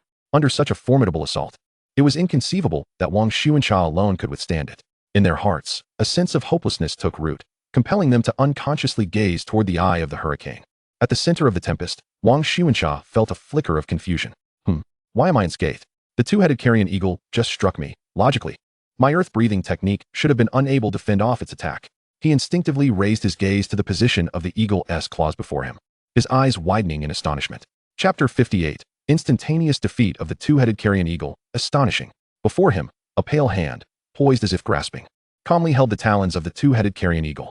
The eagle's half-meter-long claws were firmly ensnared by this hand, which seemed to possess an immense strength akin to that of a solid wall. Despite the eagle's frantic struggles and the tempestuous flapping of its wings, it could not break free. Wang Xuancha stared, dumbfounded, at Li Ziyu, who stood tall, effortlessly restraining the formidable beast. His mind felt as if it had been struck by a heavy object, leaving him in a daze. The once insurmountable attack from the second-tier ferocious beast, the two-headed carrion eagle, was effortlessly intercepted by a mere youth, unarmed. The scene before him was so shocking that it shattered his worldview. Not only had Li Ziyu caught the beast barehanded, but the colossal creature, with a wingspan exceeding 10 meters, could not even force him to retreat a single step. What terrifying power was this? The tall attendants and several female classmates of Huang Xiao also stood in stunned silence. Their mouths forming an OS, they gaped at the unfolding spectacle, momentarily rendered speechless by their astonishment. Even Huang Xiao, who had leapt from the high-speed train and was fleeing across the wilderness, was drawn back by the commotion, instinctively glancing in that direction, frozen in place. A second-tier mid-level ferocious beast, if dismantled, could fetch at least 7 or 800,000. Li Ziyu gripped the talons of the two-headed carrion eagle with both hands, excitement coursing through him as he observed the beast's futile struggles. Just then, the eagle, realizing it could not escape, revealed a glint of ferocity in its indifferent eyes. With a piercing screech, it lunged towards Li Ziyu's face with astonishing speed, leaving a blurred afterimage in the air. Watch out, classmate! Wang Xuancha shouted, jolting back to reality. He knew that the eagle's attack was not limited to its claws. Its massive beak was even sharper. With such velocity, the eagle could easily pierce the armor of a main battle tank. Wang Xuancha sought to shield Li Ziyu from the impending strike, but the speed of the eagle's assault was simply too swift. Before he could utter a warning, the eagle's beak was already upon Li Ziyu. Be careful, Summer Lin exclaimed, instinctively covering her mouth in horror. Everything had transpired too quickly for her to comprehend. She now sought to position herself in front of Li Ziyu, yet her body lagged behind. Huang Xiao, having halted in his escape, cast a glance at Li Ziyu, a smirk of derision playing on his lips. Fool, look at you trying to steal the limelight. With that, he turned to flee once more. To him, the speed of the two-headed carrion eagle's attack was beyond the capabilities of a first-tier martial artist. He believed Li Ziyu was doomed. Boom. However, before Huang Xiao could fully turn, a thunderous explosion erupted as if from the ground itself. A flash of red light shot skyward from the carriage, vanishing in an instant. Huang Xiao blinked in surprise, squinting toward the direction of the red light. What was that thunder? Was that red light lightning? How could there be red lightning in broad daylight? Boom. Before he could ascertain the phenomenon, another thunderous eruption of red light pierced the air. Within the carriage, Li Ziyu maintained his grip on the two-headed carrion eagle's talons with one hand while firmly clutching the hilt of his demon moon blade with the other. His blood surged, boiling with energy. Following a specific technique, his vitality surged from his heart, converging entirely in his right arm. The pressure caused his arm to swell, veins bulging as though a creature were writhing beneath the surface. Thunderous slash, pinnacle-level bull strength. As the two-headed carrion eagle attacked with the speed of lightning, Li Ziyu drew his blade, raising it high. With a decisive swing, a shimmering afterimage sliced through the air, followed by the resounding crack of thunder. Boom. Having grasped the fundamentals of the third-tier technique, thunderous slash, though still at a novice level, Li Ziyu's speed was astonishing. With his first-tier peak vitality and the dual enhancement of his peak body refining technique, his strike was so swift it eluded the naked eye. The two-headed carrion eagle's assault was rapid, yet Li Ziyu's strike was swifter. Before the eagle could close the distance of half a meter, Li Ziyu's blade struck down upon its head with ferocious force. Splat! Without any resistance, the demon moon blade effortlessly sliced through the steel feathers of the eagle's neck as if they were non-existent, cleaving it cleanly in two. After executing the thunderous slash, Li Ziyu swiftly reversed his grip, delivering another decisive blow. The second head of the two-headed eagle met the same fate, severed without obstruction. Blood sprayed several meters high as the decapitated head, eyes wide open in death, tumbled away, rolling to rest at Huang Shao's feet. Thud! Huang Shao stared incredulously at the severed head rolling beneath him, its fierce gaze still intact, shock etched upon his face. This can't be real. Did he just slay a second-tier, mid-level beast in 2 strikes? Am I dreaming? He swallowed hard, eyes widening in disbelief as he gazed toward Li Ziyu in the carriage.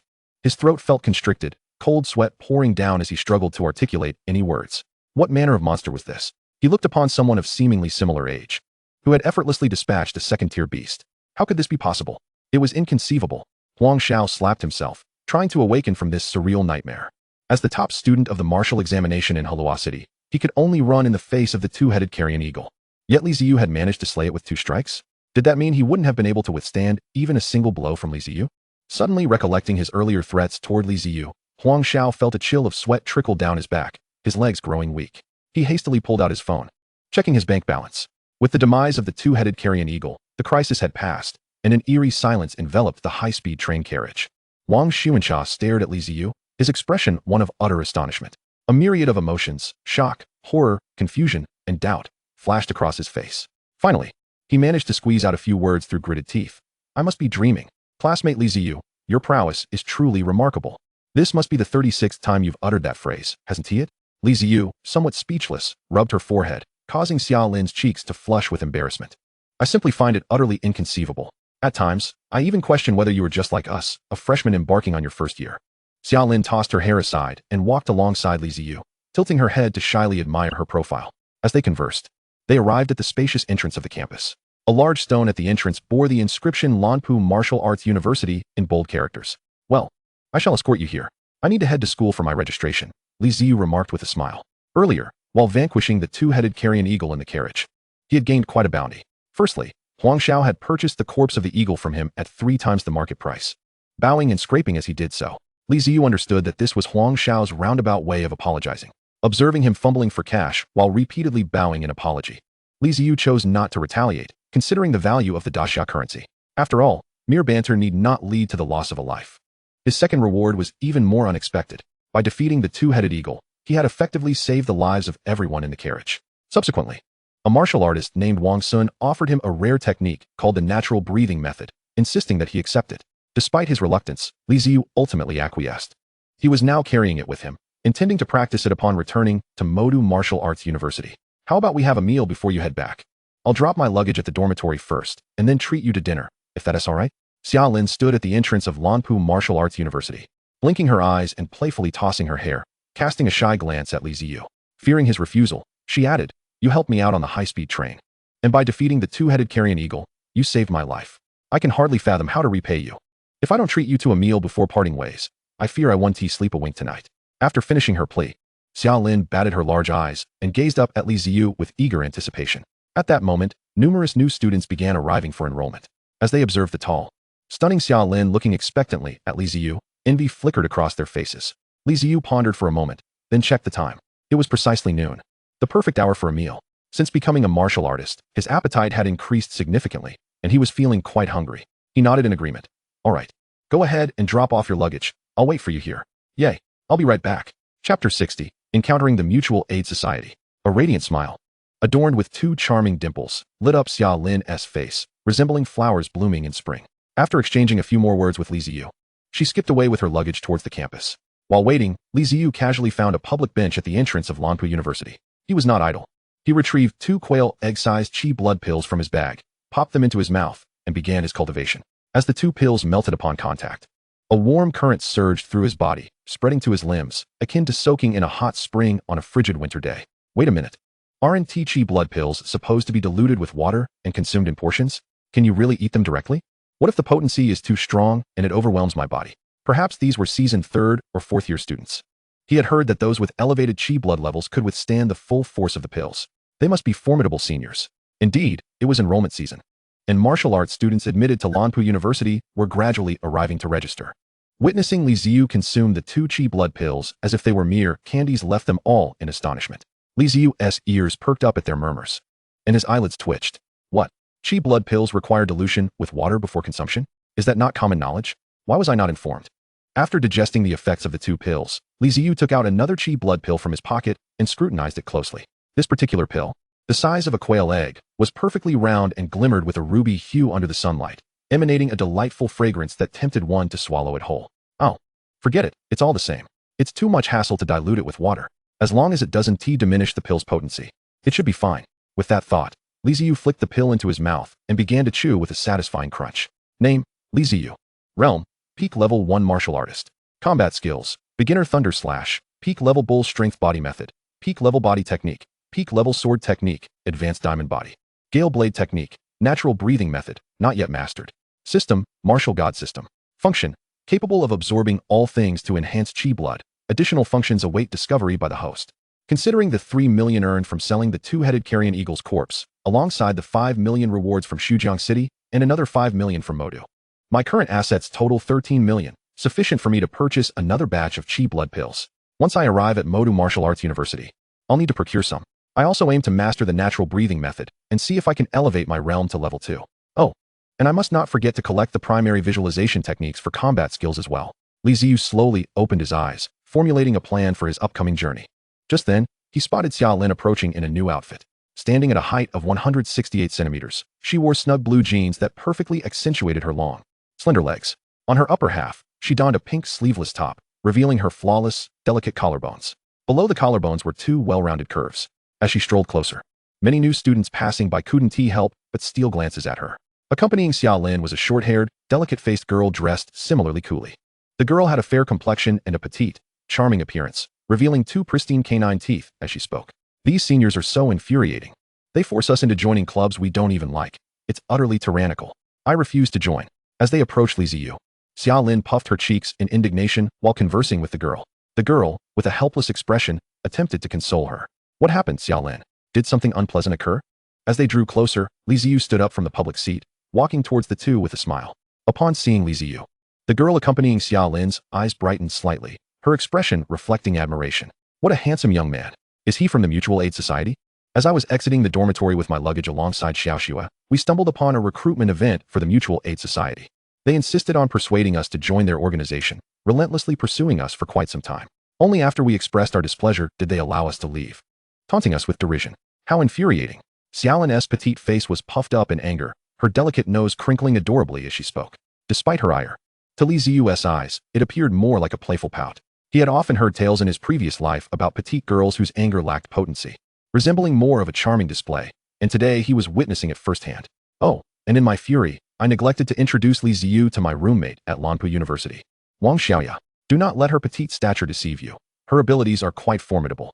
Xiaolin, as if recalling something, linked her arm with Wang Xiaoya's and cheerfully introduced her to Li Ziyu. Hello, fellow student, I am Wang Xiaoya. It's a pleasure to meet you. Are you here to register at Manhwaedit University as well? Wang Xiaoya inquired, her eyes sparkling as they glanced at Li Ziyu. She then gracefully extended her right hand towards him. Greetings, Li Ziyu. I am not here for Manhwaedit University. I am from Manhwaedit University. Li Ziyu replied, smiling as he lightly tapped her delicate hand before retracting his. Manhwaedit Martial Arts University? Wang Xiaoya's eyes widened in surprise as she scrutinized Li Ziyu from head to toe. With his sharp brows and bright eyes, chiseled features, and tall stature, he exuded an aura of masculinity, steadfastness, and tranquility. Wang Xiaoya couldn't help but steal a few more glances. To her astonishment, not only was her roommate as friend strikingly handsome, but he was also a bona fide martial arts prodigy. Moudu Martial Arts University is one of the 4 most renowned martial arts universities in the nation, a revered sanctuary all martial artists in Dachau aspire to. Anyone who gains admission to Moudu Martial Arts University is undoubtedly a dragon among men, a martial arts genius. What exactly is the mutual aid society that you mentioned earlier? After the pleasantries, Li Ziyu inquired, his curiosity piqued. This was the second time he had encountered the term, the first being from the brash individual he met on the high-speed train. It seemed to be an elite organization composed of exceptional talents. Chapter 61. The origins of the Mutual Aid Society. Xiaolin appeared uncertain and turned to Wang Xiaoya for clarification. Wang Xiaoya, her expression solemn, explained to Li Ziyu. I too heard about it from a senior during my sophomore year. The headquarters of the Mutual Aid Society is located at Moudu Martial Arts University. It is said that 30 years ago, when Moudu Martial Arts University lacked significant organizations, an unforeseen event led to the mysterious establishment of the Mutual Aid Society. It was initially presided over by a few of the university's most outstanding talents. Over the years, the society has expanded its influence across several universities in Moudu, inviting any promising freshmen to join and offering them support. Wang Xiaoya reminisced, glancing at Li Ziyu as her voice lowered. However, according to my sophomore senior, the nature of the Mutual Aid Society seems to have deviated from its original intent. It has monopolized numerous school activities and resources, leading to a significant divide between ordinary students and those affiliated with the society. I wonder why the school permits such an organization to exist. Wang Xiaoya earnestly explained, detailing the society's domineering behaviors. Influenced by her encounter with the brash individual on the train, Xiaolin expressed her discontent towards the Mutual Aid Society. Li Ziyu listened intently, empathizing with Xiaolin's sentiments. He recalled the brash fellow's haughty demeanor, as if being invited to join the society conferred superiority. Fellow student, Moudu Martial Arts University is the headquarters of the Mutual Aid Society. The monopolization of resources and certain oppressive behaviors may be even more pronounced than at our Lanpu Martial Arts University. Everyone in the society possesses formidable strength. If they extend an invitation to you, do not decline. Otherwise, you may find your university years quite challenging. Wang Xiaoya cautioned Li Ziyu with a grave expression. Li Ziyu remained non-committal, smiling without responding. In any gathering, there exists a hierarchy, a camaraderie, a struggle for resources, and a classification of social strata. Martial artists are no exception. In fact, due to the individualistic nature of their power, such dynamics are even more pronounced. Nonetheless, this did not concern him. Regardless of the Mutual Aid Society's hidden secrets, he had no desire to be bound by their influence. Let the Mutual Aid Society develop as it pleases, as long as it does not encroach upon his life. The meal proceeded smoothly. Aside from the attention drawn by the handsome and beautiful pairing, nothing particularly noteworthy occurred. After finishing their meal, Li Ziyu waved goodbye to Xiaolin and Wang Xiaoya. With Xiaolin's reluctant gaze following him, he boarded the subway heading towards Moudu University of Abilities. Hey, Xiaolin, stop staring. Your boyfriend has already walked far away, Wang Xiaoya teased, waving her hand before Xiaolin, pulling her out of her daze. Xiaolin's face was filled with reluctance. Upon noticing Wang Xiaoya's meaningful expression, her cheeks flushed, and she hastily clarified, "He not my boyfriend yet." "Oh, you haven't accepted his pursuit?" Wang Xiaoya inquired, her eyes sparkling with curiosity. Xiaolin twirled her hair, feeling a bit shy, and replied with a hint of hesitation. "It's not that. I just haven't figured out how to pursue him." As the special subway line towards Moudu Martial Arts University arrived, Li Ziyu disembarked. The train was crowded with students heading to Moudu Martial Arts University, and as he exited the station, it felt slightly congested. Most were students drawn by the university's reputation or girls eager to take photos. After all, martial artists in Dachau are regarded as the pinnacle of society. And Moudu Martial Arts University, being a revered institution for cultivating martial artists and ranked among the top 4 in the nation, is a coveted destination for young people. Few, like him, were merely there to register. Before his arrival, Zhuangyang had an urgent matter and could not come, messaging him that a dedicated person would be there to receive him. "Hey, handsome guy, are you here to visit Moudu University? You seem so cool. Can I take a photo with you?" Just as Li Ziyu exited the station, he heard a melodious female voice nearby. 2 tall, attractive girls, dressed lightly, approached him with beaming smiles, their cheeks flushed as they gazed at him. One of the girls, with wavy hair, waved her phone in front of him, her expression filled with anticipation. "Sure," Li Ziyu replied without hesitation, stepping into the center of the 2 girls to take a photo together. "Fellow student, you are here to visit Moudu Martial Arts University, right? However, to tour the university, you need to make a reservation online 3 months in advance. If you haven't made a reservation, entry is not permitted," the girl with the wavy hair said, looking up at Li Ziyu with a soft voice. Noticing Li Ziyu's expression of unawareness regarding this requirement, she continued with a smile, "It seems you didn't make a reservation. But don't worry. We have booked 3 slots. Just as it happened, one of our close friends encountered an issue at home and will be unable to join us. If you don't mind, We could go together. The girl with an egg-shaped face and a short skirt, standing beside the grand waves, nodded eagerly in agreement, her eyes sparkling with anticipation as she gazed at Li Ziyu. Just as Li Ziyu was about to decline, his phone rang in his pocket. Upon answering, before he could even connect the call, an excited voice called out from the side, "Hi, Li Ziyu, over here." Following the direction of the call, Li Ziyu spotted a short-haired youth in a white t-shirt, brimming with enthusiasm, jogging towards him. "I'm sorry, but my acquaintance has arrived," Li Ziyu said apologetically to the two girls, who looked on with regret as he made his way toward the short-haired boy. Noticing Li Ziyu's attention, the boy quickened his pace and soon stood before him. Before Li Ziyu could utter a word, the exuberant young man extended his right hand towards him, exclaiming, "Hello, Li Ziyu. I am Ma Chao, a sophomore from the weaponry department of Magic City Martial Arts University. Deans was sent me to fetch you. I apologize for being late. I encountered a little trouble." Ma Chao's face bore a look of sincere regret as he repeatedly expressed his apologies. His humble demeanor took Li Ziyu by surprise. It was evident that Ma Chao had been through something, as his face bore bruises, suggesting he had been in a conflict and had not fared well. It seemed he had been on the receiving end of a thrashing. Yet, why was he showing such humility towards this first-year student? Was it due to Li Ziyu's reputation as the national martial arts champion? But that shouldn't be the case. Shouldn't martial artists possess their own spirit? Especially those from a prestigious institution like Magic City Martial Arts University, which ranks among the top in the nation. Despite his internal confusion, Li Ziyu refrained from probing further and extended his hand to shake Ma Chao's. "Hello, senior. I am Li Ziyu. Oh, please, just call me Ma Chao. I merely arrived a year earlier than you," he replied with a wave of his hand. "Come, Li Ziyu, let me guide you through the enrollment process. And then I'll show you around Magic City Martial Arts University." Ma Chao naturally took Li Ziyu's luggage and led him towards the university's grand entrance. As they departed, the two tall girls who had just taken a photo with Li Ziyu gazed in astonishment at his receding figure. They exchanged looks, their eyes reflecting mutual surprise. Did they just mention enrollment? That incredibly handsome guy is actually a student at Magic City Martial Arts University? A hint of regret crossed their faces. We forgot to get that handsome boy as contact information. Chapter 62. Enrollment, Rumors, and the Two Major Rankings. Well, Li Ziyu, what do you think? Impressive, isn't it? When I first enrolled, I was equally awestruck by the grandeur of Magic City Martial Arts University's entrance. Ma Chao stood proudly at the entrance, his expression gleaming with pride as he observed Li Ziyu's reaction. It truly was awe-inspiring. Li Ziyu's eyes widened slightly, straining his neck to take in the colossal gate before him. The sheer size of it was overwhelming, even from a distance of at least 100 meters. He could not grasp its entirety with his panoramic view. Stepping back a few dozen paces, he finally discerned the gate's width, estimating it to be at least 800 meters wide. Absolutely absurd. Typically, a school gate measuring 50 meters is considered impressive. And here was one that was 10 times that size. The second impression it left was one of height.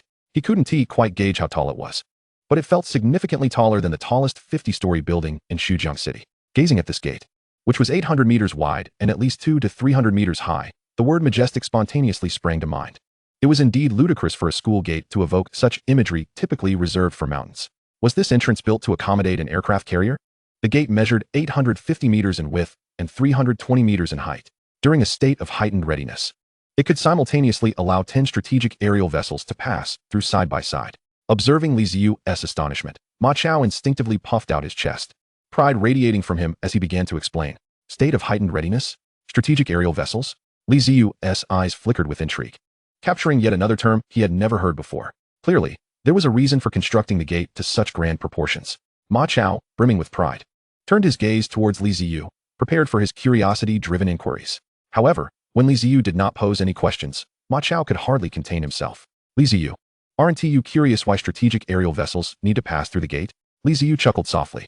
I surmise that Magic City Martial Arts University must possess some extraordinary technology capable of sealing off the entire campus overhead during emergencies, creating a confined space. Thus, the gate serves as the sole exit, which is why it is constructed so large. Am I correct? He smiled at Ma Chao. Ma Chao's eyes widened in disbelief. How did you know that during emergencies, Magic City Martial Arts University can form a plasma barrier for defense? Oh, I see. It must have been Deanswa who informed you. Ma Chao exclaimed, realization dawning upon him. Li Ziyu shrugged, remaining silent. This information was not available online. But with his extensive experience in online literature, he could deduce it. Wasn't it merely a concept of a dome? It had been proposed decades ago in his previous life, but there were no means to apply it practically. Who would have thought he would encounter it at Magic City University? It seemed that the technological advancements in this world of Great Xia far surpassed those of his former Earth. You are this year's national martial arts champion. So it's no surprise that Deanswa shared such information with you. TSK, I was hoping to see your astonished expression. You should know that I was utterly amazed when I first enrolled, Ma Chao murmured, a hint of disappointment evident in his voice. It is said that the situation with the ferocious beasts is dire, with experts predicting that they will annihilate all towns in Great Xia within the next decade. Some scholars are reportedly beginning to compile the history of the last days of Great Xia. Who knows if it's true? Additionally, some teachers at the university have mentioned that the authorities have begun stockpiling survival supplies underground at Magic City Martial Arts University. Once the ferocious beasts breach Great Xia, everyone will be relocated here. However, I find that a bit far-fetched. One cannot simply trust the words of experts, Ma Chao remarked, turning towards the university gate as he walked, glancing back at Li Ziyu. Come on, Li Ziyu. Let us proceed with your enrollment process, and I'll introduce you to the information about our Magic City Martial Arts University. All right, Li Ziyu pondered over Ma Chao's words. Experts predict that in a decade, ferocious beasts will bring about the extinction of humanity, a notion that is indeed a first for him. However, it does seem somewhat alarming.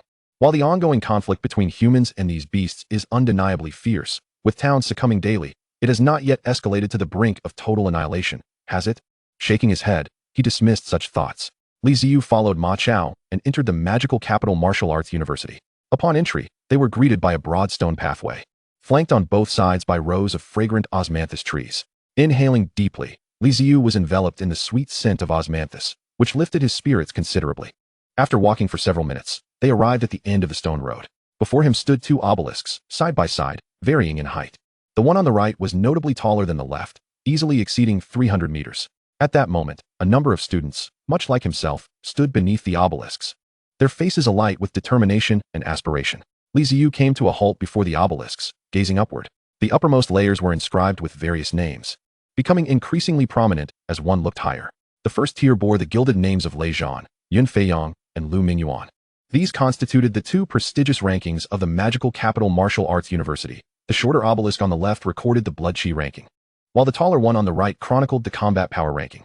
Only the names of the top 100 individuals were inscribed here, with those beyond that threshold omitted. To be listed on either of these rankings was a testament to the extraordinary talent of the students at the magical capital martial arts university. Ma Chao stood beside Li Ziyu, gazing at the obelisk with envy, and took the opportunity to explain. Who are the top 3 names up there? Li Ziyu inquired curiously. Those are the 3 strongest individuals at our university. The first, Lei Zhan, is the current president of the Mutual Aid Association. The second and third are 2 of the 3 vice presidents currently serving in the association. The fourth, Ouyang Hao, is also a vice president. Ma Chao explained in a subdued tone, his expression enigmatic. After a brief pause, he continued, although it is quite challenging for ordinary individuals to ascend these rankings. With your remarkable prowess as the National Martial Arts Examination Champion, if you devote yourself to training at the Magical Capital Martial Arts University for a year, by your sophomore year, you will undoubtedly find yourself on these lists. By your senior year, perhaps you could even break into the top 5. Gaining a spot on the rankings would mean annual rewards of additional training resources. Ma Chao spoke with palpable excitement, as if he himself were the one destined to be listed. Li Ziyu nodded noncommittally. So, it's a test of blood chi and combat power? He mused. Since his time at the Hongsu Martial Arts Academy, he had not undergone such tests, and he was uncertain where his current strength would place him within the ranks of the Magical Capital Martial Arts University. Li Ziyu considered that since being listed would grant him additional training resources, it was certainly worth trying, especially since he was in dire need of such resources. Once settled in, he planned to exchange all his daxia currency for blood chi pills, and then strive to reach the realm of a second-tier martial artist. At that point, he would proceed to undergo the blood chi and combat power tests. Li Ziyu contemplated. Chapter 63, The University System and Points. The two continued deeper into the campus. Upon entering the main gate, a student approached them. After verifying Li Ziyu's identity, he handed him a silver wristband. Li Ziyu accepted it, and Ma Chao promptly elaborated. Li Ziyu, this wristband serves as your student ID, representing your identity at the Magical Capital Martial Arts University. It contains your points and personal information. Our school operates on a point system. At the Magical Capital Martial Arts University, all expenditures, whether for meals or access to training facilities, require points. As Ma Chao spoke, he gestured for Li Ziyu to put the wristband on. Li Ziyu nodded and secured the wristband around his wrist. The wristband gleamed in a silvery hue, crafted from an unknown material, and its surface shimmered with flowing light, making it quite aesthetically pleasing. As he fastened it, Li Ziyu felt a slight sting at his wrist, akin to a pinprick. Ma Chao chuckled. This wristband is made using the latest genetic technology from daxia. Once worn, it will collect your blood, effectively binding your identity to it. From now on, this wristband will be uniquely yours. Li Ziyu nodded in understanding. At that moment, Ma Chao added with a smile. It will display the points you possess within daxia. You can check how many points you have. Points can be exchanged for daxia currency at a rate of 1 to 10,000. You should take a look at your total points. As he spoke, a hint of curiosity appeared on Ma Chao's face. When he first enrolled, his wristband only contained 50 points. He was eager to see how Li Ziyu, the national martial arts champion, fared in comparison. Surely, he must have more than I did upon my entry. At least 100 points, Ma Chao speculated. Hearing this, Li Ziyu nodded and tapped a few times on the wristband with his right hand, revealing a number, 500. What the heck? 500 points? How do you have so many points? Ma Chao exclaimed, his eyes wide with astonishment. Li Ziyu remained unfazed. If one were to calculate based on the exchange rate of 1 point equaling 10,000 daxia currency, then 500 points would equate to 5 million. It was likely the 5 million daxia currency promised by Luo Honyang had been directly converted into points for him. However, he was perplexed by Ma Chao's reaction. Of course it's a lot. I should mention that while points can be exchanged for daxia currency at a 1 to 10,000 rate, the reverse is a staggering 100,000 to 1. This means you can exchange points for 10,000 daxia currency. But if you want to convert daxia currency into points, it requires 100,000 daxia currency. Isn't that exorbitant? 500 points would cost 50 million if purchased with daxia currency.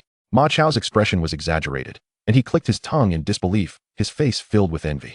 Noticing Li Ziyu's confusion, he further explained, in the magical capital martial arts university, points are the sole currency for transactions. And points can only be earned by completing various tasks, breaking into the rankings, or achieving standings in competitions. However, breaking into the rankings or excelling in competitions is particularly challenging. Undertaking tasks also carries a degree of risk.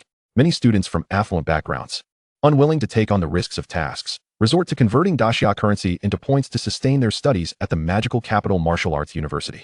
Li Ziyu listened intently. His curiosity piqued. Does the school not provide points regularly? They do, but it merely suffices to cover basic survival and training expenses. Ma Chao replied, regardless. I envy you for having so many points. Li Ziyu nodded in agreement. It seemed he had indeed come out ahead. The magical capital martial arts university's differentiated exchange rate was understandable. It promoted a survival of the fittest mentality, encouraging students to improve and hone their skills through tasks while simultaneously generating revenue for the school. Li Ziyu continued to follow Ma Chao as they traversed the campus.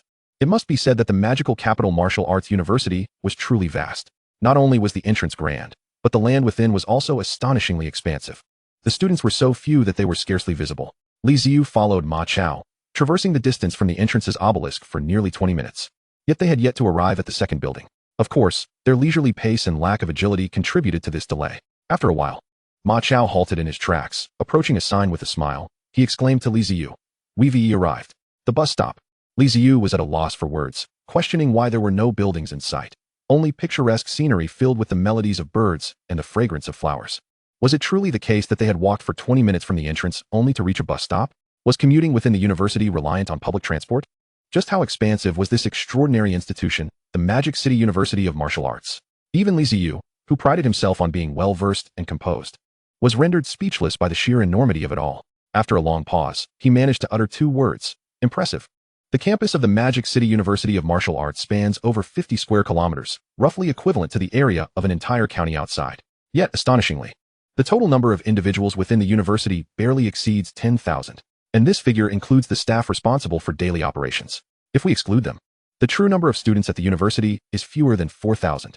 Inside the sleek, driverless bus, surrounded by panoramic glass, only 7 or 8 students occupied the seats.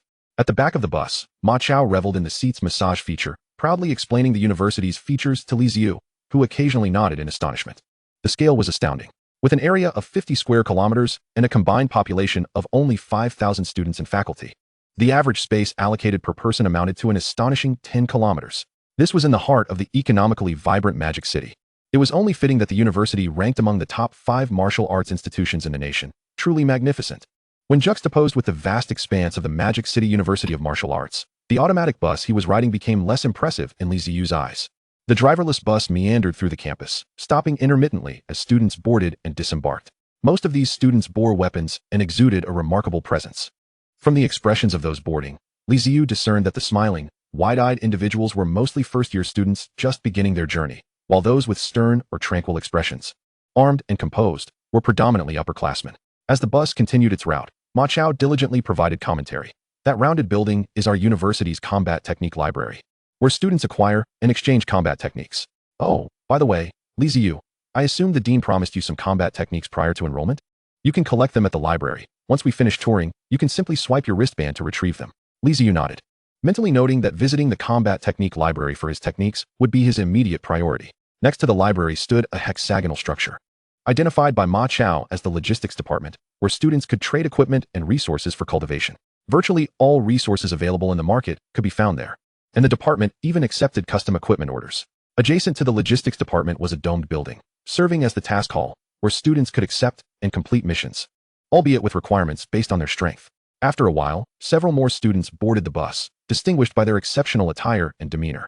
Upon entering, they arrogantly surveyed their surroundings before choosing the most advantageous seats.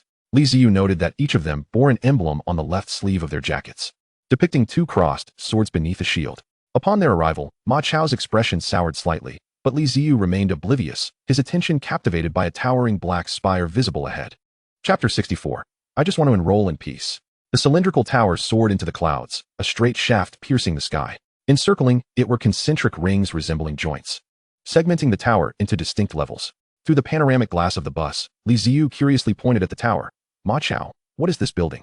After calling his name without response, he repeated himself, prompting Ma Chao to react with a startled ah. He quickly turned to follow Li Ziyu's gaze and explained, "This is the secret realm battle tower of our university. It is constructed with the pinnacle of contemporary technology and can simulate real combat scenarios with absolute accuracy. It serves as a venue for students to hone their practical skills and demonstrate their prowess. There are a total of 100 floors, and much like the blood and combat power rankings, it features a leaderboard. Each level cleared earns corresponding points. The current record for the highest level cleared stands at 34, set by the president of the student union, Lei Zhan, who ranks first in both the combat power and blood rankings. No one has yet surpassed this achievement." As Ma Chao spoke, he glanced at Li Ziyu, adding with a smile, "Once you're settled, you should give the secret realm battle a try. I believe with your abilities, you could easily surpass the 10th floor." Prior to meeting Li Ziyu, he had specifically researched his combat records from the martial arts examination, finding them nothing short of impressive. While Li Ziyu's strength might not rival that of the upperclassmen in their 3rd or 4th years, he was undoubtedly among the strongest of the freshmen, perhaps even comparable to some second-year students. "Huh, Ma Chao, are you out of your mind? You expect a newcomer who hasn't even officially enrolled yet to reach the 10th floor of the secret realm battle tower? Are you certain you're not dreaming?" Just as Li Ziyu prepared to respond, one of the 3 recently boarded students, a young man adorned with ear piercings, interjected with a scornful look directed at Ma Chao. The other 2, arms crossed and smirking derisively, scrutinized both Ma Chao and Li Ziyu, their expressions dripping with disdain and mockery, unabashedly revealing their contempt. At that moment, several other newly arrived students in the bus turned their attention toward the unfolding scene, having overheard the remarks. Li Ziyu remained impassive, while Ma Chao's face flushed crimson. Glancing at Li Ziyu and the other passengers, he sensed their gazes upon him, and his embarrassment intensified. To be publicly ridiculed in front of so many freshmen was nothing short of a blatant slap in the face. The 3 students, now standing with arms crossed, maintained their derisive demeanor, as if to further humiliate him. In that instant, Ma Chao's face turned a deep shade of red, his nostrils flaring as he struggled to control his breathing. Veins bulged in his arms as he clenched his fists, glaring at the trio. "Huh, defeated underlings. What is the matter? Are you still not satisfied? Are you itching to step into the ring again?" The young man with ear studs cracked his knuckles, rising from his seat and striding towards Ma Chao, exuding a demeanor of disdain and provocation. "You and your mutual aid society are becoming too arrogant, unyielding." Ma Chao stood up, his gaze fiercely meeting the advancing figure of the ear-studded youth. However, after a brief moment, it seemed as if a realization struck him, causing him to deflate like a punctured balloon and retreat back to his seat. Yet he defiantly muttered, "Your disbelief does not equate to others' inability. Just because you are incompetent does not mean everyone else shares your shortcomings." Upon hearing this, the ear-studded youth displayed a scornful expression, casting a derisive glance at Li Ziyu, who sat beside Ma Chao, ready to unleash a taunt. At that moment, Ma Chao stood up again, addressing the perpetually calm Li Ziyu. "Classmate Li Ziyu, we have just a few kilometers left to the dormitory area. Shall we disembark here and walk the rest of the way?" "Sure," Li Ziyu replied, his patience wearing thin. It was truly tiresome to encounter such confrontational individuals everywhere. Even before officially starting university, he had already heard the name of the Mutual Aid Society 3 times. He couldn't discern whether they were deliberately antagonizing him or if there was another reason altogether. He wished to ignore them, eager to select his dormitory and commence his martial training. The ear-studded youth, witnessing Li Ziyu, a newcomer who had yet to enroll, audaciously disregard him in front of so many on the bus, felt his pride wounded. As Li Ziyu walked past him, the ear-studded youth reached out, attempting to grab Li Ziyu's arm. "Did I permit you to walk away?" Before the ear-studded youth's hand could grasp Li Ziyu swiftly raised his hand and firmly seized the youth's arm. The ear-studded youth was taken aback, struggling to shake off Li Ziyu's grip. Yet, no matter how hard he tried, His arm felt as if it were ensnared by iron pincers, utterly immobilized. I merely wish to commence my studies in peace and focus on my training. Please do not disturb me, Li Ziyu asserted, gazing calmly into the eyes of the ear-studded youth, enunciating each word with conviction. Upon finishing, he released the youth's arm. The sudden release caught the struggling, ear-studded youth off guard, causing him to stagger backward several steps, only stabilizing himself with the assistance of his two companions. He regarded Li Ziyu with a mixture of confusion and disbelief. What is wrong with you? How could you be held in place by a freshman? One of his companions frowned, perplexed. This kid's strength is unusual, the ear-studded youth murmured, clutching his reddened arm. His expression fluctuating between anger and apprehension as he spoke to his comrades. All of this transpired in the blink of an eye. Ma Chao, who had one foot already out of the bus, finally realized what had just occurred upon witnessing the ear-studded youth's humiliation. Unable to contain himself, he smirked and taunted, "Huh. Now you see that I wasn't boasting earlier." With classmate Li Ziyu's prowess as the national martial arts exam champion, he could easily advance to the 10th level of the secret realm battle tower. Ma Chao's expression radiated triumph. Observing the ear-studded youth's discomfiture at the hands of Li Ziyu, he felt a sudden relief from his own bruises, standing taller with renewed confidence. He was about to deliver more satisfying words, but upon meeting Li Ziyu's gaze, he wisely refrained. Li Ziyu stepped out of the bus, casting a bemused glance at Ma Chao. He finally understood why Ma Chao bore such visible injuries. Though the three individuals were partly to blame, Ma Chao's own mouth certainly played a role. Li Ziyu patted Ma Chao on the shoulder, saying meaningfully, "Senior Ma, it's fine to harbor animosity if you possess strength, but if you lack it and still provoke others, you're merely asking for trouble." With that, Li Ziyu made his way towards the distant cluster of dormitories. Chapter 65, Choosing the Right Dormitory, Naturally Breathing Technique. Inside the self-driving bus, the ear-studded youth's expression fluctuated between shades of green and white. He watched Li Ziyu's departing figure, wanting to shout for him to stop, to reclaim his dignity. However, Ma Chao's earlier mention of the national martial arts exam champion made him hesitate. Given that he was indeed the champion, it was likely he would be invited to join the Mutual Aid Society. Considering the opponent's strength and potential, it was evident that his future prospects would far exceed his own. The ear-studded youth had not anticipated that Ma Chao, whom he considered weak, could be associated with the national champion, leaving him with a twinge of regret for his earlier mockery. Let it go, there's no need to dwell on it. They must be headed to select their dormitories now. We should inform the vice president about the arrival of the national champion. When the time comes, if the vice president invites him to join, we can at least treat him to a nice meal as an apology. Don't overthink it. There are national champions every year, and not all of them achieve greatness. One of his companions patted the ear-studded youth on the shoulder. He nodded in agreement, and the three of them exited the bus, heading in the opposite direction of Li Ziyu. In their view, any prodigy would inevitably join the Mutual Aid Society, and the national champion would be no exception. After they departed, the remaining students on the bus exchanged glances. Wow, that guy seems like he's one of us, a freshman this year. Yet he managed to hold down a sophomore without breaking a sweat. Impressive. The subdued seniors seem to be from the Mutual Aid Society. This guy is remarkable. In a tranquil cluster of villas, nestled amidst mountains and rivers, the environment was serene, with the sweet scent of flowers wafting through the air. Li Ziyu walked along the wide, clean asphalt road, flanked by neatly planted osmanthus trees. The fragrance of the flowers was intoxicating, and occasionally, curious little squirrels peeked out from behind the trees to observe him. The variety of architectural styles here is astonishing. No wonder Magic City Martial Arts University is ranked among the top 4 universities in the nation. Li Ziyu marveled at the mix of traditional and Western-style villas lining the road, unable to suppress his astonishment. Are these villas really all for student accommodation? Can we choose at will? Yes, this area is designated as student housing, with each villa consisting of 2 floors, accommodating 2 residents. You can choose any location you desire. However, Magic City Martial Arts University advocates for survival of the fittest and free competition. If you wish to secure a prime spot, you will need to compete for it. Ma Chao explained as they walked. As he spoke, a contemplative expression crossed Ma Chao's face, prompting him to remind Li Ziyu, classmate Li Ziyu. At Magic City Martial Arts University, everything is a competition, including training resources. You have just offended members of the Mutual Aid Society. They will undoubtedly target you. However, given your status as the national champion, they will likely send someone to recruit you. I believe you should consider joining. Otherwise, it will be quite challenging to navigate your 4 years here if you are targeted by the Mutual Aid Society. Ma Chao regarded Li Ziyu with earnestness. Oh, I thought you would be dissuading me from joining the Mutual Aid Society, Li Ziyu chuckled, recalling that Ma Chao had already informed him about the nature of the society on their way here. In simple terms, it is a formidable and domineering school club that only recruits the elite among the elite and prodigies. Just moments ago on the bus, the young man with the ear stud mentioned that Ma Chao is affiliated with the Tongxin Society, which is composed of students of average talent who are dissatisfied with the oppressive actions of the Mutual Aid Association and have banded together to form their own organization. It seems that the Martial Arts University of the Magic City indeed encourages competition among its students. Even though the Mutual Aid Association is on the verge of monopolizing, the higher-ups at the school have yet to intervene. One cannot help but wonder if there are other underlying reasons. Initially, I intended to invite you to join our Tongshin Society, but after meeting you, I have reconsidered. I believe you exist on a different plane altogether. Your future diverges from ours, Ma Chao said with a self-deprecating shake of his head.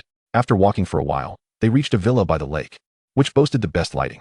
Li Ziyu ascended to the second floor and set down his luggage. With Ma Chao already departed, he found himself alone in the villa. Li Ziyu surveyed the arrangement of the rooms, nodding in satisfaction. The second floor alone seemed to encompass over 300 square meters, featuring a study, a training room, a bedroom, and a bathtub. The furniture, appliances, and various facilities were all present and accounted for. He had effectively settled in. As there were still few students arriving for registration, the villa was not fully occupied, and there was little chance of a dormitory scramble. First, he would attempt to master the natural breathing technique. Name, Li Ziyu. Realm, Peak Level 1 Martial Artist. Combat Skills, Beginner Thunder Slash, Pinnacle Bull Strength Technique, Pinnacle Body Technique.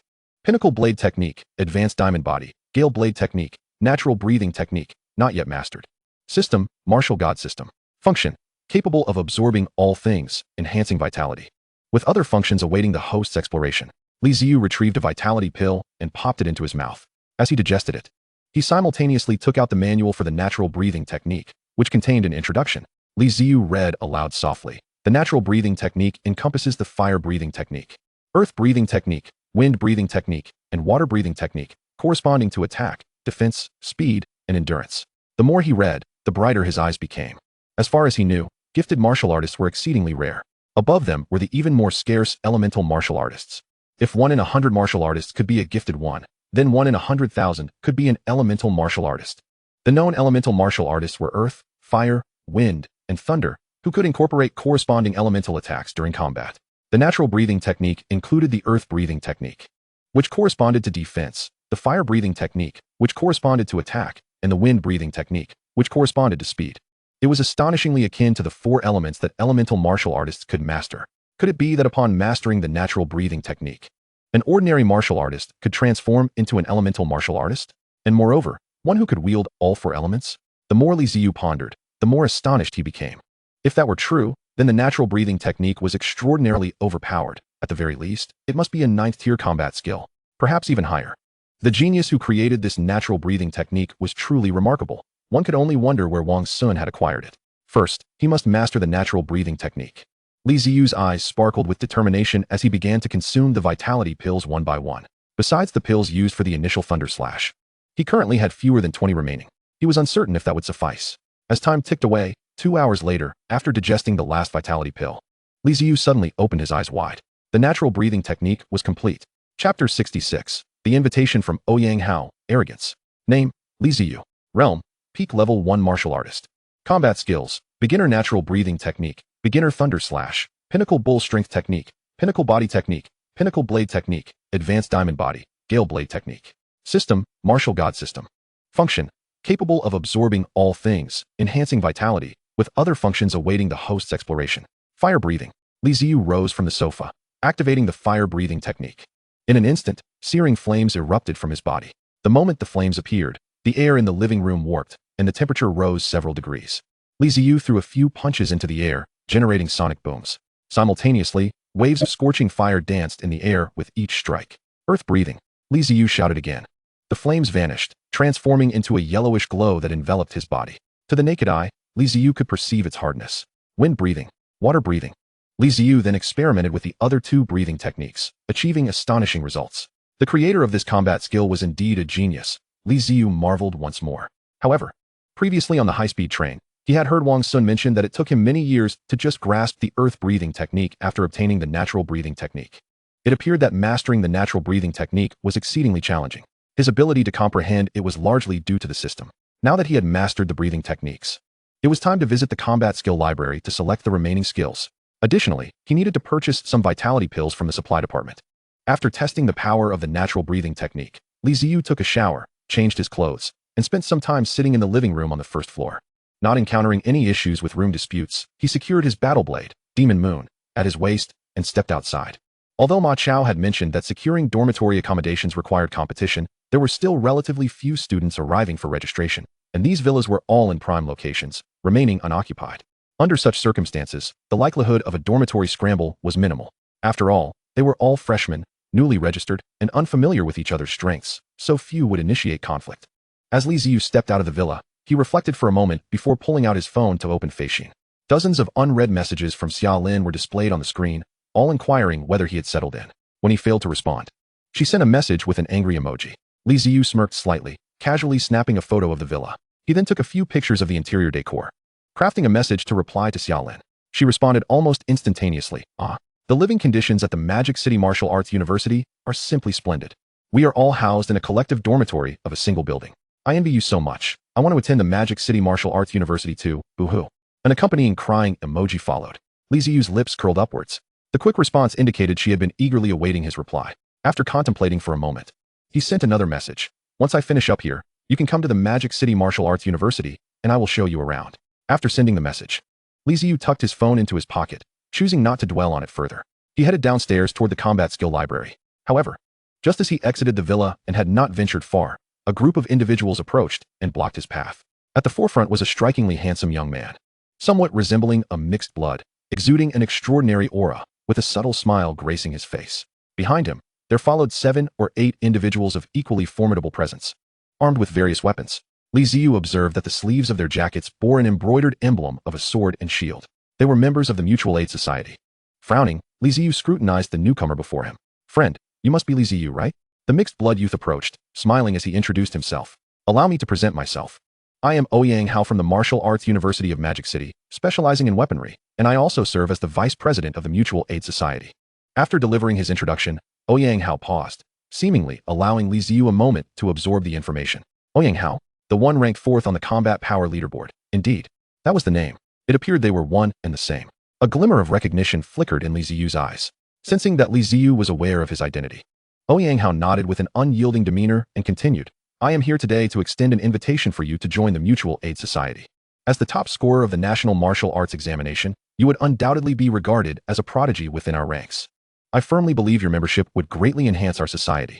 As he spoke, a flicker of discontent briefly crossed the eyes of those accompanying Ouyang Hao, though it vanished as quickly as it appeared.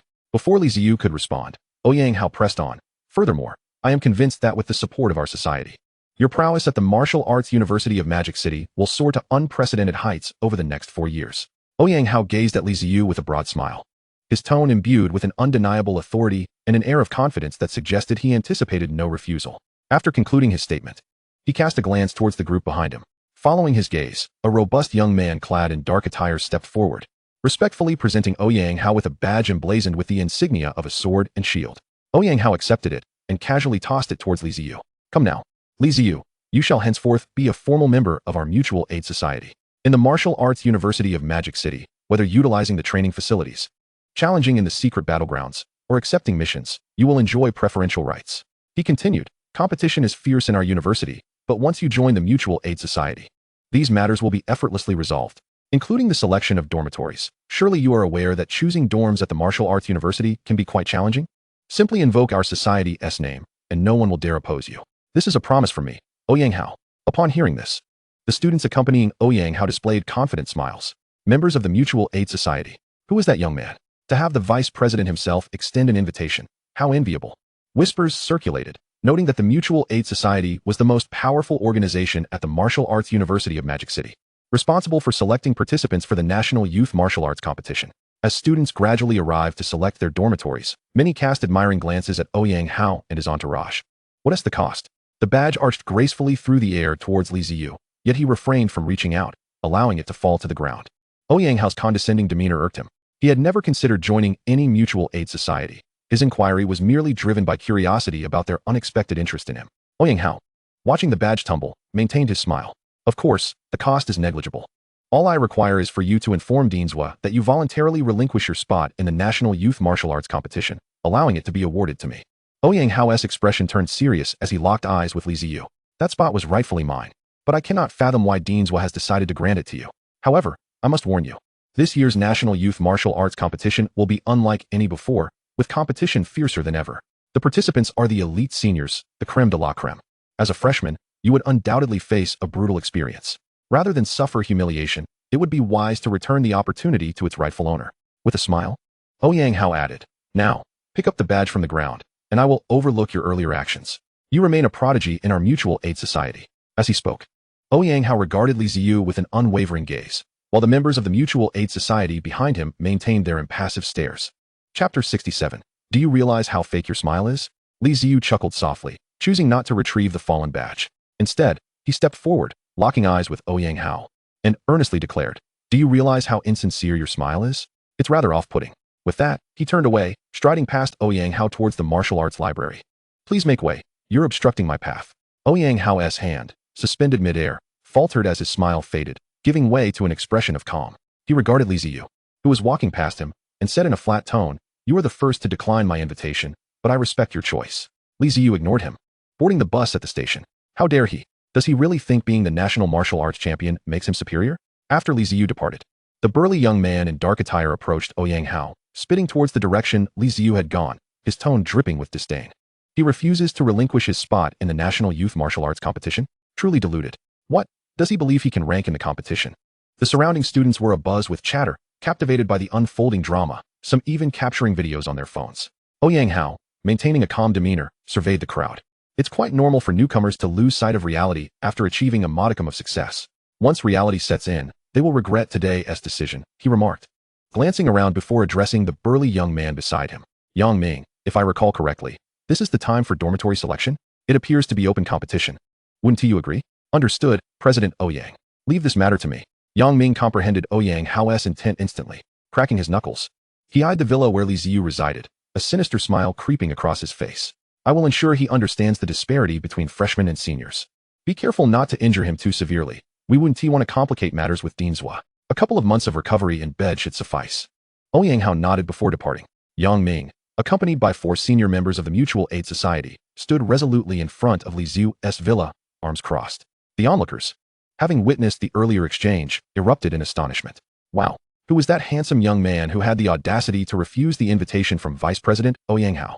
Did he not wish to continue at the Martial Arts University of Magic City? If he declined, that would be one thing. But to openly declare that Ouyang Hao's smile was insincere? Such audacity is astonishing. It suddenly struck me. This handsome fellow is the one who had inadvertently immobilized 2 freshmen from the Mutual Aid Society on the bus. He is the top scorer of today's National Martial Arts examination. I believe his name is Li Ziyu. Ah, so he is the top scorer. No wonder he exudes such confidence. However, he is merely a freshman, and his prowess cannot possibly compare to the seasoned seniors of the Mutual Aid Society. It seems they intend to use Li Ziyu to establish their authority. As they murmured amongst themselves, several individuals took out their phones to message their companions, beckoning them to join the spectacle. Before long, more and more people gathered at the entrance of the villa. On the other side, at the Martial Arts University of Magic City's Combat Techniques Library, Li Ziyu scanned his wristband and entered through the grand doors. Upon entry, he found himself in a vast hall spanning thousands of square meters, with a semicircular open bar at its center. Behind the bar, several individuals, appearing to be either students or staff, were seated. One young man, sporting a student wristband and with his legs propped up on the table, was lethargically engrossed in a video game. Noticing Li Ziyu's arrival, he did not bother to look up. Li Ziyu approached the table and rapped lightly on its surface.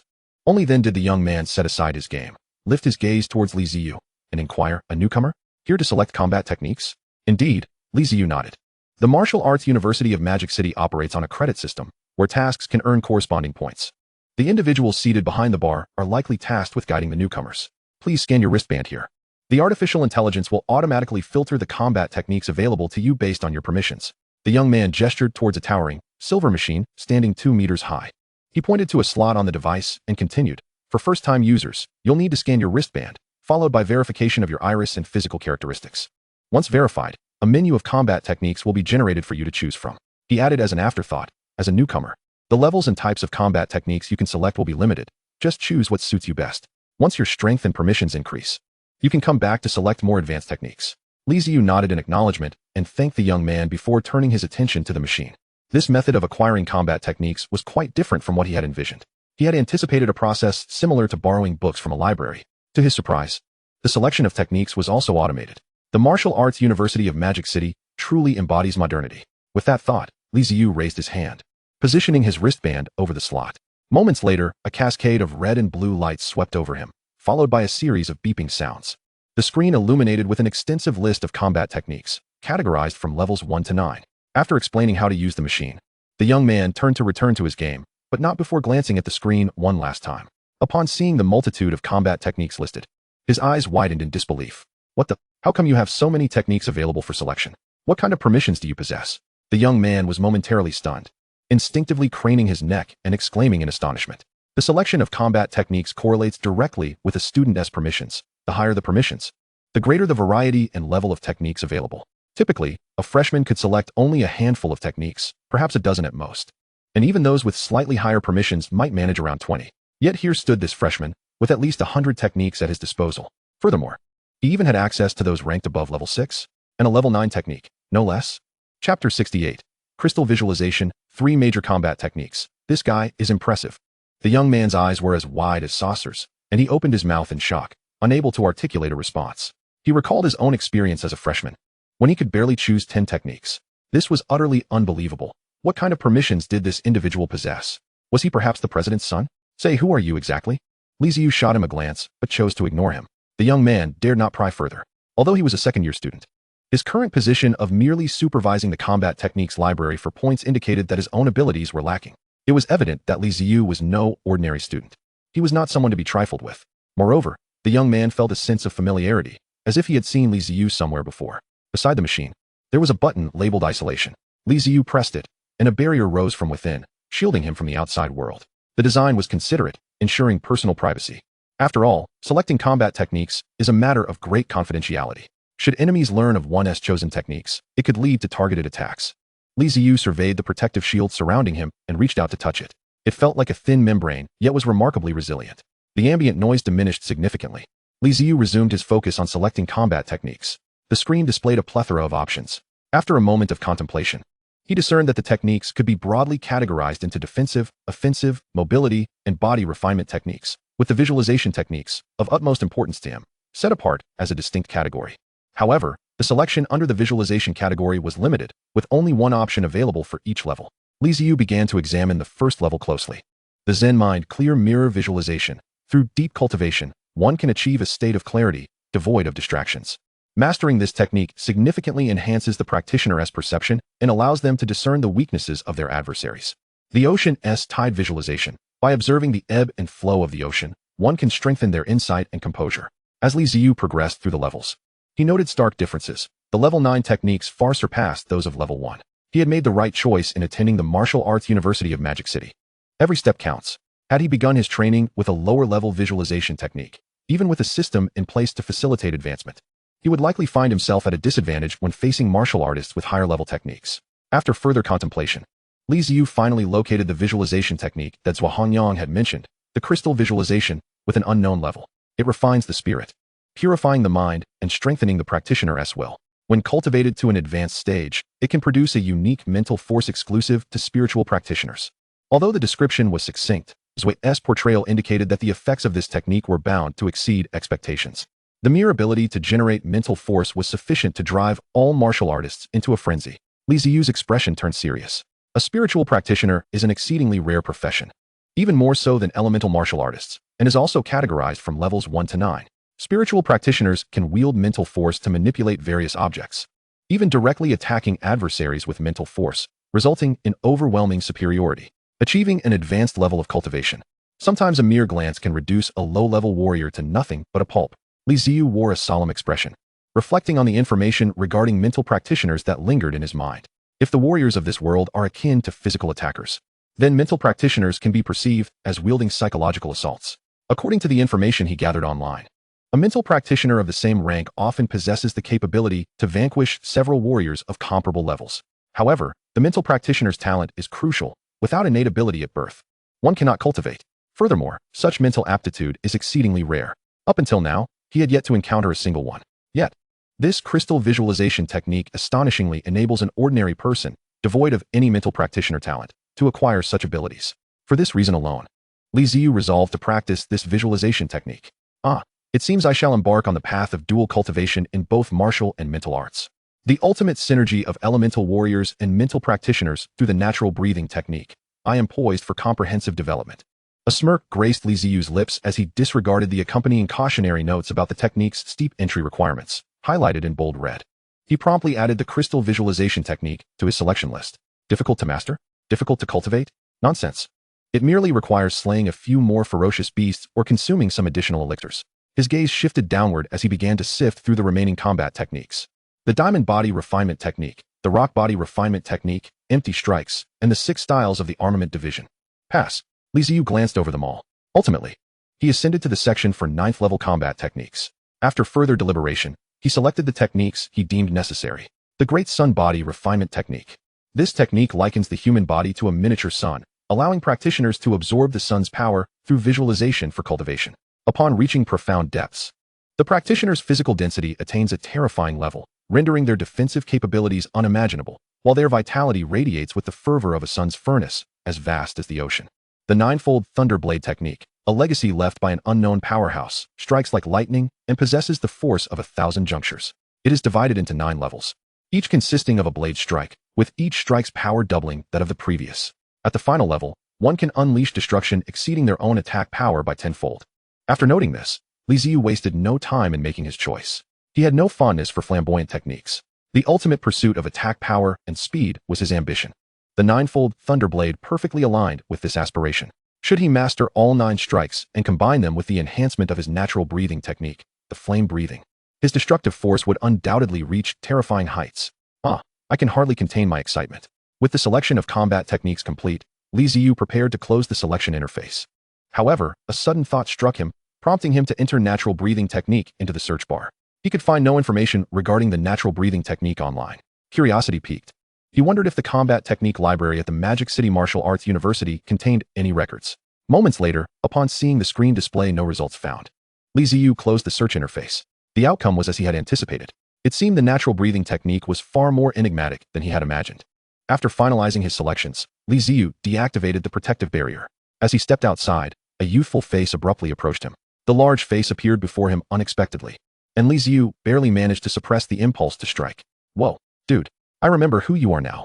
You're the one who confronted the Mutual Aid Society on the bus, and even turned down their invitation from the National Martial Arts Exam Champion, Nangonghao, right? No wonder I found you familiar. Impressive, man. I tend to steer clear of Mutual Aid Society members, yet you dared to confront them face to face. How bold. I'm in awe. Incredible. The youthful expression was animated, filled with admiration as he gazed at Li Ziyu. Chapter 69, Arrogance and Domineering. The youth gave Li Ziyu a thumbs up. His voice exaggerated. Nangonghao is a big shot ranked 4th on the combat power list, and the Mutual Aid Society is a colossal entity at Magic City University. You had the audacity to reject such a prominent figure's invitation. You're truly remarkable, Junior. No wonder you're the National Martial Arts Exam Champion. As he spoke, the youth pulled out his phone and opened the Magic City Martial Arts University forum, pulling up a video. Li Ziyu glanced over to see a video of himself rejecting Nangonghao's invitation.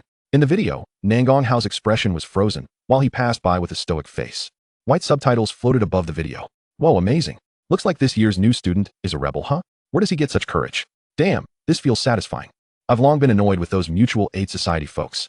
They always take the best tasks and get priority in the training room. So arrogant. To hell with them. Kid, I'm a member of the Mutual Aid Society. If you have guts, state your name, and we can discuss this face to face. This last line of the barrage faded away, highlighting the Mutual Aid Society's status. They could express their anger, but not their words. Hey, buddy. While I know you're the National Martial Arts Exam Champion, and your strength and talent are undoubtedly impressive, I advise you to be cautious. Even if you choose not to join the Mutual Aid Society, don't confront them directly, the youth said, his smile shifting to a serious demeanor as he looked at Li Ziyu. Li Ziyu raised an eyebrow. Why? Isn't a warrior supposed to be fearless and unyielding? Why is everyone so afraid of the Mutual Aid Society? Fearless? What nonsense. The youth interrupted, a look of exasperation on his face as he regarded Li Ziyu. Brother, you've read too many novels. Only 2 types of people are truly fearless. Either they are reckless fools or possess talent and strength that crushes everything. The first type meets a swift demise, and the second type simply doesn't exist. I know your talent is surely formidable, but even the strongest have their limits. It's unrealistic to expect to be invincible among peers or challenge those beyond your rank. Thus, going with the flow is the prudent choice. The youth wished to continue, but Li Ziyu cut him off. I've completed my selection of combat techniques. Where do I go to claim them? Li Ziyu's expression remained impassive, causing the youth to sigh. Buddy, you will regret this. You don't need to claim your selected techniques. Just leave your villa address, and a drone will deliver them to your door. Li Ziyu nodded in acknowledgement and departed. At that moment, the youth called after his retreating figure. Wait. Don't head back to the dormitory just yet. The Mutual Aid Society members are currently waiting for you outside your dorm. Hearing this, Li Ziyu paused, turned to thank the youth, and exited through the door. The youth watched Li Ziyu's departing silhouette, shaking his head. Sigh, why are newcomers always so obstinate? So resistant to advice? In a verdant villa district, at the entrance of a lakeside villa with an excellent location, belongings and daily essentials were being unceremoniously hurled out of the second-floor window. The clattering sounds resonated loudly. A crowd of onlooking students pointed and discussed the commotion. Dude, what's happening here? Are they fighting over dormitory space? Shouldn't such disputes be settled at the entrance? Why are they tossing out their luggage? You don't know? Know what? A newcomer inquired, curiosity bubbling within. In the second year, an elder student, upon hearing the news, pointed towards a group of individuals standing at the entrance of the villa and whispered, just now. A freshman outright rejected the invitation of the vice president of the Mutual Aid Association, Nangonghao. The association is teaching that freshman a lesson. Look at this villa. It's where that newcomer resides. His luggage has been thrown out.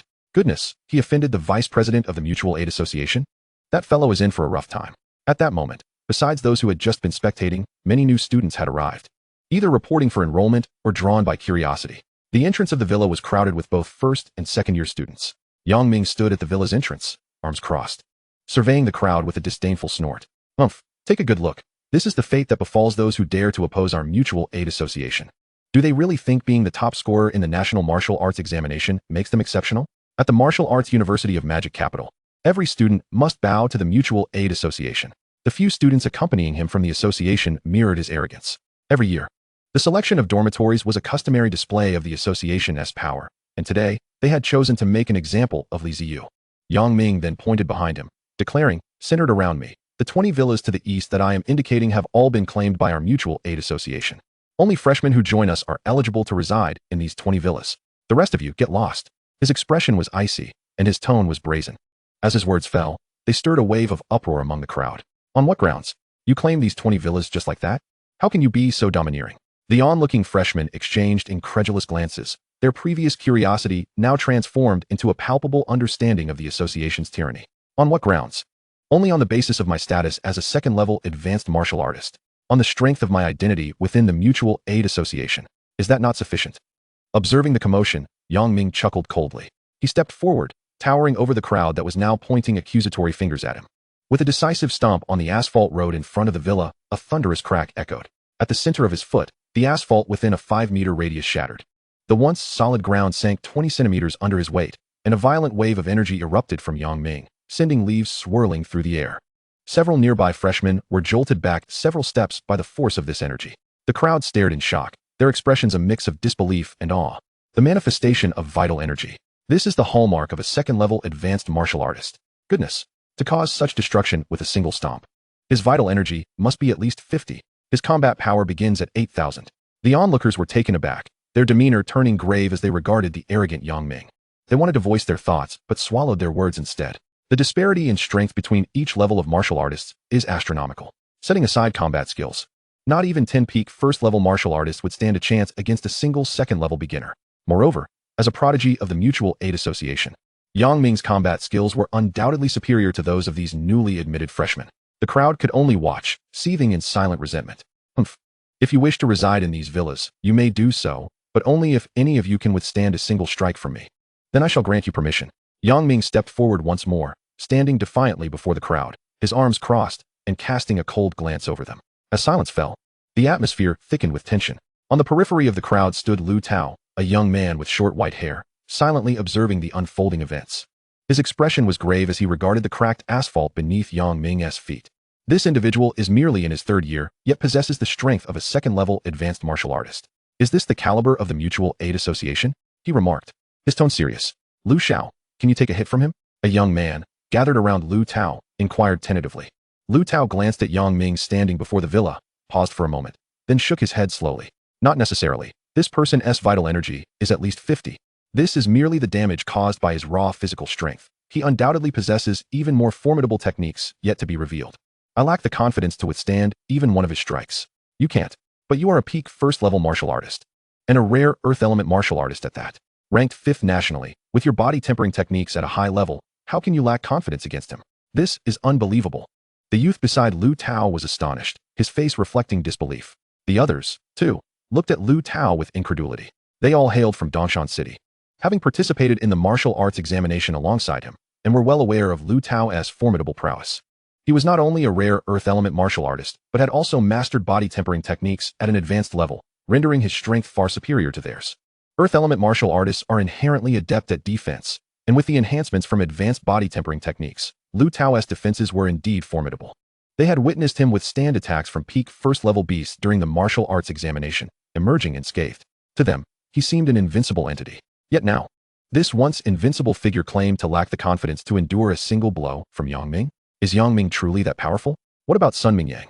Ranked third in the national martial arts examination, can he hold his ground? As they spoke, their gazes shifted to another corner of the crowd, where a solitary figure clad in black combat attire stood. The boy, bald and gleaming under the sunlight, bore a cold, expressionless face, with a black eye patch covering his right eye, revealing only a calm left eye. He carried a long, pitch-black spear on his back. Lu Tao regarded this spear-bearing youth and shook his head. Though Sun Mingyang is a fire element martial artist and has reached the pinnacle of spear techniques, he specializes in offense, and his speed is his Achilles heel. Should he face Yang Ming, he likely wouldn't even have the chance to make a move. Seemingly sensing Lu Tao's gaze, Sun Mingyang turned his attention toward him, their eyes meeting in a moment of understanding, and they nodded at one another before amicably diverting their gazes. They had been rivals for some time. Though their rankings differed, their strengths were comparable, and neither was willing to concede. However, they both recognized that this was not the time for rivalry. Alas, we have just begun our first year. Our martial skills are still catching up. Who among us could withstand a blow from him? Unless someone possesses an exceptional combination of defense, speed, and attack, far surpassing others of our age. Could they withstand Yang Ming's assault? However, neither the esteemed Lu Tao nor the distinguished Sun Mingyang seemed capable. It appears that among this year's freshmen, there is likely no one who can stand against them. A youth beside Lu Tao lamented, his expression one of discontent as he gazed at the arrogant Yang Ming standing before the villa. Alas, it seems we must settle for those villas with less favorable positions. Damn it, the upperclassmen of Magic City Martial Arts University are exceedingly oppressive. It's utterly tyrannical. It is not merely the upperclassmen of Magic City Martial Arts University who are oppressive, but rather the mutual aid society. Nevertheless, such is the nature of the martial world, where the weak are subjugated by the strong. Lu Tao maintained a calm demeanor, his expression inscrutable. Oh wait, what about Li Ziyu? Can he withstand Yang Ming's strike? It seems the primary target of the Mutual Aid Society's visit is indeed Li Ziyu, one of them exclaimed, their eyes lighting up. Yet, before the thought could fully escape their lips, Lu Tao interjected, have you not discerned? The Mutual Aid Society approaches with unwarranted confidence. Surely they have thoroughly assessed Li Ziyu's strength before attempting to assert their dominance. Otherwise, to fail to subdue Li Ziyu in front of such a multitude would only tarnish the reputation of the Mutual Aid Society. They would not be so foolish. If Li Ziyu possesses any sense, he ought to steer clear. Otherwise, he will face a most severe lesson. On the picturesque avenue leading to the villa district, Li Ziyu, having completed his selection of combat techniques, ambled leisurely along. Beside him trailed a portly youth named Wang Qiming, pulling along his luggage. Hey, have you selected your dorm yet? He inquired. Yes, it's just ahead, the first villa by the lake, Li Ziyu replied with a smile, having encountered this self-proclaimed Wang Qiming on his way back. Wang Qiming had been chatty throughout their journey, displaying an affable nature. Li Ziyu found no offense in it. The boy bore a resemblance to his high school deskmate. Wang Hao. Wang Qiming's eyes sparkled with excitement. You've made a fine choice. I did some research before coming. Those villas by the lake have the best locations. Rubbing his hands together, he stepped closer to Li Ziyu, his tone brimming with anticipation. How about we share a dorm? The school mandates 2 students per villa. It doesn't matter who. I'm the top scorer from Dongshan province this year, ranked 12th nationwide. If we're in the same dorm, I'll look out for you, Wang Qiming proclaimed confidently, thumping his chest. Li Ziyu pondered for a moment. The villa had 2 floors, each exceeding 600 square meters. Living alone could be rather dull. Having a roommate could be beneficial, and after consideration, he nodded in agreement. Seeing this, Wang Qiming's round face lit up, his eyes narrowing into slits as he grinned widely, revealing a set of pearly whites. Great. From now on, you're my brother. The villa's prime location by the lake would undoubtedly attract competition from other freshmen. But with me, Wang Qiming around, everything will be fine. If anyone dares to challenge us, just stand back and watch me handle it. He boasted with unwavering confidence. Li Ziyu chuckled and chose not to disclose his own status as the national top scorer. The two walked side by side until they soon arrived at the villa designated for Li Ziyu. Upon sighting the crowd gathered around his dorm, along with his belongings strewn about the ground, his expression soured. Among the disheveled luggage stood Yang Ming, who had arrived with Ouyang Hao, flanked by several members of the Mutual Aid Society. Li Ziyu halted, furrowing his brow as his gaze turned icy. Yang Ming noticed his arrival, their eyes locking, filled with contempt. As Yang Ming stepped back deliberately, he crushed a piece of clothing underfoot, a smirk of provocation playing on his lips as he addressed the surrounding freshmen. Today, I shall impart a lesson to you all. No matter how talented you were before, upon entering Magic City Martial Arts University. You are to consider yourselves as mere refuse, worthless trash, inferior even to stray dogs. In this university, we are not lacking in talent. This is your first lesson from an upperclassman. Learn to submit. Chapter 71, Instant Kill. The students surrounding him tightened their fists, their teeth grinding in indignation. A few could no longer contain their fury and charged toward him. However, before they could reach Yang Ming, a single kick sent them sprawling, bloodied and battered. At that moment, Lu Tao, following Yang Ming's gaze, caught sight of Li Ziyu. With a look of pity, he remarked to those around him, "Look, the national top scorer who rejected the Mutual Aid Society's invitation has arrived." The others followed Lu Tao's gaze, hesitating as they spoke. This could end badly. Surely it won't lead to anything fatal? It shouldn't, as the school encourages competition among students, but there are limits. However, I wouldn't be surprised if he ends up bettered in for months. The onlookers had now noticed Li Ziyu, and Sun Mingyang too turned his attention toward him. On the roadside, Wang Qiming halted, observing the chilling demeanor of Li Ziyu. He glanced back at Yang Ming, who stood with arms crossed before the villa, surrounded by scattered luggage, and a thoughtful expression crossed his face as he addressed Li Ziyu. "Brother, that villa ahead is the one you picked, right? All this luggage belongs to you." "Indeed," Li Ziyu replied, his right hand retreating behind him, expressionless as he drew his combat blade, Demon Moon, brandishing it with a frigid glare aimed at the provocateur, Yang Ming. Yet again, it was members of the Mutual Aid Society. Had he previously been too accommodating, leading others to believe he was easily bullied? Li Ziyu's expression remained impassive as he advanced toward Yang Ming, wielding Demon Moon. "Damn it, coming at me repeatedly. Once I elevate to a second-tier warrior, I'll take down both Ouyang Hao and you to establish my dominance. Otherwise, I'll be bombarded with challenges. And I want to be able to cultivate in peace at Magic City." However, as he took a step forward, Wang Qiming seized him by the arm. The portly youth set down his luggage beside Li Ziyu, flashing a wide grin that revealed his gleaming white teeth, his face alight with fervor as he declared, "Brother, as I just said, I'll protect you. Let me handle this." With that, he rolled up his sleeves and charged toward Yang Ming, exclaiming, "Don't forget, I'm the top scorer from Dongshan Province. First-tier advanced blood warrior. 8 burst strike." Wang Qiming's expression was exuberant as he darted toward Yang Ming at lightning speed, then unleashed a fierce double punch. Bang! A resounding crash echoed.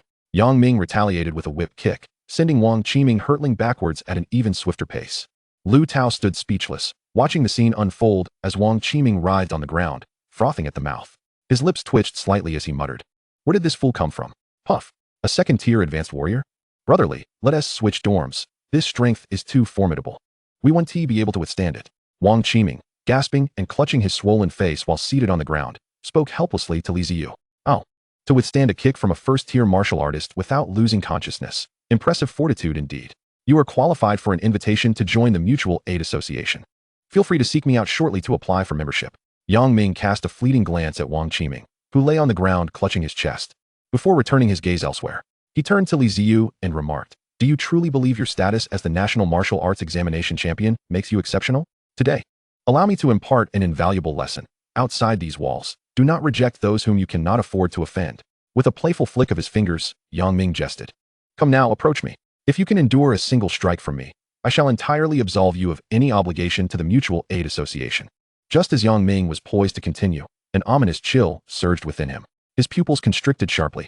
Before him, a surge of deep crimson flames erupted, distorting the air as it shot forth from Li Ziyu's position. Following closely was a blade of fire, crackling like thunder, expanding rapidly within Yang Ming's narrowed gaze. A shiver raced down Yang Ming's spine, his muscles instinctively tensing as he summoned his chi to defend himself. Yet, the speed of the flaming blade was unparalleled. Before he could raise his hand, he felt a searing heat envelop his right hand. His palm was severed. "Ah, my hand." A heart-wrenching scream escaped him as he staggered backward, clutching his wrist. On the roadside, the tip of the Demon Moon blade rested against the ground. While Li Ziyu stood stoically, devoid of expression, a heavy silence fell over the scene. Lu Tao and Sun Mingyang's pupils shrank to pinpricks as they stared in disbelief at Li Ziyu, who remained poised in a striking stance. They could not help but swallow hard. What had just transpired with that strike? Wang Qiming, too, gaped in astonishment, as if seeing Li Ziyu for the first time. "That last strike was retribution for your mockery, and this one is punishment for your assault on my roommate."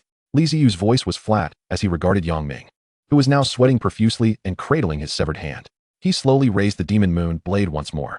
As Li Ziyu grasped the hilt, a tempestuous wave of flames surged up his arm, coalescing around the blade. When the flames reached the tip of the sword, radiating an intense heat, he declared, "Breath of fire, thunderous slash." In the next instant, accompanied by the explosive sound of air being cleaved, a crimson bolt of lightning intertwined with flames surged towards Yang Ming. The atmosphere itself seemed to warp beneath the scorching intensity of the blade. Yang Ming's pupils dilated in horror as the fiery arc expanded within his sight. A bone-chilling dread consumed him, his body drenched in sweat. He could not withstand it. You dare! I am a member of the Mutual Aid Association. To harm me is to declare war against us. Yang Ming cried out, panic etched across his face. You shall not survive your 4 years at Emoda. A swift, piercing strike of the crimson flame blade flashed by. Before Yang Ming could finish his protest, he felt a sharp pain in his right leg, and with a thud, he collapsed into darkness. Perhaps the flames were too fierce. Not a single drop of blood oozed from the severed thigh. On the roadside, Li Ziyu, expressionless, gradually sheathed his blade, placing the demon moon back upon his back. He surveyed the unconscious Yang Ming and the bewildered members of the Mutual Aid Association behind him. Pointing at the scattered belongings strewn across the ground, he coldly stated, these belongings, valued at 5 million daxia coins, have been disrupted by your actions. You may decide how to compensate me. After a brief pause, Li Ziyu scanned the surroundings and added, moreover, regarding your earlier claim that only members of the Mutual Aid Association may reside within 20 houses from this villa, consider it revoked. Henceforth, I do not wish to see any members of the Mutual Aid Association within this radius. With that, Li Ziyu stepped forward to assist Wang Qiming, who was half-seated on the ground, his mouth agape like a duck egg, and made his way toward the villa's entrance. The members of the Mutual Aid Association, gathered anxiously around Yang Ming, instinctively recoiled a step. The surrounding first-year students also subconsciously parted to allow Li Ziyu passage. After Li Ziyu departed, the remaining members of the Mutual Aid Association scrambled to collect Yang Ming's severed hand and leg, hastily dragging their unconscious companion away from the villa area. As they fled, they cast fearful glances over their shoulders, terrified that Li Ziyu might pursue them. Once they had left, the scene fell into a stunned silence, which was soon shattered by an eruption of disbelief. Whoa, did you all see that? Li Ziyu just incapacitated a top figure from the Mutual Aid Association with a single strike. Incredible. What kind of attack did Li Ziyu just unleash? I could barely comprehend how he severed Yang Ming's limbs. He is truly a freshman, just like us. How can he seem more formidable than the upperclassmen? Remarkable. No wonder he is the National Martial Arts Examination Champion. His prowess is truly terrifying. The onlookers, their eyes wide with shock and exhilaration, voiced their astonishment. Amidst the fervor, Lu Tao stepped back a few paces to where Li Ziyu had stood moments earlier. He closed his eyes, prompting puzzled looks from those around him. Moments later, Lu Tao abruptly opened his eyes, a flicker of confusion dancing in his gaze. He murmured to himself, the technique Li Ziyu just employed was undoubtedly the third-tier combat skill. Thunderous slash. But how could it possess such power? Moreover, there seemed to be flames involved. What kind of technique was that? Lu Tao furrowed his brow, his eyes flickering with uncertainty. At that moment, Sun Mingyang, carrying a long spear and wearing a serious expression, stepped closer to Lu Tao. Did you witness Li Ziyu's strength just now? How do you think you measure up against him? Lu Tao shot Sun Mingyang a quizzical glance, as though he were addressing a fool.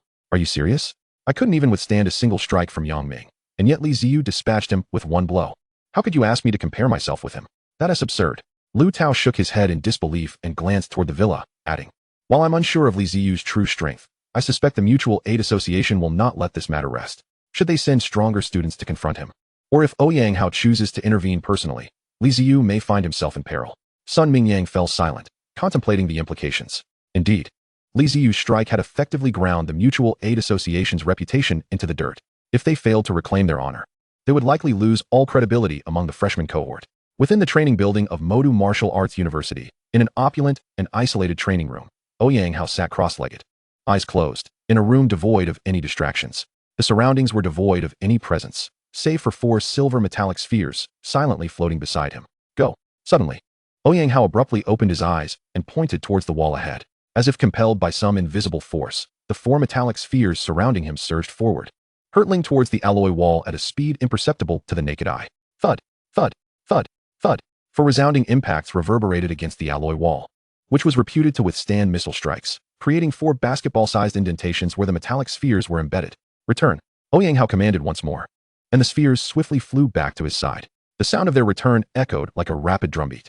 Ah, young master, your telekinetic prowess has indeed intensified, a voice remarked. At this level of force, even a third-tier advanced warrior's defenses would be effortlessly breached. The profession of a psychic is truly formidable.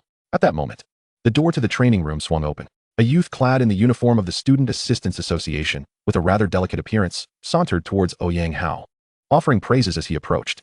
Speak quickly if you have something to say. Do not disturb my training. Ouyang Hao shot him a glance, rising to retrieve a towel from the corner of the room.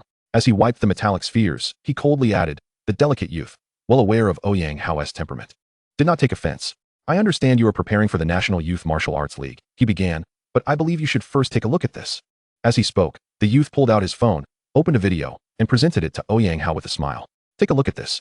If I'm not mistaken, Yang Ming is the one you sent, right? You instructed him to recruit Li Ziyu, didn't he? So, has Li Ziyu already capitulated? Ouyang Hao continued to wipe the spheres, his expression unchanging as he replied. Has he succeeded? You should see for yourself. The delicate youth scoffed, handing the phone closer to Ouyang Hao. Furrowing his brow, Ouyang Hao cast a quick glance at the screen. The footage revealed 4 members of the Assistants Association dragging a disheveled Yang Ming, who appeared to be fleeing in a panic. Glancing back in terror as though pursued by some unspeakable horror, the absurdity of his plight elicited a chuckle. Ouyang Hao's frown deepened as he looked up at the long-haired youth, demanding, what transpired? Did a teacher from the school intervene on Li Ziyu's behalf? Wasn't the Assistants Association granted absolute autonomy by the school? Why are they intervening now? It wasn't a teacher. It was Li Ziyu himself, the delicate youth clarified. However, before he could elaborate, Ouyang Hao interjected, impossible. I am acutely aware of my subordinate's capabilities. Yang Ming is a second-tier advanced warrior, and his combat skills are at an advanced level. To defeat him, one would need to possess at least the prowess of a peak second-tier warrior. How could a mere freshman like Li Ziyu possibly overcome Yang Ming? Ouyang Hao asserted gravely. The delicate youth's playful demeanor vanished, replaced by a serious gaze fixed intently on Ouyang Hao as he stated. What if I told you that Li Ziyu not only defeated Yang Ming, but did so with a single strike? Would you believe me? Many witnesses were present, and although Li Ziyu acted too swiftly for anyone to record the event, the consensus is unanimous. I am here to inform you that Li Ziyu's strength and potential far exceed your imagination. He is not merely an ordinary national martial arts champion. The president has instructed me to convey that you should no longer contest for a spot in the National Youth Martial Arts League. Allow Li Ziyu the opportunity to try. With that, the delicate youth, without waiting for Ouyang Hao's response, pocketed his phone and exited the room, leaving Ouyang Hao standing in stunned silence. The phrase about relinquishing his claim to the National Youth Martial Arts League echoed repeatedly in his mind. Relinquish? Cede to Li Ziyu?